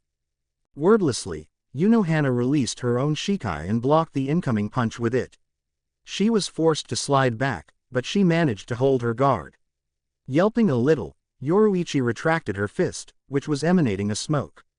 She glanced at Hana's Zanpakuto and narrowed her eyes. You released a Shikai too. I see that it does not possess just healing abilities. Hana slowly lowered her arms so that the blade of her Zanpakuto pointed down and something oozy and green dripped on the sand, where it hissed and smoked. She offered Yoruichi a derisive snort. Of course not. The Goddess of Flash glanced at her hand. It seems it's some sort of an acid. By the way, I never wooed Tenjiro-san with sex. I just offered him a deal. Yoruichi's head snapped up. What? Hana chuckled a little. It's simple. It was him that so long ago, before you were even born, had taught me the healing Kido I'm now known for. He was the one who had managed to transform the first Kenpachi of the Soul Society into the best healer, and I was indebted to him. When we had met again, it was when he had been apparently flirting with you and you naively thought that he was the one for you. I'm not sure what he had thought of you, maybe he did love you, I don't know. In the surge of an anger, Yoruichi spun around and sent another lightning bolt at the person standing in front of her. Stopping the strike with her blade, Hana continued to talk. I didn't know about you and him, that is the truth. But I wouldn't care for it either. By that time, my real self had been suppressed for a long time, and the new person that had been living in my skin eventually started to feel desires, different from the previous ones. I felt lust. I wanted to be sexually satisfied. So when the situation had offered itself to me, I never hesitated. When I had met with Tenjiro-san, I told him that I had never really repaid him for what he had done for me and that I wanted to do it now. In return for his help, I had offered him my body. It was a win-win situation. He would have gotten free sex, I would have repaid my debts to him, and moreover, my desires would have been finally satisfied. In retaliation, Hana closed on Yoruichi and slashed at her. With her enhanced movements, Yoruichi managed to jump above the blade and backwards. For a few days, I had sex with him. When my desires settled down, I never met him again, so what happened between you two afterwards has nothing to do with me. When she landed, Yoruichi punched the ground in front of her, creating a small shockwave that forced Hana to jump away. You're talking like it has nothing to do with you, fine. I don't care. I got over Tenjiro. What happened then doesn't matter now, that's what I'd like to say. But the same thing is happening again, right now. You're trying to satisfy your selfish desires by wooing somebody I love, and I won't let you take away Ichigo from me too. Yoruichi yelled, and pumping Raryoku into her legs, she jumped high and rapidly spun around. The lightning bolt that appeared below her feet started to get crushed, and as she spun more and more, the more crushed lightning bolts appeared and started to mash together. After a moment, Yoruichi roared, and with a mighty kick, she hit the ball of lightning and sent it flying towards the wide-eyed Hana. What? A ball lightning. Cursing heavily, Hana hastily erected another banku in front of her. Yoruichi's attack collided with the Kido and for a moment, it seemed as if they tried to cancel each other, but then a huge explosion engulfed both of the combatants. Neither of them noticed a teen with orange hair watching them fight from a distance that was small enough to allow him to hear their conversation. With Ichigo, 5 minutes ago. Where the hell are they? Ichigo huffed and emerged from the Las Noches, shielding his eyes as the sharp light hit his face. Damn, we must have been in that room for quite a long time. The memory of Unohana sitting on him in all her naked glory entered his mind and he furiously shook his head. Focus, damn it, he muttered to himself. He felt a surge of Reiatsu, coming off from a distant location and so he started to use Shunpo to close the distance. When he got near enough to see and hear the two women, he was forced to stop as a shockwave from Yoruichi punching the ground prevented him from getting closer. In that moment, he heard her talking. He widened his eyes and opened his mouth in shock. Completely stunned, he watched as the ball lightning shot from Yoruichi's boots and hit the Kido spell, where it exploded, sending smoke and sand at him. Yoruichi and Unohana, even if I have to beat you down, I won't let you take him away from me. Yoruichi stated between her coughs and tried to get away from the smoke that was surrounding her. You are few centuries too young to beat me, Shihoin-san. Unohana replied in a muffled voice. When the smoke cleared after a minute, it revealed the two of them, their clothes lightly singed from the explosion, but still looking battle-hungry. Yoruichi was still angry. Unohana was getting into her old rhythm. With a yell, they shot from their location and aimed to strike each other. Just when they were about to meet in the center of their battleground, a person landed between them and in a quick motion, he caught Unohana's blade in his right hand and Yoruichi's leg in his left, absorbing the electricity from her lightning into his body. Enough. Yoruichi and Unohana widened their eyes and looked closer at the person in front of them. Ichigo, Kurosaki-san. The orange-haired teen glanced at his left, at Yoruichi and then at his right, at Unohana and with a frown he threw them to the sides. They landed 20 meters away from each other and slowly got up. What are you two doing? Yoruichi seemed to recover from her surprise first and opened her mouth but Ichigo held up his hand. Actually, don't say anything. He took a deep breath. I heard enough to deduce what is going on here. When he said that, Yoruichi gaped like a fish at him and one could see the blush creeping on her cheeks, even though her skin was dark. Unohana wanted to say something but she was silenced the exact same way as Yoruichi. Don't, Yakiru. When she heard her real name, Unohana went silent. Standing between the two women, as if he was a wall, that was preventing them from jumping at each other again, Ichigo sighed. Look, both of you, I think we have to get things straight. First, Yoruichi-san. He turned to the left and stared at the goddess of Flash, both of them trying to fight the awkwardness that suddenly arose between them. Unohana-san is not taking me away, she's not stealing me. I don't love her and she doesn't love me, you know. Ichigo said and watched as multitude of emotions flashed through Yoruichi's eyes. I did something to her and this was the only way she'd forgive me. Using sex. Yoruichi snapped and yelled at Ichigo, who cringed. Why yeah, quite an unconventional way. He muttered and averted Yoruichi's stare in embarrassment. Swallowing hard, he turned to Unohana. Unohana-san, Yakiru, whatever happened between the two of you, I don't want to see you fight again, understand? Moreover, I'm guessing that I have earned you forgiveness by now. He steeled his gaze, so that he wouldn't waver, in case he would remember more of their shared activities. Unohana looked up and stared back at him. Kurosaki-san. I won't lie to you. Even if I'm satisfied for now, I still hunger for your body. When you'll be alone and I will feel lust again, I'll find you. I know that the guilt you're feeling will prevent you from running away from me. But yes, I won't fight Shihoin-san again, until she'll try to fight me, of course. Then I'll have no other choice but to defend myself, won't I? She replied and corrected her clothes, which she hastily put on before she was forced out of the dark room. Before any of them could react, she turned around and using the shunpo, she flashed away. Ichigo shook his head. This solved nothing. He glanced behind, at Yoruichi, who returned his gaze, but he could see the hurt in her eyes. Yoruichi-san. She slowly got up and turned around, walking away from her spot, away from him. When she got 50 meters away from Ichigo, she heard a yell. Fine then. It was Ichigo's angered voice and she was suddenly forced to turn around. Before she could say anything, she was forcefully kissed on the lips, leaving her stunned.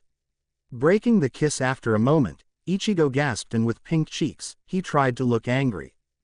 Yes, I heard you say that you love me, he said, the blush on his face getting more profound with his every word. But frankly, I'm not sure if what I feel is love. I'm stupid in that area, I really am, so you have to forgive me, but I know that I don't want to see you hurt, sad, angry, I don't want to see you anything else than happy. If that's what love is, then I do love you. He felt her tense in his arms as he finished his sentence and Yoruichi slowly looked up to gaze at his eyes. She had tears in her eyes. Yes, you idiot, that is love. Ichigo smiled a little and raised his hand. He used his thumb to wipe the tears of her face. Then why are you crying? She shook her head. Because I'm happy that you love me and because I'm angry. If you love me, how can you have sex with Unohana? That was a hard question and Ichigo pulled Yoruichi into a hug and patted her head. I will explain everything to you, Yoruichi. I promise I will. She squeezed him and when she heard him say her name without honorifics, she slowly pulled away from the hug.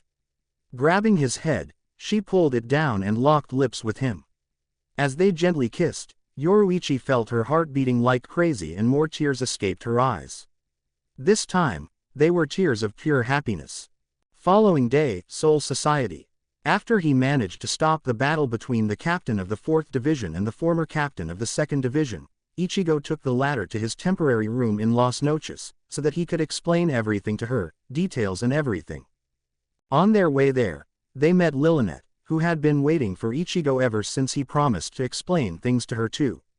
So the three of them ended in his small room with single bed, where Ichigo started his explanation with his fight with Kenpachi, what resulted from it and how it affected the two-faced captain of the 4th Division.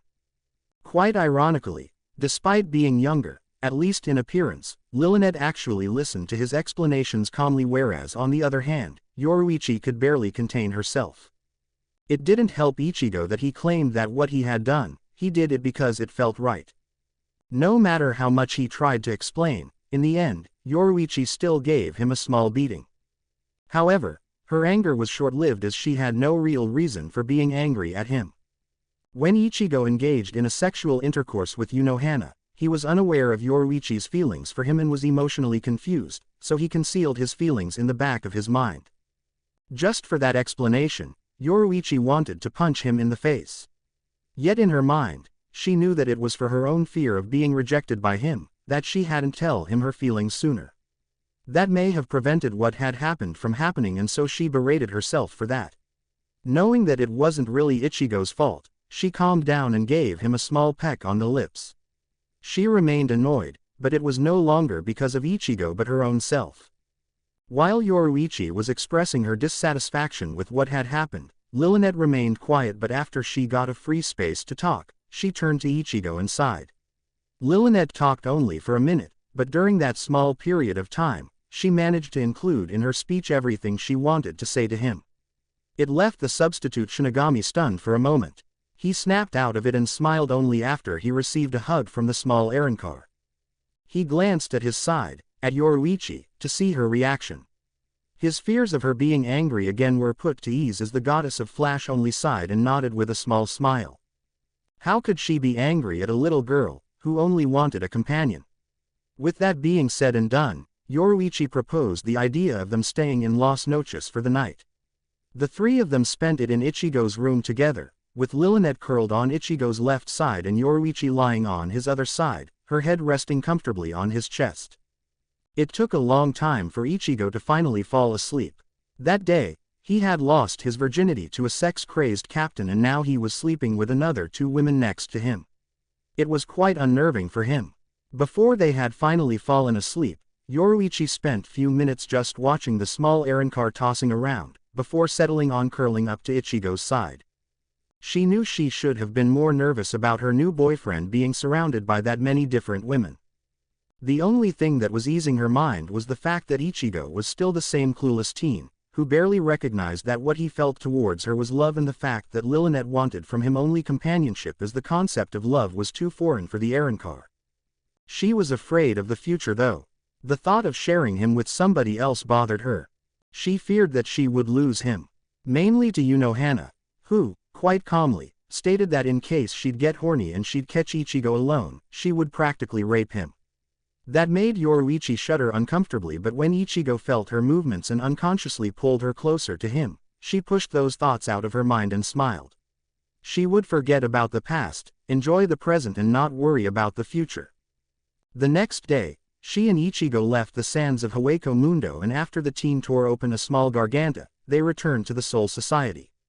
Their first stop was Shiba's household, where Kukaku was anxiously waiting for any news from Yoruichi, but when she noticed that the two of them walked inside while holding hands, she started to laugh and forced them to make a toast on this beautiful day. Yoruichi was used to her friend teasing and laughed together with her, leaving Ichigo to be the only one embarrassed. 1 hour later. Damn, those two don't realize that I'm still underage. Ichigo heavily sighed and grimaced when the taste of sake still lingered on his tongue. He had managed to escape the Shiba's household before the two childhood friends could get him drunk and was now just walking around the Sarate. Yo, Ichigo. Ichigo gulped when he heard that voice and slowly and carefully turned around, awaiting a swift attack. He came face to face with Kenpachi, who was grinning even more than ever. Hey, Kenpachi, you were already released from the hospital. Ichigo greeted him, looking at the man suspiciously. TCH, like I am a pussy who needs a week to recover from such small wounds. Kenpachi replied, making Ichigo sweat drop. He calls that small wounds. Ichigo glanced at the bandages wrapped around Kenpachi's torso and sighed. He almost forgot who he was talking to. So, what do you want? Kenpachi's grin faltered a little and he uncomfortably looked at the direction of the 4th Division. I hate this wimpy stuff, so I'll say it quickly. Thanks, Ichigo. Sure, for what? Ichigo stared at him, dumbfounded. He never heard Kenpachi thanking anybody. TCH, thanks to you I now know what I have been missing these past few decades. Not to mention, I made a contact with this little piece of shit. Kenpachi said and showed him his Zanpakuto. Ichigo widened his eyes and had to pinch his cheeks to make sure he wasn't dreaming. Kenpachi's Zanpakuto was no longer that worn-down sword that he always used. It was still the same Zanpakuto with a size similar to a Nodashi and with a guard which extended inward from its center, similar to a shinai. But the blade itself was now completely repaired, looking perfectly new. Wait, did he say what I think he said? Ichigo overcame the surprise and looked back at Kenpachi. You mean, you learned the name of your Zanpakuto? His wide grin returning, Kenpachi nodded. Yeah, this little bastard is even bigger demon than I am. Ketsuki no Gashadokuro, that is his name.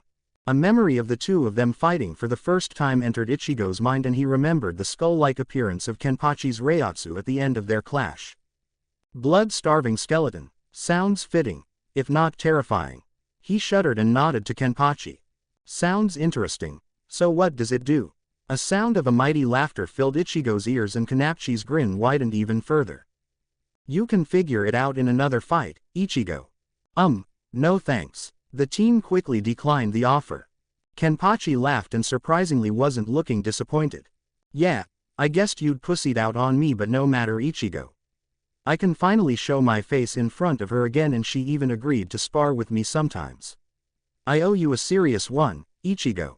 He said, and with another laugh he walked in the direction of his division, leaving Ichigo standing in the middle of the crossroads, shaking his head in amusement. I already pity his next opponent. Then he realized that Kenpachi's next opponent would be probably somebody he would spar with, and when he looked at the 4th Division main building nearby, he grinned. Or maybe not. Outside of Sarate.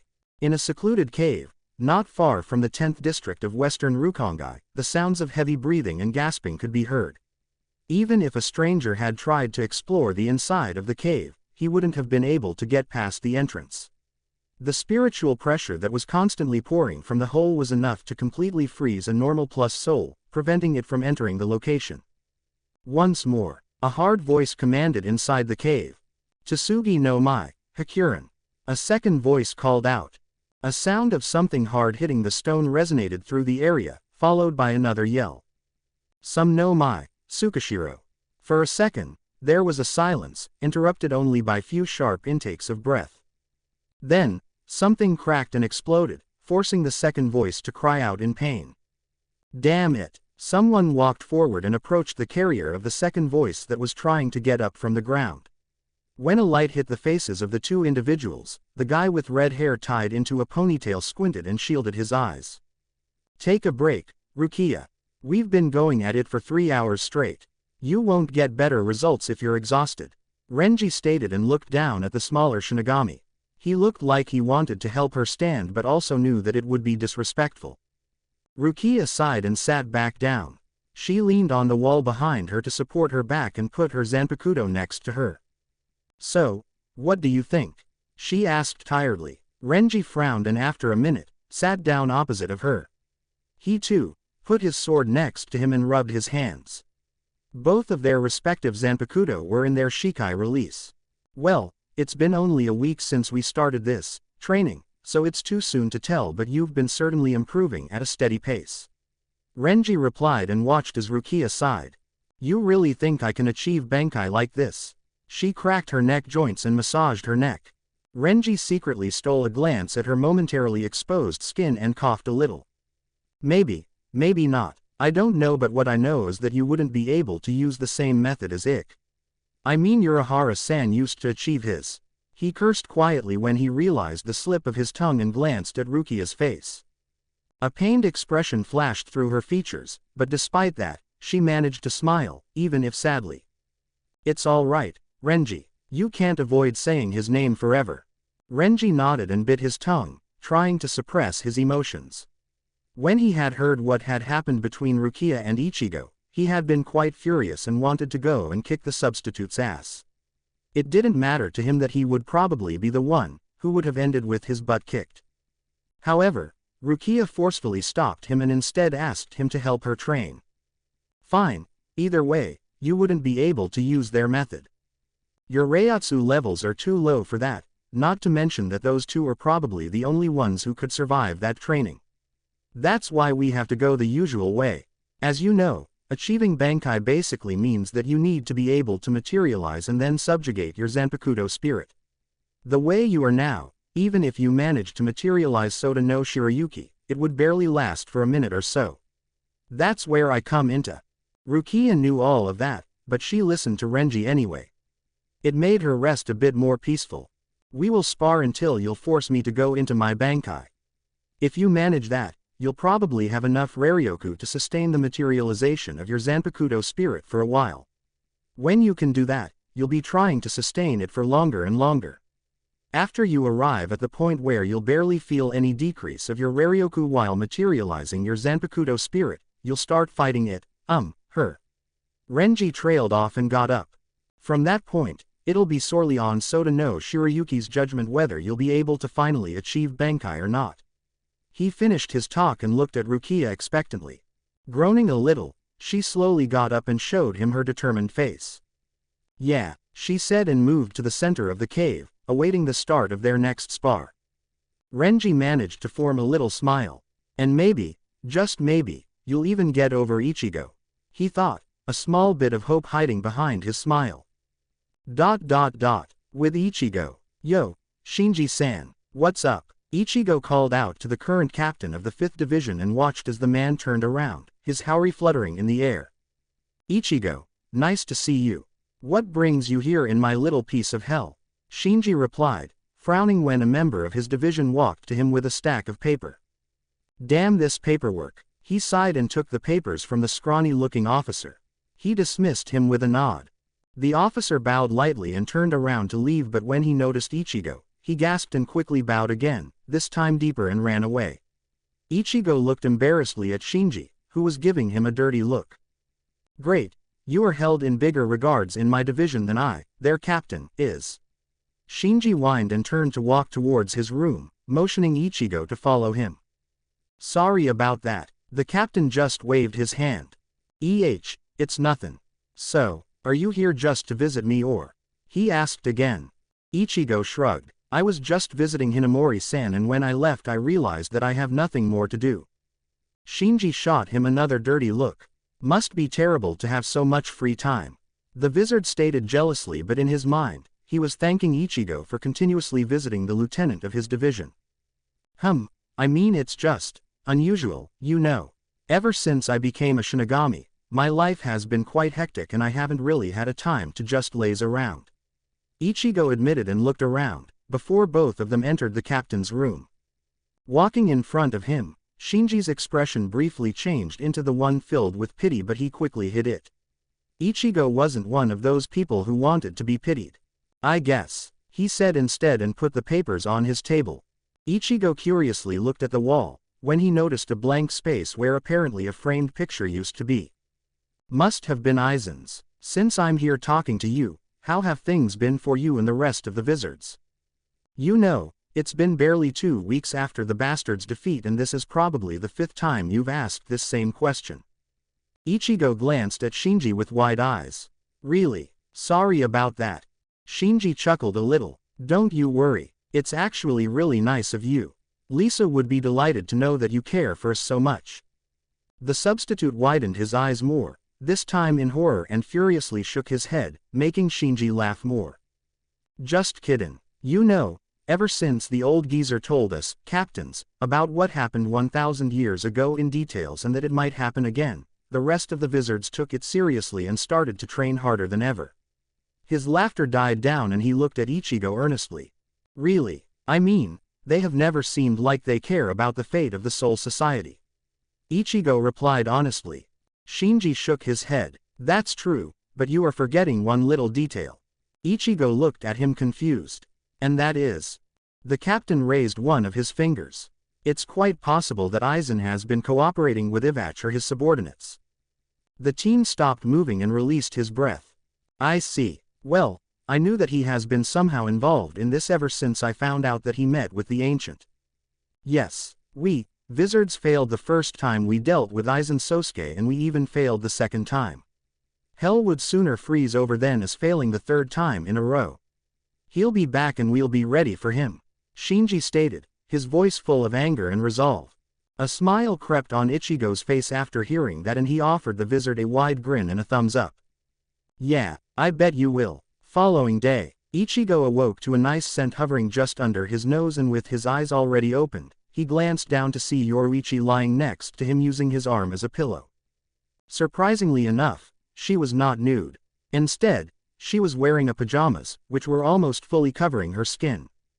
She wasn't wearing it voluntarily, but after she and Ichigo had a small talk before they went to sleep, and Ichigo stated that since they were now officially a boyfriend and a girlfriend, he wanted to take things slow.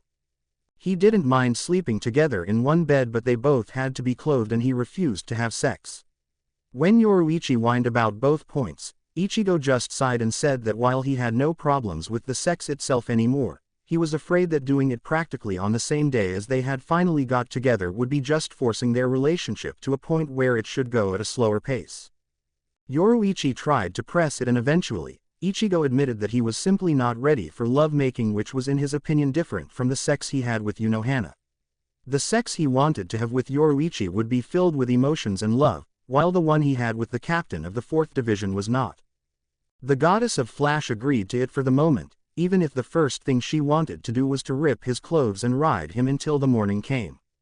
However, she also realized that he was still young and both of them had more than enough time to advance.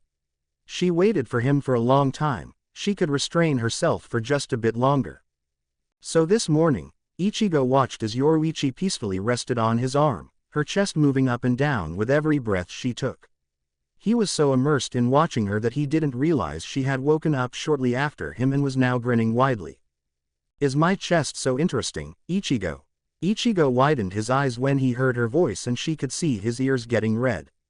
He tried to put up a brave facade and grinned back at her. It sure is, he said cheekily and gave her a peck on the lips. Seeing her stunned made him chuckle, and he quickly got up and escaped the room before she could react. After he left, Yoruichi realized what had happened and touched her lips with her fingers, a smile forming on her face. Good one, Strawberry, she muttered, and with a yawn, she slowly got up too. When she arrived to the dining room, Kukaku and Ichigo were already bickering. Kukaku noticed Yoruichi coming and turned to her. "Do you get this kid? He's refusing my sake even in the morning. It's because it's morning that I'm refusing it. Do you know who drinks alcohol in the morning? An alcoholic." Ichigo loudly protested. "Bullshit. That's just the weakling's talk." Yoruichi sighed and sat down. She grabbed the mug of sake and quietly poured some of it into her glass, gulping it down in one shot. "Yoruichi," Ichigo exclaimed scandalized. "What? It's just one shot to help me relax. The people in the world of the living have their cup of the coffee in the morning. Me and loudly have a shot of sake." Yoruichi retorted offhandedly. "Ha." Kukaku grinned at Ichigo victoriously. "I'm still not having any. Just give me grape juice that's over there." Said teen just shook his head and watched his cousin as she poured the juice into his glass. "So, what do you two lovebirds have planned for today?" Kukaku suddenly asked, making Ichigo spit out his juice in surprise. "Come on, loudly, don't give him a heart attack in the morning," Yoruichi said accusingly while lightly punching Ichigo's back, trying to stop his coughing fit. Loudly just happily laughed and slapped Ichigo on his back, earning a dirty glance from him. "I'm just making fun of you, Ichigo. Don't take it so seriously. I'm only happy for you too." She offered him an honest smile, eventually melting his glare. "Thanks," he muttered and took another sip from his glass. When they started to eat the food, Kukaku spoke again. "You still haven't answered my question. Do you have any plans for today?" Ichigo bit from his slice of bread and chewed it slowly, thinking about the question. Just as he opened his mouth, a black hell butterfly flew into the room through an open window. "A hell butterfly?" Yoruichi looked at it suspiciously. "It seems that it's meant for Ichigo," Kukaku pointed out after studying it for a moment. They both looked at Ichigo, who returned their stare with a confused one. What do I do?" Yoruichi chuckled at his clueless expression and pointed at his hand. "Just raise your hand and let it land on it. It will automatically play the message after verifying it's you." "Oh, okay." He did as told and watched as the small insect landed on his fingers, and after a while, he heard the voice of the captain commander. "Kurosaki Ichigo, this is a matter of an utmost importance. The Zero Division, otherwise known as the Royal Guard, have informed us about their arrival later on this day.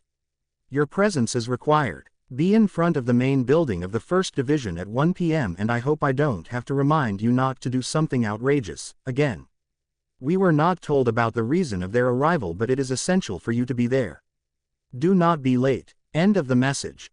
Kukaku widened her eyes a little and she and Yoruichi exchanged worried looks and glanced at Ichigo, who listened to the recording with a blank expression. "What time is it?" he asked nobody in particular. 11 a.m. Kukaku answered him instantly. "Ichigo, you okay?" Yoruichi slowly put her arms on his shoulders. He turned his head towards her and smiled a little. "Yeah, don't worry about it. Now that we are together I won't do anything reckless." Kukaku almost chuckled when it was Yoruichi's turn to wear a blank expression after hearing that. "Well, since we have some time, why don't you tell me something more about the Shiba clan, Kukaku?" Ichigo looked at Kukaku, who almost instantly lightened up and started to talk about the time when she was younger. The head of the Shiba clan smirked when Yoruichi finally got over her surprise and hugged Ichigo from behind, smiling warmly at him.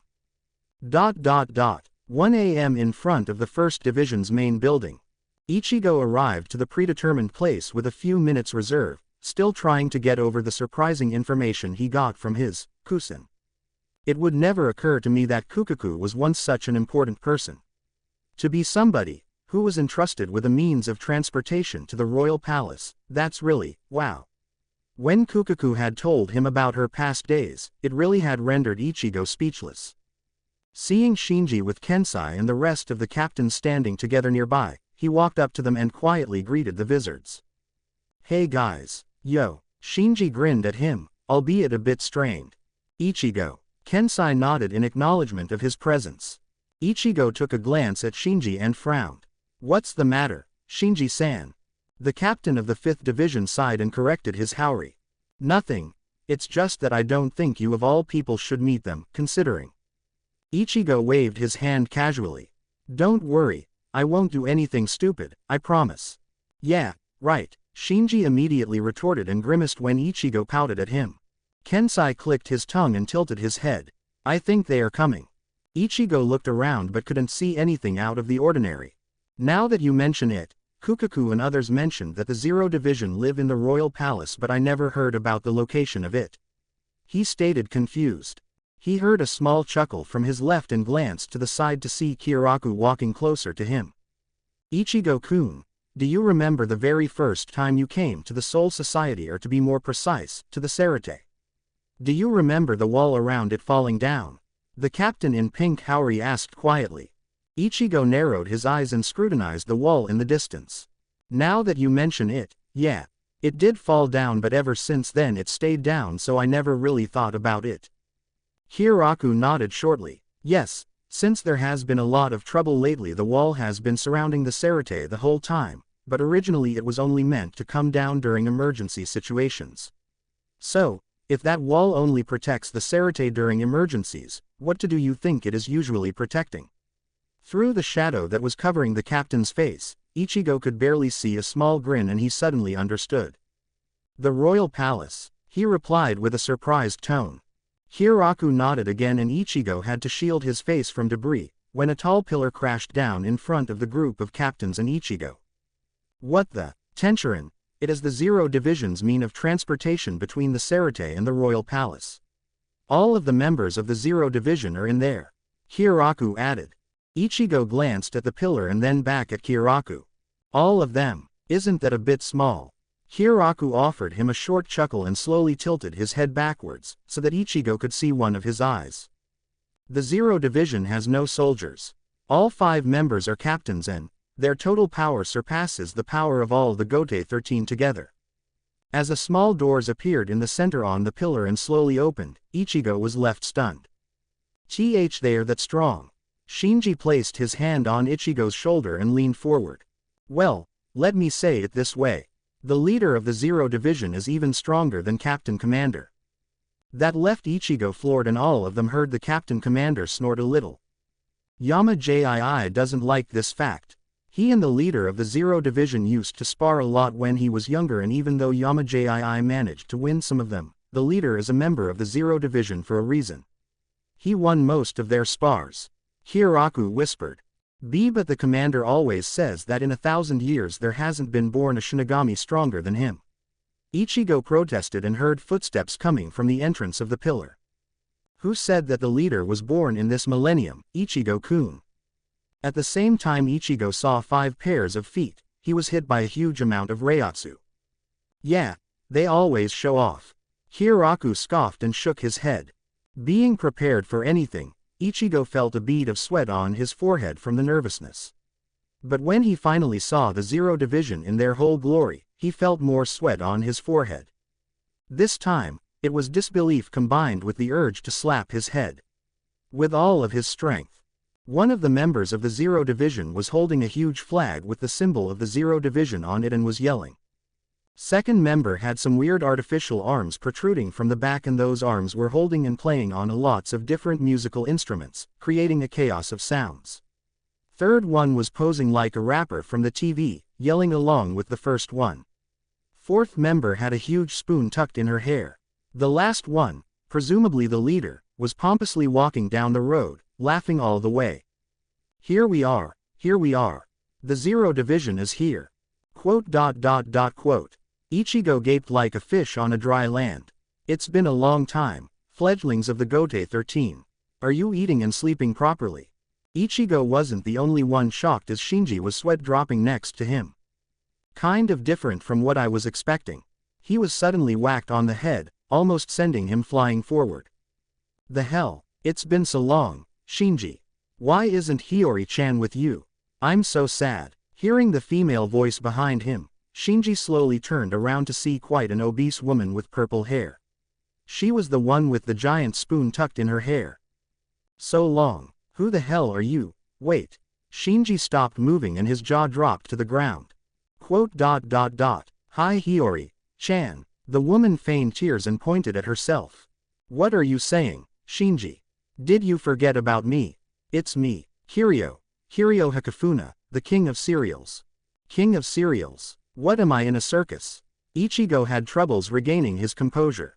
It was nothing in the comparison with Shinji, who was sweating beyond belief. Kiryu-san. You've changed. Ah, you haven't just simply changed. Who are you? I don't know you, he cried while the woman, Kiryu, whined. No, Shinji. I haven't changed that much. She took a look around. Ah, I'm hungry. Ichigo left the crying captain of the 5th Division and turned around when he heard another voice. Been a long time, Hana. A tall man with the undone jacket and ridiculous hairstyle circled around the captain of the 4th Division, staring at her menacingly. He leaned above her. How are you? Are you using the healing techniques I taught you properly? Hana's eyes were closed and she calmly replied. Naturally. Really. I've heard that you've been quite useless and some human girl had beaten you in healing. How come? The man chewed on the stick in his mouth and yelled provocatively. Ichigo gulped when Hana slowly opened her eyes and stared at the man blankly. What you have heard doesn't always have to be the truth now, does it, Tenjiro Kirinji-san? The substitute widened his eyes at the mentioning of the man's name and studied him closer. Tenjiro Kirinji was even on the second glance quite a tall guy. Not so much as Zaraki Kenpachi, who was standing on the other side of the group, but tall nevertheless. His hair was arranged into an outlandishly large pompadour while the sides of his face were covered with tapered sideburns. It's still a ridiculous hairstyle, Ichigo noted in his mind. The team tried to find out more about Tenjiro just by looking, and to his surprise, he noticed a small detail. While Tenjiro talked to Hana in quite the condescending tone, it didn't seem to reflect in his eyes that looked simply bored. In the next instant, Tenjiro was forced to bend forward when the leader of the 0 Division jumped to him and put his arm on his shoulders. Oh well, it's really been a long time and I'm sure you must have a lot to talk about, but we don't have the time. He exclaimed, and Ichigo noticed that Tenjiro just clicked his tongue and stayed quiet. It seems you and the rest of the 0 Division is the same as ever, Hyasube. Captain Commander stated and glanced at the leader of the 0 Division. Hyasube, I'll try to remember it, Ichigo thought. Oh, look, it's Shunsui-kun. Hyasube exclaimed again and walked to the captain of the 8th Division. Hey, look at the commander. He looks like he's going to explode any second. Ichigo jumped in surprise at the devious tone of Ichimaru Jin, who suddenly appeared behind him. Rather than yelling at him, the team listened to the man and looked at the captain commander, who had quite a large tick mark on his forehead. Don't ignore me, the commander exclaimed and raised his reiatsu for a moment. The leader of the 0 Division sighed and turned to the commander. Sure, you still can't take a joke, Yamamoto, he said and shook his head. What is your purpose here, Ichibe Hyasube? The captain of the 1st Division asked after suppressing the urge to release his zanpakuto in irritation. Ichibe narrowed his eyes and turned around to Ichigo. You're Kurosaki Ichigo, right? We are going to take you to the royal palace as the Soul King himself wants to speak with you. The reaction was instant. All of the captains of the Gote 13, save for Kenpachi, tensed and glanced at Ichigo nervously. Nonsense, the commander said and glared at Ichibe. Said man ignored the commander and took a look around. Well, we have to collect others, so there is no need. I have everything that was on the list, aside from Kurosaki Ichigo. Another voice stated from behind the group, and they all turned around to see a slender woman with artificial arms, which had been used to hold musical instruments at the moment the 0 Division emerged from the Tenshin. Behind her stood the uncomfortably looking Renji, along with Akaku.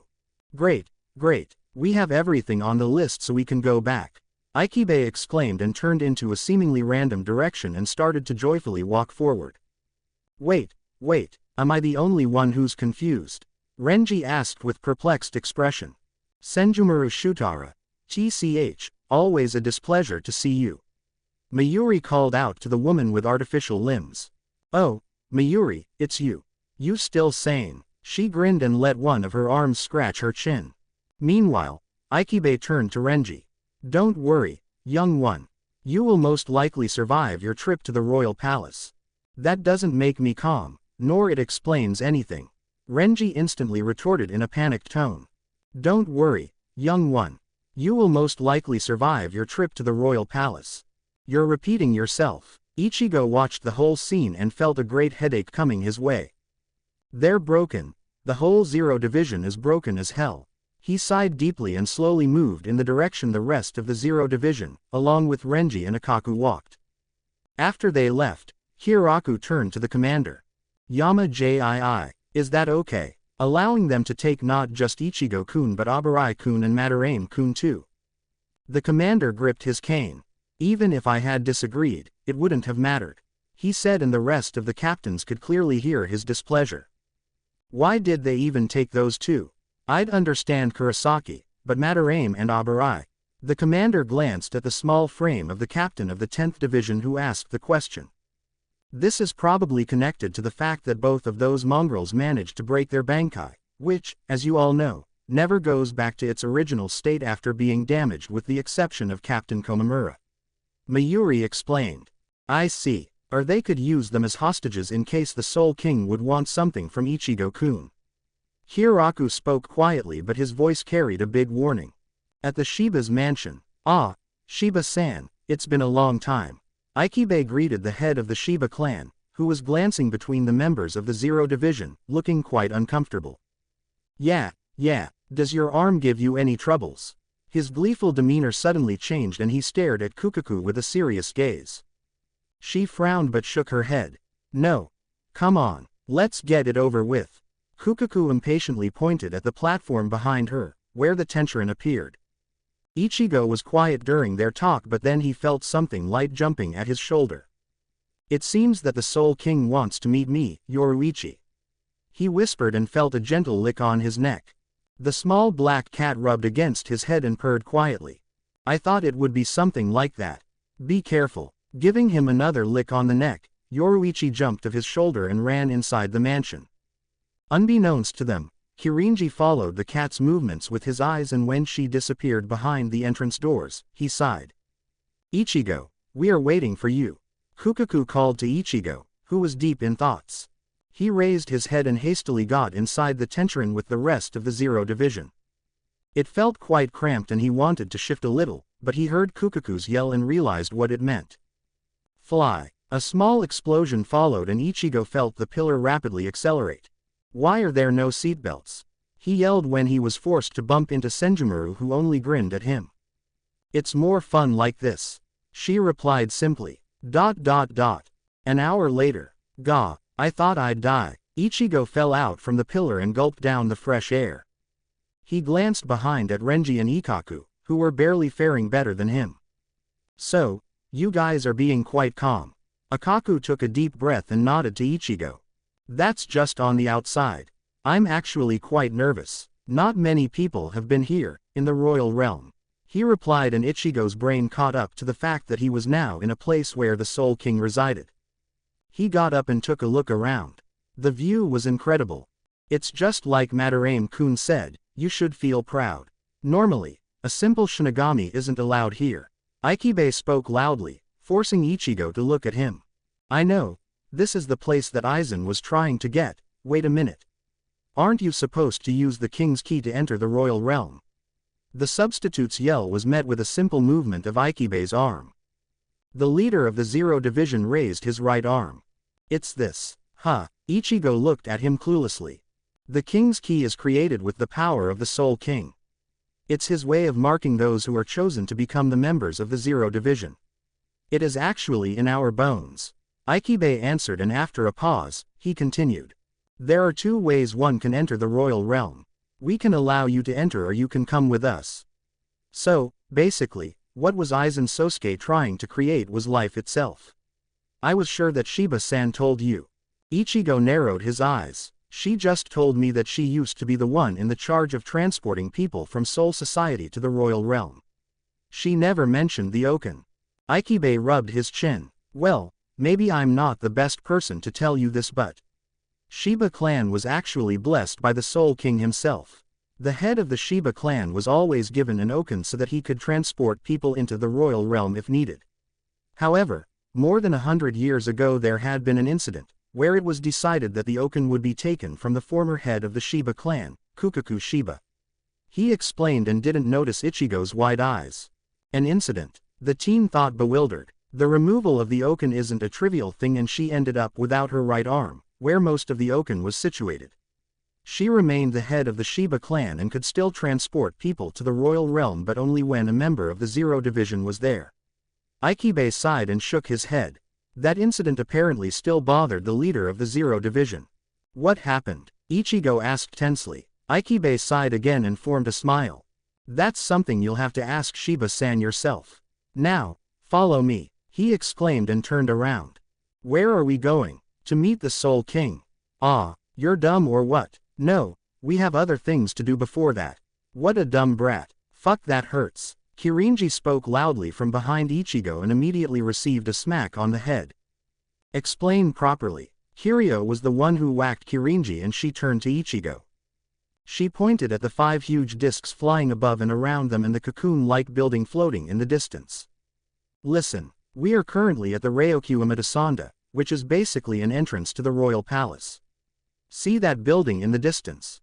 Kiryu asked and waited until the mentioned building was in Ichigo's line of sight. He nodded and turned to her again. That is the actual palace, where the Soul King resides. Those floating things that look like trays are in fact Zero Division's quarters. On each of those trays lies a city that the Soul King entrusted to us. She explained further. Whole cities. Senjomaru walked up to them. As it has been already said, Aizen Sosuke was trying to create an artificial Oken, a king's key. Do you still remember the requirements for the creation of such a thing? She asked Ichigo.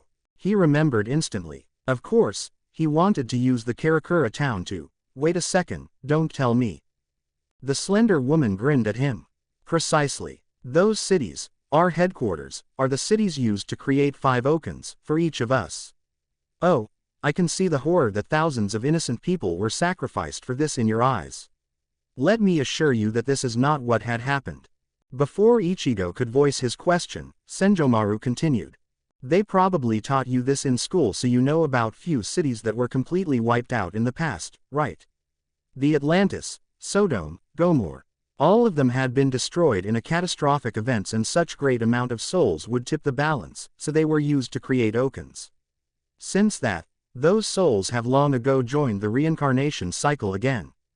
Trying to soak all the information in, Ichigo finally had the chance to ask something. But I thought that the souls used in the process would get inevitably destroyed. Kiryu butted in. That would be the case with Aizen's actions. Since these Okens were created with the power of the Soul King, he was able to preserve them. She said with a smile. From what the ancient told me, the Soul King shouldn't be that old. I mean, the theories say Atlantis had been destroyed thousands of years ago. Something doesn't add up, Ichigo thought and glanced beyond the 2 Zero Division members to watch Renji and Akaku following Ichigo and Kirinji. Another question arose in his mind. You said 5 Okens, but you also said that Kukaku had 1. Isn't that a miscalculation? Senjomaru shook her head, the artificial arms behind her swaying in the air. No, the Zero Division used to consist only of 4 members. Just a bit earlier than a century ago, Kiryu-san here was admitted into the Zero Division. She was left without the Oken for a while, but then, funnily enough, not long after that, the Oken that was in the possession of Kukaku Shiba was taken away from her. It was then transferred to Kiryu-san. Simple as that. She glanced at Kiryu, who nodded with a smile. I see, Ichigo muttered, and since there was nothing else he wanted to ask, he and the 2 female members of the Zero Division trailed after the remaining members. Ichigo and the others were already waiting at a small platform. Before you can meet the Soul King, you 3 will be sent to Namiya-san's place. Ichigo announced and motioned Ichigo to stand at the platform, along with Renji and Akaku. Who's that? Renji nervously asked. He's the last member of the Zero Division and at the same time, the second oldest one after me. You'll understand once you'll get there. I thought that somebody was missing. Ichigo thought and narrowed his eyes at Ichigo, who only shrugged. He's a bit eccentric, but who isn't? Ichigo laughed heartily and walked away. Yeah, right, Ichigo thought and watched as Kirinji raised a big hammer. That gave him a bad premonition. Wait, how are we going to get theory? Ichigo's yell was stretched out the moment the hammer in Kirinji's hand fell on a button, which sent the trio flying in the direction of the Namiya's place at high speed. Damn, I hate this place already. Ichigo whined and tried to remain steady. 5 minutes later. Oi! It seems like nobody's here.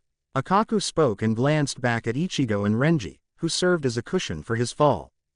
Great. Ichigo groaned from under Renji, who took his time to get off him.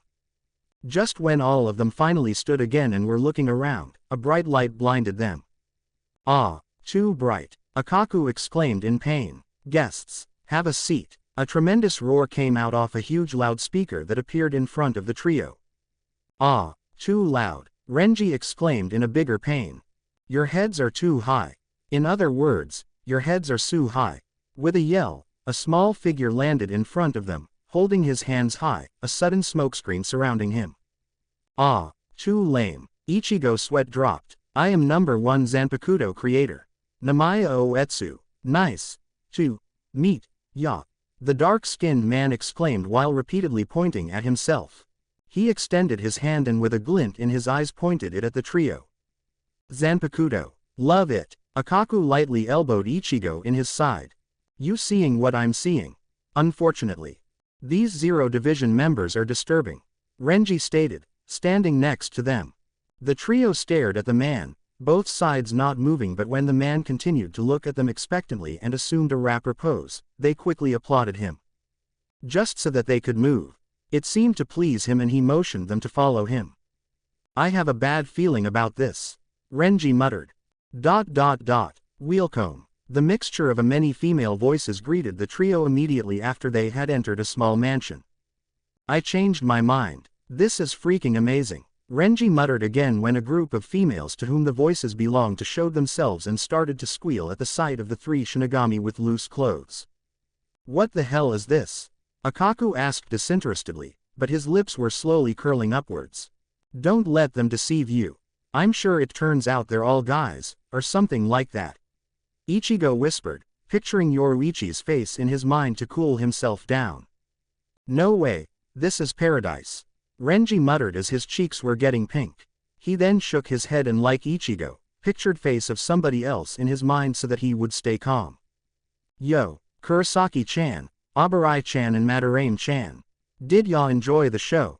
Let me introduce myself one more time. I'm Etsu Namaya, proud owner of this place. The dark-skinned man with thick black hair, clothed in a sleeveless puffer jacket and green undergarment with a gold-framed sunglasses on his face, took Ichigo's hands and moved with them to complete a set of rapper-like greeting, finishing it with a clap. Nice to meet ya. Ichigo let his hands in the final position and without moving his head whispered to Renji and Akaku. I don't care who, but take my place. I can't keep up with this guy. Like hell I will. Renji and Akaku replied simultaneously. However, they couldn't escape the overly enthusiastic captain and all 3 of them were forced to do weird positions, until they satisfied him. Etsu corrected his glasses, a glint escaping his eyes. Y'all are good. Nice pose. He hastily crouched and took a picture with his camera that seemingly appeared from nowhere. While the trio stayed in their last position, standing upside down, Etsu quickly showed the picture to the ladies from the mansion and they all shared a loud laugh at it. Bastard. Ichigo, Renji and Akaku thought at the same time. In that moment, Etsu was blasted forward and he slid on the ground, his face biting the dust. How long are you going to keep this up? A young-sounding voice came from behind him. Meanwhile, the trio stood up again. What are you doing? Mara-chan, you're ruining my fun. Etsu rubbed his dirty cheek and childishly pouted at the girl that kicked him. The girl, Mara, nodded to the trio and showed them a thin road. Come on. With Master, it's never going to start. She sighed and after making sure that they heard her, she took the road. After a small walk, they arrived at a small hut near the cliff. This is my real mansion. Etsu sighed in a depressed tone. Wow, quite the difference. The trio thought. Master creates dubious things like that because he doesn't want to acknowledge that he lives here. Come on in. Mara opened the small doors to the hut, inviting the trio inside. You're cruel, Mara-chan. Etsu cried and refused to follow them inside. So noisy. Akaku muttered. He, along with Ichigo and Renji, took a step inside. They seemed to hover in the air for a split second, before falling into a dark pit. Ah! Ow! Damn! Where the hell are we?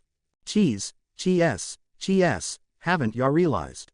Kurosaki-chan, Abarai-chan and Madarame-chan. Ever since ya came to my headquarters, aside from me, ya haven't actually met any Shinigami.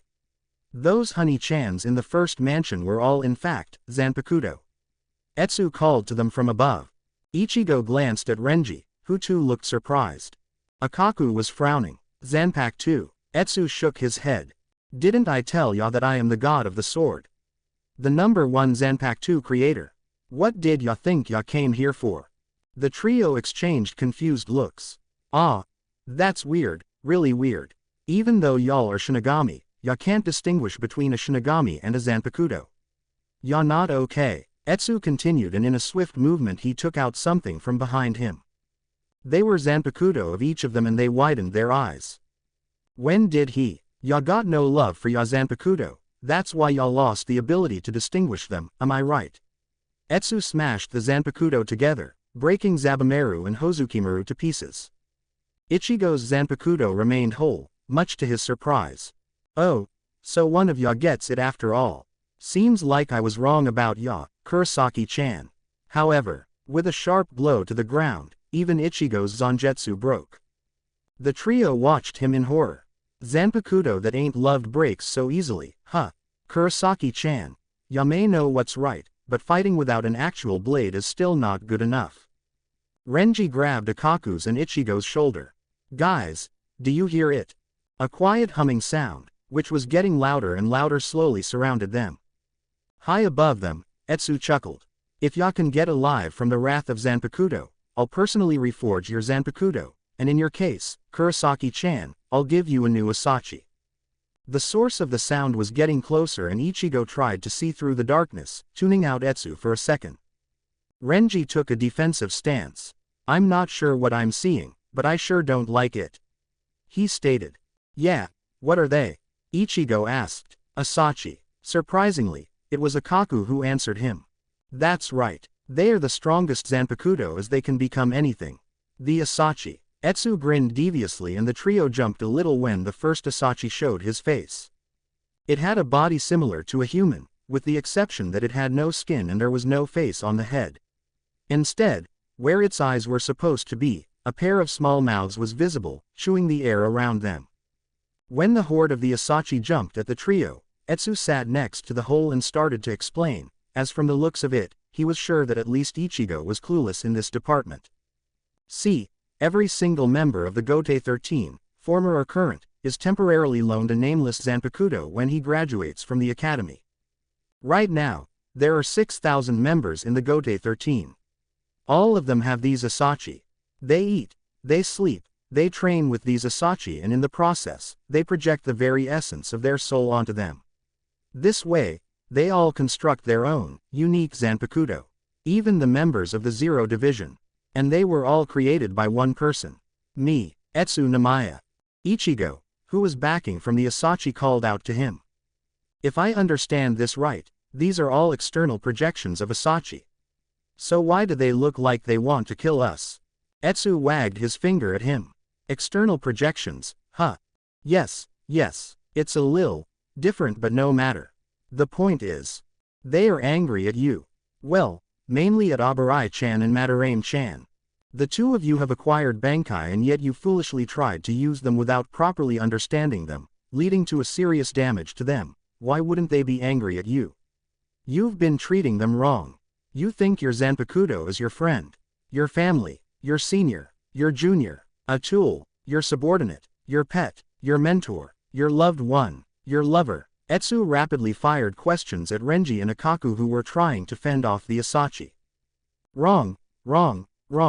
Who do you think is on top? A Shinigami or the Zanpakuto? The Zanpakuto creator yelled with a serious expression. The horde of the Asachi completely surrounded the trio and were slowly closing on them. Renji glanced at his right at Akaku, who was getting ready to fight. Both of them, even Etsu, however, noticed that Ichigo only took one calming deep breath and made a step forward to a group of Asachi. Ooh, nice look in ya eyes, Kurosaki-chan. Maybe y'all be able to do it right now. Etsu trailed off when the Asachi around Ichigo suddenly kneeled and kept their heads down. Ichigo scanned the group and his gaze stopped at one Asachi kneeling close to him. He walked up to him and offered him a hand. The Asachi took it and all of them watched as its head morphed into a head of a young-looking man with short white hair and a pair of hollowish horns.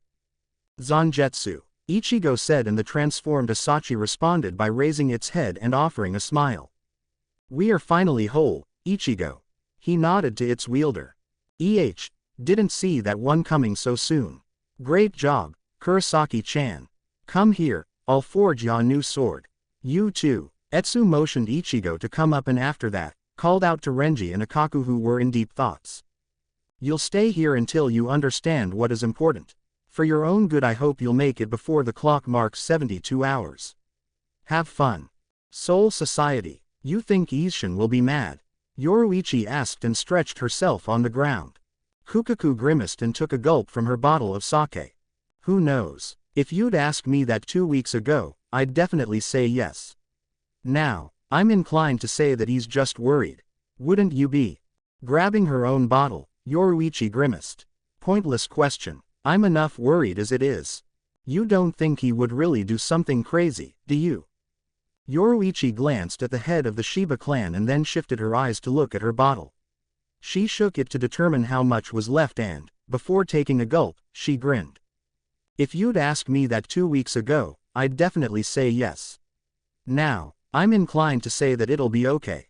Kukaku just stared at her before arching backwards and erupting in a full-blown laughter. Yeah, for a regular Shinigami, 2 weeks are nothing, but once again, Ichigo has to be a special case and mature in such a short time. Royal Realm. 4 days later. Ichigo stared at the cocoon-like building that lied in front of him and took a deep breath. He needed to calm down, to keep his mind sharp and his emotions in check. It was finally time for him to meet the Soul King. The meeting would take place in the main building of the Royal Realm, where the Soul King spent all his time. Nobody else would go inside with him. It'd be just him, a human with every possible power that existed, along with a linchpin that held together all of the afterlife. It'd also be a meeting between an ancestor and a descendant. Between a boy who lost his mother and a being that was partly responsible for it. Well, this is it, Kurosaki-san. There is only one more thing you should know before going in. Ichigo patted Ichigo on his back, gaining his attention. What is it? From his side, Senjomaru spoke up. Nothing serious. It's just a warning so that you won't be confused when you emerge from the Soul King's chamber. The Soul King's presence is overwhelming, and one of the reasons why he stays in his place all the time is that his energy is potent enough to disturb the normal flow of the time. Simply put, an hour in his presence will be a day for the rest of us, who are outside. Ichigo slowly turned to her with his mouth forming a circle and a bead of sweat of his forehead. That's nothing serious. You could have mentioned this beforehand, you know. She flashed his a wide grin. Now, where would be the fun in that? Shaking his head at the impossible quirks of the Zero Division's members, Ichigo nodded to Renji and Akaku, who were standing behind them, and took a step inside. When the entrance doors closed after Ichigo, Ichigo turned to the 2 remaining visitors of the Royal Realm. Now, Abarai-san and Madarame-san, I see 2 options lying in front of you. The duo narrowed their eyes and almost unconsciously, their hands slid down to the hilts of their new swords. Seeing that, Ichigo laughed and waved his hand. Just relax. I only wanted to say that there are 2 ways in which you can spend the time until Kurosaki-san emerges from his meeting. 1. You can just laze around, take a tour of the Royal Realm. Well, you get it. Akaku glanced at the remaining members of the Zero Division walking away and tilted his head to the side. You mean there is another way? Ichigo laughed again, his wide grin remaining on his face. Why, of course. You can join me in my place for a special training. What do you say, Abarai-san, Madarame-san? Do you want to get stronger? Akaku glanced at Renji, who was barely containing his excitement, and with a grin on his own face, he exclaimed. Hell yeah. Ichigo walked up the stairway, his eyes barely seeing the outlines of the stairs. The darkness in the building was intense. Finally arriving at the top, he entered a simple chamber. His eyes were instantly drawn to a massive transparent crystal in the center of the room. It was glowing with a bright white light. Ichigo recognized a human body inside of it, but due to the intense glow, he couldn't tell what the person looked like. Welcome, Kurosaki Ichigo. Ichigo spun around when a deep voice echoed around him. The Soul King, I presume. He stated loudly and tried to control his breathing that sped up due to the surprise. It was a really hard thing to do, as something more surprising was happening right in front of his eyes. The person that was inside of the crystal started to slowly move, and after a moment, it emerged from it and hovered just above the ground. The glow slowly diminished, allowing Ichigo to finally see the face of the Soul King. We finally meet. Ichigo gulped when a wave of energy washed over him, creating a weird sensation on his skin. Is he human? The teen tried to remain calm, but when an androgynous person, that lacked any sort of distinct characteristics, a person who eerily reminded him of Aizen after his Hogyoku-induced transformations, a person whose eyes didn't have human pupils, only blackness with a four-edged white star stared back at him, he almost took a step back. Relax, Ichigo. Remember the reason for your presence here. A familiar voice called out to him. Right. Swallowing his nervousness, Ichigo nodded. Yes, we finally meet. His eyes flashed to the Soul King's feet and back at his face. I sense that my appearance disturbs you.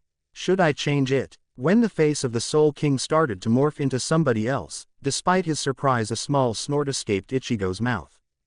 It does surprise me, but I prefer to see and talk to your real self. The Soul King closed his eyes for a moment and returned to his original appearance. I see. You could, however, land and stand on the ground, Ichigo stated after watching the Soul King float around. The being ceased to move and turned to Ichigo with his blank stare. I'm afraid that is something I cannot do. Due to the unique properties of my energy, I can't come into contact with a solid matter as it will quickly disintegrate. You, Kurosaki Ichigo, are very lucky that the same thing isn't happening to you too. Hearing that, Ichigo frowned. What do you mean? There was a short silence during which the Soul King simply stared at Ichigo, slowly unnerving him. Aizen Sosuke, in your fight, using the Hogyoku, he forced himself to ascend to transcendence, into a new dimension of living. Kurosaki Ichigo, the same can be said for you, as you are a true transcendent being, whose energy exists on even higher plane of existence than that of Aizen Sosuke. You surely understand that your energy cannot interfere with simple beings until you allow it to. Don't you think that the matter around you exists on the same plane of existence that other simple beings? The Soul King finally replied. No. What? The Soul King continued to stare at the teen, never blinking. You are lucky, Kurosaki Ichigo. Every kind of your power has some sort of manifestation in your inner world. Be it your inner Quincy, your inner hollow, or your Zanpakuto. Your soul is in a perfect balance, an equilibrium with them, and that fact alone shields everything around you from being destroyed. Me, on the other hand, my energy is, cough. The supreme leader of the afterlife started to cough violently and ended with a coughing fit, shocking Ichigo, who didn't know how to react. After a moment, the cough stopped and the Soul King hovered with his back straight up again. I apologize for that. Now, as I was saying, your energy is in balance while mine is not, it's that simple. That is also why I have to stay in this crystal. He pointed behind him. Ichigo glanced at the crystal again. I see. If that is the truth, I'm more than just lucky. I can't even imagine what my life would be if I couldn't be allowed to touch anything. He sighed in relief, and then a different thought entered his mind. That crystal, is it just me, or it almost looks like? It looks like the Hogyoku Urahara Kazuki and Aizen Sosuke created. Ichigo jerked his head to the side, to stare at the Soul King in surprise. Yeah, how did you? The Soul King slid through the air only to stop near the crystal. No wonder it reminds you of it. It basically is the same thing. Ichigo blinked. I'm sorry, what? The being in front of him didn't chuckle, neither had it offered a smile. It just stared at whatever was in his line of sight, expressionlessly. This crystal, it is a creation made from a combination of every power that resides in this universe. Energy of a human soul, power of a Shinigami, spirit of a hollow, and the holy light of a Quincy. It keeps my energy somewhat stabilized. The thing you call Hogyoku, which can manifest one's inner desires, is created by using the same process. He explained. Standing opposite of him, Ichigo was on a brink of an information overflow. The Soul King didn't give him a chance to recover and continued.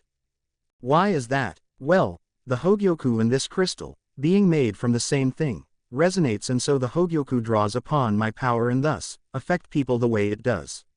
Kurosaki Ichigo, when you first saw me, you thought that I looked similar as the form Aizen Sosuke took after his Hogyoku-induced transformations, didn't you? That is correct. Since that man fused with it, the Hogyoku was trying to make him to my image. That is interesting, but we both know that I didn't come here to listen to this. Ichigo suddenly said, preventing the Soul King from talking any further. The Soul King pointed his stare at him. Yes, you wanted to ask me why I allowed your mother to die. No, I already know the reason. You couldn't allow your descendant to be with a descendant of Ivach. When Ichigo stopped talking to take a breath, the Soul King interrupted him. That is incorrect. Ichigo already had his mouth open to say what he had planned to say when he realized what the Soul King uttered. What did you say? The Soul King tilted his head, a first sign of emotion during this meeting. Is it safe to say that this assumption of yours is based solely on the information you had received from your father, Isshin? What? Why yeah. The Soul King circled the crystal few times and then stopped in front of Ichigo. Your father is mistaken. My descendants can marry and live with whoever they want to. Then why? Ichigo raised his voice a little, his emotions slowly surfacing. Your mother was never a target. You were. Kurosaki Ichigo. Ichigo just stared at the Soul King, unable to comprehend what was told to him. He blinked twice and took a shallow breath. I was the target, he whispered to himself, a grimace forming on his face. Yes, I was aware of you, but I couldn't interfere with the lives of the humans. However, when an opportunity offered itself to me, I took it. I was not aware of your mother being with you on that day, as I cannot track a Quincy. That she died was an accident. Ichigo, calm down. You won't achieve anything if you'll give in to your anger. Zangetsu called out to Ichigo, who was shaking from anger. So after all this time, after all these years trying to persuade myself that I was not responsible for my mother's death, it turns out that I, in fact, am responsible. Ichigo sadly chuckled, Reiatsu starting to pour off him in great amounts. The Soul King, unaffected by it, continued to stare at the teen. That is incorrect. You are not responsible for the death of your mother, Kurosaki Ichigo. Ichigo gritted his teeth and jerked his head upwards. What the hell are you talking about? Of course I am. If I wasn't fooled by the Grand Fisher, it wouldn't attack me and she would still be alive. He yelled and the walls started to bend from the inside from the intense Reiatsu that was pouring from Ichigo. That is debatable. Ivach made his selection of Quincy. Either way, and there is a possibility that should she survive, he would kill her himself. What I am saying, Kurosaki Ichigo, is that the death of your mother, there are two persons responsible for that. One is Ivach and the second one is me. The Soul King stated firmly. His hand almost unconsciously sliding to the hilt of his Zanpakuto, Ichigo asked through his gritted teeth. Why do you care whether I think I'm responsible for her death or not? I don't. I only want you to understand something. Ichigo narrowed his eyes. And what is that? The fact that I feel truly apologetic about the death of your mother and about my attempt on your life. The substitute opened his mouth and then closed it soon after, but no sound came out. This unforeseen situation took him aback. Maybe it would be better to explain why I targeted you in the first place. The answer is simple. Fear. I feared the potential power inside of you. You are a natural transcendent being, first to appear after a few millennia. I was afraid that this power may corrupt you and you would end up destroying the precious balance between the worlds. Seeing that Ichigo stopped emitting huge amounts of Reiatsu, the Soul King continued. However, after watching the road you took, I realized my mistake. Ever since my stepbrother tried to kill me, I became paranoid and forgot what it means to trust the others. Ichigo was breathing heavily. He glanced at his left hand that was lightly shaking. How am I supposed to react, damn it? Thinking about his mother, he clenched his left fist. Ichigo, I've been with you for a long time, so I'll just say this. There were a lot of people who wanted to kill you, but you never held a grudge against them. Only when they threatened your friends. The Soul King is just one of those who were after you. Will you forgive him, knowing that he is responsible for your mother's death, even if by accident, or will you try to take revenge against him? I tried to calm you down, not to leave you give in to your anger, but know this. Whatever road you'll take, I'll stand with you till the end, Ichigo. Whether you remain the protector or you stray from that path. Zangetsu called out to him, and Ichigo couldn't help but to exhale sharply. He remained motionless for a long time. The Soul King was meanwhile still hovering in front of Ichigo, as if waiting for something. Ichigo bit his tongue. The hell, Zangetsu, you're making me look like the bad guy here. Swallowing hard, he glanced at the Soul King. However, before Ichigo could say something, the Soul King spoke first. I heard that you claim to understand what is in the heart of your opponent once you cross your sword with him. I have no sword, but I think that my arm would suffice for this. He raised his left arm and waited. Seeing this, Ichigo gripped the hilt of his Zanpakuto and pulled it from his back. It would be so easy to kill him.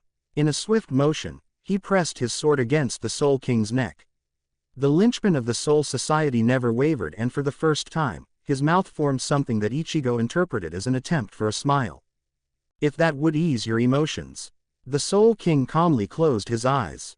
Is he so sure that I wouldn't do it? Ichigo wondered, and his hands shook. He glanced at his sword, his blade that was the mirror to his soul. What am I doing? He remembered the past, when he claimed that he wanted to protect a mountain-load amount of people and slowly pulled his Zanpakuto from the Soul King's neck and pressed it against his raised arm. When Ichigo finally left the chamber, the Soul King glanced at his left arm and slowly lowered it. I'm glad I was right about him. He turned around and neared the crystal when another coughing fit attacked him. Almost falling on his knees, he grabbed the crystal for a support. After he calmed down, he took a deep breath and another emotion showed on his face. A worry. It seems I don't have much time left. With a certain amount of effort he managed to stand up and slip into the crystal. Before he entered a deep slumber, a sigh escaped his mouth. The time to do it is coming. With his head full of thoughts, Ichigo emerged from the Soul King's building, not aware that the whole Zero Division along with Renji and Akaku was waiting for him. He realized it only after he bumped into Ikibe. What are you all doing here? We were waiting for you. Recalling the conversation he had with him before he entered the cocoon-like building, Ichigo looked past the head of the Zero Division to look at his two friends. Widening his eyes a little, he turned his eyes back to Ikibe. How much time has passed out here? A week. Taken aback, Ichigo again glanced at the Shinigami duo in the background. That's a long time. Oh damn, Kukaku and Yoruichi must be wondering what's taking me so long, but Renji and Akaku. He clicked his tongue and grinned a little. I'm guessing you didn't just do nothing in my absence, right? He addressed his words to Renji and Akaku, who snorted together. Got that right. I'm offended you would even think the opposite. Ichigo gave them one last glance. Yeah, I can feel you're stronger. Both of you, he stated, and after they showed him their huge grins, Ichigo turned to Ikibe. Is there anything else you wanted from me, or can we go now? Ikibe shook his head negatively, but Senjomaru stepped out with something in her hands. I'm sure you didn't think that me taking your measurements was just for fun, did you? She chuckled at Ichigo's uneasy expression. Sure, he replied and shuddered unconsciously. The short visit in Senjomaru's place while Renji and Akaku were getting their Zanpakuto reforged left him with a deep impression. Not a good, nor a happy one. I'm saying this again. All of these Zero Division's members are broken. He shuddered once more and accepted the thing Senjomaru was offering him. His eyes brightened when his fingers touched the fabric of the thing. It was amazing. What is it? He asked, uncertain. Your new Haori. I made it myself. It is to differentiate you from the rest of the Shinigami, as you are clearly unique. Someone like that should have a unique clothing too, don't you think? Senjomaru explained while Ichigo's sweat dropped. Like I'm not standing out enough. She reached for the Haori and unfolded it to show it in its full glory. It looks awesome though, he admitted and marveled at the clothes. His new Haori was nothing like the ordinary one the rest of the captains wore.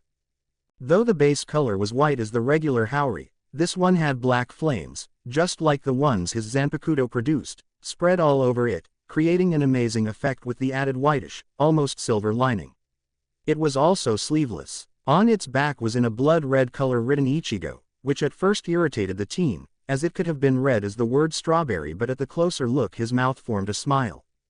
Using a faint line, the two kanji for Ichigo's name were separated, creating a complete different meaning. The one who protects Ha.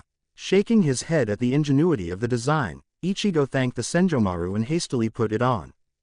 Glaring at Renji and Akaku who were smirking at him, not properly seeing the line between the kanji, Ichigo rubbed his chin.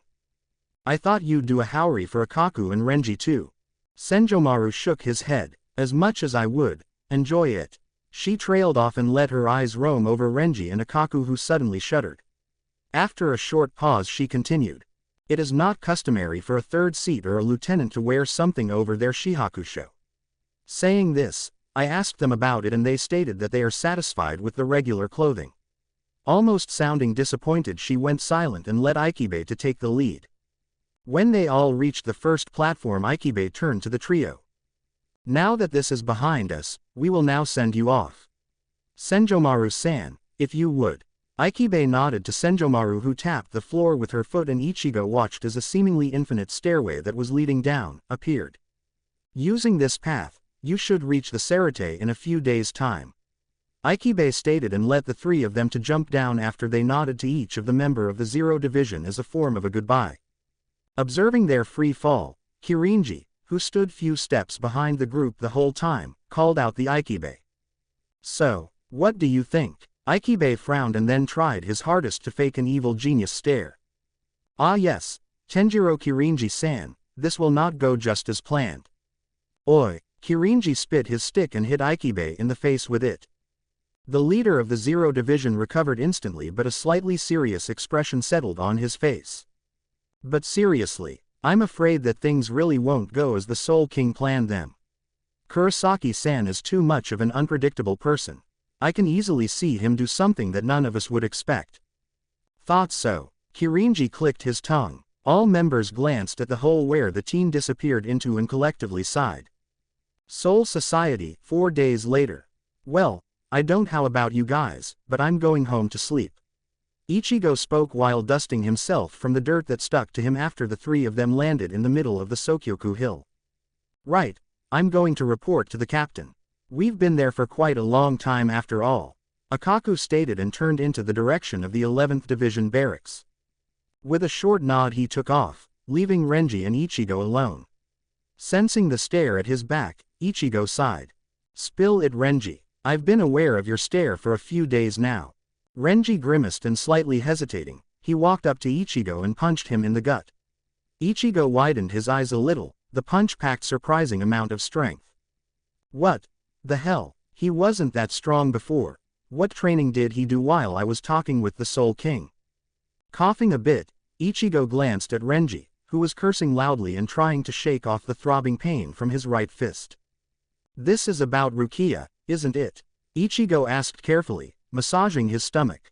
He suspected this to be the reason considering that ever since his talk with Rukia, he barely saw either of them. Concluding that Renji must have been helping her with the issue, Ichigo never brought it up. Renji's eyebrows twitched, confirming Ichigo's theories and angrily flexed his right fist.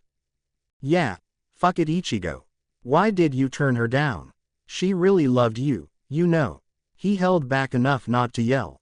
Taking a deep breath, Ichigo looked him in the eye. What would you want me to do, Renji? Lie to her. I care about the midget, but that is all. I don't love her that way. Maybe I told her that harshly, but that's because I didn't know how to handle it. They stared at each other for a minute before Renji finally averted his gaze. He scratched his head and glanced at his fist thoughtfully. No, it's just, quote, you care about her too and it pisses you off seeing her hurt. Ichigo finished for him and Renji nodded. Yeah, okay, I don't have time for this. Renji shook his head and narrowed his eyes. I know that it's not your fault for not responding to her feelings, but you do realize that you deserved that punch, right? Ichigo lightly chuckled. Yeah, I know. So, how is she? Renji clicked his tongue and looked at his right, in the direction of the western Rukongai. If you want to know how she is, you should ask her yourself, but, she is a bit better, that's all I'll tell you. With that, he disappeared with a shunpo. That's good. Ichigo muttered for himself and using his own shunpo, he flashed towards the Shiba household. 5th Division. Shinji stared at the members of his division obediently training as per his instructions and put a small letter back inside the pocket in his haori. He got up from his chair and reluctantly joined the rest of his division in the workout. Stopping himself just before he pulled out his Zanpakuto, he noticed a small unoccupied area in the corner of the ground. Sighing a bit, he dragged his feet to it. Ushering a long incantation he learned from Haki, he created a translucent gold barrier around himself and only then he took out his Zanpakuto. Collapse, Sakanade, he whispered and raised his sword before his eyes. I may as well train too. The humiliation Aizen gave me still bugs me. 2nd Division. Faster. 20 more. Do you lazy bastards want me to take out the whip? Captain, I heard shouting.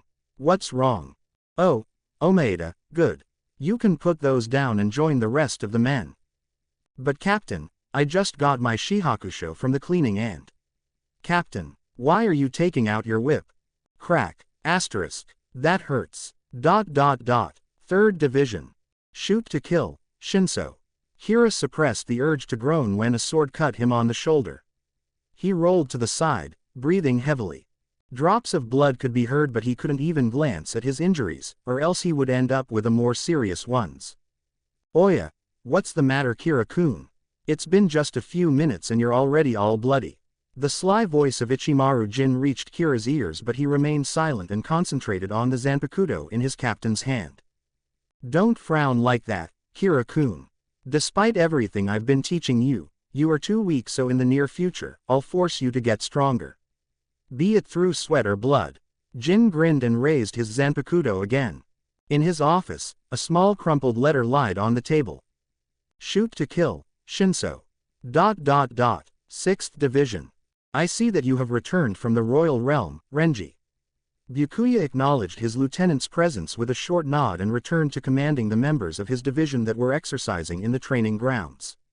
Yes, Captain, I've read the letter. Since I did some training in the royal realm already, can I go? Byakuya took a peek at Renji and nodded. Before his lieutenant disappeared behind the doors, he called out to him. Take care of Rukia for me, Renji. Stopping abruptly, Renji turned around to stare at Byakuya, whose head was already pointed at his men.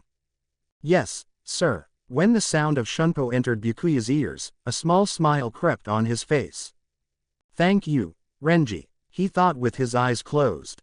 7th Division. So the Captain Commander wants us to prepare for the imminent war with the Quincy, sir. Yes, Iba. Komamura nodded to his lieutenant and watched as the man bowed. I'll gather the division at once, sir. The captain of the 7th Division watched his lieutenant disappear with a grim expression. I will not fail you, Genryu Saidono. 9th Division.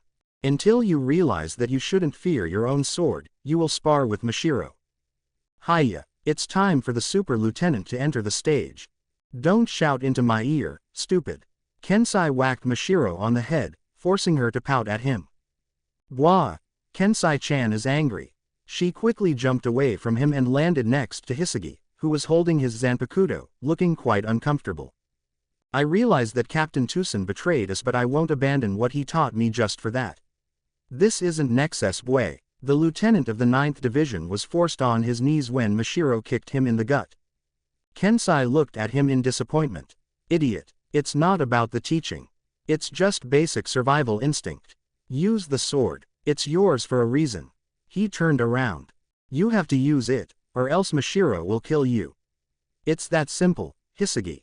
10th Division. Captain, I couldn't find Kira-kun or even Hisagi-kun, so you'll have to drink with me. Rangaku entered her captain's office with a bottle of sake in her hand, only to find it empty. The only thing she found was an open letter on the table.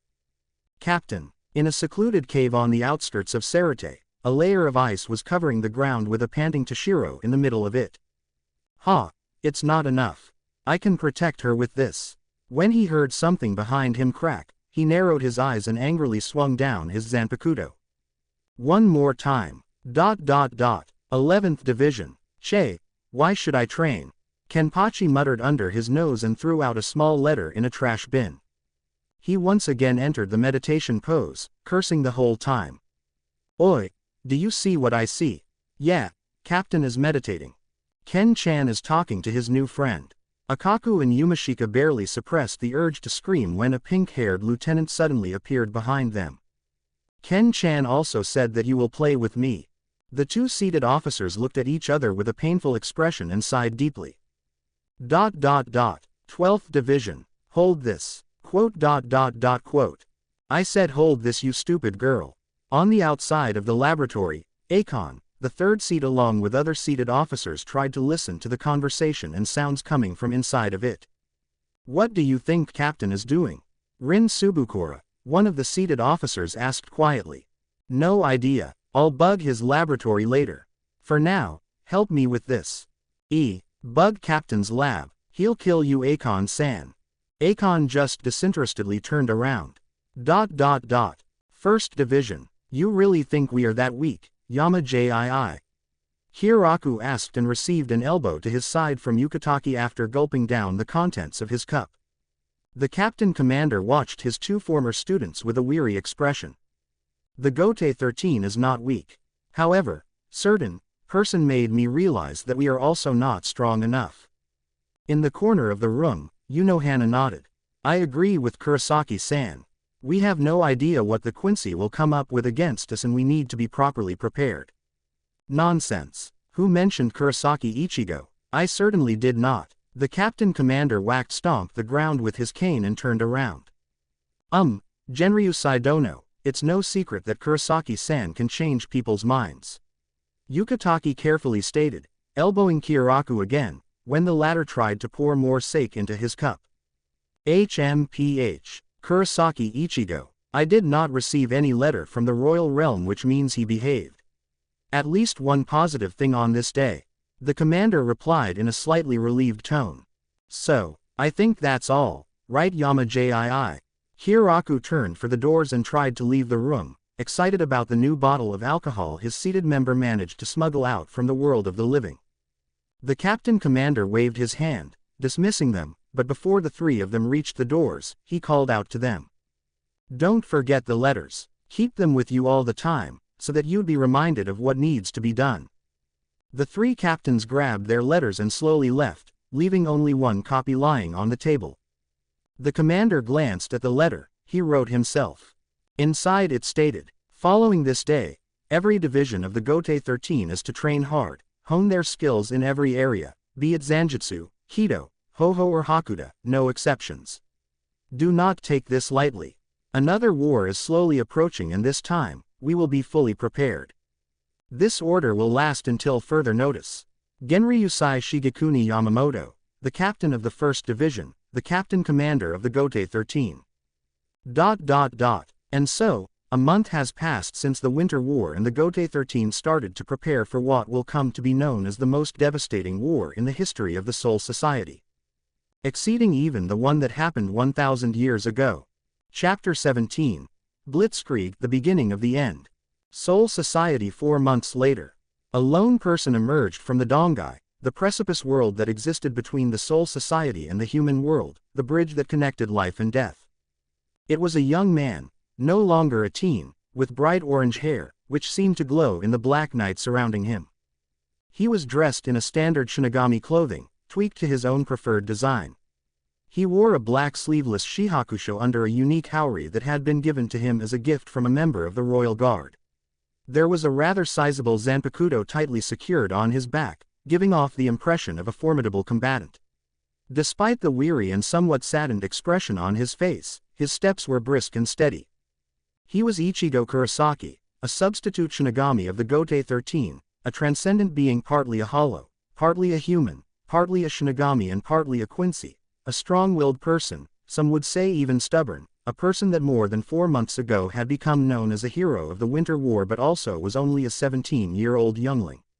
And right now, Kurosaki Ichigo wasn't having a much pleasant day. The reason for it was a simple information he had received earlier that day from the most intelligent man he knew, a scientist living under the disguise of a simple salesman, Urahara Kazuki. 1 more month, huh? I hope that you're not hiding anything from me, Urahara-san. Ichigo thought as he recalled their conversation. During it, the genius had informed him that regrettably, his human body was still unable to cope with his transcendent Raryoku, but he also shouldn't lose hope. According to Urahara, everything was going along nicely, only if with slight delay, as the process should have been already finished. It was not what Ichigo had hoped to hear, and he wanted to press the scientist into somehow speeding things up, but at the last moment, he changed his mind. He knew that Urahara was trying as much as he possibly could. The genius was still trying to repair the damage he had done to the relationship he shared with the young substitute. Obviously, Ichigo had forgiven him weeks ago, but it was Yoruichi's idea to try and teach the man a lesson.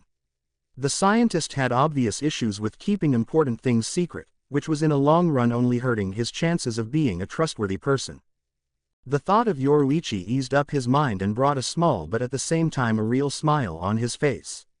It had been 4 months since they got together, and he couldn't have been happier. His girlfriend was still the same playful and teasing gal she was when he first met her, but over the time they spent together, she became also more feminine and less flirty, at least with other men. Ichigo grinned. He was already looking forward for the night with her. Ever since they had let their relationship shift into next level, Yoruichi barely let him sleep at night. Instead, she preferred to spend the late hours doing something more fun, more pleasurable. Never once had Ichigo tried to protest. Not that he actually could have. The first time they shared intimacies, the shockwave from Yoruichi's orgasmic pulse of Reiatsu almost destroyed the part of the Shiba compound they were living in, and Yoruichi deemed the experience so amazing that she always made Ichigo an offer he could not refuse. It was either her sultry voice whispering into his ear, her long and slender legs wrapping around his waist, her smooth skin caressing his back, or the pink nipples, pointy in excitement, of her ample bosom tickling his chest, or the playful tongue that licked any part of his body she hungrily attacked. Just thinking about it caused him to shiver in anticipation. He had greatly changed from the teen that had been refusing any woman's advances, and it was all thanks to her. He had changed so much that he was now no longer even bothered when Hana had managed to catch him alone in a dark place.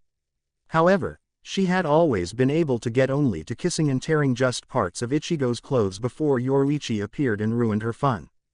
Although these incidents weren't as numerous as Ichigo feared them to be, and he had to thank Kenpachi for that. The Juggernaut captain was keeping the captain of the 4th Division quite busy with his often offers to spar. "Good evening, Ichigo-san." The young substitute raised his head in surprise and realized he had already gotten to the Shiba compound. With a short nod, he greeted the 2 guards, Koganehiko and Shiroganehiko, and entered his home. After a few weeks he had managed to convince the Shiba's guards to stop calling him Shiba-sama or Ichigo-sama and instead call him only Ichigo-san. The fact that they, along with Kukaku and Ganju, still thought he was a Shiba had also been bothering the substitute. As his father was only pretending to be a member of the clan under the orders from the Spirit King, he, his son, was in no way connected to the once great noble clan. However, as he was greatly similar to the late Kukaku's and Ganju's older brother Kyan, coupled with their happy smiles whenever they thought of him as their family killed any resolve Ichigo had. He just couldn't bring himself to tell them something like that, and to be honest, they were such a great company that he already considered them a family. Obviously, Ichigo hasn't forgotten about his family in the world of the living either. After he had emerged from the Urahara's shop in a disposable gigai, he headed towards the Kurosaki clinic to meet with his sisters and his old man. Yuzu and Karen had missed him very much, but he had been glad to see that they were holding on. After he had returned to Urahara and had left the slowly corroding gigai there, he had gone out again to meet up with his group of friends. As all of them were spiritually aware, the gigai wasn't needed. He was pleased to see that his friends were doing well, even if Tatsuki had admitted to miss him a little. She had also quickly added it was because he was her favorite punch bag in the dojo. It had been already nighttime when he had entered the dongai with a hell butterfly as his companion. Finally, he had been allowed to take a casual pace while walking through the precipice world, unlike the old times when he had to run for his life. When his eyes recognized the doors to his room, he left his thoughts disappear and opened the doors with a smile. He managed to take only 2 steps inside when somebody jumped at him from behind and wrapped her legs around his waist, pressed her breasts against his back and whispered into his ear, sending a hot breath on his earlobe. "You've taken your sweet time, mister." Ichigo felt shivers run through his spine. I see your today's attack is a triple combo. Ease up, Hunter, I might explode before you can take my clothes off," he replied. He received a lick on the collarbone, making his fingers curl up, and a small growl escaped his mouth. A small chuckle entered his ears and the person dropped from his back. "I can see that. So, how did it go?" Even though the room was dark, Ichigo was still able to see Yoruichi walking past him.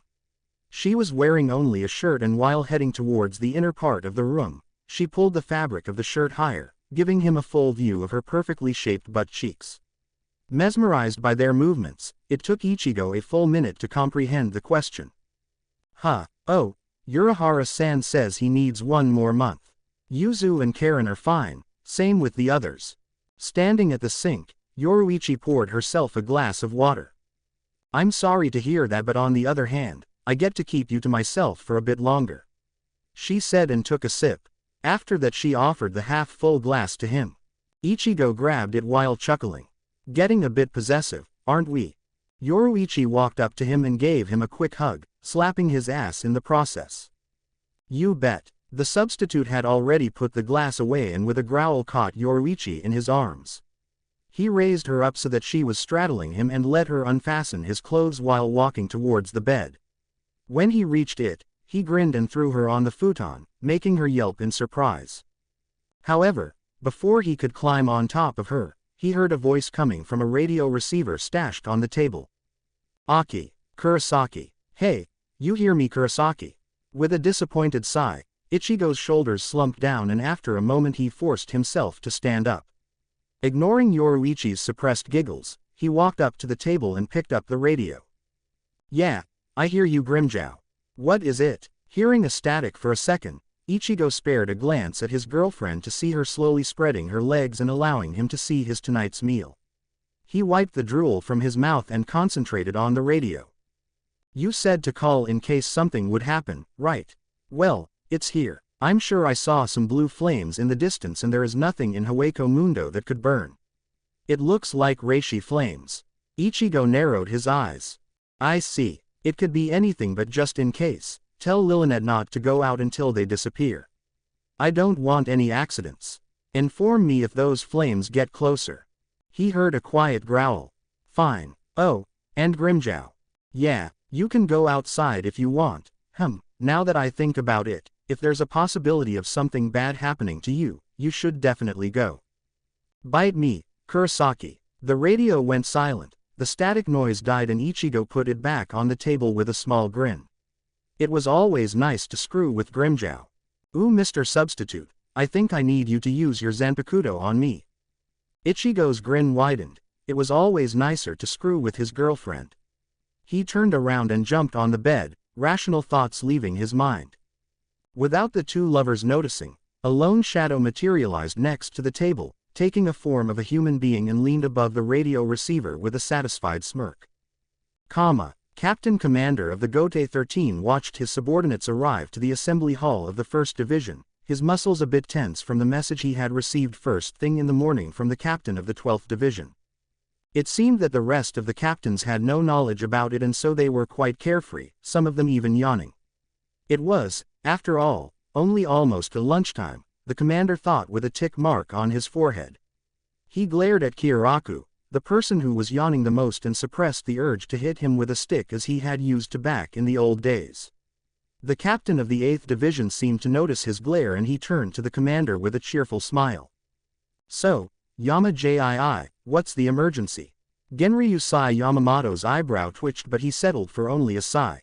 "You'll see in a moment." Kyoraku just shrugged and yawned again, testing the commander's patience further. It took 5 more minutes for the rest of the captains to assemble before him and when they did, he hit the ground with his cane, signaling the start of the meeting and called out to a certain captain. "Captain Kuratsuchi, I believe you have some crucial information for us." Said captain nodded and stepped up. "Certainly. As you know, we, in the 12th Division meticulously control the amount of souls in the Hawako Mundo, the world of the living and the soul society in case the balance of the souls would be threatened." he stated and watched the rest of the captains nod. I'll go straight for the important. We have determined that ever since yesterday, large numbers of souls have been getting destroyed. The amount is great enough to potentially destabilize the balance in the close future. Therefore, I'm requesting a permission to send a letter to the Soul King to momentarily stop every soul of the Soul Society from joining the reincarnation cycle. Mayuri finished. The captains looked at him in surprise. Yamamoto clutched his cane. Is the situation that bad? You didn't listen carefully. I'm not saying that the souls, the hollows, in the Haweko Mundo are getting killed. I'm saying they are getting completely destroyed. I'm sure you get what I'm trying to imply. The Quincy, Yamamoto stated in low voice while sharp intakes of breath were heard in the hall. Indeed, it seems that they are beginning their attack, but I don't understand their motive. Destabilization of the balance of the souls is hardly a worthy strategy.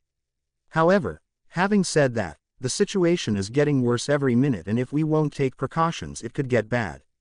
After a certain amount of souls will get destroyed, I'll have no other choice than to randomly destroy souls in the Rukongai to counterbalance it.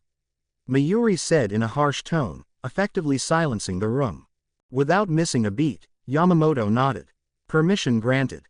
He wanted to say something more, but there was a commotion outside and he and the rest of the captains turned around. Main barracks of the 1st Division 5 minutes earlier. Sasaki, Vice Captain. The dying yell of a member of the 1st Division fell on deaf ears of his Vice Captain, Chojiro Sasaki, who was staring at something in front of him. Before him stood a group of 6 people, all of them fully clad in white robes with masks covering their faces. There were few droplets of blood on their clothes, which came from the multiple dead bodies of members of the 1st Division who tried to stop them.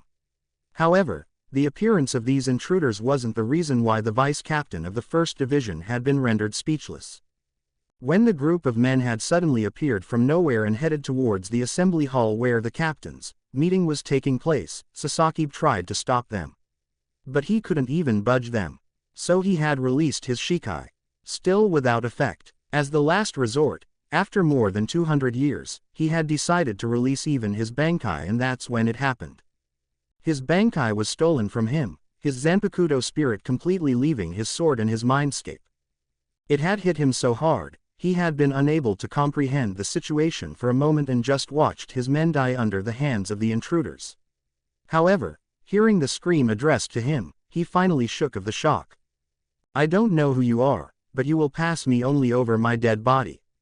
Hado number 73, Soren Sokatsui. Sasaki stated, and holding his hands forward, he gathered his Raryoku and fired a Kido spell, intending to blind his opponents, while he prepared another Kido. Raising his palm up to the group of men, he closed his hand into a fist. Bakudo number 63, Seijo Sabaku. A thick rope made out of yellow energy appeared above them and quickly slithered around their bodies, binding them together. Sasaki wiped a small bead of sweat from his forehead and turned to his right, to the only member of his division that was still alive. Make haste and alarm the captains. I'll try to hold them off. The unseated officer was in panic and barely heard him, but his mind registered the words, make haste. It was all it took for him to realize he was supposed to run away, and so he did. Sasaki turned his attention back to the group of intruders when a blinding white arrow passed him by and hit the running member straight into his back, drilling a gaping hole into his body. He was dead before he had hit the floor. Wah! Sasaki widened his eyes when he noticed his Bakudo slowly dissolving. Using such a measly attack against us, that's pitiful, Shinigami. A man standing at the front of the group called out to Sasaki, whose brain was trying to come up with some solution to the situation, and so he remained silent. But before he could even think about any strategy, the man nodded to a large person standing next to him, who quickly raised his hand and formed a massive arrow of light. Out of the way, Shinigami. And in the next instant, Sasaki found himself flying backwards, barely noticing the pain of having his body pierced by an enormous arrow. The group of men moved forward, following the flying body of the vice captain. Behind them was a strange man with a blank look on his face, a tall thin man with pale skin and shaggy, dark brown hair, who got sucked into a living shadow. The barely alive body of Sasaki crashed through the entrance to the assembly hall, where the captain's meeting was taking place, and landed in the middle of the room, swirling the dust and rubble around him. The sudden intrusion left the captain stunned. However, when Yamamoto realized what just happened, his eyes opened wide. Sasaki. Before he could move to his subordinate, a group of men appeared next to the fallen vice captain. What is the meaning of this? Who are you? Yamamoto angrily exclaimed, his hand holding the cane already rising. We meet for the first time, Captain Commander of the Gote 13, Shigekuni Genryusai Yamamoto Dono. We came here to declare war on you. Apparently, the leader of the group calmly replied. The audacious statement silenced the room. The only sound was the haggard breathing of Sasaki, who was trying to move his hands. The leader of the group glanced at him and then back at Yamamoto. You should praise him. He was so kind as to show you what will happen to all of you. 5 days, in 5 days, Soul Society will be annihilated by the Holy Empire, the Wandenreich. All of the captains finally reached for the hilts of their Zanpakuto and began to raise their Reiatsu. I can see on your faces you already know who we are. Well then, farewell, the leader said, and before their very eyes, the captains watched as a black shadow suddenly rose from the ground, encompassing the whole group of intruders. Trying to catch them, all of the captains released their swords at the same time, overloading the room with the Reiatsu. The following explosion tore of the roof of the assembly hall but failed to apprehend the intruders. When the smoke cleared, Yamamoto was crouching next to Sasaki, the arrow piercing his body already destroyed. The commander was trying to help his subordinate, but it was obvious there was nothing he could do for him.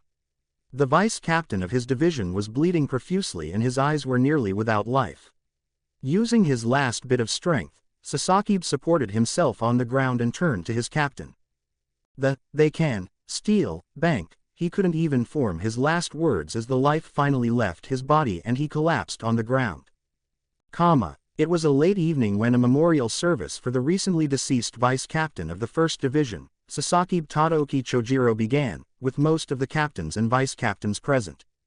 While the captain of the 13th Division talked about the life of the departed, about his lifelong loyalty towards his captain, Genryusai Shigekuni Yamamoto, about his devotion to preserving justice at the cost of the least amount of violence, about his strength, about his interest in the Western traditions, which always horribly clashed with his captain's love for the Eastern culture, and about his death, the captain commander watched as the escort carried Sasaki's body towards the platform, where he would be incinerated.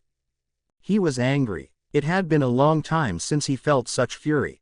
Barely anything he had lived through in those millennia could have even hoped to come close to this. It had been more than 1,000 years since he had met Chojiro. It had been more than 1,000 years since Chojiro had become his right hand, despite all his attempts at discouraging the kid. It had been more than 1,000 years since Chojiro gave him a scar on his forehead with his immature Bankai, which he had been furiously training ever since. It had been more than 1,000 years since Chojiro had become the closest thing he had to a friend. The commander was the strongest Shinigami of the Gote 13 and of the Soul Society, but he was still only a human being. It didn't matter, he was also the oldest and the most experienced fighter. Nothing could help him suppress the emotion, which felt like tearing him apart from within. He was thirsty for revenge. He wanted to find the enemy and unleash every ounce of his power at them, to skewer them, to burn them to ashes, to completely annihilate them. The body of his late vice captain caught on fire and the flames reflected themselves in the commander's eyes. After 1,000 years, it was time to show the world the full might of Ryujin Jaka and Zenka no Tachi again. Following day, multiple sights of what the witnesses described as living shadows, all around Sarate, but we were unable to ascertain the reason behind them. These intruders called themselves the Wandenreich and the Holy Empire.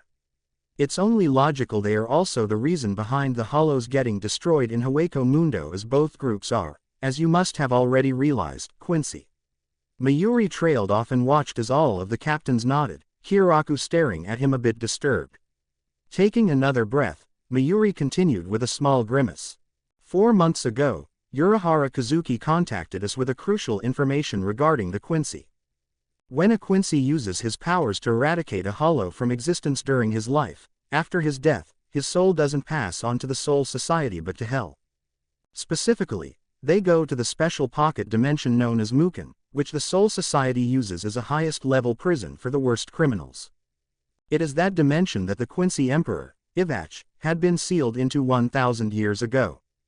Because of that, the massacre of Quincy 200 years ago only helped them to return to their leader. It is unclear how could have they manipulated the dimension and rebuild it for their own purposes, but somehow, they did it. The escape of Aizen Sosuke is the clear indication of their abilities. Not only that, but it seems they have also invented a means of transportation from the Muken to Sarate, which doesn't affect the Shikanmaku. Additionally, according to the last words of Sasaki Chojiro, they are also able to affect our Bankai, presumably even steal it. It is, the captain of the 12th Division was forced to stop talking as the commander spoke up. Enough. We have exchanged enough information. I only have one question. How long until we are able to invade Muken? Yamamoto stated and sent a chilling stare at his subordinate, who, despite his slightly insane mind, was forced to shudder. Unfortunately, it is nigh impossible to do so. Muken is a dimension, which was created with the power of the Soul King with the sole purpose of sealing Ivach. We can access it quite easily, however the infinity of the dimension and the eternal darkness makes it practically impossible to orientate in it. We would all die before we could even locate the enemy headquarters. Mayuri replied and slowly backed to his original position. The commander closed his eyes for a moment and then he hit the floor with his cane. I hereby order all the captains to prepare for the battle immediately. The enemy soldiers announced the start of their attack to be in 4 days from now. However, we cannot trust such a statement. Not from an enemy, who made such a heinous raid on us. We have been rigorously preparing for this war for the last 4 months. We cannot let them take us by surprise anymore. While all of the captains were on the captains' meeting, Ichigo was meditating on the Sokyoku Hill, his Zanpakuto resting on his thighs and his mind communicating with Zangetsu. He had heard about the sudden attack and the death of the vice captain the day before. The substitute had been expecting the Quincy to attack, but even he had been left surprised. As 5 days were passing quickly, he decided to spend the time with meditation. It was at that moment when he was disturbed by a pair of hands on his shoulders. Recognizing the person instantly, he smiled a little. I told you I wanted to meditate. He expected to hear a chuckle, but when the silence around him remained, he opened his eyes to come face to face with a worried Yoruichi. His smile disappearing, he stared at the goddess. What's wrong? She shook her head. You need to hear this. It was only a minute later that Ichigo stood in his room, listening to the radio receiver on the table with wide eyes. Kurosaki-san, something must be wrong with your receiver since I can't get through to you. That's why I'm recording this and setting it so the radio will continuously try to send it to you. Those blue flames, it's them. They are attacking the Las Noches. I wouldn't ask for help just like that, but their numbers are too great and I fear we will be unable to hold on for too long by ourselves. I can only hope you'll get this before this is over. I repeat, Kurosaki-san, something. Yoruichi turned off the radio and glanced at her lover, whose face was hard as a stone. She showed him a small device. I found this, attached to the radio and blocking any transmission. Ichigo grabbed it and looked at it for a minute before crushing it with his fingers. How old is this recording? Yoruichi grimaced. As far as I can tell, Haribel had been trying to contact us ever since yesterday's late evening. The substitute clenched his fists and turned around. I'm going. And before Yoruichi could blink, he was gone. I know, just be careful. She whispered and headed towards the 2nd Division. Hawako Mundo. Fuck this shit. Grimjow yelled and sliced his thumb, drawing a bit of blood and aimed his hand towards the group of enemies in front of him. Gran Rey Sero. The bright blue blast of energy annihilated the Jillians swarming around his position. Some of his human opponents were caught in the attack too, and their charred corpses dissolved under the strong burst of wind that went along the strike. He turned around to see how the rest of the Arrancars were doing, but he was blasted away when a shockwave coming from a powerful roar hit him head-on. Only thanks to his Hierro, which became more durable in his Resurrection, saved him from potential damage to his body. Still, he crashed through the sand dunes, the blast sending him further away from Las Noches and his companions. After the speed of his flight died down, he rolled a few times and came to a complete stop a moment later. With a disgusted snarl, he spit some of the sand from his mouth and slowly got up.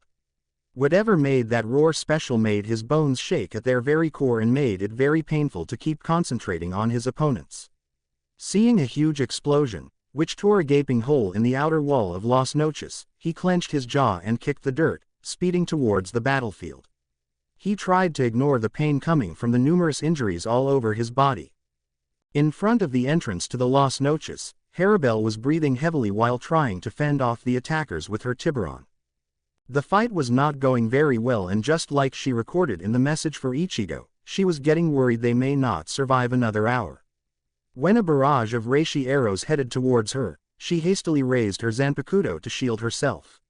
She noticed a trap a second later when a glow from a joint Sero, courtesy of a group of Jillians, flew at her from her left. Jumping high, she dodged it and sent her own, which effectively killed the pack of Manos. Her Pesquisa alarmed her of a presence behind her, so she spun around and aimed her Zanpakuto forward. "La Gota," she exclaimed, and a blast of condensed water flew at her enemy. However, the man only grinned and raised his hands, holding them against the attack, which was rapidly approaching him. Before it could hurt him, the water seemed to slow down and started to rotate. Giving the hovering water a virtual slap with his hands, the man sent Haribel's attack straight back at her, but with an added effect of the water spinning around. The small whirlpool crashed against the former Espada and smashed her against the wall. Her back connecting with the solid matter, her breath was momentarily taken away and she coughed. A bigger reishi arrow was rushing towards her, but it was deflected with a slash of a large double-sided lance. "Thank you, Nalil," Haribel grunted and pried herself from the wall. Nell replied, busy deflecting another barrage of reishi arrows. In that moment, a blue-haired figure crashed next to them, cursing violently. "You okay, Grimmy?" After she successfully repelled the attack, Nell called out to that person. Fine, Grimjow coughed violently, apparently not okay. Haribel silently walked to him and helped him stand, ignoring his growls. "Have you seen my Frashin?" she asked worriedly. Grimjow nodded with a grimace. "The last time I saw them, they were fucking fine. There was another group of Jillians heading towards them though. The green-haired midget was with them," he said and rolled to the side to avoid a reishi arrow. Haribel frowned and touched her bleeding thigh with one of her hands. She raised it in front of her in the same manner as Grimjow did just a while ago. Gran Rey Sero. While their opponents were busy trying to avoid the blast that seemed to warp the space around it, Haribel grabbed Nell and Grimjow and using her Sonido, she headed towards her Frashin. They managed to come just in time as the small group was slowly getting overwhelmed by multiple attacks from every direction.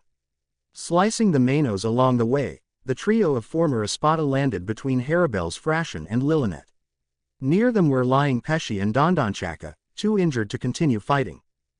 Haribel Sama, Sung Sun tiredly welcomed her mistress, ready to fall down from exhaustion. The said Arankar nodded and critically studied her Frashin, looking for serious injuries. "So, let me get this fucking straight." Grimjow spoke up while motioning Haribel's Frashin to form a defensive circle around Pesci and Dondonchaka. "I expected the faggots in the white dresses to eventually show up, but what the fuck is with all those Jillians working with them? I swear to fucking hell, Quincy fighting alongside hollows, this shit makes my skin bleed by itself." He continued while sending his Garra de la Pantera at the enemies. Nell seemed as if she wanted to reply to him, but Haribel was faster. "Grimjow, if you have enough strength to spit bullshit like this, then try to fight harder." The blue-haired Arankar's mouth went wide open when he glanced at Haribel. He had never heard her curse before. "Lady, Haribel, I can't go on," Lilinet suddenly spoke up, before falling on the ground, barely conscious. Nell and Haribel exchanged worried looks and then stared at Grimjow, who noticed it after sending a Sero to a Quincy who repelled it with a roar. "What the fucking what?" he exclaimed when the two women continued to stare at him. "You realize it was your job to help Lilinet-chan fight, right Grimmy? Kurosaki-san will go Bankai on you when he'll arrive." Grimjow's eyes widened and he glanced at the heavily breathing form of the small Arankar, but then his face hardened. If he'll come," he muttered, instantly silencing the whole group. Ichigo was speeding towards the end of the Garganta as fast as possible, cursing all the way. His Zanpakuto was already in his hands, the blade almost glowing with the reiatsu that was pouring out of him. He was pissed. When he got to the exit, he resolutely jumped through it, landing on the sands of the Haweko Mundo and took a look around. It seemed that he landed next to the Los Noches, but there was nobody in the vicinity. Closing his eyes and concentrating on his senses, he tried to locate the group of Arrancars and thanked himself for the rigorous training he underwent, after which he became able to locate others by sensing their reiatsu. It took only a moment for his eyes to snap open and he jumped high and started to run on the wall of the Los Noches. He discovered that the group was fighting at the opposite side of the fortress. He considered crashing right through the massive building but realized that it would take too much time. Instead he decided to run over it. From the state of the group's reiatsu, things were clearly bad, and so he pushed his shunpo to its utmost limits. Running multiple times faster than the speed of sound, his eyes were barely able to keep up with him, but he didn't care.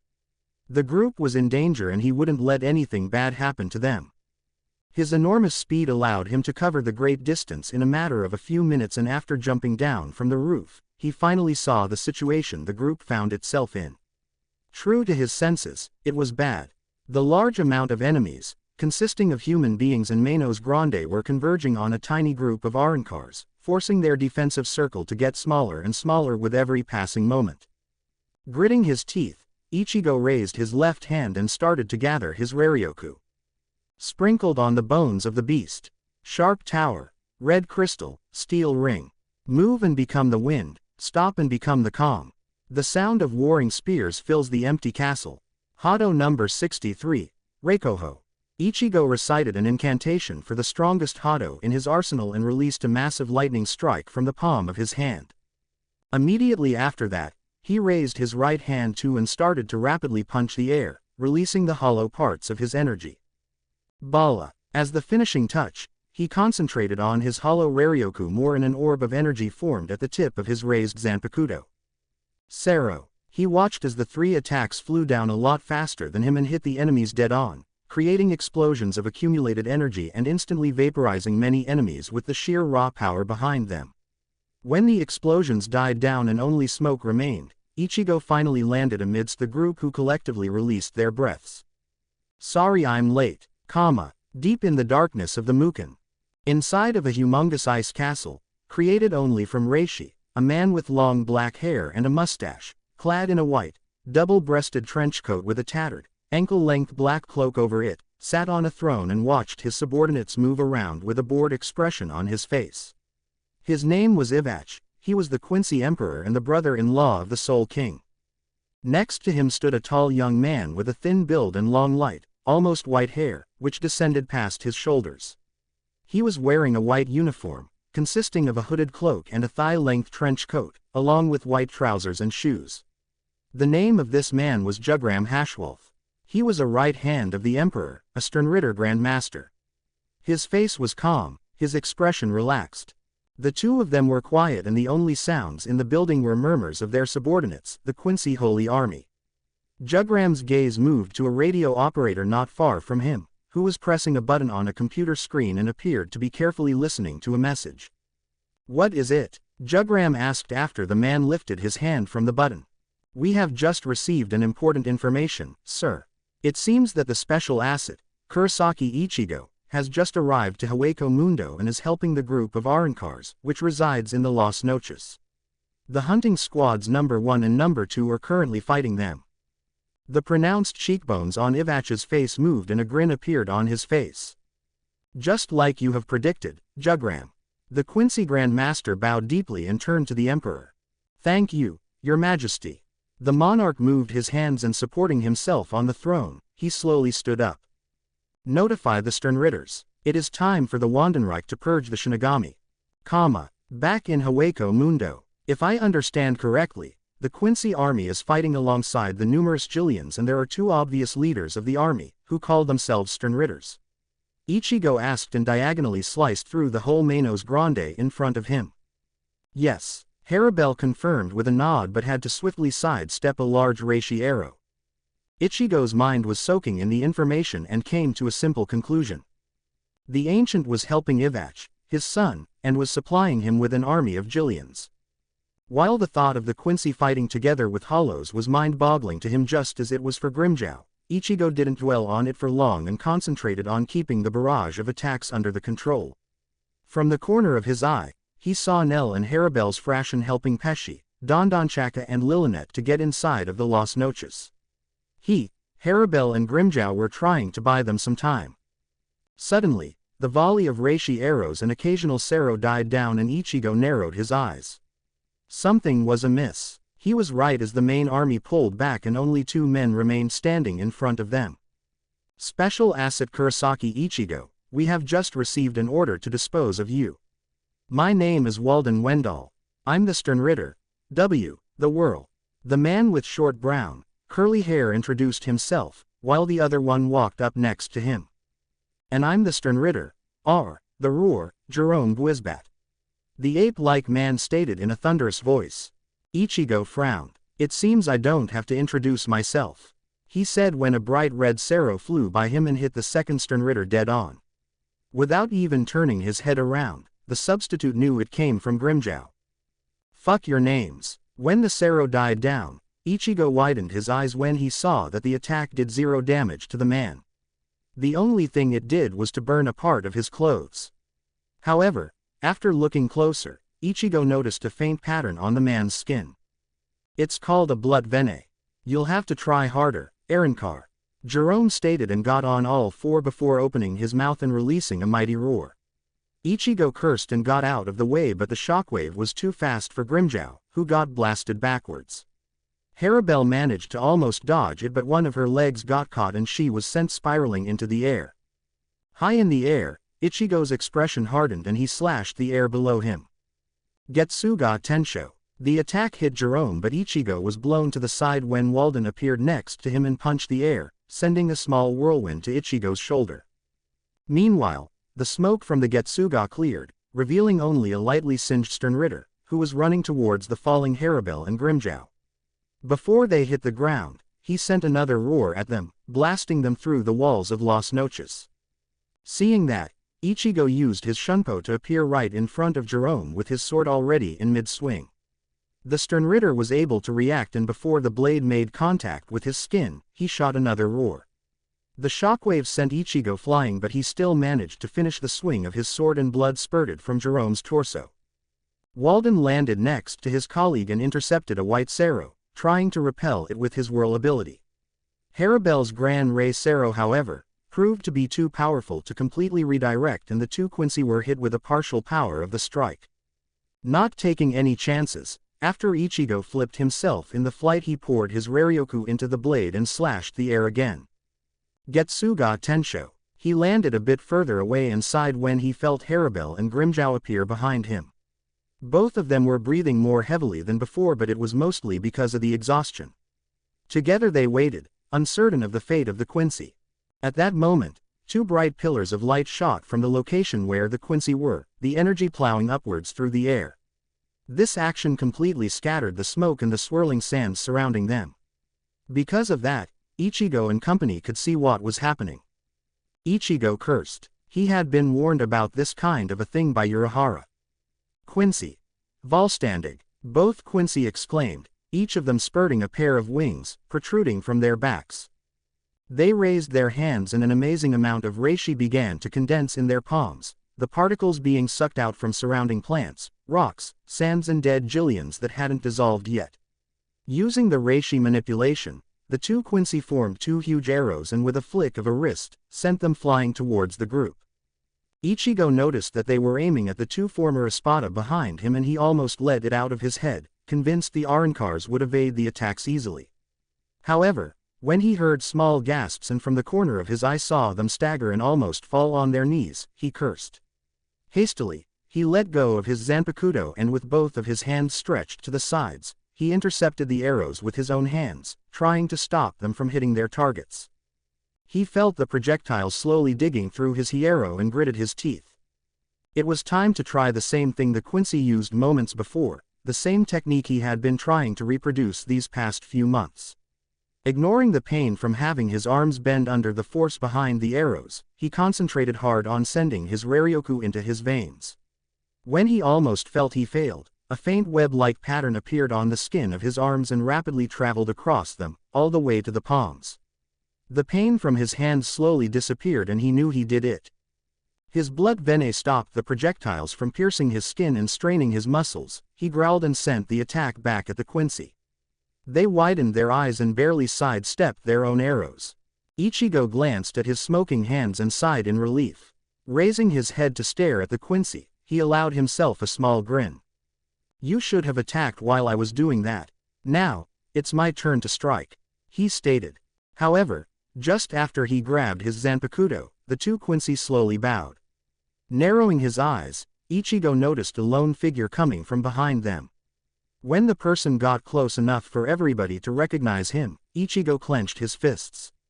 "So we finally meet, my son, born in the darkness." Ichigo gritted his teeth. Ivach, Soul Society. It was a rather busy afternoon in the Sarate. The Shinigami from all divisions were running through the barracks and the Sarate itself, trying to complete the orders from their supervisors. A group of Onmitsukido members were rushing to the Maggot's Nest to tighten the security.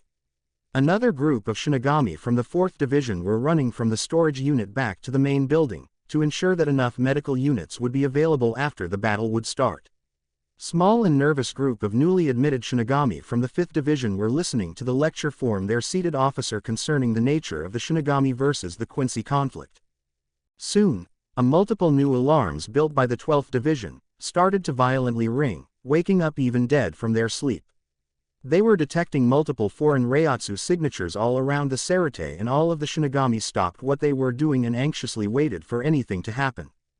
The captains rushed from their division's barracks outside, just to witness numerous living shadows to appear all around Sarate. From them, a dozen special gates arose, with their design reminding the gates of hell, and when they opened and a thick spiritual energy flowed from inside of them, a panic began. Feeling the Reiatsu, which was covering the whole Sarate, Kenpachi Zaraki grinned. He jumped from his meditating pose, grabbed the hilt of his Zanpakuto and hurried outside, to see the weird gates opened and faint silhouettes slowly emerging from them. He could taste the raw energy on his tongue, and using his limited ability to sense Reiatsu, he concentrated on the biggest one and rushed at its location. He glanced at his Zanpakuto. "You'll get to eat soon, bastard." He laughed insanely and increased his speed. The vice captains from every division were already scattered around the Sarate, waiting in front of the gates for the confirmation on the targets. At the same time, every group at the gates received the same report. "It's the Quincy." At the same time, every group at the gates found itself under the onslaught of the volley of the Reishi arrows. When the first round of arrows died down, the ground was already moist from all the blood gushing from the gaping wounds of the many Shinigami that fell down. "Watch out, Kira," Matsumoto yelled and swung her blade in his direction. The ash of her Heineka was barely able to redirect an arrow that almost tore off Kira's left hand while he was busy trying to save his men. Without stopping his movements, Kira raised his hand and pointed his finger at something behind Matsumoto. Hado number 4, Byakurai. The bolt of lightning energy hit an arrow and caused it to explode, nearly throwing the busty vice captain out of her feet. She staggered and jumped to the side, dodging another arrow. "This is a massacre," she yelled when another member from her division fell down, his head blown off. "We have to hold on until captains arrive," Kira yelled in reply and shot another Byakurai to the side, saving one of his own men. "That's no good, our orders were to kill you quickly." An unfamiliar voice spoke loudly, startling the two vice captains and forcing them to look around. From the gate in front of them walked out a slender man with light, cropped hair, holding a distinctive throwing knife in his hand. "Shaz Domino, the Sternritter, the lag, nice to meet you." He lightly bowed before spinning around and throwing the knife at Kira. The vice captain of the 3rd Division jumped to the side but widened his eyes, when he was unable to evade the attack and the knife dug into his stomach. "Kira," Matsumoto exclaimed and aimed her hands at Shaz. "Ye Lord, mask of blood and flesh, all creation, flutter of wings, ye who bears the name of man. Inferno and pandemonium, the sea barrier surges, march on to the south. Hado number 31, Shakaho." She rapidly chanted and fired a red orb of energy at the Sternritter. The man smiled and lazily leaned to the side, easily avoiding the Kido. That's ridiculous. The Shakuho is a fast Kido, he should have had bigger problems avoiding it. Matsumoto thought in disbelief and watched as the Quincy took out another throwing knife and leisurely aimed it at her. Just as nonchalantly as he aimed it, he also threw the knife, aiming at her left leg. She hastily jumped into the air, but just like Kira, she too was hit exactly where the Sternritter had aimed, and she cried out in pain. What is going on? I know I jumped before the knife left his hand. She bit her lip to stop herself from groaning. Despite being small, the wound on her leg hurt like hell. TS, and I went to great lengths at telling you my name and my letter. What is wrong with people nowadays? They never listen when you talk. Shaz shook his head in disappointment and took out another knife. But enough talking. I said we are supposed to kill you quickly, and yet, here I am, lazily giving you hints on how to defeat me. I'm so hopeless. He grinned and aimed his next knife at Matsumoto's head. Not understanding, Matsumoto raised her Zanpakuto to try and block the attack, but without any luck. It was only because a layer of ice arose in front of her that she was able to escape with her life intact. Captain, she sighed in relief and slowly gripped the knife in her leg, trying to yank it out. Toshiro landed next to her, and seeing the wound on her leg, he grimaced. Raising his head, he glanced at the Sternritter in front of him and quietly asked his vice captain. What do we know about him, apart from his Reiatsu clearly being on par with a captain? Matsumoto sadly shook her head. I'm not sure, Captain. He said he is the Sternritter, the lag, whatever that means. Only thing I know is that me and Kira-kun tried to evade his slow attacks but always got hit. Even my Shakuho was ineffective as he evaded it like nothing. She quickly whispered. Toshiro nodded and walked past his ice wall to face the Quincy with a hard expression on his face. Kira coughed up blood and ripped the knife from his abdomen, applying the basic healing Kido he had learned during his stay in the 4th Division. He had a bad feeling that something akin to a poison was spreading from the blade, and he wanted to get rid of it as soon as possible. A scream disrupted his concentration and the glow around his hand disappeared, the healing Kido not working anymore. He raised his head to see a group of members of the 3rd Division fly by him, half of their bodies missing. The blood from their fatal injuries showering his face, he had to grit his teeth to prevent himself from emptying his stomach. His legs feeling weak, he clutched the hilt of his Zanpakuto and sluggishly stood up. A large reishi arrow was flying towards him from a nearby gate, the trajectory of it precisely targeting his head. As quickly as he could, he raised his wabisuke and with some effort, deflected it into the air.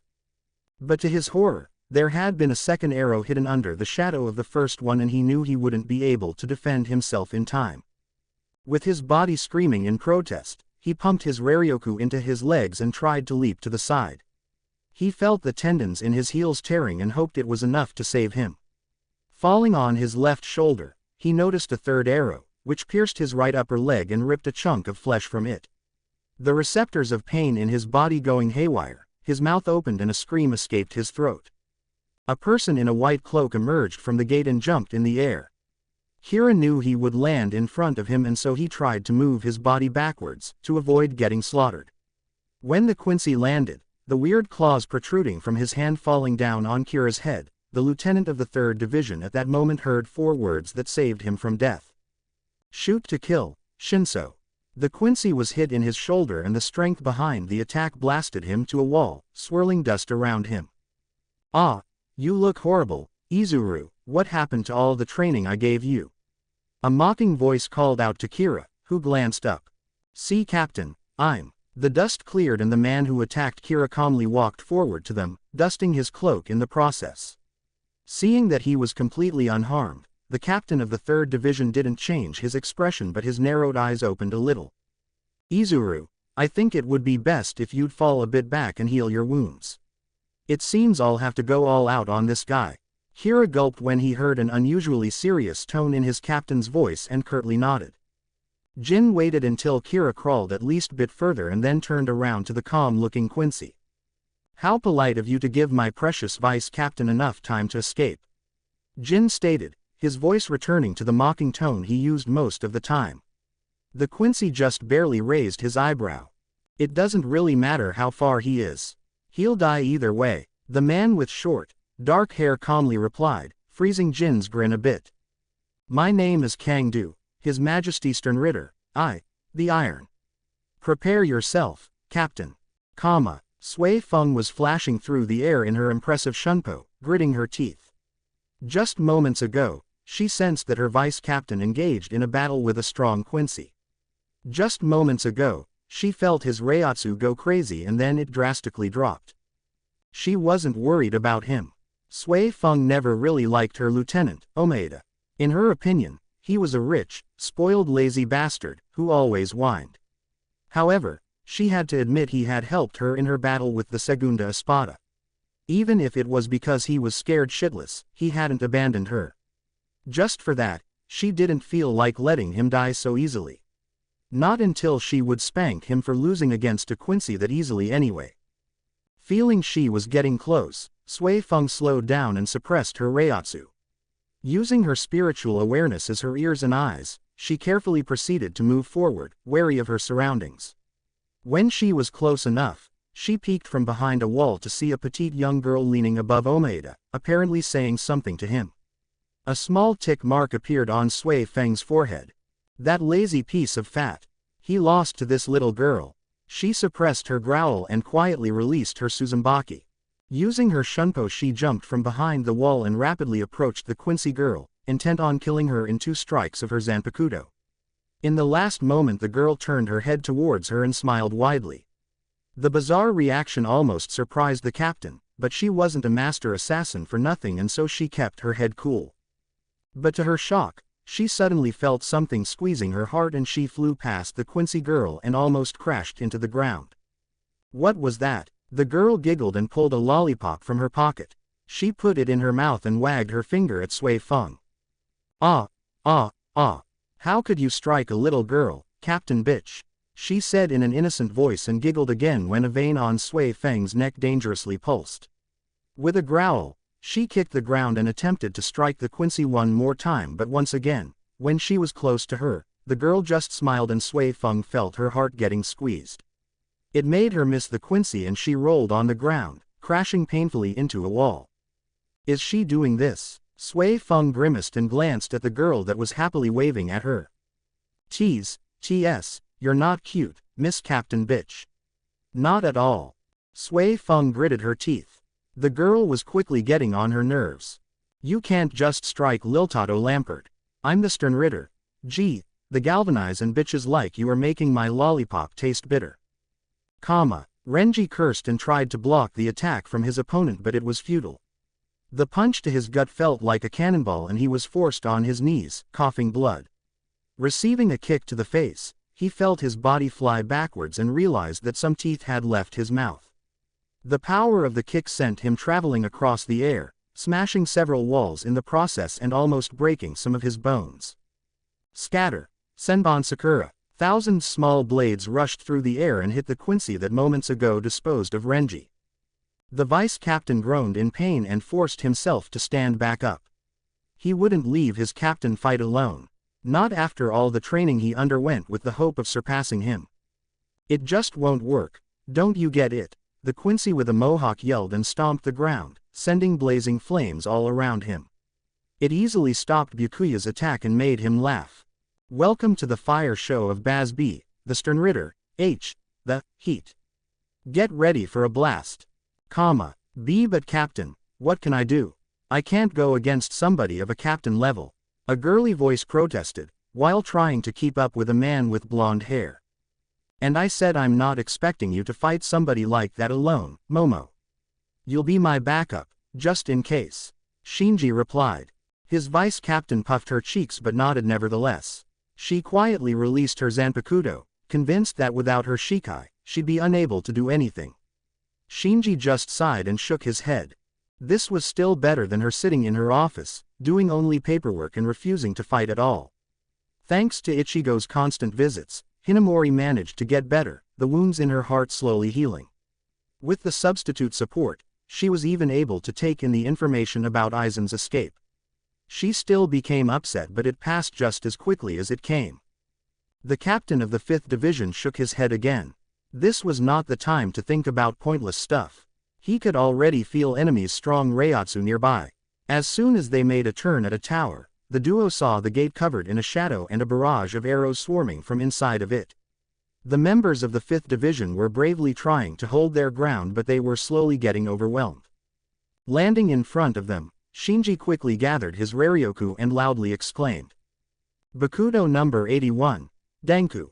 A huge, translucent barrier arose before him, effectively preventing the arrows from passing through. Shinji kept pouring his Raryoku into the Kido as he felt the Quincy's arrows slowly weakening it.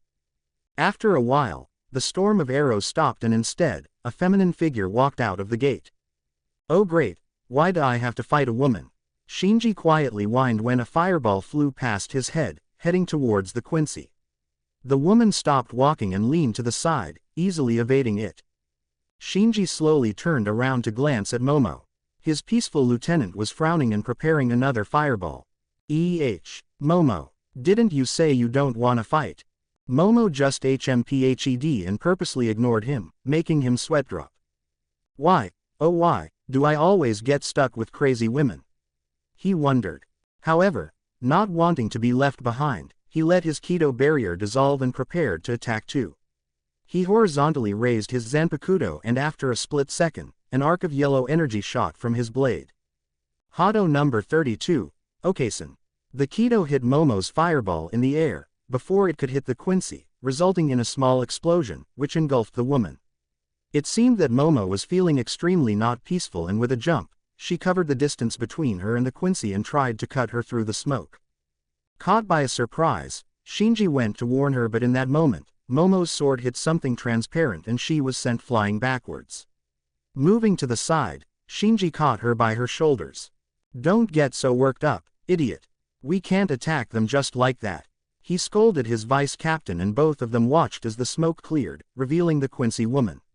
Something was covering her, just like a bubble. Attacking me just like that. I guess Shinigami really are scum, she said in disgust but continued shortly after that. However, I'm not a scum too, so I'll at least introduce myself, before striking you down. My name is Nadia Wended, a stern ritter of His Majesty. The letter assigned to me is in, the negate. There was nothing in the datum about the 9th Division having 2 lieutenants. To think I was excited when I had first saw you too, it hurts, it really pains me to see you being so weak. A huge Quincy with a chinstrap beard exclaimed with his arms outstretched to the sides. As if trying to show his pain, he clutched his head and slowly shook it in his denial of the situation. Stuck in the wall, Hisagi was heavily breathing, his mind finding no way out of the current predicament. While trying to pry himself from the wall, he glanced at Mashiro, who was crouching next to him. It was quite unusual, but she wasn't smiling. The fight they found themselves in was anything but fun. She covered her face with one of her hands and formed her hollow mask, making her Reiatsu heavier. The Quincy narrowed his eyes. I see, so you were one of those failed experiments. His mouth formed a grin. Well, things should get at least a bit more interesting. He stated loudly and watched Mashiro leap in the air and aim a drop kick at him, all in a flash. She was fast but not nearly enough. As her leg was falling down, the man clenched his right fist with a Tekko-like band covering its knuckles and punched upwards. His fist connected with Mashiro's leg and a sick crack signaled her heel getting broken. She cried out in pain and was propelled backwards. Just before she painfully hit the ground, Hisagi managed to free himself and caught her. Are you going to be okay? Mashiro bit her lip and while pushing her hollow Raryoku to the leg, nodded to him. She, like the rest of the Vizards, didn't possess a hollow's high-speed regeneration.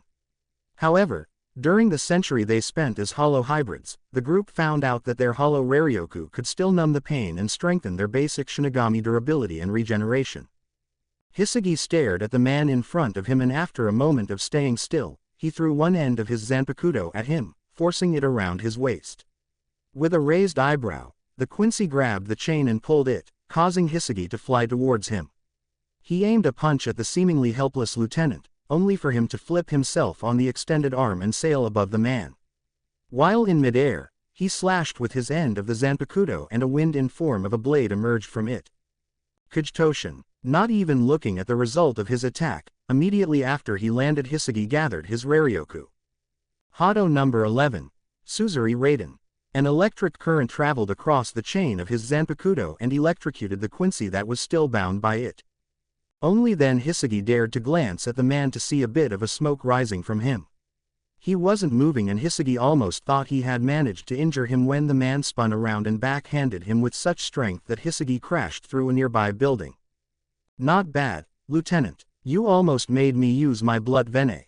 The Quincy cracked his neck and stretched his right hand to the back, while keeping the other one in front of him.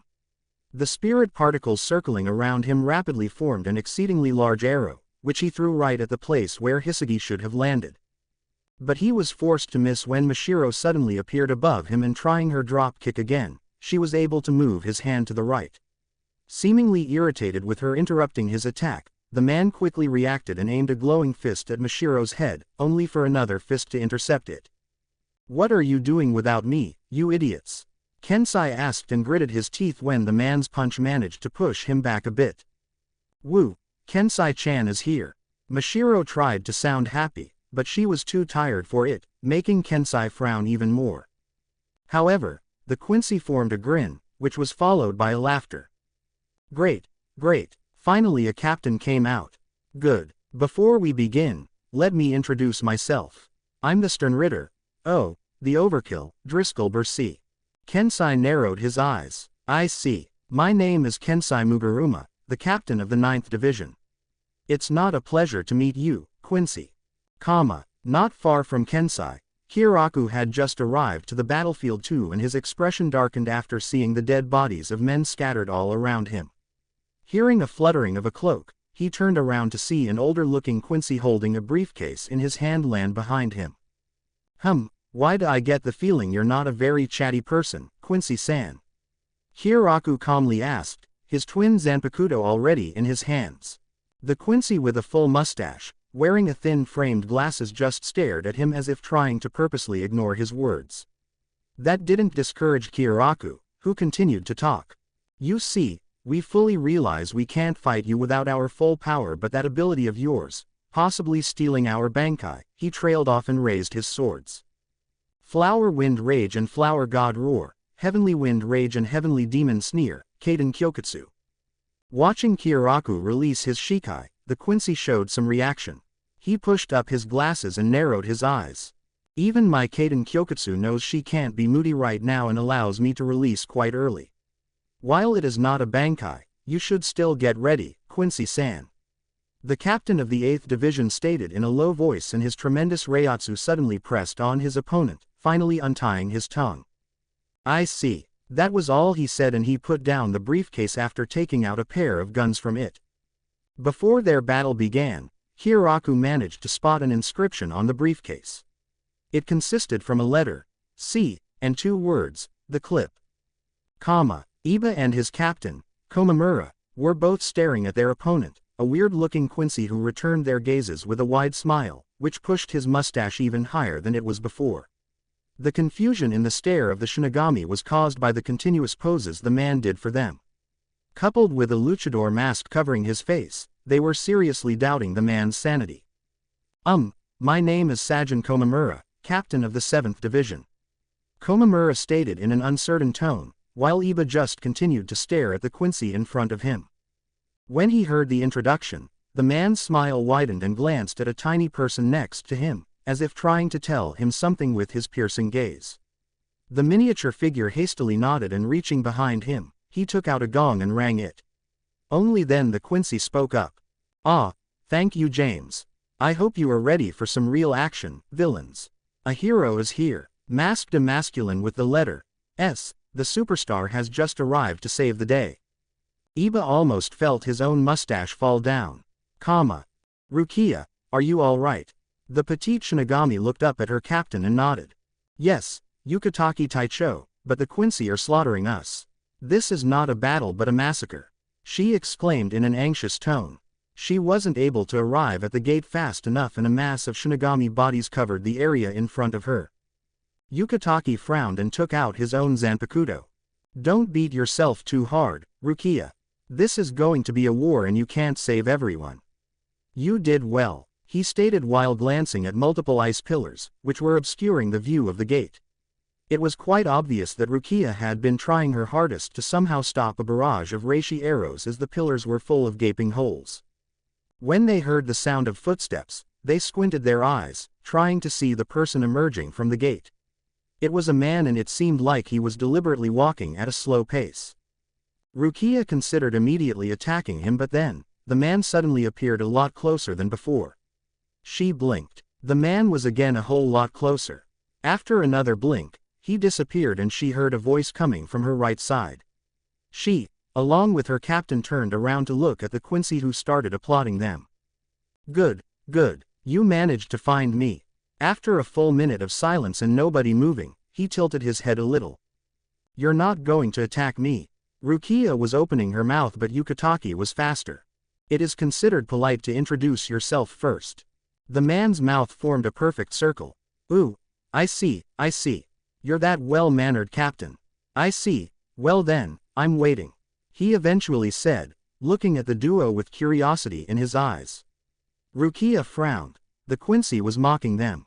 However, her captain was a man that had lived for many centuries, and provocation of this level was meaningless against him.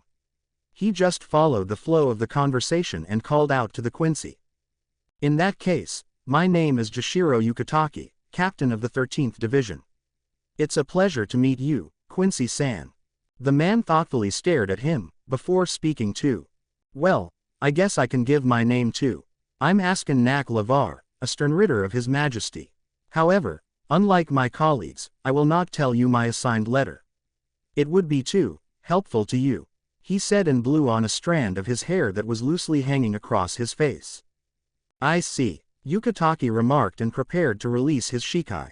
Kenpachi finally arrived to a place in which he felt the biggest reiatsu and took a look around only to see men getting blown up by reishi arrows everywhere. With a bored expression, he scratched his hair. Did I miss him or what? Special Asset Kenpachi Zaraki, no, you did not miss me. Kenpachi turned around to come face to face with the emperor himself, and his uninterested face formed a wide grin before laughing loudly. With a maniacal expression, he swiftly covered the distance between them and slashed down with his sword, creating a shockwave that caused nearby buildings to collapse. Near the newly built barracks specially made for wizards, Haki and Rose stood with their backs touching each other and cursed their own luck. Haki was facing a rather well-endowed girl with long hair and a quite bored expression on her face. Rose, on the other hand, was facing a sharp-looking man with his head mostly shaved, leaving only a crop of black hair on the top. Unlike the girl, his face radiated authority and concentration. Haki, this man is clearly not artistic. How about switching the opponents?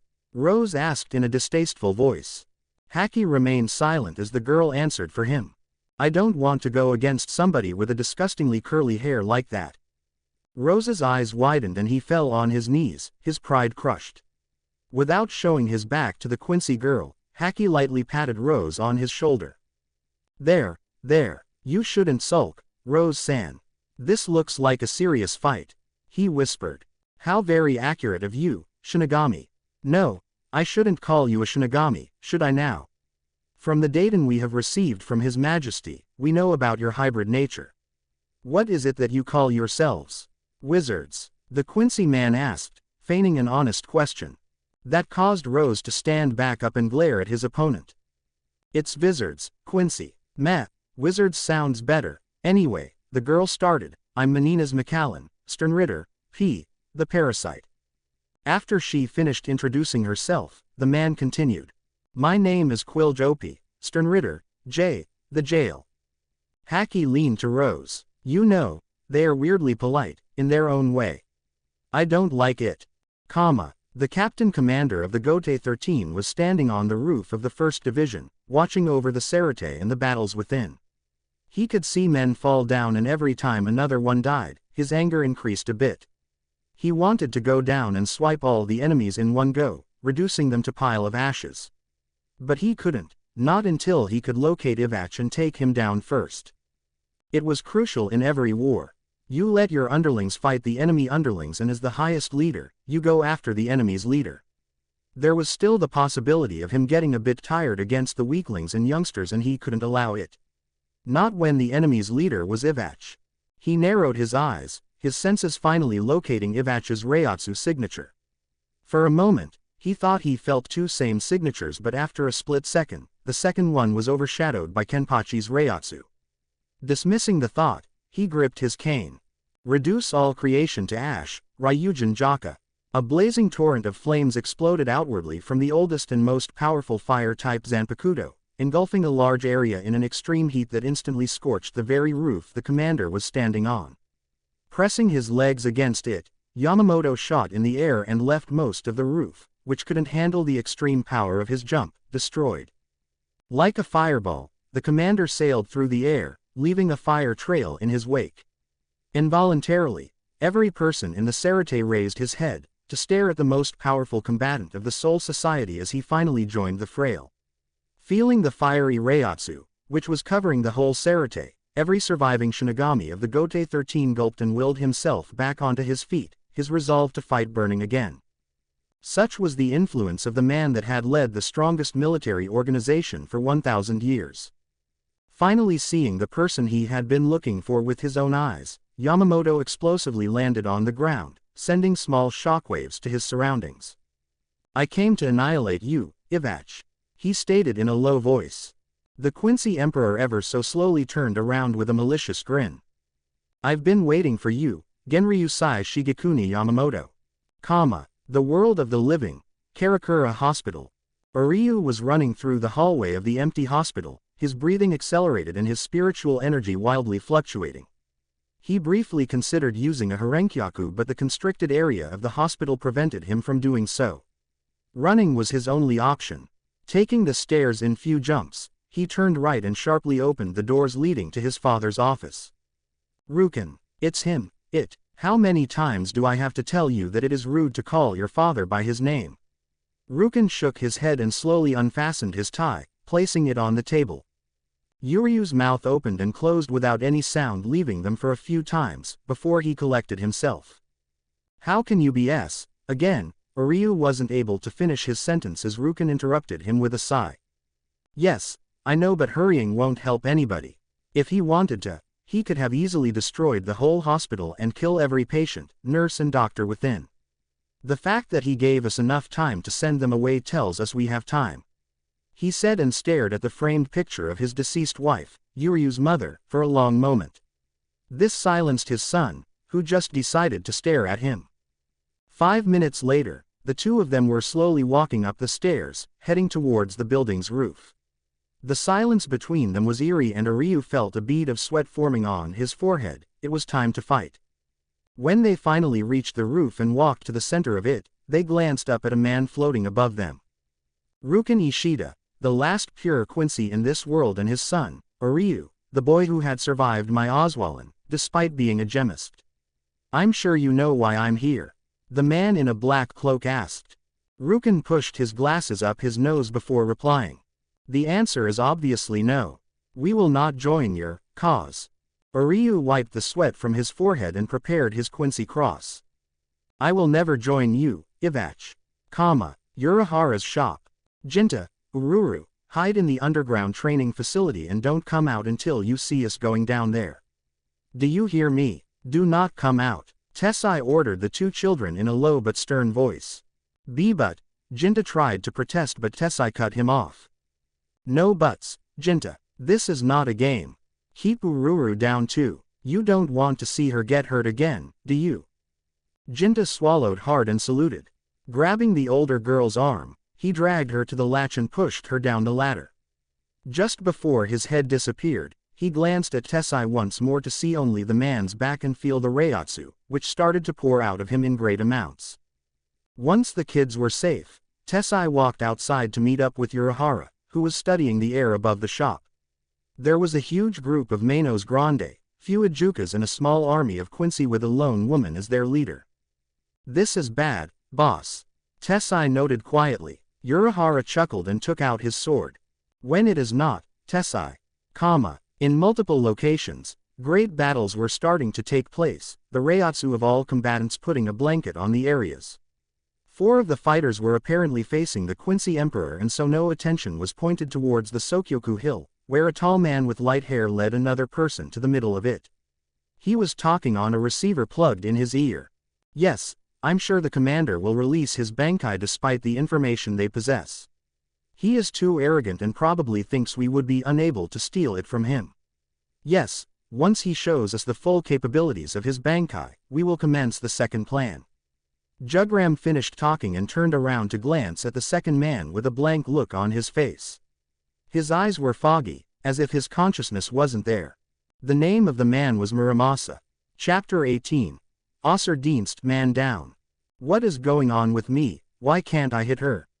Sui Feng gritted her teeth and dusted herself, after she had crashed to the ground once more. Her opponent, the Sternritter, a small girl, was madly giggling at the sight of the captain repeatedly rolling in the dirt. She sucked on her lollipop and plucked it out of her mouth. Ah, you were funny at the beginning but now, you're just boring. What happened, Captain Bitch?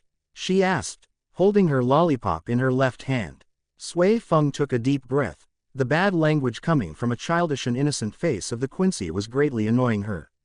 It was also messing with her concentration and she couldn't allow that. She needed to find the way how to fight the girl. Every time I come close to striking her down, she just turns at me and I feel like my heart is being squeezed. What is this? She furiously thought. There just had to be a reasonable explanation for this. A few words coming from her Zanpakuto resonated in her mind and she widened her eyes in horror. No, I refuse to accept it. My heart getting squeezed every time she looks at me is because I fell in love with her on first sight. No, I belong to Yoruichi-sama. When she realized what she just mentally screamed, Sui Feng's concentration on the fight completely evaporated and her cheeks obtained a pink tint. She clutched her head and violently shook it. Liltato tilted her head when she saw the captain behave oddly, but deciding it wasn't a very interesting sight, she sighed. Raising her right arm, she stuck her index finger forward and aimed it at Sui Feng. In an instant, a bright small arrow formed at the tip and with a smile, she fired it at the Shinigami. The captain of the 2nd Division sensed the incoming attack and rolled to the side.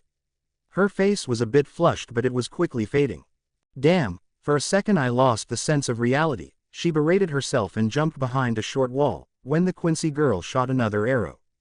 Crouching behind her cover, Sui Feng tried to analyze the situation again, this time with a cooler head. Excluding what Suzumaki said, this feeling I get when she looks at me really is just like when I'm close to Yoruichi-sama. But this girl can't create love just like that. There has to be something else. When she felt something hitting the cover, she flashed away. From the opposite side of the battlefield, she watched as the wall exploded to a small spiritual particles. This girl is dangerous, she muttered, and narrowing her eyes, she closed on her opponent again. When she was above her she sheared with her legs and with her right leg over her head, she kicked backwards, trying to hit the girl's head. Kazuguruma. Again, Liltato turned to Sui Feng and smiled at her. The captain quickly looked away, at the ground next to the Quincy, and surprisingly, her leg connected with the head and blasted the girl away. As Liltato was crashing through the concrete walls, Sui Feng landed on the ground and touched her chest. Nothing. No squeezing. Is it because I didn't look at her? What is her power exactly? She searched the area and her eyes found her lieutenant, Omaeda, still sprawled across the ground, motionless. She flashed next to him and studied his form. He doesn't look injured, but his Reiatsu is chaotic. How did she knock him out? Checking the man, she lightly kicked him and a groan escaped his lips, causing her to frown. She spun around when the wall on her right exploded into spirit particles.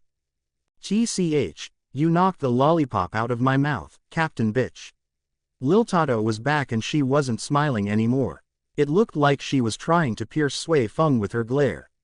Reaching to her pocket, she spoke menacingly. It seems I'll just have to. She trailed off, before pulling out a new lollipop. Take out a new one. She finished and the glare changed into a happy expression once more, causing a vein to pop on Sui Feng's forehead. This little, she growled, but then she cursed. Damn it, she's practically unhurt. What is she, Kurosaki Ichigo? Recalling her spar with the substitute, an idea struck her. Dodging another arrow, she squinted her eyes and looked closer on Liltato's skin. Is it possible she has some sort of hierro like Kurosaki?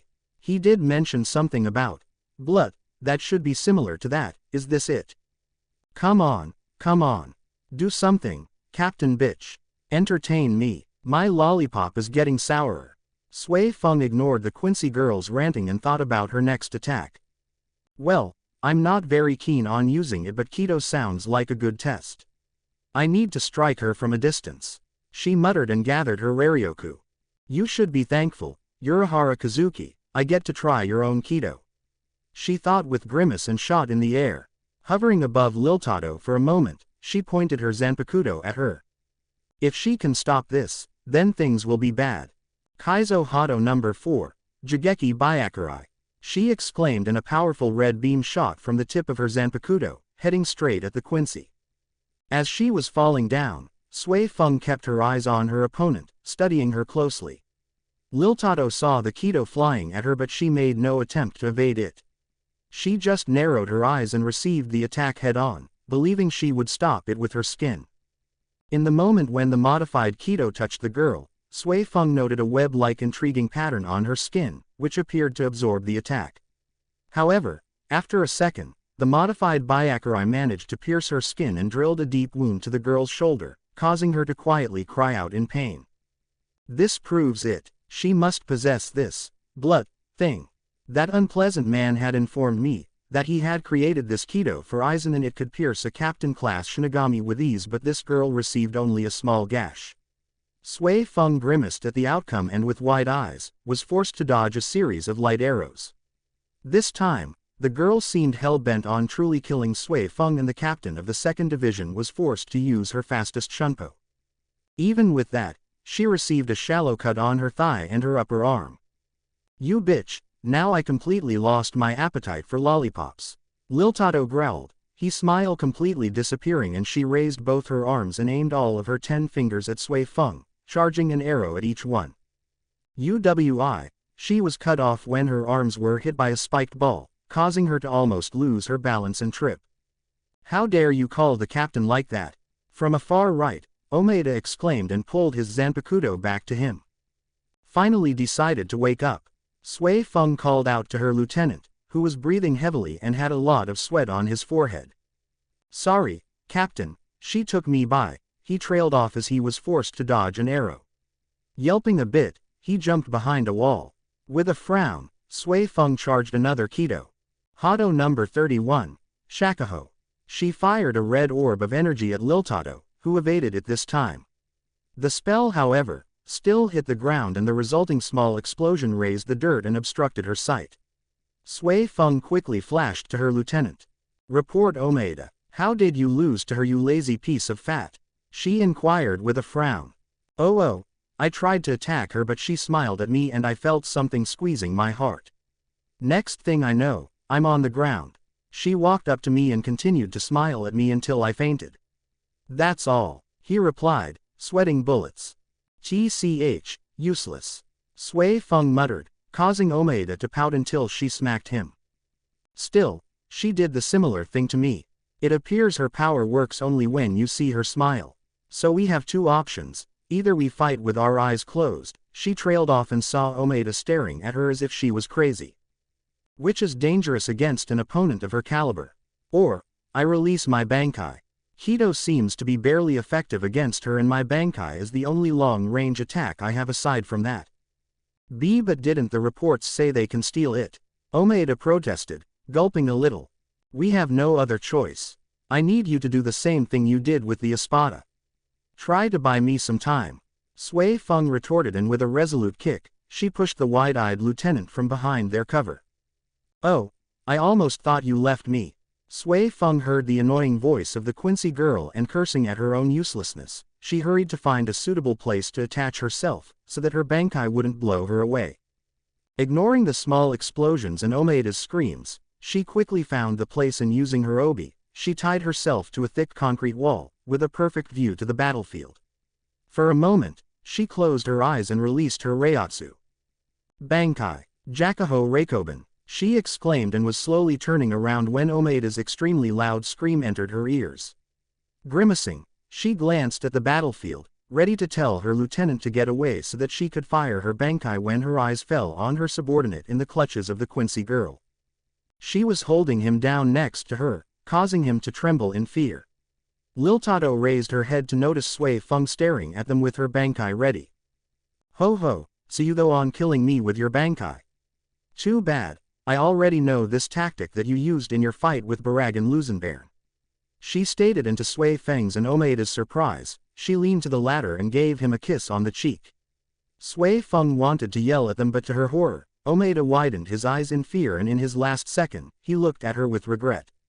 I'm sorry, Captain. Tell my sister th. He couldn't say more as his body suddenly exploded, sending pieces of his flesh on all sides and splashing the ground with gore and blood. In the silence that followed, Sui Feng watched in disbelief as a part of her lieutenant's head slowly rolled on the ground, like a ball, until it hit an obstacle. What? Sui Feng was in complete shock. She couldn't believe her own eyes. Her vice-captain, the lazy bum who never seemed to train or fight seriously, just died. He died, in an attempt to buy her time. He died in an explosion of his own flesh. Well, I did tell you I was the Sternritter, the galvanize, didn't I? My power is to excite a person until his body can't handle it. It seems that my kiss overexcited him too much, right, Captain Bitch? Sui Feng just stared at her, multiple emotions flashing through her mind. She didn't even pay attention to the arrow that flew right at her and grazed her waist. But the pain of receiving the wound managed to bring her back to the reality, and she gritted her teeth.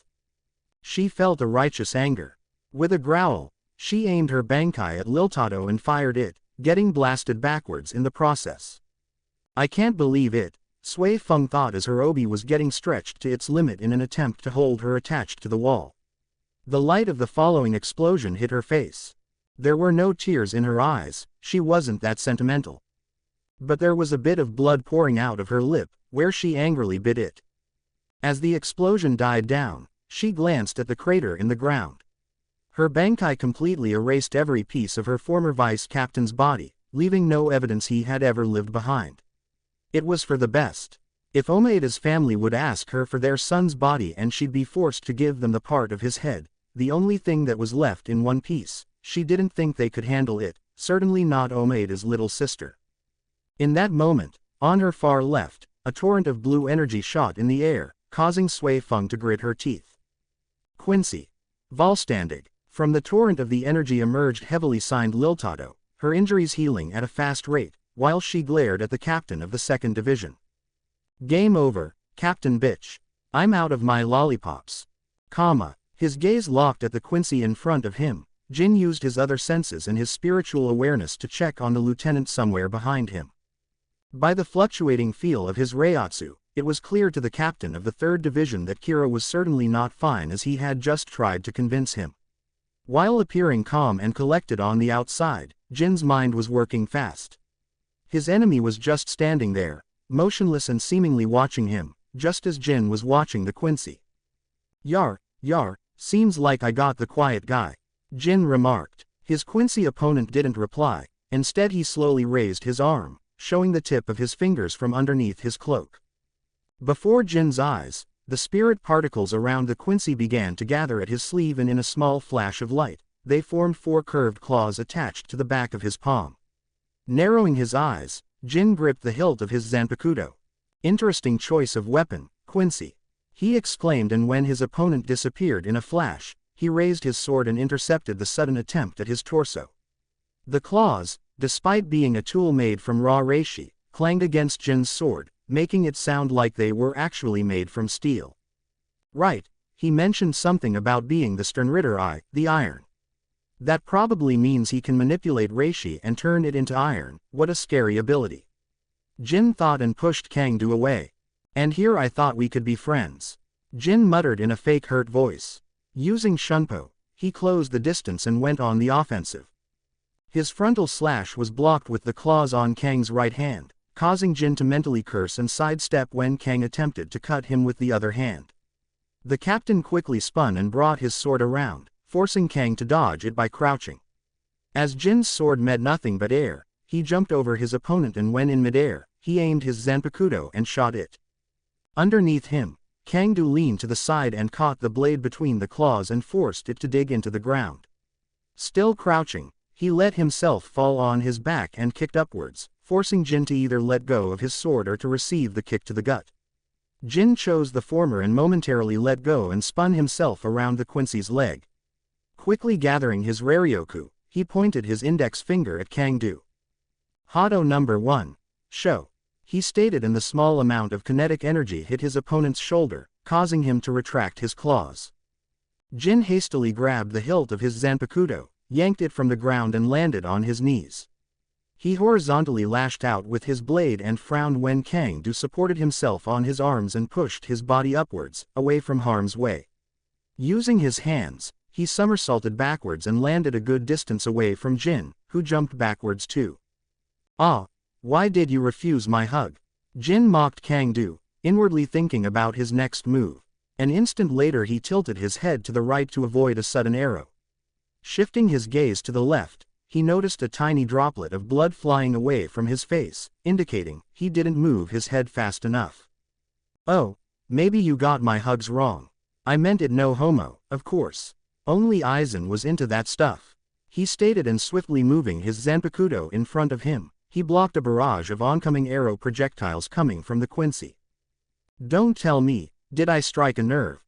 Jin asked and leaned backwards, barely evading a fast roundhouse kick, which was followed by an attempt to kick his legs from under him.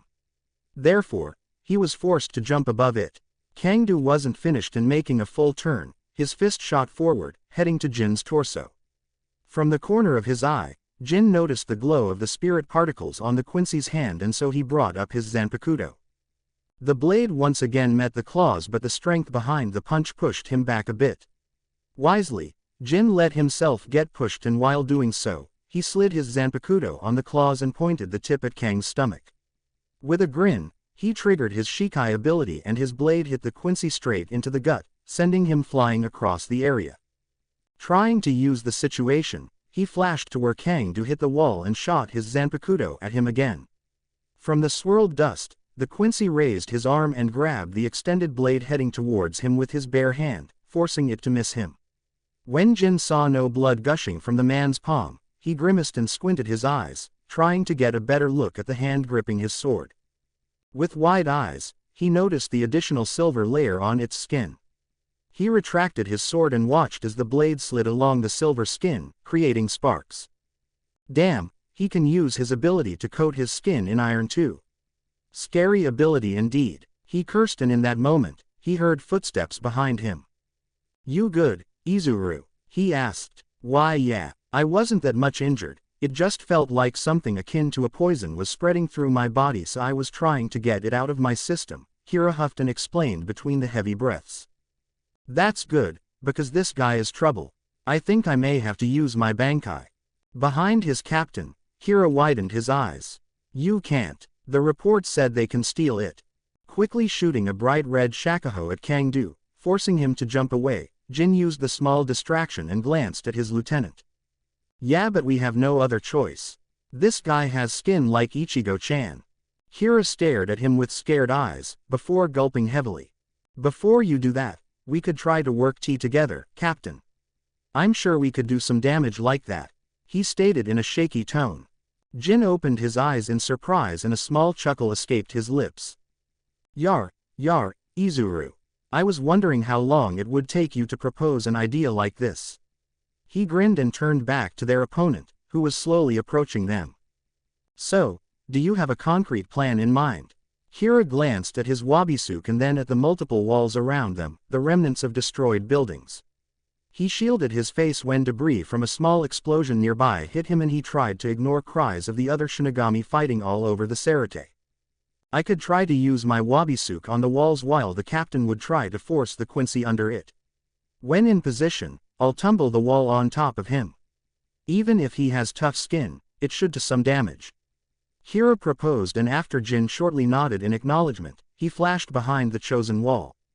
Sensing the Quincy heading towards him, Jin spun around and shot his Zanpakuto at him. Kangdu used his hand coated in iron and flicked the blade away and flashed from existence. Not surprised, Jin instantly retracted the blade and turning to his left, he deflected an arrow and blocked the one-handed slash at his upper arm. He blocked the following kick with his free hand but was forced backwards when the Quincy momentarily retreated a step and shot another arrow from a close distance at him. The projectile passed just above his shoulder, grazing his skin a little, but Jin paid it no mind as his opponent mirrored the movements of using a bow with his clawed hands and a large arrow formed in front of him. Cursing quietly, Jin flashed away from his location. If he didn't, the arrow would hit the wall behind him and it would ruin their plan. Kangdu had no problems tracking his movements, and as soon as Jin landed, he shot the large arrow. Jin managed to deflect it with his Zanpakuto, albeit with little trouble, and while doing so, he noticed dozens of small arrows already forming in front of Kangdu. He crouched and shooting his Zanpakuto forward, he slashed from the side, just a moment after his opponent sent his arrows at him. Oh crap! Jin mentally cursed and immediately retracted his sword before it managed to make contact. Swiftly rolling to the left, he avoided part of the volley, but the rest of the arrows hit him dead on. Moving his sword from side to side as fast as he could, he was able to deflect most of them, but he was still hit in the right knee and his left shoulder. He saw the Quincy attempting to use this to follow with a frontal assault with his claws and quickly tried to get out of the ways. March on to the south. Hado number 31, Shakuho. In mid-flash, the Quincy was hit with Kira's full incantation Kido, causing him to erupt in a smoke. The lieutenant hurried to his captain. "Are you okay, Captain?" Jin rose from the ground and glanced at him with a grin, pointing at his leg. "I used to be, but then I received an arrow to the knee," he joked, and hit the arrow protruding from his knee with the blunt side of his sword, causing it to dissolve. Small amount of blood poured from it, but the snake-eyed captain was still grinning. When Kira didn't get the joke, however, he sighed. "I'm fine, Izuru. Did you set up the plan?" Kira nodded.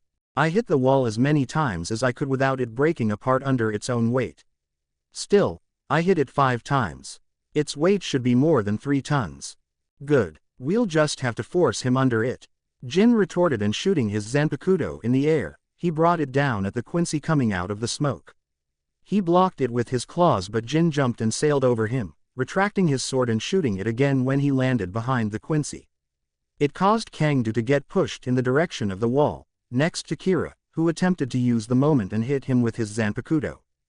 Giving off a small piece of emotion, Kangdu grimaced, and in an amazing show of his athletic abilities, he leaned backwards and jumped, his body sailing inches above the Kira's blade. He even managed to fire a single arrow at the wide-eyed lieutenant, who got saved when Jin's blade shot in front of him and destroyed the projectile before it could hit him. Kira gulped, and mentally thanking his captain, he jumped away, gathering his Raryoku. He levitated his Zanpakuto in front of him, hit one of its end, and after it spun around multiple times, he stopped it and exclaimed. Hado number 58, Tenrin. A tornado-like blast was shot at the Quincy, causing him to get pushed even further backwards and hit the wall. Seeing that, Jin grinned and shot his Zanpakuto and sliced the wall behind the man. Kangdu quickly turned around, and when he noticed the block of concrete falling on him, he widened his eyes. However, he reacted instantly, and using the Harenkyaku, he flashed to the left. Feeling something was off, he raised his head to see another fall already plummeting on top of him. It was too close, giving him no chance of escape and burying him underneath it. The crash resonated through the area, creating a tiny shockwave. Jin flashed to his vice captain and raised an eyebrow. "I thought you used Wabisuke on only one wall." Kira allowed himself a small smile and shook his head. "No, I knew he would be able to react, he was too fast to get trapped under a single wall. With that in mind, I tapped other 4 walls in the vicinity of the first one, just in case," he explained, causing his captain to grin and chuckle. "Ah, shouldn't have underestimated you, Izuru." His vice captain gratefully nodded, but then the two raised their heads to see a pair of long claws protruding from underneath the fallen wall.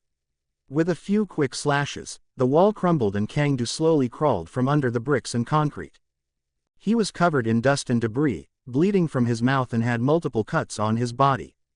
His clothes were torn at some places, and one of his arms was hanging down in an odd angle. He was glaring at them and spit a bit of blood on the ground. "Only my majesty can cut me down. You've just made a mistake, Captain." He spoke, and with a grimace, he corrected his bent arm. Kira gulped and raised his Zanpakuto, while Jin narrowed his eyes. I think we really have no other choice, Izuru. I'll have to go Bankai and pray that we can kill him before he steals it. Jin muttered and unleashed his Reiatsu. He pointed his blade at Kangdu, and just as a torrent of energy rose from the Quincy, he exclaimed, Bankai, Kamishini no Yari. In an immense speed, his blade shot forward, heading towards his opponent, but an instant later, it drastically slowed down, causing Jin to frown and look closely at the Quincy. When the torrent of energy died down, he was able to see his Zanpakuto embed in a thick wall made of iron, lying in front of Kangdu. It was pierced through, but the sheer thickness of it managed to slow the sword before it could touch the man, who was sprouting a pair of iron-looking wings from his back. Quincy. Volstandig, Kangdu stated and stared down at the duo. Jin's frown increased and he retracted his Zanpakuto back, leaving a hole in the iron wall. Izuru, try not to lose your eyes from him, or else you're dead, he said to his lieutenant, who gulped once more. Toshiro intently stared at his opponent. The Quincy man in front of him didn't look that dangerous at all. However, the fact that his lieutenant was somewhere behind him, trying to yank blades out of her body, proved him otherwise. She had told him the name of the man. Shaz Domino, a Sternritter, L, the lag. Toshiro had no idea what that letter or the word meant, the only thing he knew was what Matsumoto had told him. The man was able to hit her and Kira even if they had thought they had got out of the way. Why was that? Was it a Quincy thing? Was it something only special to that man? Toshiro didn't know. So far, ever since he had intercepted the attack meant for Matsumoto, Toshiro didn't have to move an inch. The man hadn't attacked him, nor did he even attempt to. It was weird. Was he waiting for something? Toshiro allowed himself to quickly glance at his surroundings. They were behind the Kuchiki's compound, where no building, only nature, was. He didn't know if he should thank the heavens, as the lake nearby was full of water. He could easily suck the moisture from to create the ice for his attacks. His Hirenmaru was already released. The opponent lazily standing in front of him was a Quincy, so he wasn't allowed to take things easy. He couldn't underestimate him. Without missing a beat, he swiftly raised his sword to intercept a stray arrow heading towards him from another battlefield. Keeping his eyes on the opponent, he saw him flick his wrist and a reishi knife, the same Matsumoto was busy yanking out of her, flew towards him. Heeding the report from his vice-captain, he didn't budge from his position and instead brought his Zanpakuto down. The moisture sucked from the air created an ice wall in front of him. He widened his eyes. The tip of the knife was protruding from the wall on his side, just inches before his chest. The ice block managed to intercept it. But only barely. Toshiro grimaced. However, he noticed a tiny change in his opponent's expression. He expected the knife to hit me. Whatever that man's ability was, it was dangerous. Toshiro jumped backwards, to create a bigger distance between them. Let's try this, he thought, and with multiple swings of his Hirenmaru, he sent half a dozen of his ice dragons. With a virtual roar, they sailed through the air and tried to hit their target. Toshiro carefully watched the scene and saw the man slither around the ice dragons. It always looked like he would get hit, but just before the impact, the man disappeared and reappeared at a safe location. As the man's attention was aimed at the dragons, Toshiro didn't just stand there motionless and quickly gathered his Raryoku. Hado 54, Hyan. He muttered, and an oblong blast of purple energy flew from his hand at the place where he predicted the Quincy would land next. Watching closely, Toshiro saw the man reappear exactly where thought he would and slightly widen his eyes. Seemingly cursing, the man noticed the Kido spell and hastily threw two knives against it. The Hado hit the knives instead of him and completely eradicated them with flames. Seems like I'll have to get closer. Toshiro wondered, and flashing close, just as his last dragon splattered against the ground, he slashed sideways, generating another ice dragon. Up close, he thought he could surprise his opponent, but he was forced to jump away when a barrage of arrows caused the dragon to shatter into small blocks of ice. Leaning backwards, he evaded one larger arrow. With wide eyes, he realized the mistake too late, and so he at least tried to yell. Matsumoto, get away! The arrow had been speeding towards the location where his vice-captain had been tending to herself. Fortunately, when he turned his head, he saw the arrow hit nothing but the concrete wall far away from their position. I'm here, Captain, He sighed gratefully and glanced at his left to see Matsumoto landing next to him. She casually flicked another arrow away with her sword, but Toshiro frowned. His vice captain was obviously injured. With a click of his tongue, his gaze shifted back to his opponent. With Matsumoto backing him up, he flashed to the man and attacked him with a jab. Growl, Hineka. Behind him, Matsumoto released her shikai, turning her blade into ash. She quickly maneuvered it to cover all sides of her captain, functioning as protecting shield. It was a good idea, as Toshiro flinched when his opponent dodged his jab and returned the attack with a holy arrow, before the young captain could react. Because of the ash shielding him, Toshiro emerged unharmed, but in his eyes, it only proved he was right. The Quincy was indeed dangerous. Spinning around, he sent 2 ice dragons from both sides and followed it with another Kido. Hado number 4, Byakurai. A concentrated bolt of lightning escaped from his stretched palm. Instantly after that, he heard his vice captain finishing a chant and another Kido flew towards the Quincy soon after that. Hado number 31, Shakuho. While the Quincy managed to evade both dragons and even the Byakurai, he didn't expect Matsumoto firing another spell from the opposite side and was hit in the back. The lieutenant of the 10th Division flashed to her captain with a small smile. "I got him." Toshiro watched as the red orb of energy landed on the man's back and exploded. With a frown, he shook his head. "No, we barely scratched him," he commented, causing Matsumoto to turn and look at their opponent through the smoke. When she thought she saw a movement in it, she hastily commanded her ash to make a cover for her. An instant later, she watched as a knife was dissolved into spirit particles and thanked her Zanpakuto special ability. She wiped the sweat from her forehead and heard her captain. "Damn, we need to figure out his ability or I'll really be forced to use my Bankai, despite the danger," he stated and gritted his teeth. With a grimace, he shot upwards and let the barrage of arrows hit the row of trees behind him. Later, he would realize his luck, as in this position, he could clearly watch another knife fly towards Matsumoto. When he saw what happened, he widened his eyes. That's impossible," he thought, and trying to create a diversion, he shot another half-dozen dragons from midair. Gaining some time, he hastily used Shunpo and landed next to his vice captain. "I think I've just figured out his ability." Matsumoto turned her head to him and with a surprised expression stared at him. Not wasting a minute, he spoke rapidly. "I couldn't see it before, so I think his ability is invisible to a certain range. Up in the air, I saw his knife flew towards you normally, but then it disappeared from my view. Next thing I know, it was already next to you." Matsumoto looked at him in confusion. "Captain, I don't think I understand." Toshiro nervously glanced at their opponent and seeing he was still preoccupied with his dragons, he turned back to her. "Don't you see, Matsumoto? He said he was the Sternritter, the lag. When you take what I just told you into account, there is only one plausible explanation. I think he can manipulate time for a brief amount of time, hence, the lag."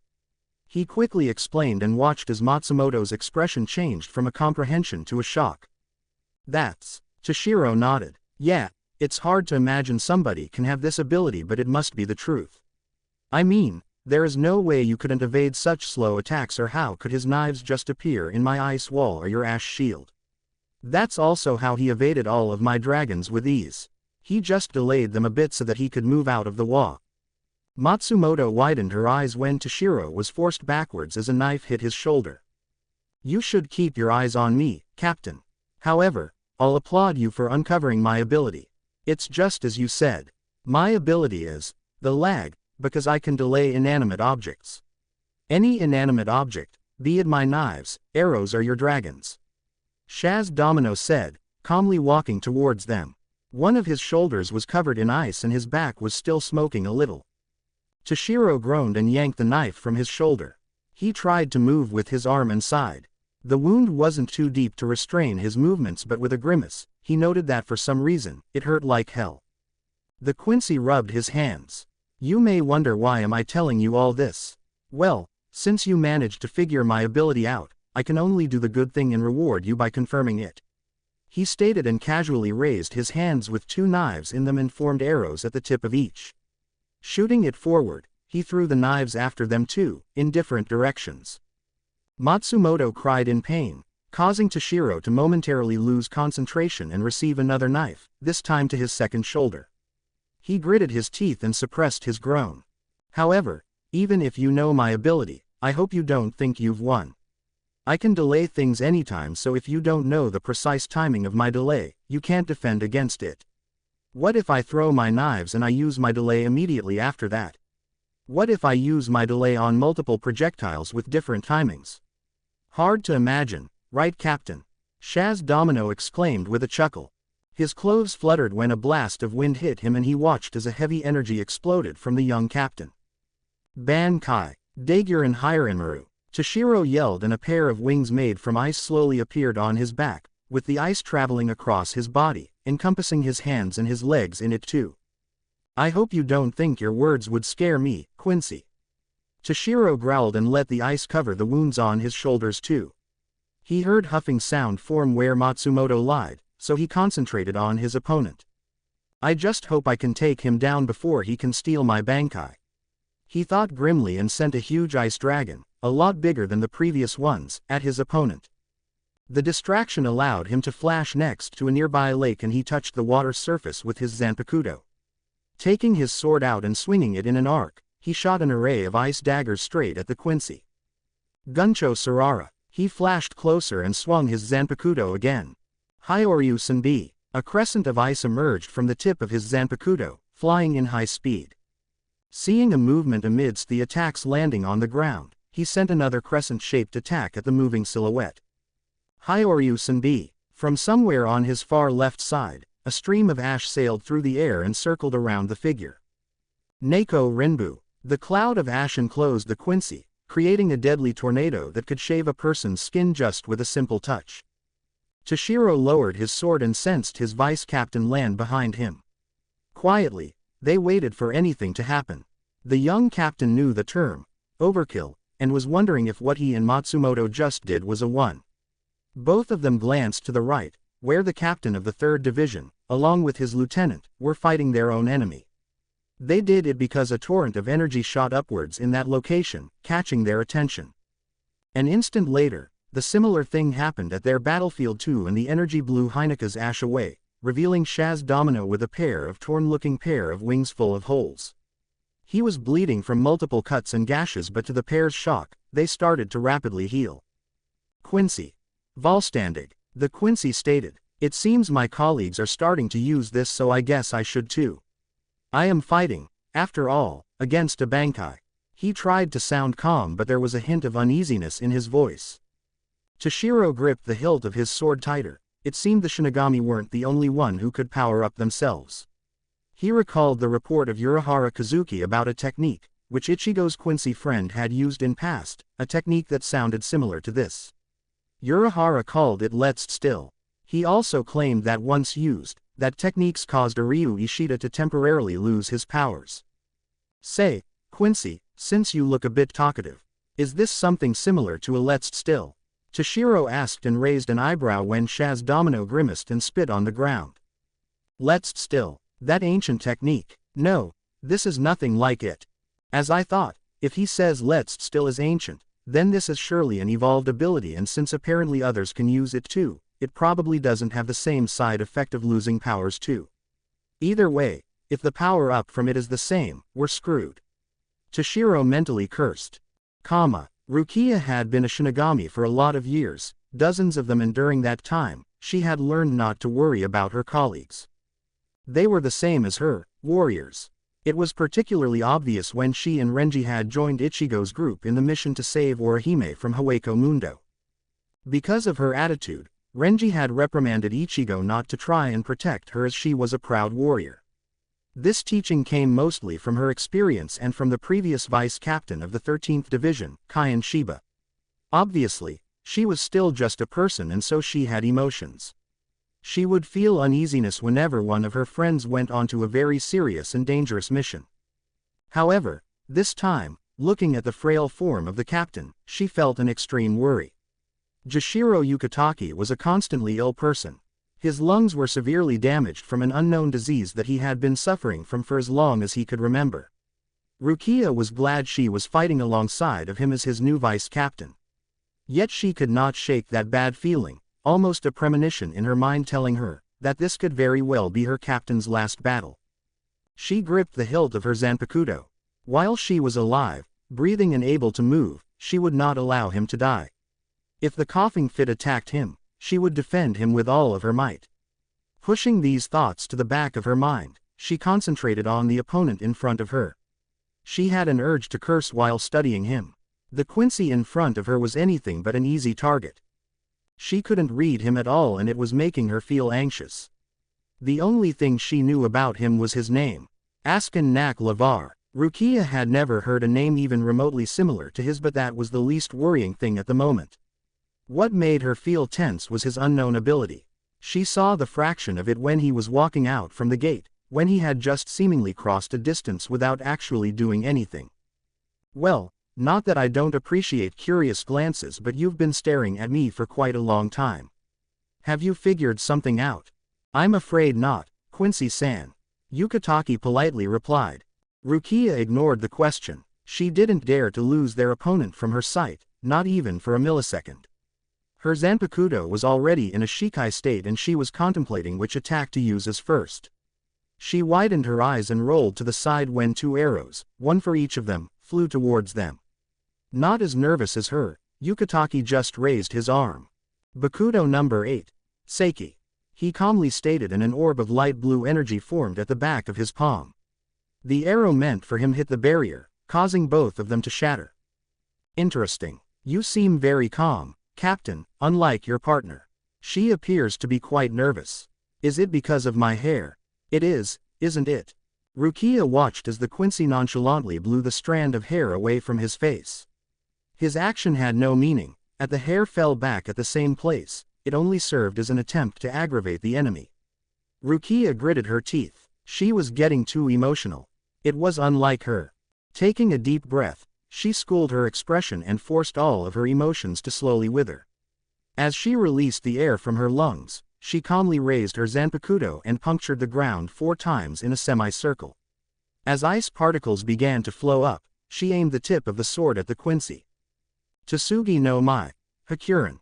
A powerful blast of cold air rushed towards the man with an unusual name, causing Yukatake to glance at Rukia in surprise. His surprise, however, didn't last long and he quickly nodded and pointed his finger forward. Bakudo 61. Raikujokuro. He stated, attempting to immobilize the opponent, so that Rukia's attack would surely hit him. To both of their surprise, Askin just smiled and made a step to the side, completely vanishing. He stated, attempting to immobilize the opponent, so that Rukia's attack would surely hit him. To both of their surprise, Askin just smiled and made a step to the side, completely vanishing from existence. The Kido spell and the blast of cold air hit nothing but an empty air. Only with centuries of experience, Yukatake was able to sense an oncoming attack and spun around and blocked an arrow to his knee. Rukia gulped. She wasn't able to notice the Quincy to reappear behind them at all. You sensed me well, Captain. The girl, not so much. Yukatake frowned, and when the man disappeared again, he anxiously yelled at Rukia. Dodge, Rukia. Rukia widened her eyes and rolled to the side. An arrow flew by her previous position, causing her to curse. Damn it, I didn't train like crazy to be a nuisance. She angrily thought. All waves, rise now and become my shield. Lightning, strike now and become my blade. Sogyo no Kotowari. Yukatake released his shikai and gave Rukia a short glance. I apologize, Rukia. I was prepared to release sooner, but I thought I'd study him for a bit longer. Rukia shook her head and got on her feet. She flashed behind her captain, standing with her back against his back.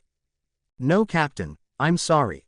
I got nervous. It won't happen again, she stated resolutely and intercepted an arrow coming at her from right. At the same time, Yukatake absorbed and sent back another arrow, only a lot larger. How does he do it? Rukia wondered aloud. From the corner of her eye, she could clearly see their opponent, lazily leaning on a wall and cleaning his nails. Without a warning, he formed a dozen large arrows and shot half of them at Yukatake, who used his zanpakuto and easily absorbed them. Rukia narrowed her eyes. The man disappeared from her view again. Not wanting to leave him an opening, she hastily slashed her sword in front of her. Some no mai. Tsukishiro. A wide blast of an extremely cold air rose from the ground, freezing the moisture in it and creating a pillar of ice in front of the petite Shinigami. It was also just in time, as the structure stopped the second half of arrows, which were shot at her. Oh, it seems like I'll have to up my speed a little. If even a lieutenant-class Shinigami can react in time, it's time to change the game. Rukia and Yukitake groaned when Askin reappeared between them and slashed their backs with his arrows, causing them to jump away from each other. Bit of blood gushed from their wounds and splashed on the ground. Rukia gritted her teeth, but her back muscles were intact, only the skin had been severed. She gathered her Raryoku, and when Askin appeared right in front of her, she reacted instantly. Bakudo number 1. Sigh. She exclaimed, and with a bit of satisfaction watched as the man widened his eyes and was blown backwards, where Yukitake had been already waiting. The captain slashed vertically, aiming at the man's back. Rukia growled as the man disappeared into thin air just before her captain could even touch him. She raised her index finger. Hado number 4. Byakurai. She hastily exclaimed and fired the Kido behind Yukitake, who sensed the presence of the enemy and turned around. While Rukia's spell flew towards the Quincy, Yukitake absorbed a rather large arrow but didn't send it back. He carefully watched the scene, and when Askin evaded the Byakurai by vanishing into thin air, he spun to the back and fired the suppressed arrow behind Rukia. The new lieutenant threw herself on the ground to dodge it and watched as the immensely fast arrow hit the Quincy dead on. She got up and wanted to smile, but with a grimace, she noticed the state of their enemy. He had a hole in his clothes, just where his left lung was located, but there was no real injury, barely a scratch on his skin. Really? Hitting me with my own attack? That's just simply rude, Captain. Yukitake swallowed a cough that was nearing his throat. You're invading us. We have to use any means necessary to defend ourselves. Askin narrowed his eyes. True. He stepped to the side and vanished again. Rukia and Yukitake were warily keeping their eyes open at their surroundings, trying to anticipate next attack. An arrow flew straight at Yukitake's face. He absorbed it. An instant later, another arrow headed toward Rukia from her left side. Next one came from behind Yukitake, who spun around and intercepted it. Another from Rukia's right, her behind, her left, her behind again, her right, her front, from above, from front, keeping her busy and causing her to slowly lose concentration. She finally cried out in pain when she was hit in her left calf, her ass cheek and her upper right arm. Yukitake wanted to help her, but he was busy himself. After he absorbed the arrow coming at him from behind, another one flew at him from the same position. He swung his blade to the right, stopping next one, leaned to the side to evade another, leaned backwards, crouched, rolled to the side, slashed upwards, jumped in the air, rolled in midair, landed and sidestepped. He heard Rukia's cry and gritted his teeth. Bakudo number 81. Danku. He exclaimed and erected a barrier in front of him. He spun around and leaned to the left, blocked an arrow from his right.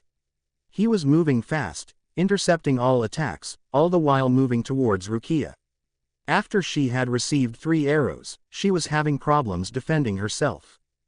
Unfortunately, the sense of safety after he had performed the Bakudo was quickly lost when a large arrow hit him to the back from behind, piercing his left lung. He widened his eyes and spit some blood.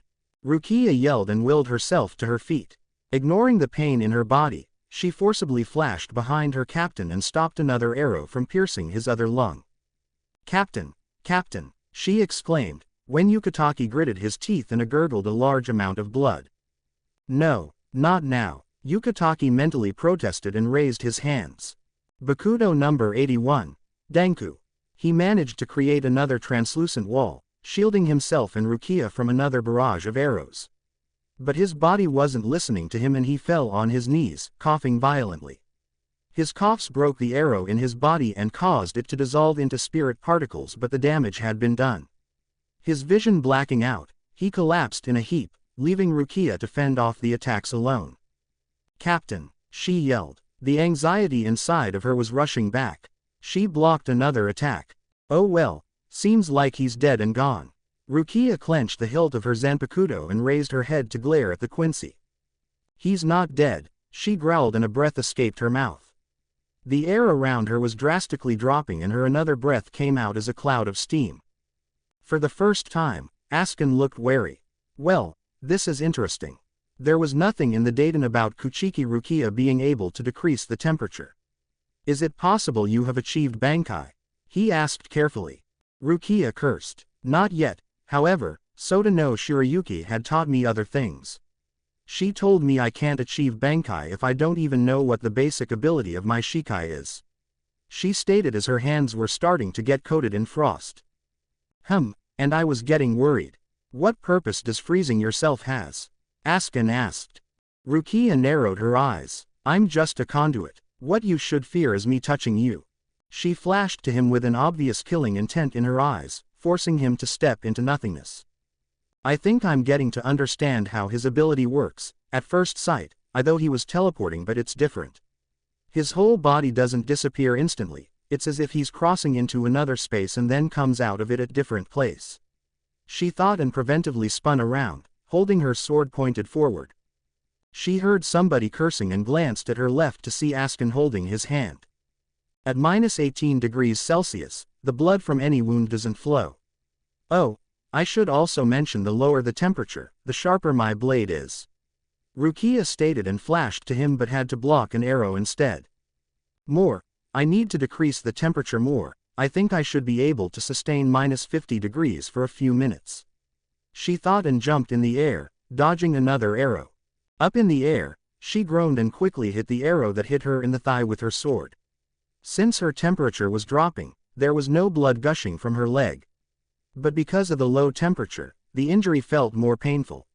Instantly after landing on the ground, she leaned backwards, evading the arrow. Another one hit her in the foot, making her stumble a bit. She slashed the air around her, but the Quincy spoke from different location. I'm not falling for that again. However, you seem to believe your captain to be still alive, so I should use that, don't you think so? Asuka stated and Rukia watched as he fired an arrow at the motionless Yukatake. Gritting her teeth, she tried to suppress the pain from multiple injuries and pushed her shunpo to its limits. She landed in front of her captain and in the last moment, diverted the arrow upwards. A cry of pain escaped her lips, when Asuka appeared next to her and pierced her left forearm with an arrow. However, soon after that, she smiled, causing Asuka to become wary. I knew you'd try this. But too bad, Quincy, you're too close to me, she muttered tiredly and raised her sword with her right hand. Asuka clicked his tongue and tried to step to the side, but to his shock, he couldn't. Glancing at his feet, he noticed they were stuck to the ground. I told you, my body is only a conduit, everything I touch becomes frozen, the ground in no exception. This close, I can freeze your legs. Rukia stated and walked towards him, deflecting a few arrows while doing so.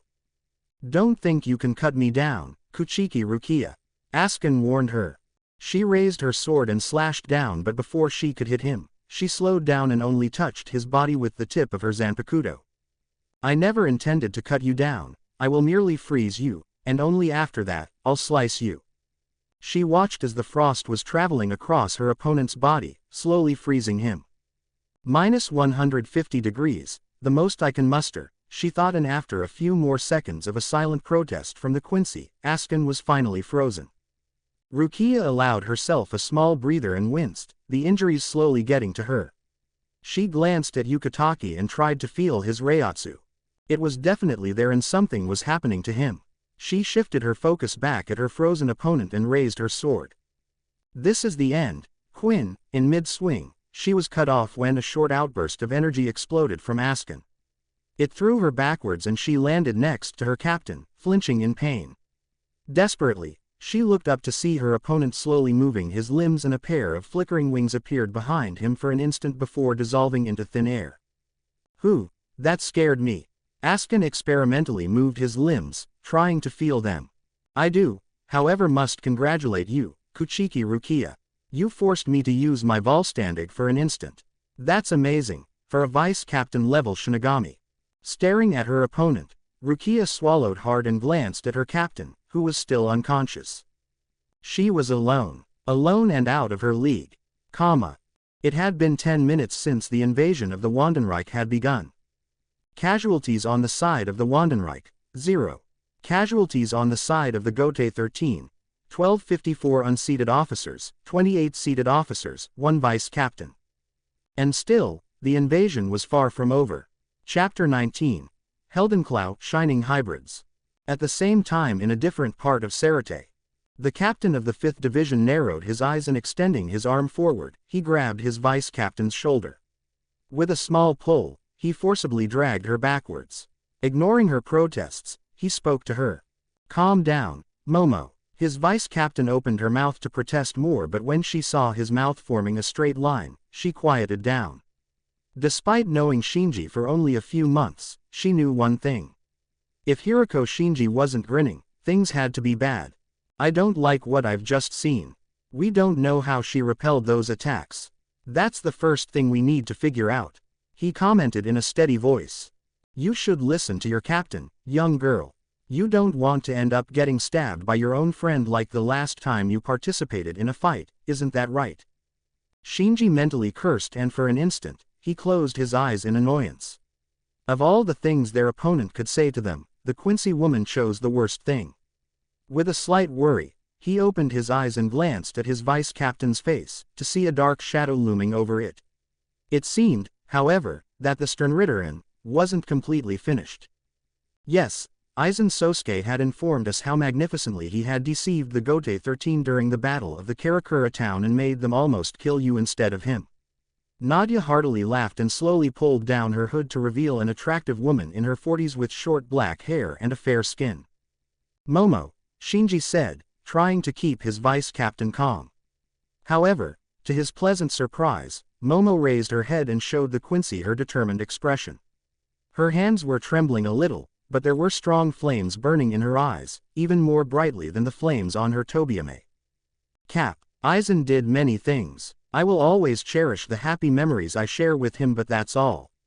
I will not let your words shake me up, Momo firmly stated, and the Zanpakuto she held in her hands glowed with Reiatsu. In his mind, Shinji thanked the certain orange-haired substitute once again and proudly stared at the girl. It was almost mind-boggling just how much her behavior had changed during these past few months.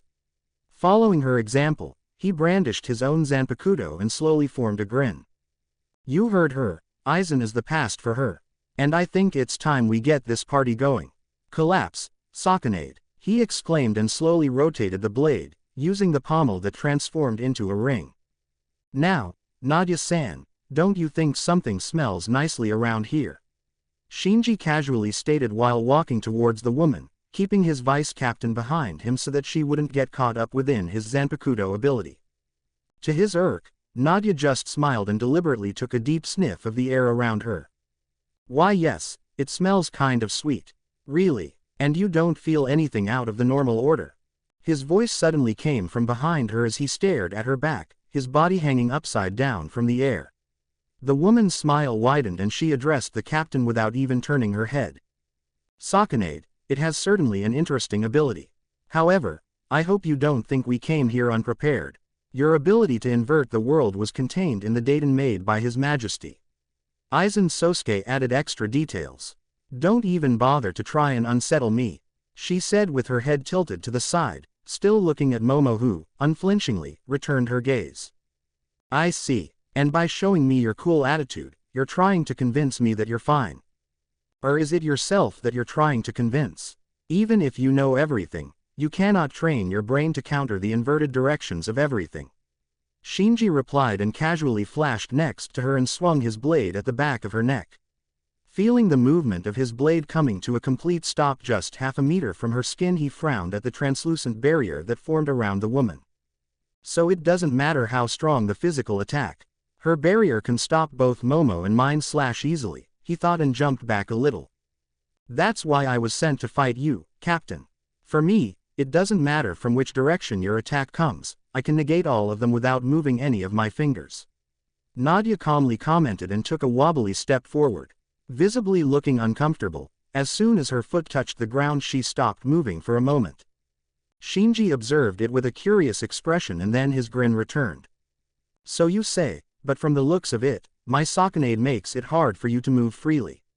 And if you want to successfully invade us, eventually you'll have to move again. You can't just expect me to waste my time on you if you just. He was forced to stop talking and flash to the side to evade a barrage of arrows coming from within the woman's barrier. Well then, that just means I'll have to kill you, doesn't it? Nadia retorted a bit coldly. Shinji narrowed his eye and touched his shoulder, where one of the arrows grazed his skin. Her arrows are fast. His eyes found his vice captain, who was fortunate enough to evade those few arrows that had been sent her way. It seemed that Nadia's focus was mostly on him. He couldn't find any faults with that. He was a captain after all and perceivably a bigger threat than any vice captain. Right now, it also played in his cards. Rotating his blade one time, he called out to the girl. Momo, while she's concentrating on me, try to find a way how to break through her barrier. His vice captain looked at him with wide eyes and glanced at their opponent, who was looking at them with confused eyes. It's okay, she can't understand what we're saying. I was able to find a new way to use my Sakanade and now even the words people say in my vicinity are inverted. Everything we say is practically gibberish to her, Shinji said with a grin, which increased as he saw Nadia shaking her head, clearly annoyed by something. Using Shunpo, the captain of the 5th Division positioned himself in front of the Quincy and from the corner of his eye noticed as Momo cautiously went around, so that she could try something from behind the woman. He knew he needed to keep Nadia's attention on him. If he failed and she would shift her focus on his vice captain, the girl under his command wouldn't be able to fend off the fast attacks. Keeping that, along with what he knew about Nadia's abilities so far, in his mind he threw away his grin and concentrated. Okay, she was able to negate Momo's Zanpakuto abilities and physical blows. But there has to be some sort of a limit to her barrier. If there wasn't, she would be easily the top fighter in the Quincy army. And the strongest fighter in their army wouldn't spend his time trying to kill me. As highly I think of myself, I'm well aware there are people stronger than me in the Gote 13. He wondered and raised his hands. Bakudo number 21, Sekienten. He muttered and a large cloud of red smoke emerged from his palms, obstructing his opponent's view of him. Within the smoke, Shinji pointed his index finger at where the woman should have been and gathered his Raryoku. Bakudo number 61, Raikujokuro. He whispered. The cloud around him was blown away and 6 thin, wide beams of light appeared all around Nadia, flying towards her to complete the Kido spell. Without any visible surprise on her face, Nadia remained motionless and let her barrier block every beam. Not even a fireball sent at her from behind managed to penetrate it. Shinji watched it all with grim expression. So she can block even multiple strikes at the same time. His thought were cut off when a large arrow almost blew his head off and he had to heavily lean backwards to avoid it. Cursing loudly, he saw a similar arrow fly towards his vice captain. When Momo forced the projectile to explode using a few of her fireballs, he sighed in relief. We're running out of options. This is a stalemate battle. We can't leave her go but we can't defeat her either. It seems we need to use brute force. He grimaced and gathered his Raryoku again.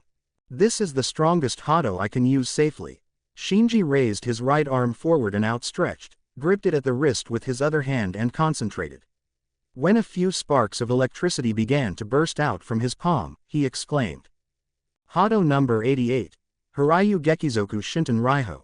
An immense beam of electrical and spiritual energy shot from his position and crossed the distance between him and wide-eyed Nadia in a matter of an instant. Along with a barrage of fireballs, the attack hit the Quincy woman head-on, creating a huge explosion upon impact and forced both the captain and his vice-captain to shield their eyes. As the flash of light and a burst of wind passed them by and blew their hair, pieces of debris flew everywhere, tearing bits of the both Shinigami's clothes. When the explosion finally died down, Shinji slowly lowered his arms and glanced at the place where Nadia stood. His eyes widening, he groaned and cursed. The barrier around the woman was flickering in and out of existence and the person within it was completely unharmed. Damn! Looking behind the woman, Shinji noticed his vice-captain hitting the few light arrows that seemed to protrude from her leg and shoulder, dissolving them upon impact. The girl cried in pain but despite that, she forced herself back on her feet. He closed his eyes for a moment and sighed. Screw the Central 46. I won't let people die because they are a bunch of bigots and are afraid of our power. He mentally growled and put a hand in front of his face. Resolutely, he pulled the hand down while emitting his hollow Raryoku from the fingertips, creating his pharaoh-like hollow mask.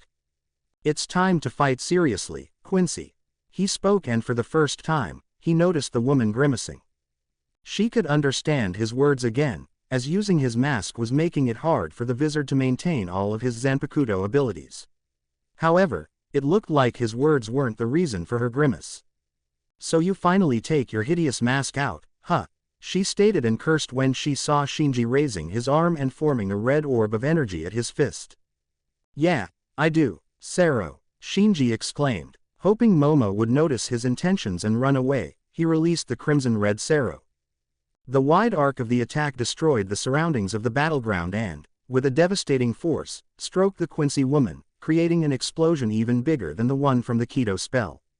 His clothes fluttered because of the shockwave from the attack, and Shinji watched through his mask as the woman's barrier blocked his Sero in the same manner like the rest of his previous attacks. However, there was one distinct difference. The translucent barrier around the woman was slowly corroding under the energy of the Sero. It was slowly repairing itself soon after that, but it was all it took for Shinji to realize something. He grinned. In an impressive show of shunpo, he flashed close to Nadia and, recalling Ichigo's Getsuga, he poured some of his hollow Raryoku to the blade of his Zanpakuto. Bringing it down, he slashed at the woman from her right side. His blade was stopped, but the force of the blow sent the woman skidding down the concrete surface. With a satisfied smirk, he noticed that the hollow energy on his blade created a small opening in the previously impenetrable barrier. As the Quincy woman cursed, she was forced backwards when Shinji repeated his heavy blow, this time from the front, and instantly followed it with a bright red Sero. The energy strike slipped past the opening in the barrier and hit the woman dead on. The following explosion blasted her backwards. She crashed into the nearby building, demolishing the whole structure. Momo, now, Shinji yelled, and together with his vice captain they jumped above the battlefield and released a barrage of attacks. Fireball after fireball, Hado after Hado rained upon the Quincy woman lying somewhere amidst the rubble, creating a chain of explosions large enough to blast even the two Gote 13 combatants backwards. Not convinced of their victory, Shinji finished the onslaught with another Sero, blasting half of the battlefield into nothingness. Grabbing Momo, he hastily flashed to a safe distance, and together they watched as the smoke from the explosion slowly died down. Through it, a pillar of light suddenly rose, hitting the Shikanmaku barrier from within and dispersing sideways. I have a bad feeling about this, Shinji muttered, and together with Momo hurried back to the battlefield, just in time to see their opponent kneeling on the ground with a pair of translucent wings protruding from her back. She was horribly injured, lacerations and burns covering most of her body, blood was flowing from deep wounds, but despite all that, she was slowly getting back on her feet. Through gritted teeth she spat on the ground. Damn you, Shinigami. Don't think this is over, she muttered. It is over. You're half dead, Shinji retorted with a frown. While he didn't like to execute enemies that couldn't defend themselves, he would do it if it meant weakening the enemy army. His frown deepened when Nadia's dry laughter entered his ears. Exactly, I'm still only half dead. Until I'm completely dead, this won't be over, she stated. When glowing spirit particles started to gather around the woman, Shinji narrowed his eyes and flashed to her to finish her off, but got blasted backwards instead when the translucent barrier around the woman explosively pulsed outwards. As he rolled over in the air, Shinji saw the spirit particles slowly covering her whole body and forming multiple thin strings of reishi, connecting it with her head. Quincy, Volstandig, Quincy, Ransotengai, Nadia muttered and straightened her back, staring at Shinji with determined eyes. Round 2, Captain. I'm glad my first opponents look strong. The superstar, the best hero, can at least show his might to his fans. Iba stood slightly behind his tall captain, both of them still staring at the Quincy in front of them with confused eyes. Neither of them moved. They were trying to solve the riddle called Masked Masculine, a bizarre person trying to pose as some sort of a justice hero. The fact that he was a part of an invading army, however, only made him look more grotesque. Let's go, villains. Star dropkick. Komamura swiftly raised his arms and putting them forward, blocked an attempt of the Quincy to drop kick him in the chest. But the strength of the attack surprised even the large captain, and he had to support himself with one leg so he wouldn't get pushed back. Behind him, Iba maneuvered to the side, and with his shikai released, he jumped in the air and tried to strike the Quincy with his sword. He was unsuccessful as his opponent grabbed the blade with his bare hand and threw him away. With a little difficulty, Komamura sent the Quincy flying backwards, only for the man to skid along the ground and stop after a few meters. Kicking the dirt, Masked Masculine jumped forward again, faster than before. Star Eagle kick. Only his enhanced senses and reflexes allowed the captain of the 7th Division not to get overwhelmed by the kick. He managed to bring his gauntlets-covered forearms in front of him in time to lessen the impact of the sudden knee kick to his guts. Gritting his teeth, he felt his feet leaving the ground. Even the lessened attack had enough force to send him flying backwards, and he noticed small dents in his gauntlets. These were able to block strikes from Zaraki Kenpachi long time ago. Just what monstrous strength this person possesses. He wondered, and seeing the Quincy closing on him again, he grabbed the hilt of his Zanpakuto, and when the enemy was close enough, he slashed from the side. His blade didn't penetrate his opponent's skin, but the blow was powerful enough to force him to fly to the side. Niberdo. A loud yell came from the side, and Komamura watched as a volley of small knives flew from Iba's position straight at the Quincy. Although they hit the man right in his back, they were unable to hurt him and only shredded his clothes.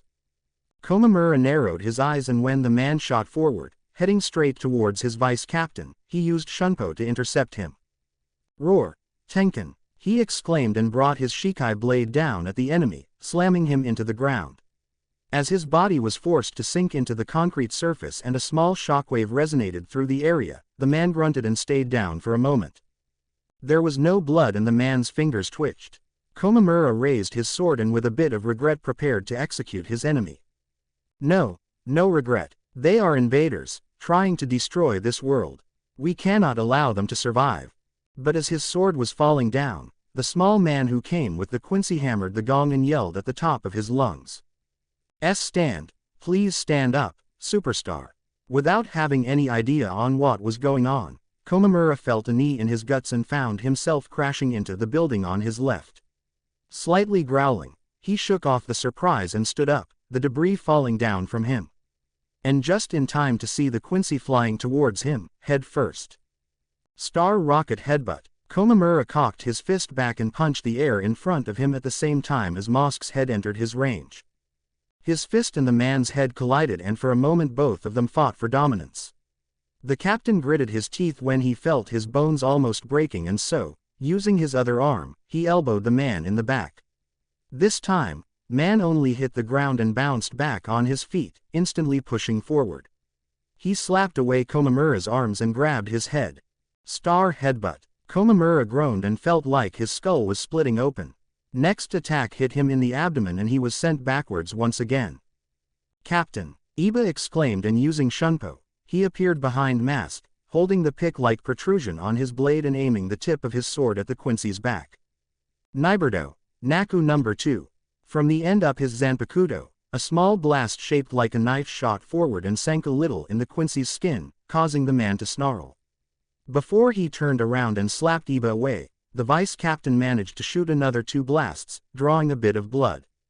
Unforgivable, villain. To injure a hero, unforgivable. Mask yelled, and putting his index and middle fingers to the points of the star on his mask, a star-shaped beam flew at Iba in high speed. The beam of a hero will. He trailed off when Komamura flashed from behind him and intercepted the beam just before it could hit his vice-captain. Stopping it with the back of his blade, the captain stared at Mask. What are you, Quincy? Mask returned his gaze with a confused look, a question mark forming on the forehead part of his mask. He tilted his head to the side and spoke. So you finally say something, villain. His mouth opened widely, a loud laughter escaped his throat. It seems you still haven't noticed it. I'm the superstar and the audience cheers are my power. Keeping a calm expression on his face, Komamura narrowed his eyes. It's unbelievable he is simple enough to give away the explanation of his power so easily. He's almost like a manga character, he thought, and glanced at his vice-captain twitching on the ground and trying to will himself back from unconsciousness. But I shouldn't complain. If what he says means what I think it means, Once that small person is out of the picture he should be powerless. I see. Thank you for the explanation. He retorted, and raising his Zanpakuto upwards, a giant arm formed above him. The increased range of his attacks made the Quincy narrow his eyes. That is an intriguing trick, villain, he stated, and when the blade fell on him, he evaded it by jumping to the side. However, he noticed too late that it was only meant to scare him off and that he wasn't the true target. With a horizontal slash, Komamura bifurcated the small man next to the gong. Mister, the small man said in a frightened voice as his legs flew in a different direction as his torso did. Mask quickly turned around. James. He glanced at Komamura and raised his clenched fist. You coward! How dare you harm a simple fan? He yelled, enraged. Komamura sighed and suppressed the regret he was feeling again. You didn't give me another choice, Quincy. He was the source of your power. Without him, you are powerless. He raised his Zanpakuto once more and prepared to strike Mask with the giant's arm, when a loud voice caused him to widen his eyes. You can do it, superstar. Don't give up. The small man, James, was still alive and able to loudly cheer for his partner. Glancing back at the larger man, Komamura saw the star-shaped mark manifest on the back of his fists. In the next instant, however, the man disappeared from his view and reappeared right in front of him, his fists flying at the captain. Striking my dearest fan, you have just angered me, villain. Die with my star killer punch. Moving fast, Komamura managed to block the first punch but felt few bones in his hand break, making him unable to block the rest of the strikes. He felt the hits connect with his stomach, shoulders and jaw, forcing him to spit blood and fly backwards, where he crashed through the wall and continued flying further. Destroying two more concrete structures on his way, he finally came to a stop at the third one and a large amount of blood escaped his mouth. He fell on his knees, supporting himself with the uninjured hand. As the blood dripped from his mouth, he mentally cursed. This is too much. I never expected them to be this strong. From the corner of his eye, he saw Mask rapidly approaching and he gritted his teeth. I can't fail here. I will protect Soul Society just like Genryusai Dono taught me. He thought, and ignoring the pain in his body, he forced himself back on his feet and released a large amount of Reiatsu, stopping the Quincy in his tracks. Bankai, Kokuho Tengen Myoo. A giant figure rose from behind Komamura, demolishing the rest of the building he was in and causing Mask to widen his eyes. Let's continue, Quincy. It seems you're hell-bent on claiming you're a hero and I'm the villain. I will change that opinion. It had been decided that we should deal as much damage as we can, so you should prepare yourself, former captain. Rose didn't answer and watched as the Quincy in front of him, Quiljopi, drew out his sword and pointed it upwards. Without a warning, half a dozen reishi arrows dropped from the sky at the wizard's position. He was forced to use his shunpo to flash sideways, and so he took his Zanpakuto out of the scabbard. I can almost feel the unartistic aura around you, Quincy, and it makes me sad. It makes me very sad. Rose stated with narrowed eyes and quickly put his sword in its scabbard in front of him, levitating it with his Raryoku from a cross shape. With a small twitch, his fingers began to slowly move up and down, as if he was playing on a piano. He knew he didn't have much time before his enemy would attempt to strike him again, and so he increased the speed of his fingers. His eyes glued to the movements of his own hand, he couldn't see the wary expression on Quilja's face when the man heard a real piano music being played. The sound coiled around him, creating an illusion of feeling constrained. Yes, this is nice, don't you agree? Arpeggio. Rose whispered and moved his fingers even faster. The music of his illusion gave birth to countless wires, wrapping around the Quincy's body, squeezing it tightly. The wizard was slowly increasing his rhythm further, falling into a musical trance, while the wires began to constrict his opponent more and more. It is pointless, wizard. We have been given data from His Majesty. I already know this ability of yours. Rose awoke from his daze to see an intricate pattern showing on the back of Quilja's hands before the said man tensed his limbs and broke out of the constraints. Feeling the reishi accumulating near his opponent, Rose hastily grabbed his levitating Zanpakuto and brought it in front of his face, just in time to stop a harsh slash at his head. What is wrong? I've been given an impression you hybrids prize yourself to be quite powerful. From behind the blades, Quilj provoked him. Straining his muscles, Rose pushed the man off of him and gathered his Raryoku. Do not worry, Quincy. This is still just the first act of my play. Here comes the second part. Play, Kinshara. He exclaimed. In an instant, his Zanpakuto transformed into a golden whip, its tip flying forward. It hit Quilge straight into abdomen, causing Rose to frown. He didn't even attempt to evade it. His eyes widened when the robe the man was wearing tore at the point of impact and showed his completely intact skin. Not even a scratch, he thought in disbelief and cursed when an arrow tore a bit of flesh from his calf. You're too careless, wizard, or was it vizard? My Heilig file bears barely an average power and yet you're getting torn like a butter. Quilge continued his provocations and corrected a hair that fell in his face. Rose schooled his expression and resolutely swept his whip-like sword, forcing Quilge to block it with his own blade. Flashing to the right side, Rose spun around, his Zanpakuto flying in a broad range, and with a small waving move he attached the tip of the sword to his opponent's back. Golden Sal Tree Sonata number 11, 16-day-old Moon Rose. He tapped his end of the Zanpakuto and a tiny vibration traveled across the whip, intensifying with the distance. When it reached the opposite end, a sound of a strummed guitar string sounded in the area and created a shockwave that blasted the Quincy head first into the nearby building. Rose shielded his eyes from the burst of wind and jumped backwards, to avoid the flying debris. In a fluid motion, he swung up and down his Zanpakuto, destroying all arrows that shot from the destroyed building. Safe from the harm, he frowned. He's durable. I commend your attempt, but I will repeat myself. It is all but for a knot. When a figure emerged from the cloud of a swirled dust, Rose grimaced. His opponent was barely injured. The clothes on the upper half of his body were mostly ripped apart, but the skin underneath was only slightly singed. Light burns. That was all his attack was able to do to him. He saw his opponent raising his sword again, and so he flashed behind him, intent on striking him up close. It wasn't a very artistic thing to do, but the time was calling for attacks like that. He had no other choice. But when his blade touched the skin on his opponent's back, it only slid along it, unable to penetrate it. Quilge spun around and caught him off guard by slicing his midsection with his own, shorter blade. Small amount of blood sprayed the air before the wizard realized what was going on and jumped backwards, holding his abdomen with a free hand. He glanced at the wound and narrowed his eyes. It's not very deep, but he's getting too troublesome. Ah, that was such an inartistic word. He thought, and trying to keep his opponent in a safe distance, he smoothly waved his whip, causing it to wrap around the Quincy. The man carelessly let this happen with a laugh. I told you, it's useless. You cannot pierce the blood I have received from my majesty. Ignoring the provocative words, Rose concentrated on the movements of his fingers.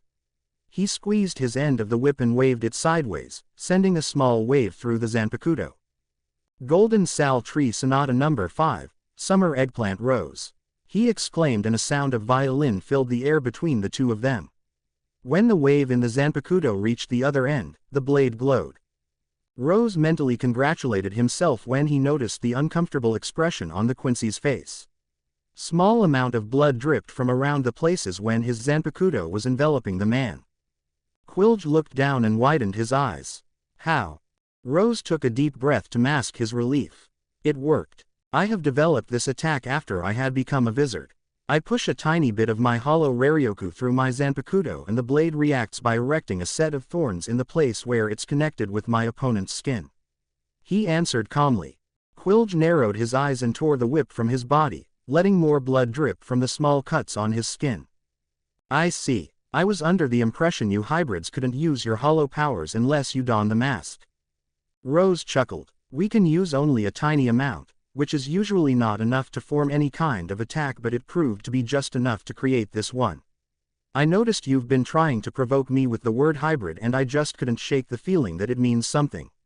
I think this proved it. You are afraid of us, wizards, as our hollow Raryoku can wound you. He stated, and with a sweep of his hand, he donned his mask. Afraid? Nonsense. But, it seems I have probably underestimated you. It won't happen again. I shall have you die quickly after this. Quilge retorted and raised his hand, on which he was wearing a black glove with some sort of a symbol on it. It rapidly began to glow and a column of energy shot from the man, upwards into the air. Quincy. Volstandig, that friend of yours over there is lucky Quilge took him away. Haki listened to the words of his opponent, a tall girl with light-colored hair, with a slight worry in his eyes. So far, she hadn't attacked him at all, reacting to the actions of her colleague with just a short scoff. Other person could think it was a good sign, but the large man knew otherwise. From the energy he could sense within his opponent, Haki realized there was a difficult fight waiting for him. He mentally wished his fellow wizard, Rose, a good amount of luck, and closing his eyes for a moment, he prepared himself for the imminent battle. In that moment, he heard something flying towards him. He sighed. It had begun. Bakudo number 81, Danku. He calmly stated. When he opened his eyes, a tall, translucent barrier that stopped a large reishi arrow stood in front of him. Haki was aware of his own limitations, and just from the few minutes he spent studying his opponent, he realized his only chance to fight was Kido. He was in possession of a Zanpakudo, however, his Shunpo skills were insufficient to keep up with the Quincy. Knowing all this, he decided he could not let her play her own game, and he clapped his hands. A bright green light escaped from within. Roppo Fujin, he said, and the green light expanded outwards, reaching the girl in an instant. It swiftly enveloped her and formed a tri-dimensional, horizontal and vertical cross-shaped barrier, sealing her within. The Quincy raised her eyebrow, and looking around her, she calmly smiled. That is an interesting barrier, hybrid. However, I'm afraid something like this won't be enough to stop me, she exclaimed, and with wide eyes, Haki watched as his barrier slowly began to dissolve, to break down to simple spirit particles. It's just like the fight with the Segunda Espada, he thought, and alarms went off in his mind when he felt a good amount of his Raryoku reserves disappear. What? I'm sure Roppo Fujin doesn't take so much energy. A sharp pain in his left shoulder forced him to turn around and quickly erect another Denku spell. His eyes twitching from the pain, he glanced at the wound. The arrow from behind tore some flesh from his body, leaving a hole between his shoulder and neck which showed the whiteness of his collarbone. For a normal person, it could easily be a serious injury, but for a Shinigami of his caliber, the wound only hurt a bit and was at most a hindrance. Although, even he couldn't afford to take many injuries like that before it could become life-threatening. After all, his life force wasn't as strong as Hiyori, who survived being bifurcated. Hado number 4, Byakurai. He pointed his finger at the girl who flashed around his Denku and was now in the middle of preparing another arrow. His spell caught her in midair, but when she emerged from the small cloud of smoke unharmed and irritated, he frowned. When he saw the girl creating an even larger arrow than before and firing it at him, he hastily clapped his hands again and made a step forward with his left leg.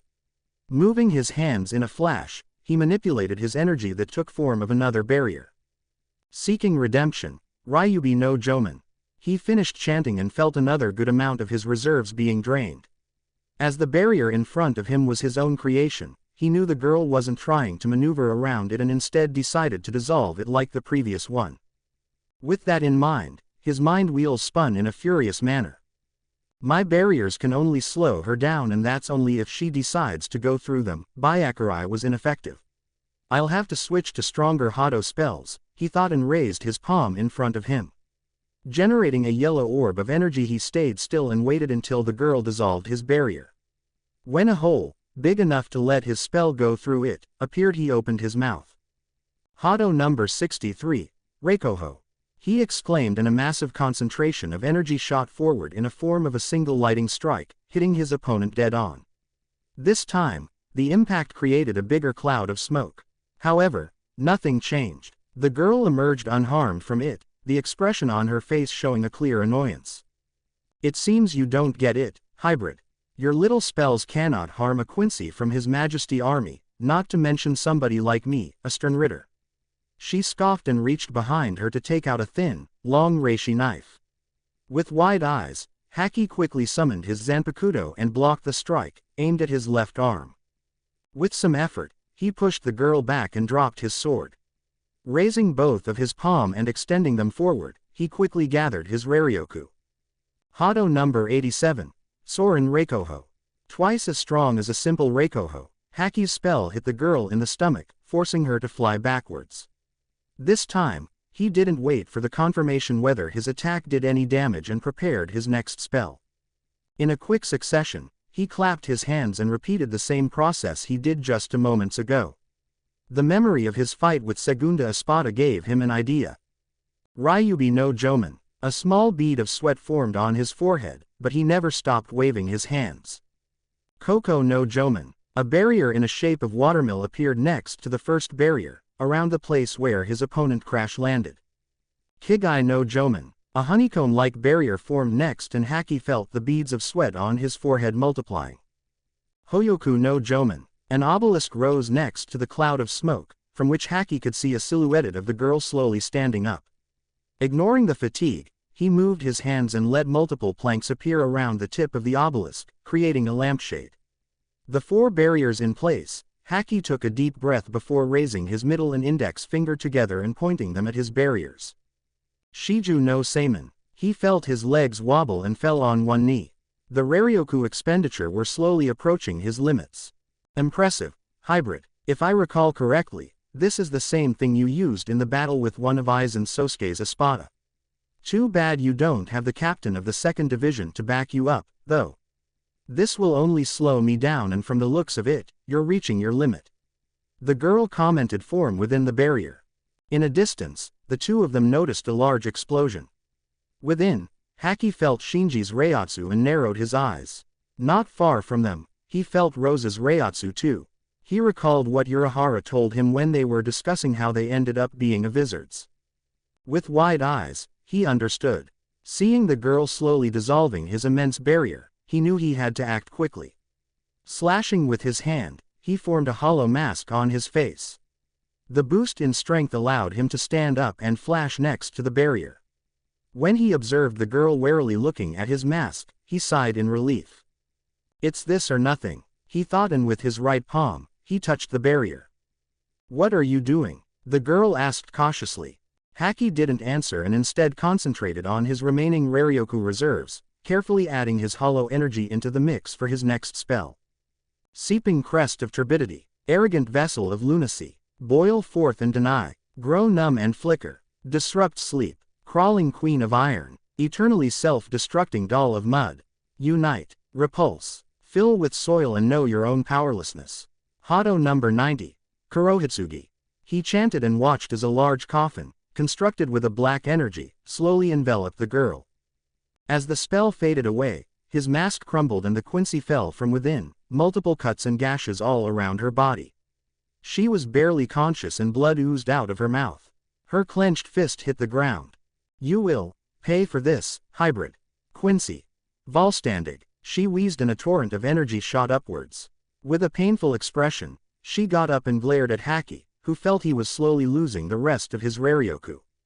I am His Majesty Sternritter, P. the Parasite. I will not let some hybrid kill me. All of your little magic tricks, I will suck your energy out of it all. She yelled, her pretty face distorted with an angry grimace. She let dozens of small projectiles shoot from within her body and hit the barrier that was still around her. As soon as it happened, the Shiju no Seiman began to dissolve at incredible speed. However, Haki put his hands on it and let his remaining reserves flow into it. Ha, even if you try to reinforce it, I'll still destroy it. The girl laughed, but then she stiffened and a pained expression appeared on her face. She turned to Haki and with wide eyes noticed the mask back on his face. Through it, she couldn't see the tired smile on his face. He was approaching dangerous limits of his Raryoku reserves. I know, but I understood your power. You don't just dissolve my spells, you absorb my energy from them. The small connection between me and my spells allowed you to suck some energy even from me, at least while the spells existed. That's why I'm out of Raryoku. However, you can't choose which energy you absorb when the spell is made out of more than one. Now, you're absorbing not only my Shinigami energy, but even my hollow one, he said. The girl fell back on her knees, vomiting a large quantity of blood.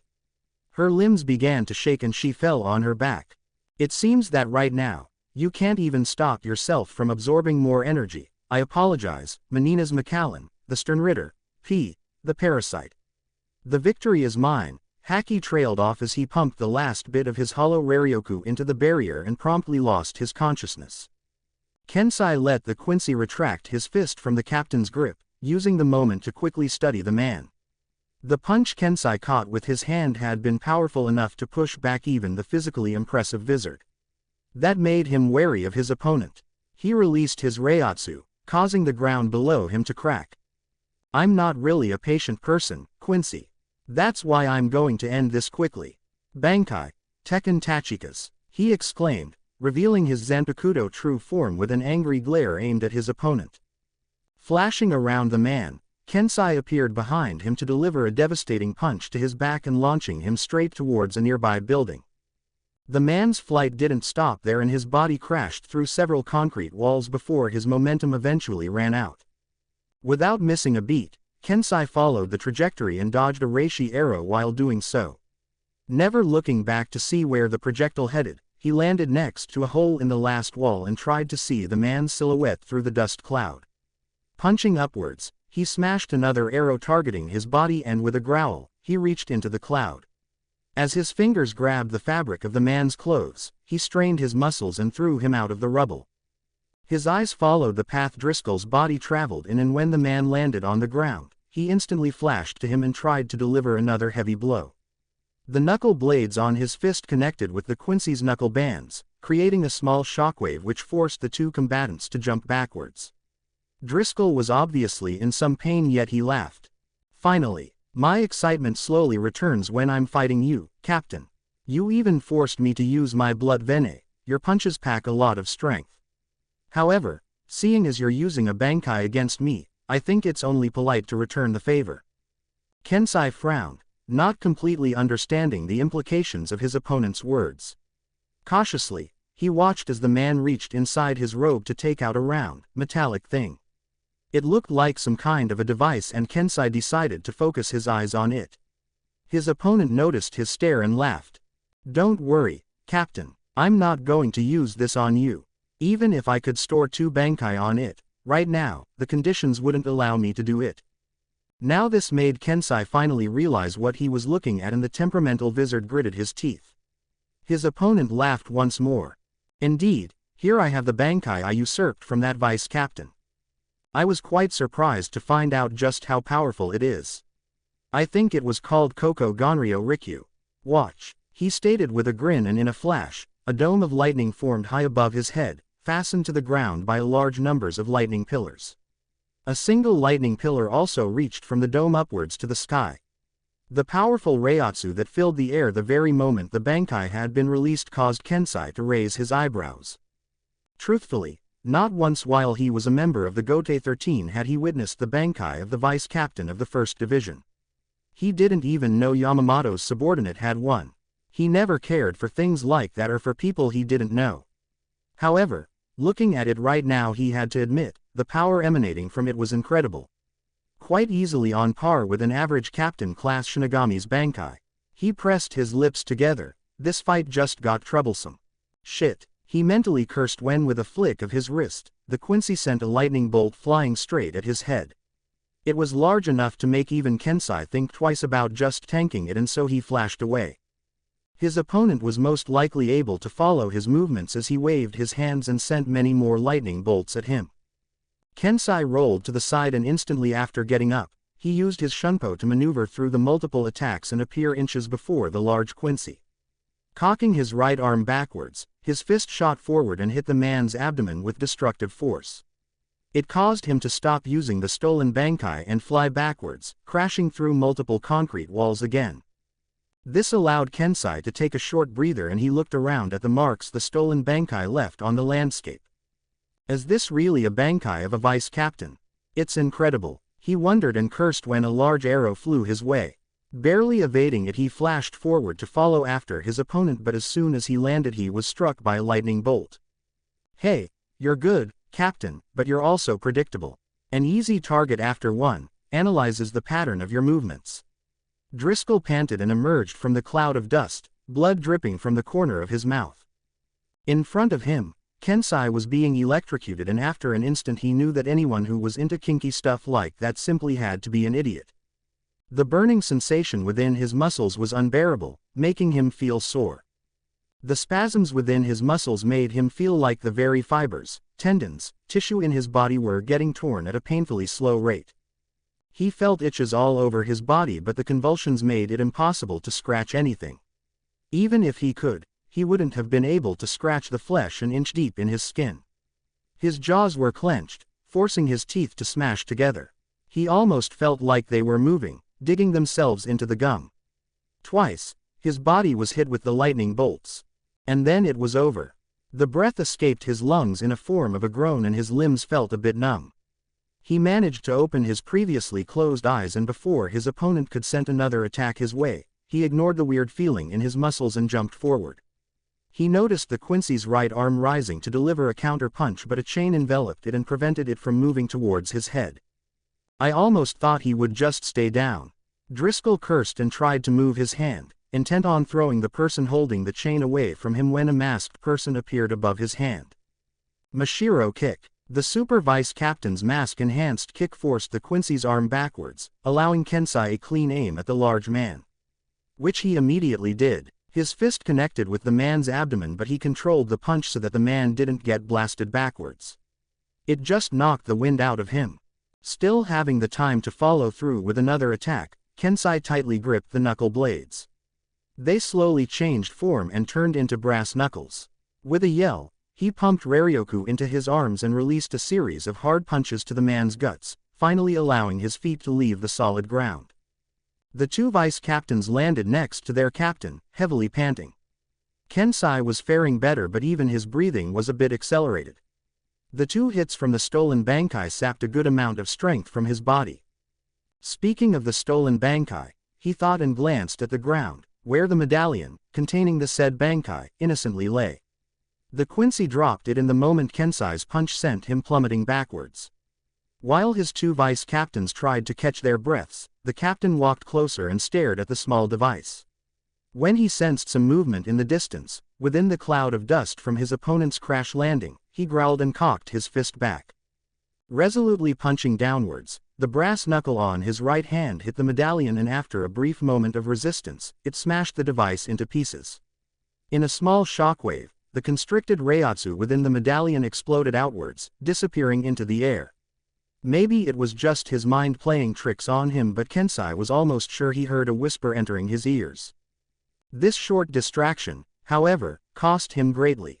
A torrent of energy shot upwards from within the dust cloud, dispersing it instantly. A large figure of Driscoll Bursey with a pair of reishi wings protruding from his back stared at the group of three Shinigami with one of his arms cocked back, preparing a monstrous arrow. In a flash, he released it and the projectile traveled the distance so fast, the vice captains were unable to intercept it. Kensai was trying to shake out the surprise of hearing the whisper when a sharp pain forced him to loudly groan. He lost his balance and fell on his back. He knew he was probably injured, but his mind was in shock, unable to determine what happened. Kensai. It was only when he heard Mashiro's scream that he widened his eyes and, supporting himself on his elbows, looked down. Shit. Most of his left leg had been blown away, leaving him only a part of his thigh. Everything else was all around the place in a form of small pieces of flesh and a pool of blood. His mind finally realized what had happened to him and the pain intensified, forcing him to grit his teeth. He saw his two vice captain hurrying to him, and so trying not to cry in pain, he yelled at them. Idiots, we're in a war, forget about me and focus on the opponent. A small shockwave resonated through the area when Driscoll Bursey landed in front of the group, his feet shattering the concrete ground. That was a bad idea, Captain. By destroying the medallion, you actually helped me. Without it, I was finally able to release my Quincy, Volstandig. The man laughed and began to surround himself with spirit particles. Kensai glanced at his nervous lieutenants and then at his injury. Shit. Chapter 20. Totenkopf, a noble loss. Around the same time at a different location in Sarate. The combined Reiatsu from the multiple battles happening all around the Sarate pumped the adrenaline into the veins of even such an experienced fighter as Shunsui Kyoraku certainly was. In both of his hands he was gripping the hilts of his twin-bladed Zanpakuto and stared down at his opponent. It was a tough work to analyze the man in front of him. No emotions, No muscle twitches and no facial expression made him quite unreadable. The only Shunsui knew for a fact was the threat his opponent represented. Shunsui was old, not as much as the captain commander but old indeed. He had lived through many life-threatening battles, survived things ordinary people wouldn't have, and most importantly, he had faced quite the number of Quincy in his lifetime. But things were different this time. This time the Quincy weren't weak, they didn't fight while their hearts were squeezed in psychological turmoil. This time, they weren't the defenders, now they were the invaders. And according to the iron rule of the Gote 13, invaders must die. Only once had they broken it and they had gained a powerful ally with orange hair, but now, such a thought was out of the question. His hands felt sweaty. It surprised the captain of the 8th Division. He didn't think he was feeling intimidated by his opponent. No, he was far too experienced and confident in his skills for that. It must have been something else. When his opponent moved forward and Shunsui accordingly reacted by raising his right sword, he suddenly knew it. He realized the reason behind the sweat. He was excited. His blade missed the outstretched arm of his enemy by mere millimeters and sliced off a portion of his sleeve. With a kick, he sent the man tumbling backwards and tried to follow with another attack, but he was forced to stop when a set of reishi bullets scratched his left cheekbone. The Quincy's right hand held a modern-looking gun and the man was aiming it at Shunsui, a tiny cloud of smoke gushing out of the barrel. The action installed the sense of stalemate between them and neither of them moved. Yes, Shunsui was excited.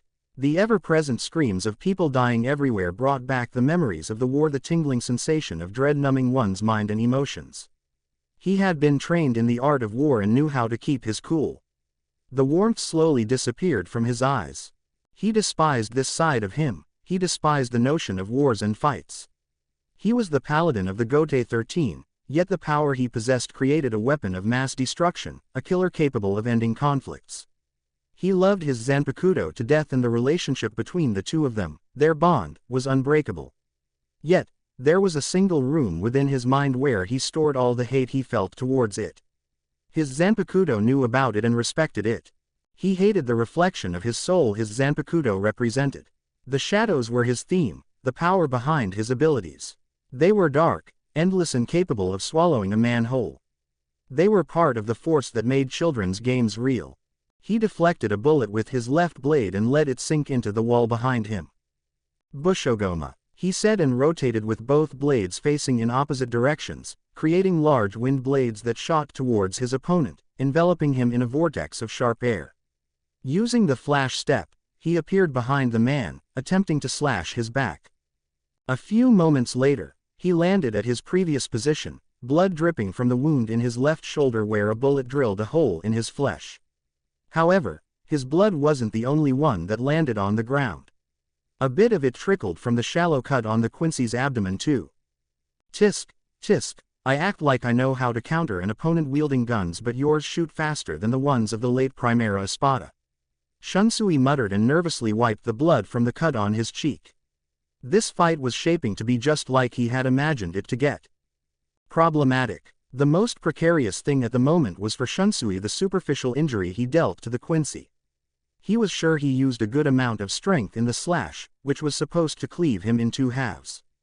This is like a repeat of my fight with Coyote Stark, he thought. Trying to move with his injured shoulder, a relieved sigh escaped his mouth. It burned like hell, but he could still use it without any restriction. But it seemed like he knew exactly what I was going to do. They must have analyzed our fighting patterns, that means all have to be unpredictable. Shunsui narrowed his eyes. Dodging a sudden bullet to the knee, a plan formed within his mind and he hurried to put it in motion. Takaoni, he loudly exclaimed and watched as the Quincy immediately jumped in the air and landed on a nearby building's roof, pointing his gun straight at Shunsui. With it, the captain confirmed his assumption that the enemy knew their abilities, and because of that, he also knew he had fractions of a second to finish the plan if he didn't want to end up dead. In a flash, he showed the Quincy his back and struck his shadow with all of his might.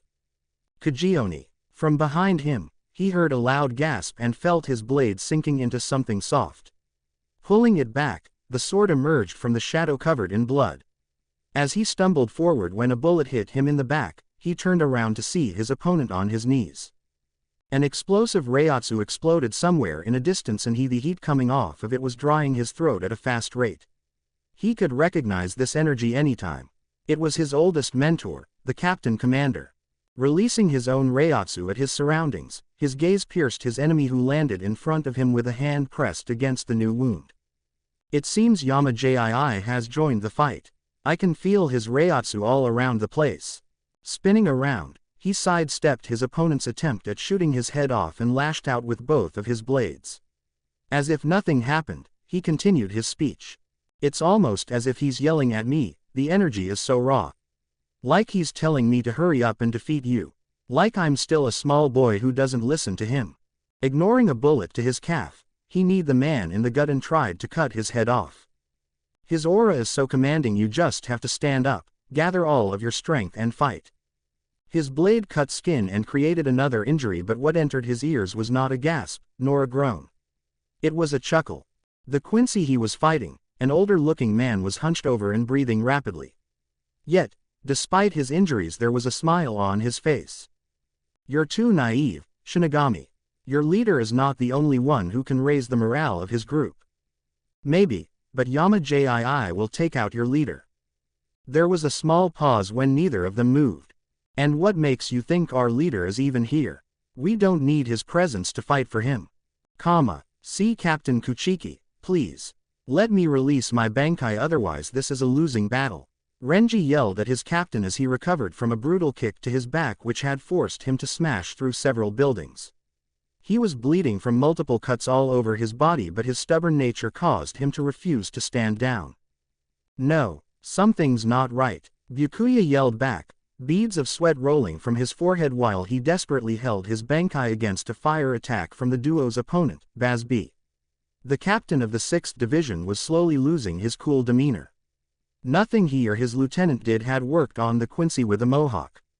The man had been effortlessly beating them even after Byakuya had released his Bankai, and that was making the noble captain feel one thing he hadn't felt in a long time. The fear. He had tasted defeats in his lifetime, the most recent one being at the hands of a certain substitute Shinigami. But this was different. Ichigo had fought him for a just cause while the opponent grinning at him from afar was causing mayhem, a mindless destruction of the Sarate. And he was good at it.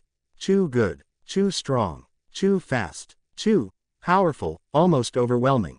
This is ridiculous. Byakuya's eyebrow twitched as a fire beam penetrated his wall of petals and almost pierced his skull if not for his hasty dodge. Having enough troubles defending himself, he was in no position to warn Renji when Baz B formed a massive reishi arrow and flung it at the red-headed lieutenant. Thankfully, Renji noticed it in time and, with some problems, deflected it away. We were told they can steal our Bankai, yet even after I have released it, nothing happened. Why? Is the enemy waiting for something? For some trigger? Byakuya wondered grimly. His opponent's attention being on Renji, he tried to come up with a plan. I can't use my Senki. That would be a suicide. His offensive power is too great. I could use Gokei, but would it be enough? A small explosion rocketed the place, making him stumble. Hastily he turned around to see his lieutenant plummeting through the air. With a relieved sigh, he noticed he was still in one piece. He narrowed his eyes. What a preposterous thought. Would it be enough? Me, questioning my abilities. Haven't I learned anything? It will work. There is no way my blade wouldn't work. In a flash, he appeared behind the bored Quincy, who raised his eyebrow. Finally thought of something that could entertain me, Shinigami. Raising his Zanpakuto in front of him, Byakuya took a deep breath and closed his eyes. You're too arrogant, Quincy. Gokei. Senbon Sakura Kajiyoshi. The myriad of Senbon Sakura's petals swirled around Baz B, creating a spherical formation. As Byakuya grabbed groaning Renji and flashed away, the innumerable blade fragments collapsed within, aiming to obliterate the Quincy. Landing in a short distance away from the sphere, Byakuya placed Renji on the ground and allowed himself to take a breath. The shockwave that blasted the air around him calmed him down. It was a sign his attack was finished. But when he turned around and saw his enemy standing there surrounded by scorched petals that fluttered in the wind and the man was completely unharmed, his mind froze. Impossible, he muttered in a daze. His mind rebooted itself only after it registered a sharp pain in his chest. See Captain. Byakuya blinked. The scene was too surreal for him to comprehend it. One of his most powerful attacks didn't even left a scratch on the Quincy. He stared at the man with eyes wide open and blood trickled down his jaw. Baz B was standing opposite of him. They were maybe 20 meters apart. His arm was raised and outstretched forward, a single finger was pointed at the captain. The tip of it was covered in smoke. Burner finger 1. He glanced down, at the place where the pain was coming from and touched it with his fingers. He felt his bare skin. Moving his fingers around, he came across some weird hole in his body that shouldn't have been there. Behind him, Renji gritted his teeth and, ignoring the pain, stood up. His position allowed his eyes to see Baz B. But it wasn't because he wanted to look at him. It was because of the gaping hole in Byakuya's torso that he could see him. The hole was only the size of a coin, but it had been done precisely. It was almost like he was looking through a short, hollow tube. Captain. Byakuya coughed a bit blood and his legs wobbled. He remained standing but he felt the strength leaving him. Feeling dizzy and empty-headed, he stumbled forward. In the last moment, before he could fall, he stubbornly moved one of his legs and supported himself on it, refusing to go down. As images of familiar faces flashed through his mind, he clenched his jaw. I can't die like this," he growled, catching Baz B and even Renji off guard and straightened his back. "This is not the end." Hado number 73, Soren Sokatsui. 2 bursts of bright blue energy shot from his fingers and hit the surprised Quincy dead on. Without stopping, he turned to Renji. "Don't just stand there, Renji. These people have come here killing our men, our comrades. We'll have time to rest after we are dead. Let's crush them," he exclaimed, and despite the blood gushing out of his mouth he jumped in the air and slashed with his sword, sending the myriad of petal blades at his opponent. Hado number 73, Soren Sokatsui. Another Kido spell flew at the Quincy surrounded by smoke, but Byakuya wasn't backing off. He spun around and his petals following the movements of his hands tore through the enemy's position. Landing next to the man, his Reiatsu exploded, allowing more blood to flow out of his mouth. Shuke. Hakutaiken. Pure white wings formed on his back, as well as a halo-like circle, made out of his concentrated spiritual energy. With a roar, he flashed forth and thrust his blade forward. The attack connected with something and a small shockwave caused all of the smoke to scatter, revealing 2 people in a deadlock. Renji, stunned by his captain's outburst, was just numbly staring at the scene, his brain slowly catching up with what was going on. A small pool of blood underneath the 2 combatants was slowly expanding. The Quincy chuckled. "It's quite ironic, Shinigami. With those wings and the halo you resemble an angel, and one should never try to imitate something as holy as that." Byakuya coughed, his hands shaking a little from the fatigue. "And you're saying you're the actual angel? An absurd notion." The captain gritted his teeth when he felt his sword moving and glanced down. There was no shock represented on his face, only a small smile. Closing his eyes, a single tear escaped his eye. This was truly as far as he could go. His serene expression was radiating an acceptance. In the end, he couldn't defeat his opponent, but at least, he had managed to injure him. Now, it was in the hands of his loyal lieutenant. All of his strength was leaving him and he fell on his knees, his hands letting go of the hilt of his Zanpakuto. The sword itself began to dissolve, leaving only a deep wound in the Quincy's side. The man looked down at Byakuya's face, a tiny amount of respect present in his eyes. "Hey, you've survived most of my fire show, Shinigami. You were good. However, it is time for you to finally die." With his own halo glowing above his head and a set of wings made from fire protruding from his back, he raised his right arm. Quincy.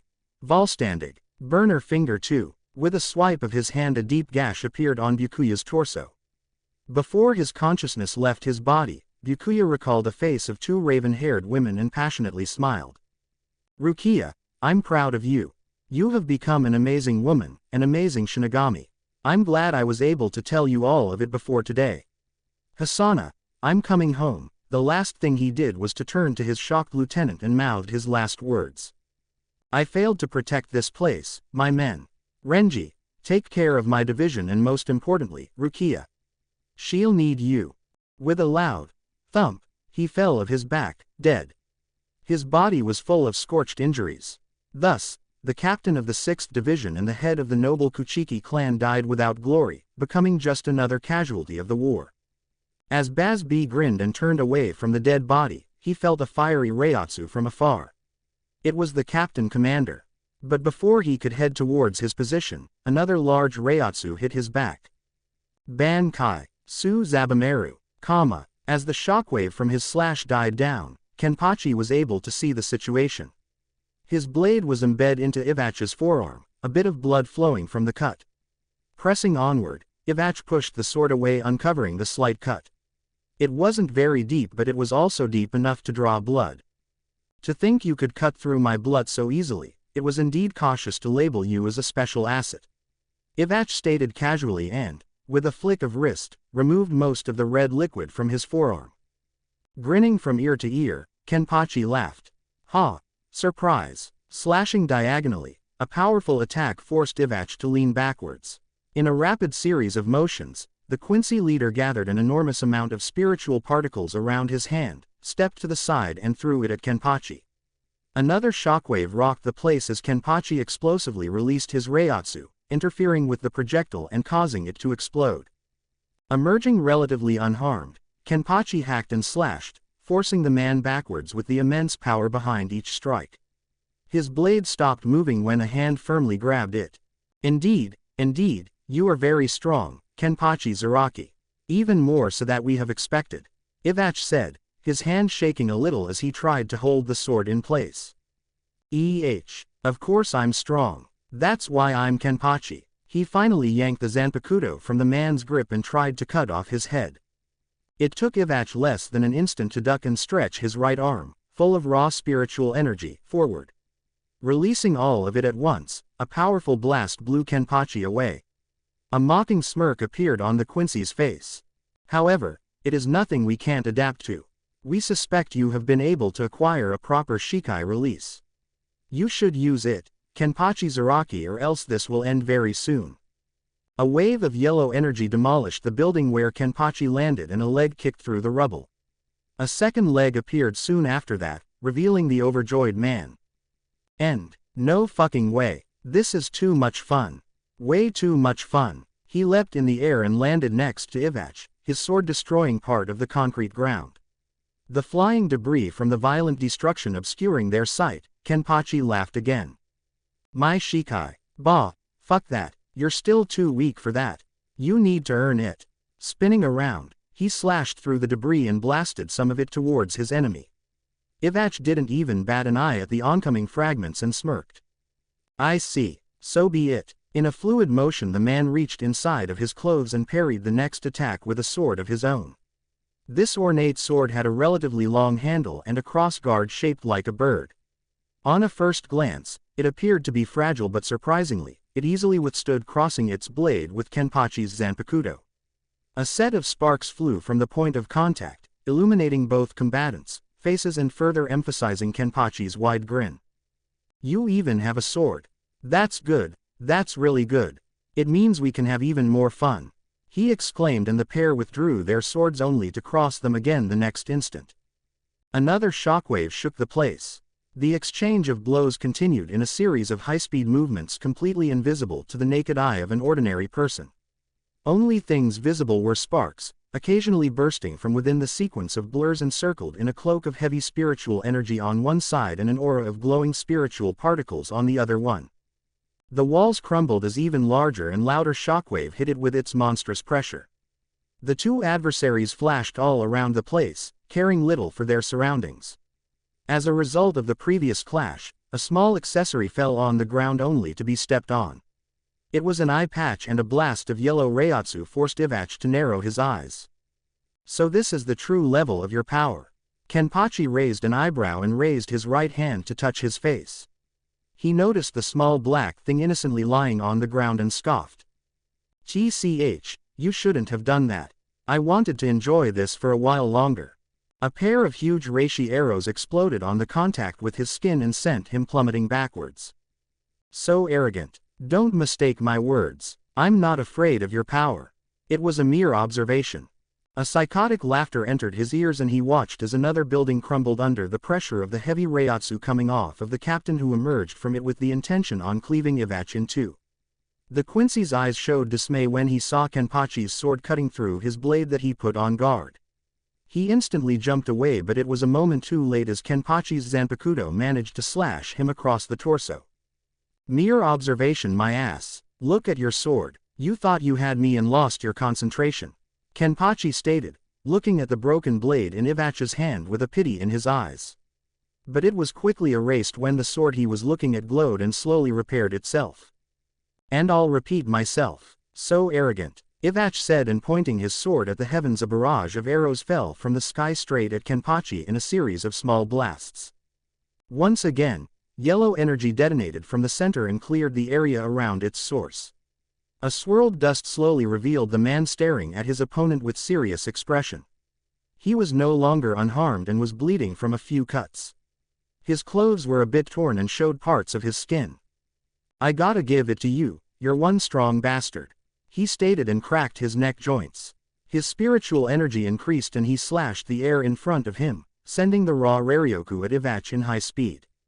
Another shockwave. Indeed, an energy truly worthy of a special asset, Ivach commented, the skin on his arms lightly signed from the attack he took head-on. Both of them just gazed at each other, motionless as if in an attempt to decide on the next course of their action. Being the one who had rarely used any sort of strategy in the past, Kenpachi gave up after mere seconds and sped up towards his opponent, armed only with his Zanpakuto and his enormous stamina and durability. In the next few minutes nobody uttered a single word, the air vibrating only with the sounds of two blades clashing, sounds of two sets of flesh getting pierced, cut or slashed, and with the slowly increasing amount of shockwaves. They were equally matched, neither of them gaining any real advantage over the other one. When one of them pushed the other one back, the remaining one instantly responded and pressed on. If one of them scored a hit, the other one quickly returned it. A fiery reiatsu washed over them, but both of them ignored it, too immersed in their own fight. An explosion of raw collection of spirit particles and a massive amount of Raryoku split them apart and forced them to jump backwards. When Kenpachi took a quick breath and leapt in the air to clash with his enemy again, Ivach raised his left arm and instantly generated a number of Roman numeral inscribed constructs from the fingers of his outstretched palm. Several towering columns of reishi, shaped like a Quincy cross, erupted upwards in a circular formation around him. It surrounded Kenpachi, who was still in midair, with its pure white glow. Kirchen lied. Sankt Zwinger. As Kenpachi was falling to the ground, Ivach allowed himself a smirk and glanced at him with a smug expression. This is a spell of maximum protection among the Quincy techniques. If you step inside, the light of the Lord will strike down. Kenpachi narrowed his eyes and for the first time, cursed. As soon as his feet touched the ground, a pillar of white light shot from the ground and enveloped him in a pillar of burning energy. A grunt escaped his mouth. He moved forward. Another pillar burned him with its holy light. Multiple moderate burning marks began to appear on his scorched skin. But he wasn't stopping and the grin on his face widened. He took another step. The third pillar hit him and he started to laugh. Smoke started to rise from his body. He slashed the air and sent another energy attack at Ivach. The fourth pillar struck him. He laughed even louder. Ivach watched the scene with clenched jaw and took an unconscious step back. Die already, you monster. Ha, maybe I will. Kenpachi replied with a grin and jumped in the air, preparing to strike the Quincy as soon as he landed. The burnt skin on his arms cracked and blood started to pour out of it. When Ivach raised his head to look at the captain of the 11th Division, his pupils widened in a small amount of fear. The enemy descending upon him looked as a devil incarnate, cloaked in blood and energy beyond belief. His burnt body, which was still moving, radiated a berserk impression, and the smoke trailed after him just added to the appearance of a monster from heavens coming to punish him. You said you wanted to see my Shikai. Here it comes, Kenpachi exclaimed and released another burst of Reiatsu. Drink, Ketsuki no Gashadokuro. Before Ivach's very eyes, the sword in Kenpachi's hands changed. Its length doubled, now being almost as long as the man holding it. The guard widened and its center, a skull with glowing eyes, appeared with blood flowing from its mouth. Unable to move, he watched as all the blood surrounding Kenpachi slowly stopped moving, and in the next instant, it got sucked inside the skull and the blade's color changed into violet red. Kenpachi finally landed next to the stunned Ivach, forcing both of them to get enveloped in the fifth pillar of light. You're the first person to ever witness it. It was fun while it lasted, Quincy, but it's time for you to die. With a resolute slash, Kenpachi's Zanpakuto cut through Ivach's sword, Reishi arrow he held next to it and even through his entire body, cleanly separating him at his abdomen. As the pillars of light broke down and the upper half of Ivach's body fell down, Kenpachi sighed and glanced at the whispering enemy with something akin to a sadness. Too bad I can't enjoy our fight again. I rarely kill my opponents like this, but this time, I had no choice. You chose a bad place to invade, Quincy. He turned away from the body and so he missed the changes it underwent. The Zanpakuto in his hand glowed and the color from its blade was slowly disappearing. The accumulated blood within the skull flowed out of it and crept on his arm. It traveled across his body and healed some of his injuries. He looked up and closed his eyes. Feeling a multitude of strong energy sources, his grin returned. Time to find more fun. Human world. Outside of the Urahara's shop. Chikasumi no Tate. A barrage of reishi projectiles hit a hexagon-shaped crimson barrier from behind which the former captain of the 12th Division watched another arrow fly towards him, this one larger in size and power. The barrier held but a small crack appeared in it. Urahara Kazuki, why do you cower behind such a measly shield? It is a measly shield, don't you think? Urahara pointed his sight at the woman leading the small group of Quincy and a confused expression formed on his face. He glanced at the shield in front of him.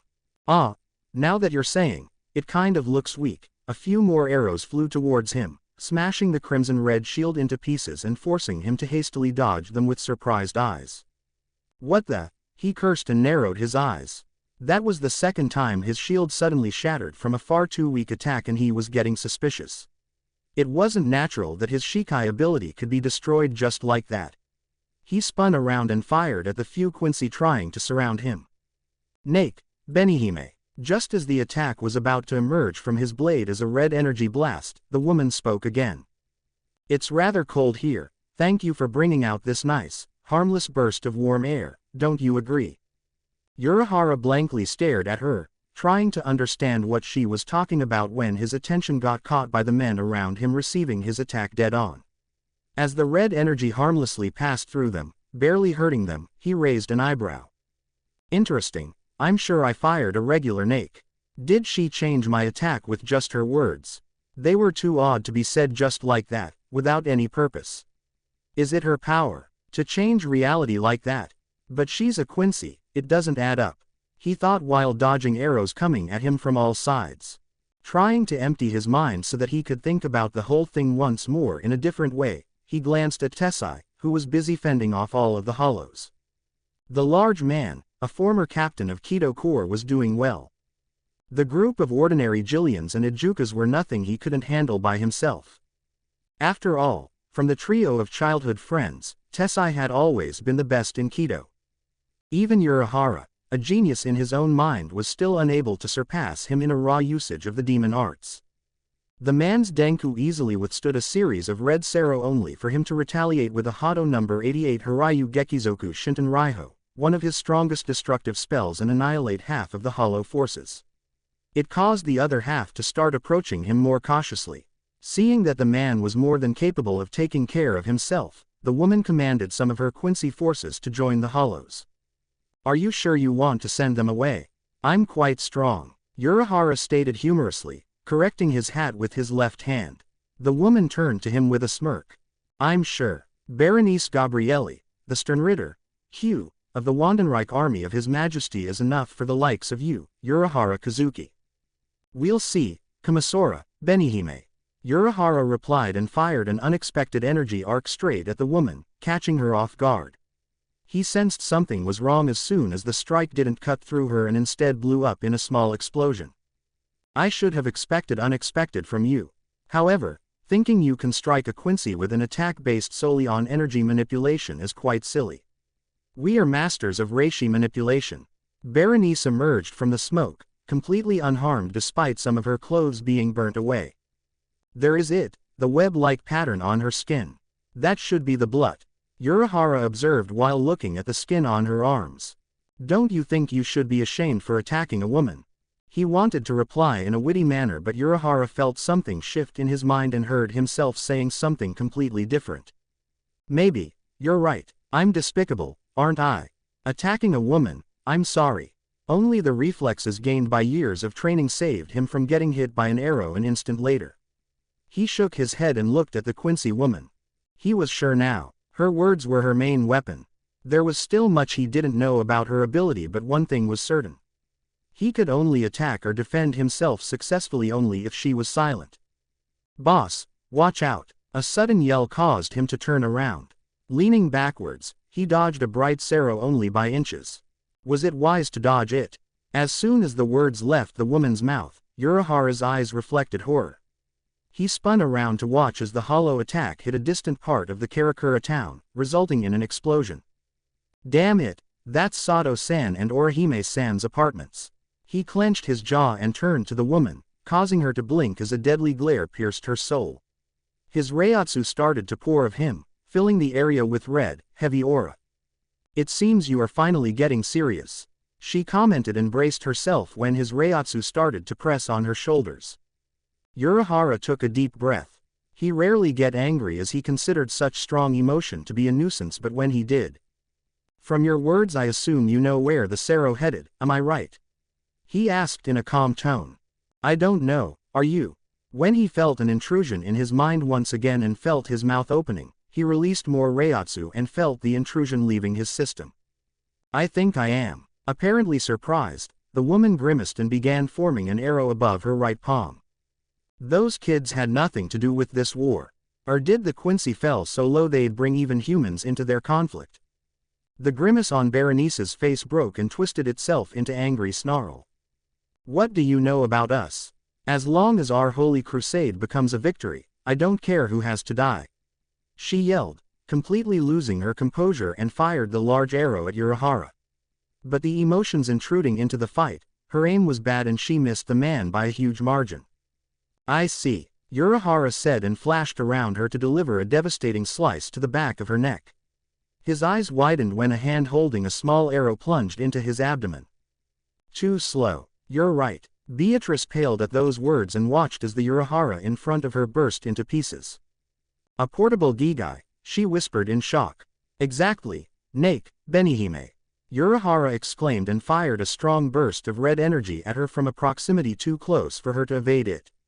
Once again, she was enveloped in a small explosion. In a quick movement, Urahara drew a circle of energy with the tip of his Zanpakuto's blade just as a handful of reishi reached for him from the smoke. Supin, Benihime, you're not the only one who's good at analyzing and manipulating the energy, Quincy. The smoke revealing Beatrice's anxious face, Urahara flashed to the right and pointed his sword at her side. Shibari, Benihime. With a slash, a tangible blood-red net shot from the tip of the blade and latched onto the woman, binding her and restricting her movements. When the net pushed her to the ground and forced her on her knees, she groaned. This is not the end, Urahara kiss. Hayasobi, Benihime, Juzutsunagi. Stabbing the net with his blade, a series of explosions traveled across it, allowing Urahara to watch as the final large explosion engulfed his opponent. He blocked a desperate attempt from the few Quincy soldiers still alive and flashed to the woman, still feeling her Reiatsu signature. That blood of yours is quite incredible, Quincy-san. Most people hit by this technique don't stay in one piece, and yet you're even still conscious. As the woman twitched and another groan escaped her lips, he raised his sword and pointed it at her torso. His eyes void of emotions as he hid his anger, he slashed down. But this indeed is the end. Couple minutes later, after dealing with the rest of the Quincy, he landed next to Tessai. Shooting a powerful Reikoho at the last Jukas, the man nodded to him with a regret in his eyes. I'm sorry boss, I didn't realize where it was headed. Urahara raised his hand. It's not your fault, Tessai. Moreover, I think our friends are still alive. Otherwise we'd be hearing a lot of beeping noises from within the shop. He glanced at the distant part of the town, where a cloud of smoke was rising to the sky. However, we should hurry. I have a bad feeling about this. Amid the sands of Haweko Mundo. Slowly running out of stamina, Grimmjow growled and kicked the dirt beneath his feet. His resurrection was keeping him alive, but even with it the former espada had received a lot of injuries, making it difficult to operate under the harsh circumstances surrounding him. His opponent, the Sternritter, stared him down from afar but was in a considerably better condition. The wound Ichigo had given him was mostly healed and no blood was flowing out of it. However, it had been a deep injury, and until he completely recovered, the man was unable to use his special ability on Grimmjow. Because of that, the fight between the two animals had been mostly happening with the use of range attacks. Reishi arrows were countered with multitude of special abilities and an occasional Sero. It was a difficult combat for Grimmjow, who liked to fight up close, where his claws could skin his opponent alive. But he couldn't just surrender. He was all too aware of the terrible ability of Quincy. To completely destroy his soul, smash it into pieces and turn it back into simple spirit particles was the most horrendous death a hollow, evolved to an Arrancar, could ever imagine. After spending years, decades and even centuries consuming other hollows in an attempt to satisfy that hunger screaming at him from within his soul and to push his limits to the absolute maximum so he could transcend his meager existence, Grimmjow refused to die like this. Like a piece of shit. It was just with sheer luck the tide of the battle began to slowly tilt in his favor. In a rare moment of extreme ingenuity and ability to logically perceive the small details during the fight, he had noticed it. He had noticed the pain on the Quincy's face whenever a tiny amount of his hollow energy penetrated his skin and entered his bloodstream through the injury on his abdomen. In that instant, he recalled something he had heard about the Quincy race from Urahara, or as he called him, a fucking Aizen-like smartass. He and the rest of the hollows were a natural opposite to Quincy, a poison to their bodies. At that time, the Arrancar didn't really listen to the shady man. He rarely listened to anybody. However, his brain had stored tiny bits of information it had registered, and now it all came back to help him. Not liking the sense of owing a favor to anybody, Grimmjow made a note to form some sort of thanks to the man once this conflict was over. Gara de la Pantera. It was kind of funny for Grimmjow, though. He had sworn months ago to become stronger, more so after a brief, sparring session, with Ichigo. The fact that Teen had the audacity to call it like that made Grimmjow burn with a resolve Ichigo once faced him with. It hadn't supposed to be a spar. Grimmjow came at the substitute with all he had. After all, he had promised him he'd try to kill him in the future. Yet the Teen shrugged him off like he was nothing. He barely forced him to activate his Shikai, and even that may have been done just for the heck of it. Desgaren. Ever since that day, he had immersed himself in a training. Endless training. He hated the fact he became inferior to almost everybody. In his pursuit of power, he even forgot about his pride and attempted to copy the other person he hated, Ulquiorra. However, no matter how hard he had tried, he had been unable to do it. Even if Nell had tried to reason with him that the Segunda Etapa had been probably something unique just to Ulquiorra, he had still continued to train. To the present day, the Segunda Etapa still eluded his grasp. Yet everything he had undergone in its pursuit stayed with him and created a new person. Gran Rey Cero. As the bright blue torrent of energy shot forward and hit the Quincy dead on, Grimmjow ignored all the arrows tearing his flesh and flashed to the man with a fist surrounded with a faint glow of his own Raryoku. You were good, fucktard, but there is only one fucker I will ever lose to, and you're not him. Indeed, the present Grimmjow was still the same person, and yet he was different. He was still an animal, yet he became a bit human. He still hated Ichigo, yet he had learned to respect him. He still loathed the weak, yet he had grown to live with them. He watched as his energy found its way into the man's system through the deep wound he had created with his Desgaren. It took only a few seconds before the Quincy started to violently cough and fall on his knees. Along with him, Grimmjow fell on his knees too, the rest of his energy spent on the final attack. As his opponent's eyes rolled back in his head and the man died, Grimmjow ferociously smirked before fainting from the fatigue. Serves you right, bitch. Haribel was faring fairly better than Grimmjow, as was expected from her former position in Aizen's army being superior to his. Yet despite that, she too was having troubles in dealing with her Quincy opponent. The Sternritter, W, had not been injured as badly as his comrade, and so he had no problems using his special ability. He utilized it every moment it was possible, exploiting the scenarios in which his whirls became a superb counter to Haribel's attacks based on water manipulation. She shot a blast of water and he swirled it around and redirected it back at her. What goes around comes around indeed. She poured a stream of water and blocked it by spinning it into a whirlpool.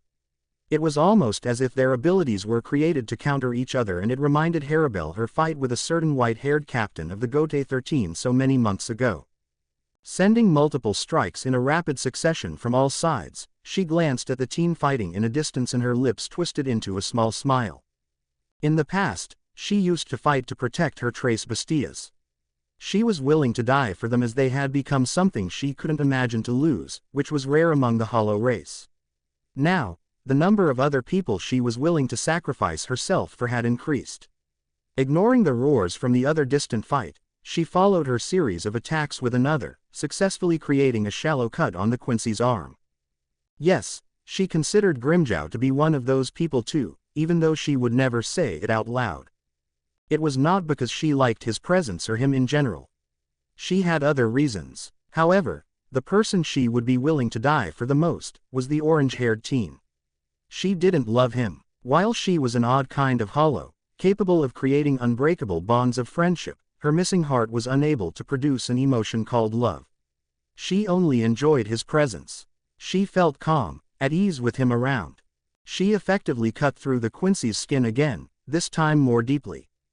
At first, the boy had been an enigma, something unknown she wanted to uncover. Now, she knew that him being an enigma was good enough for her. In a way, she grew accustomed to the warm feeling in her stomach whenever he did something unexpected. What she liked about him was his endless ability to trust people he cared about. Never once she found him staring at her or others in Hueco Mundo with hostility. Not once he looked at them in disgust at being so close around hollows. And not once did he throw away Lilinet when she desperately needed his company.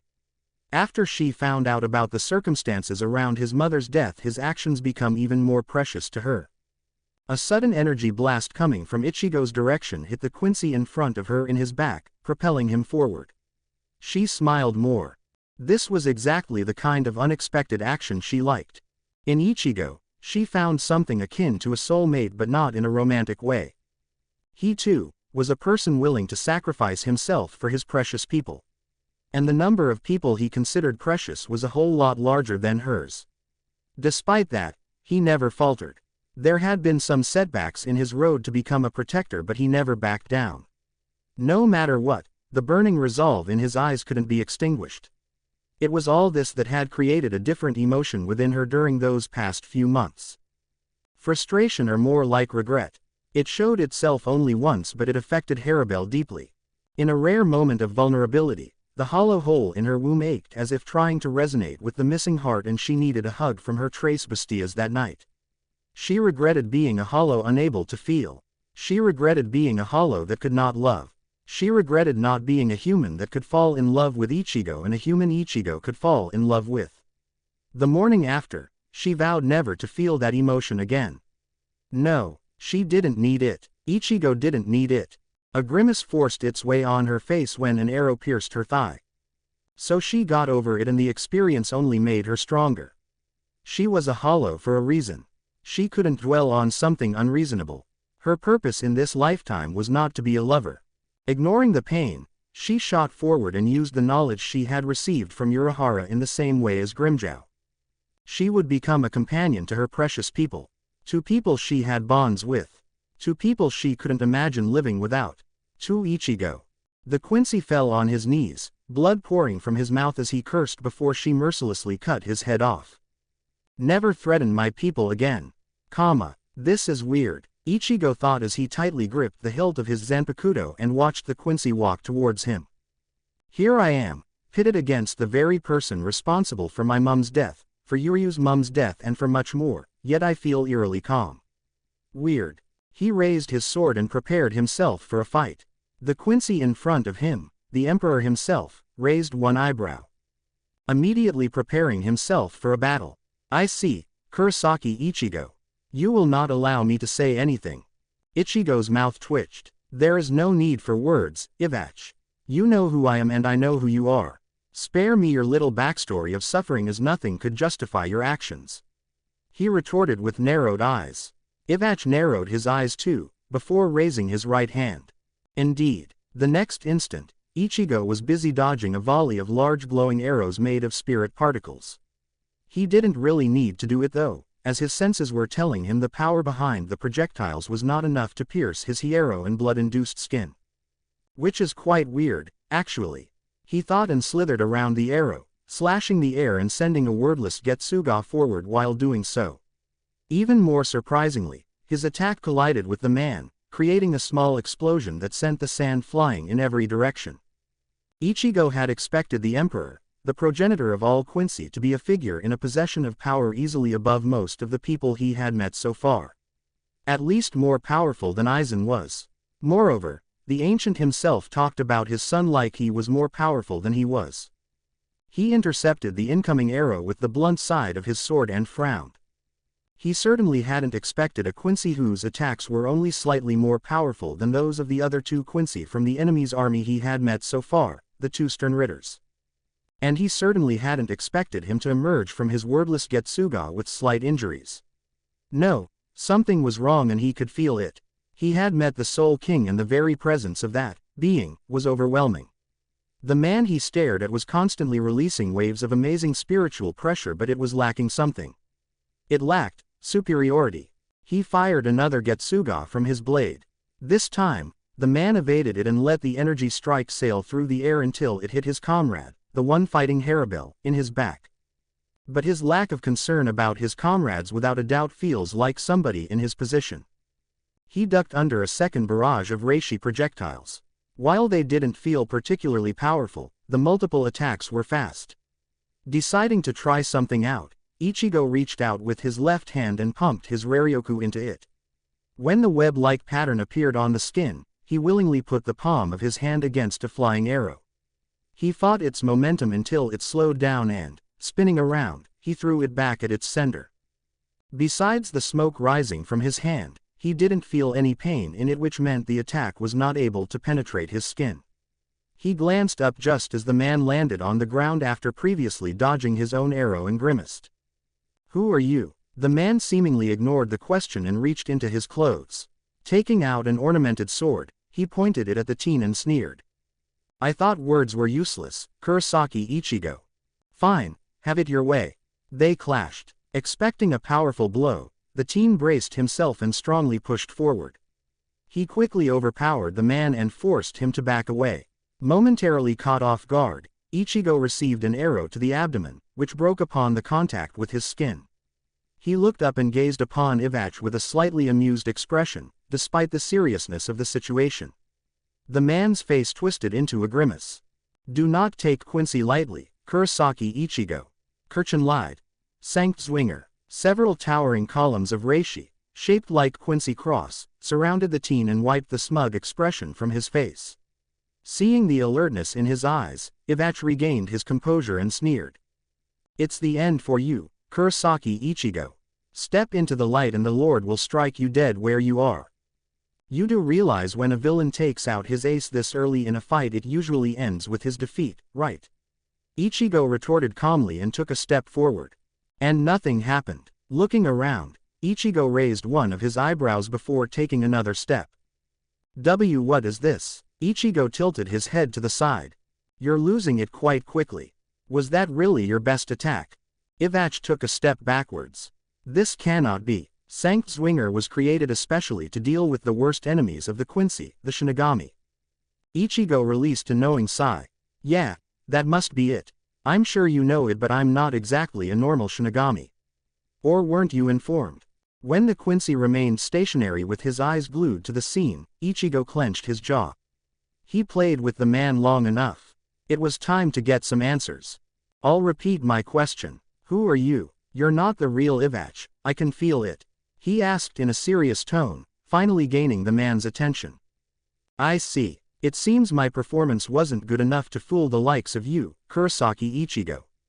But you're too naive if you really think I'll tell you anything. This is a war." Ichigo didn't like the tone in which the man said that last word.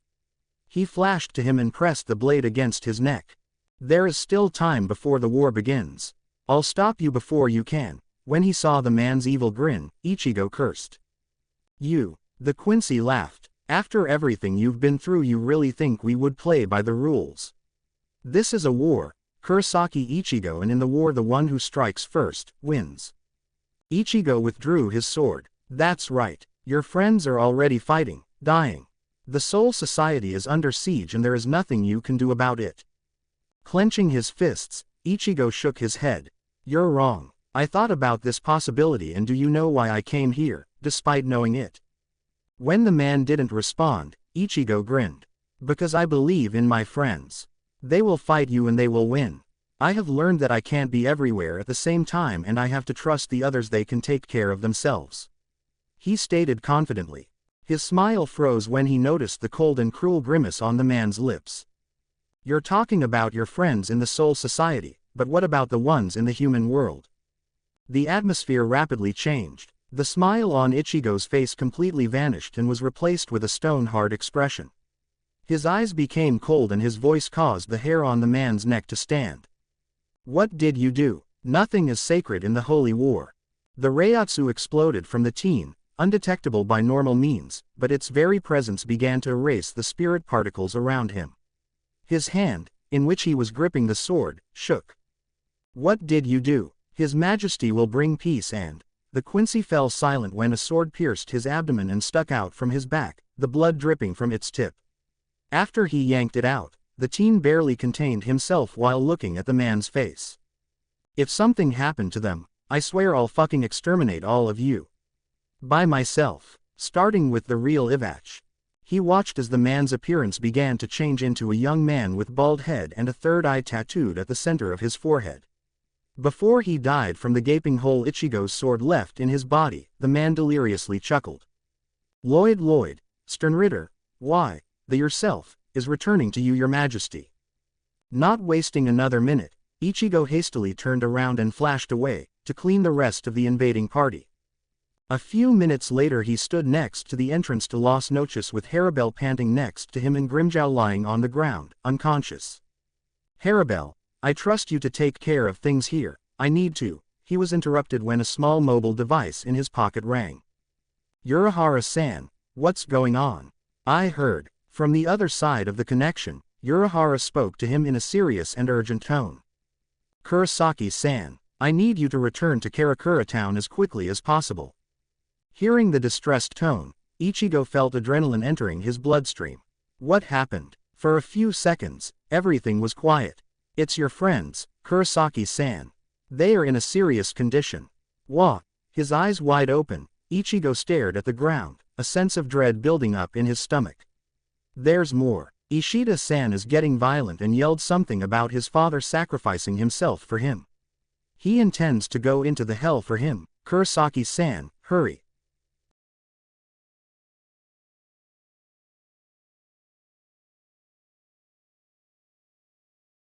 Thank you for watching. If you enjoyed the video, be sure to like, comment and subscribe, as well as checking out the author on fanfiction.net.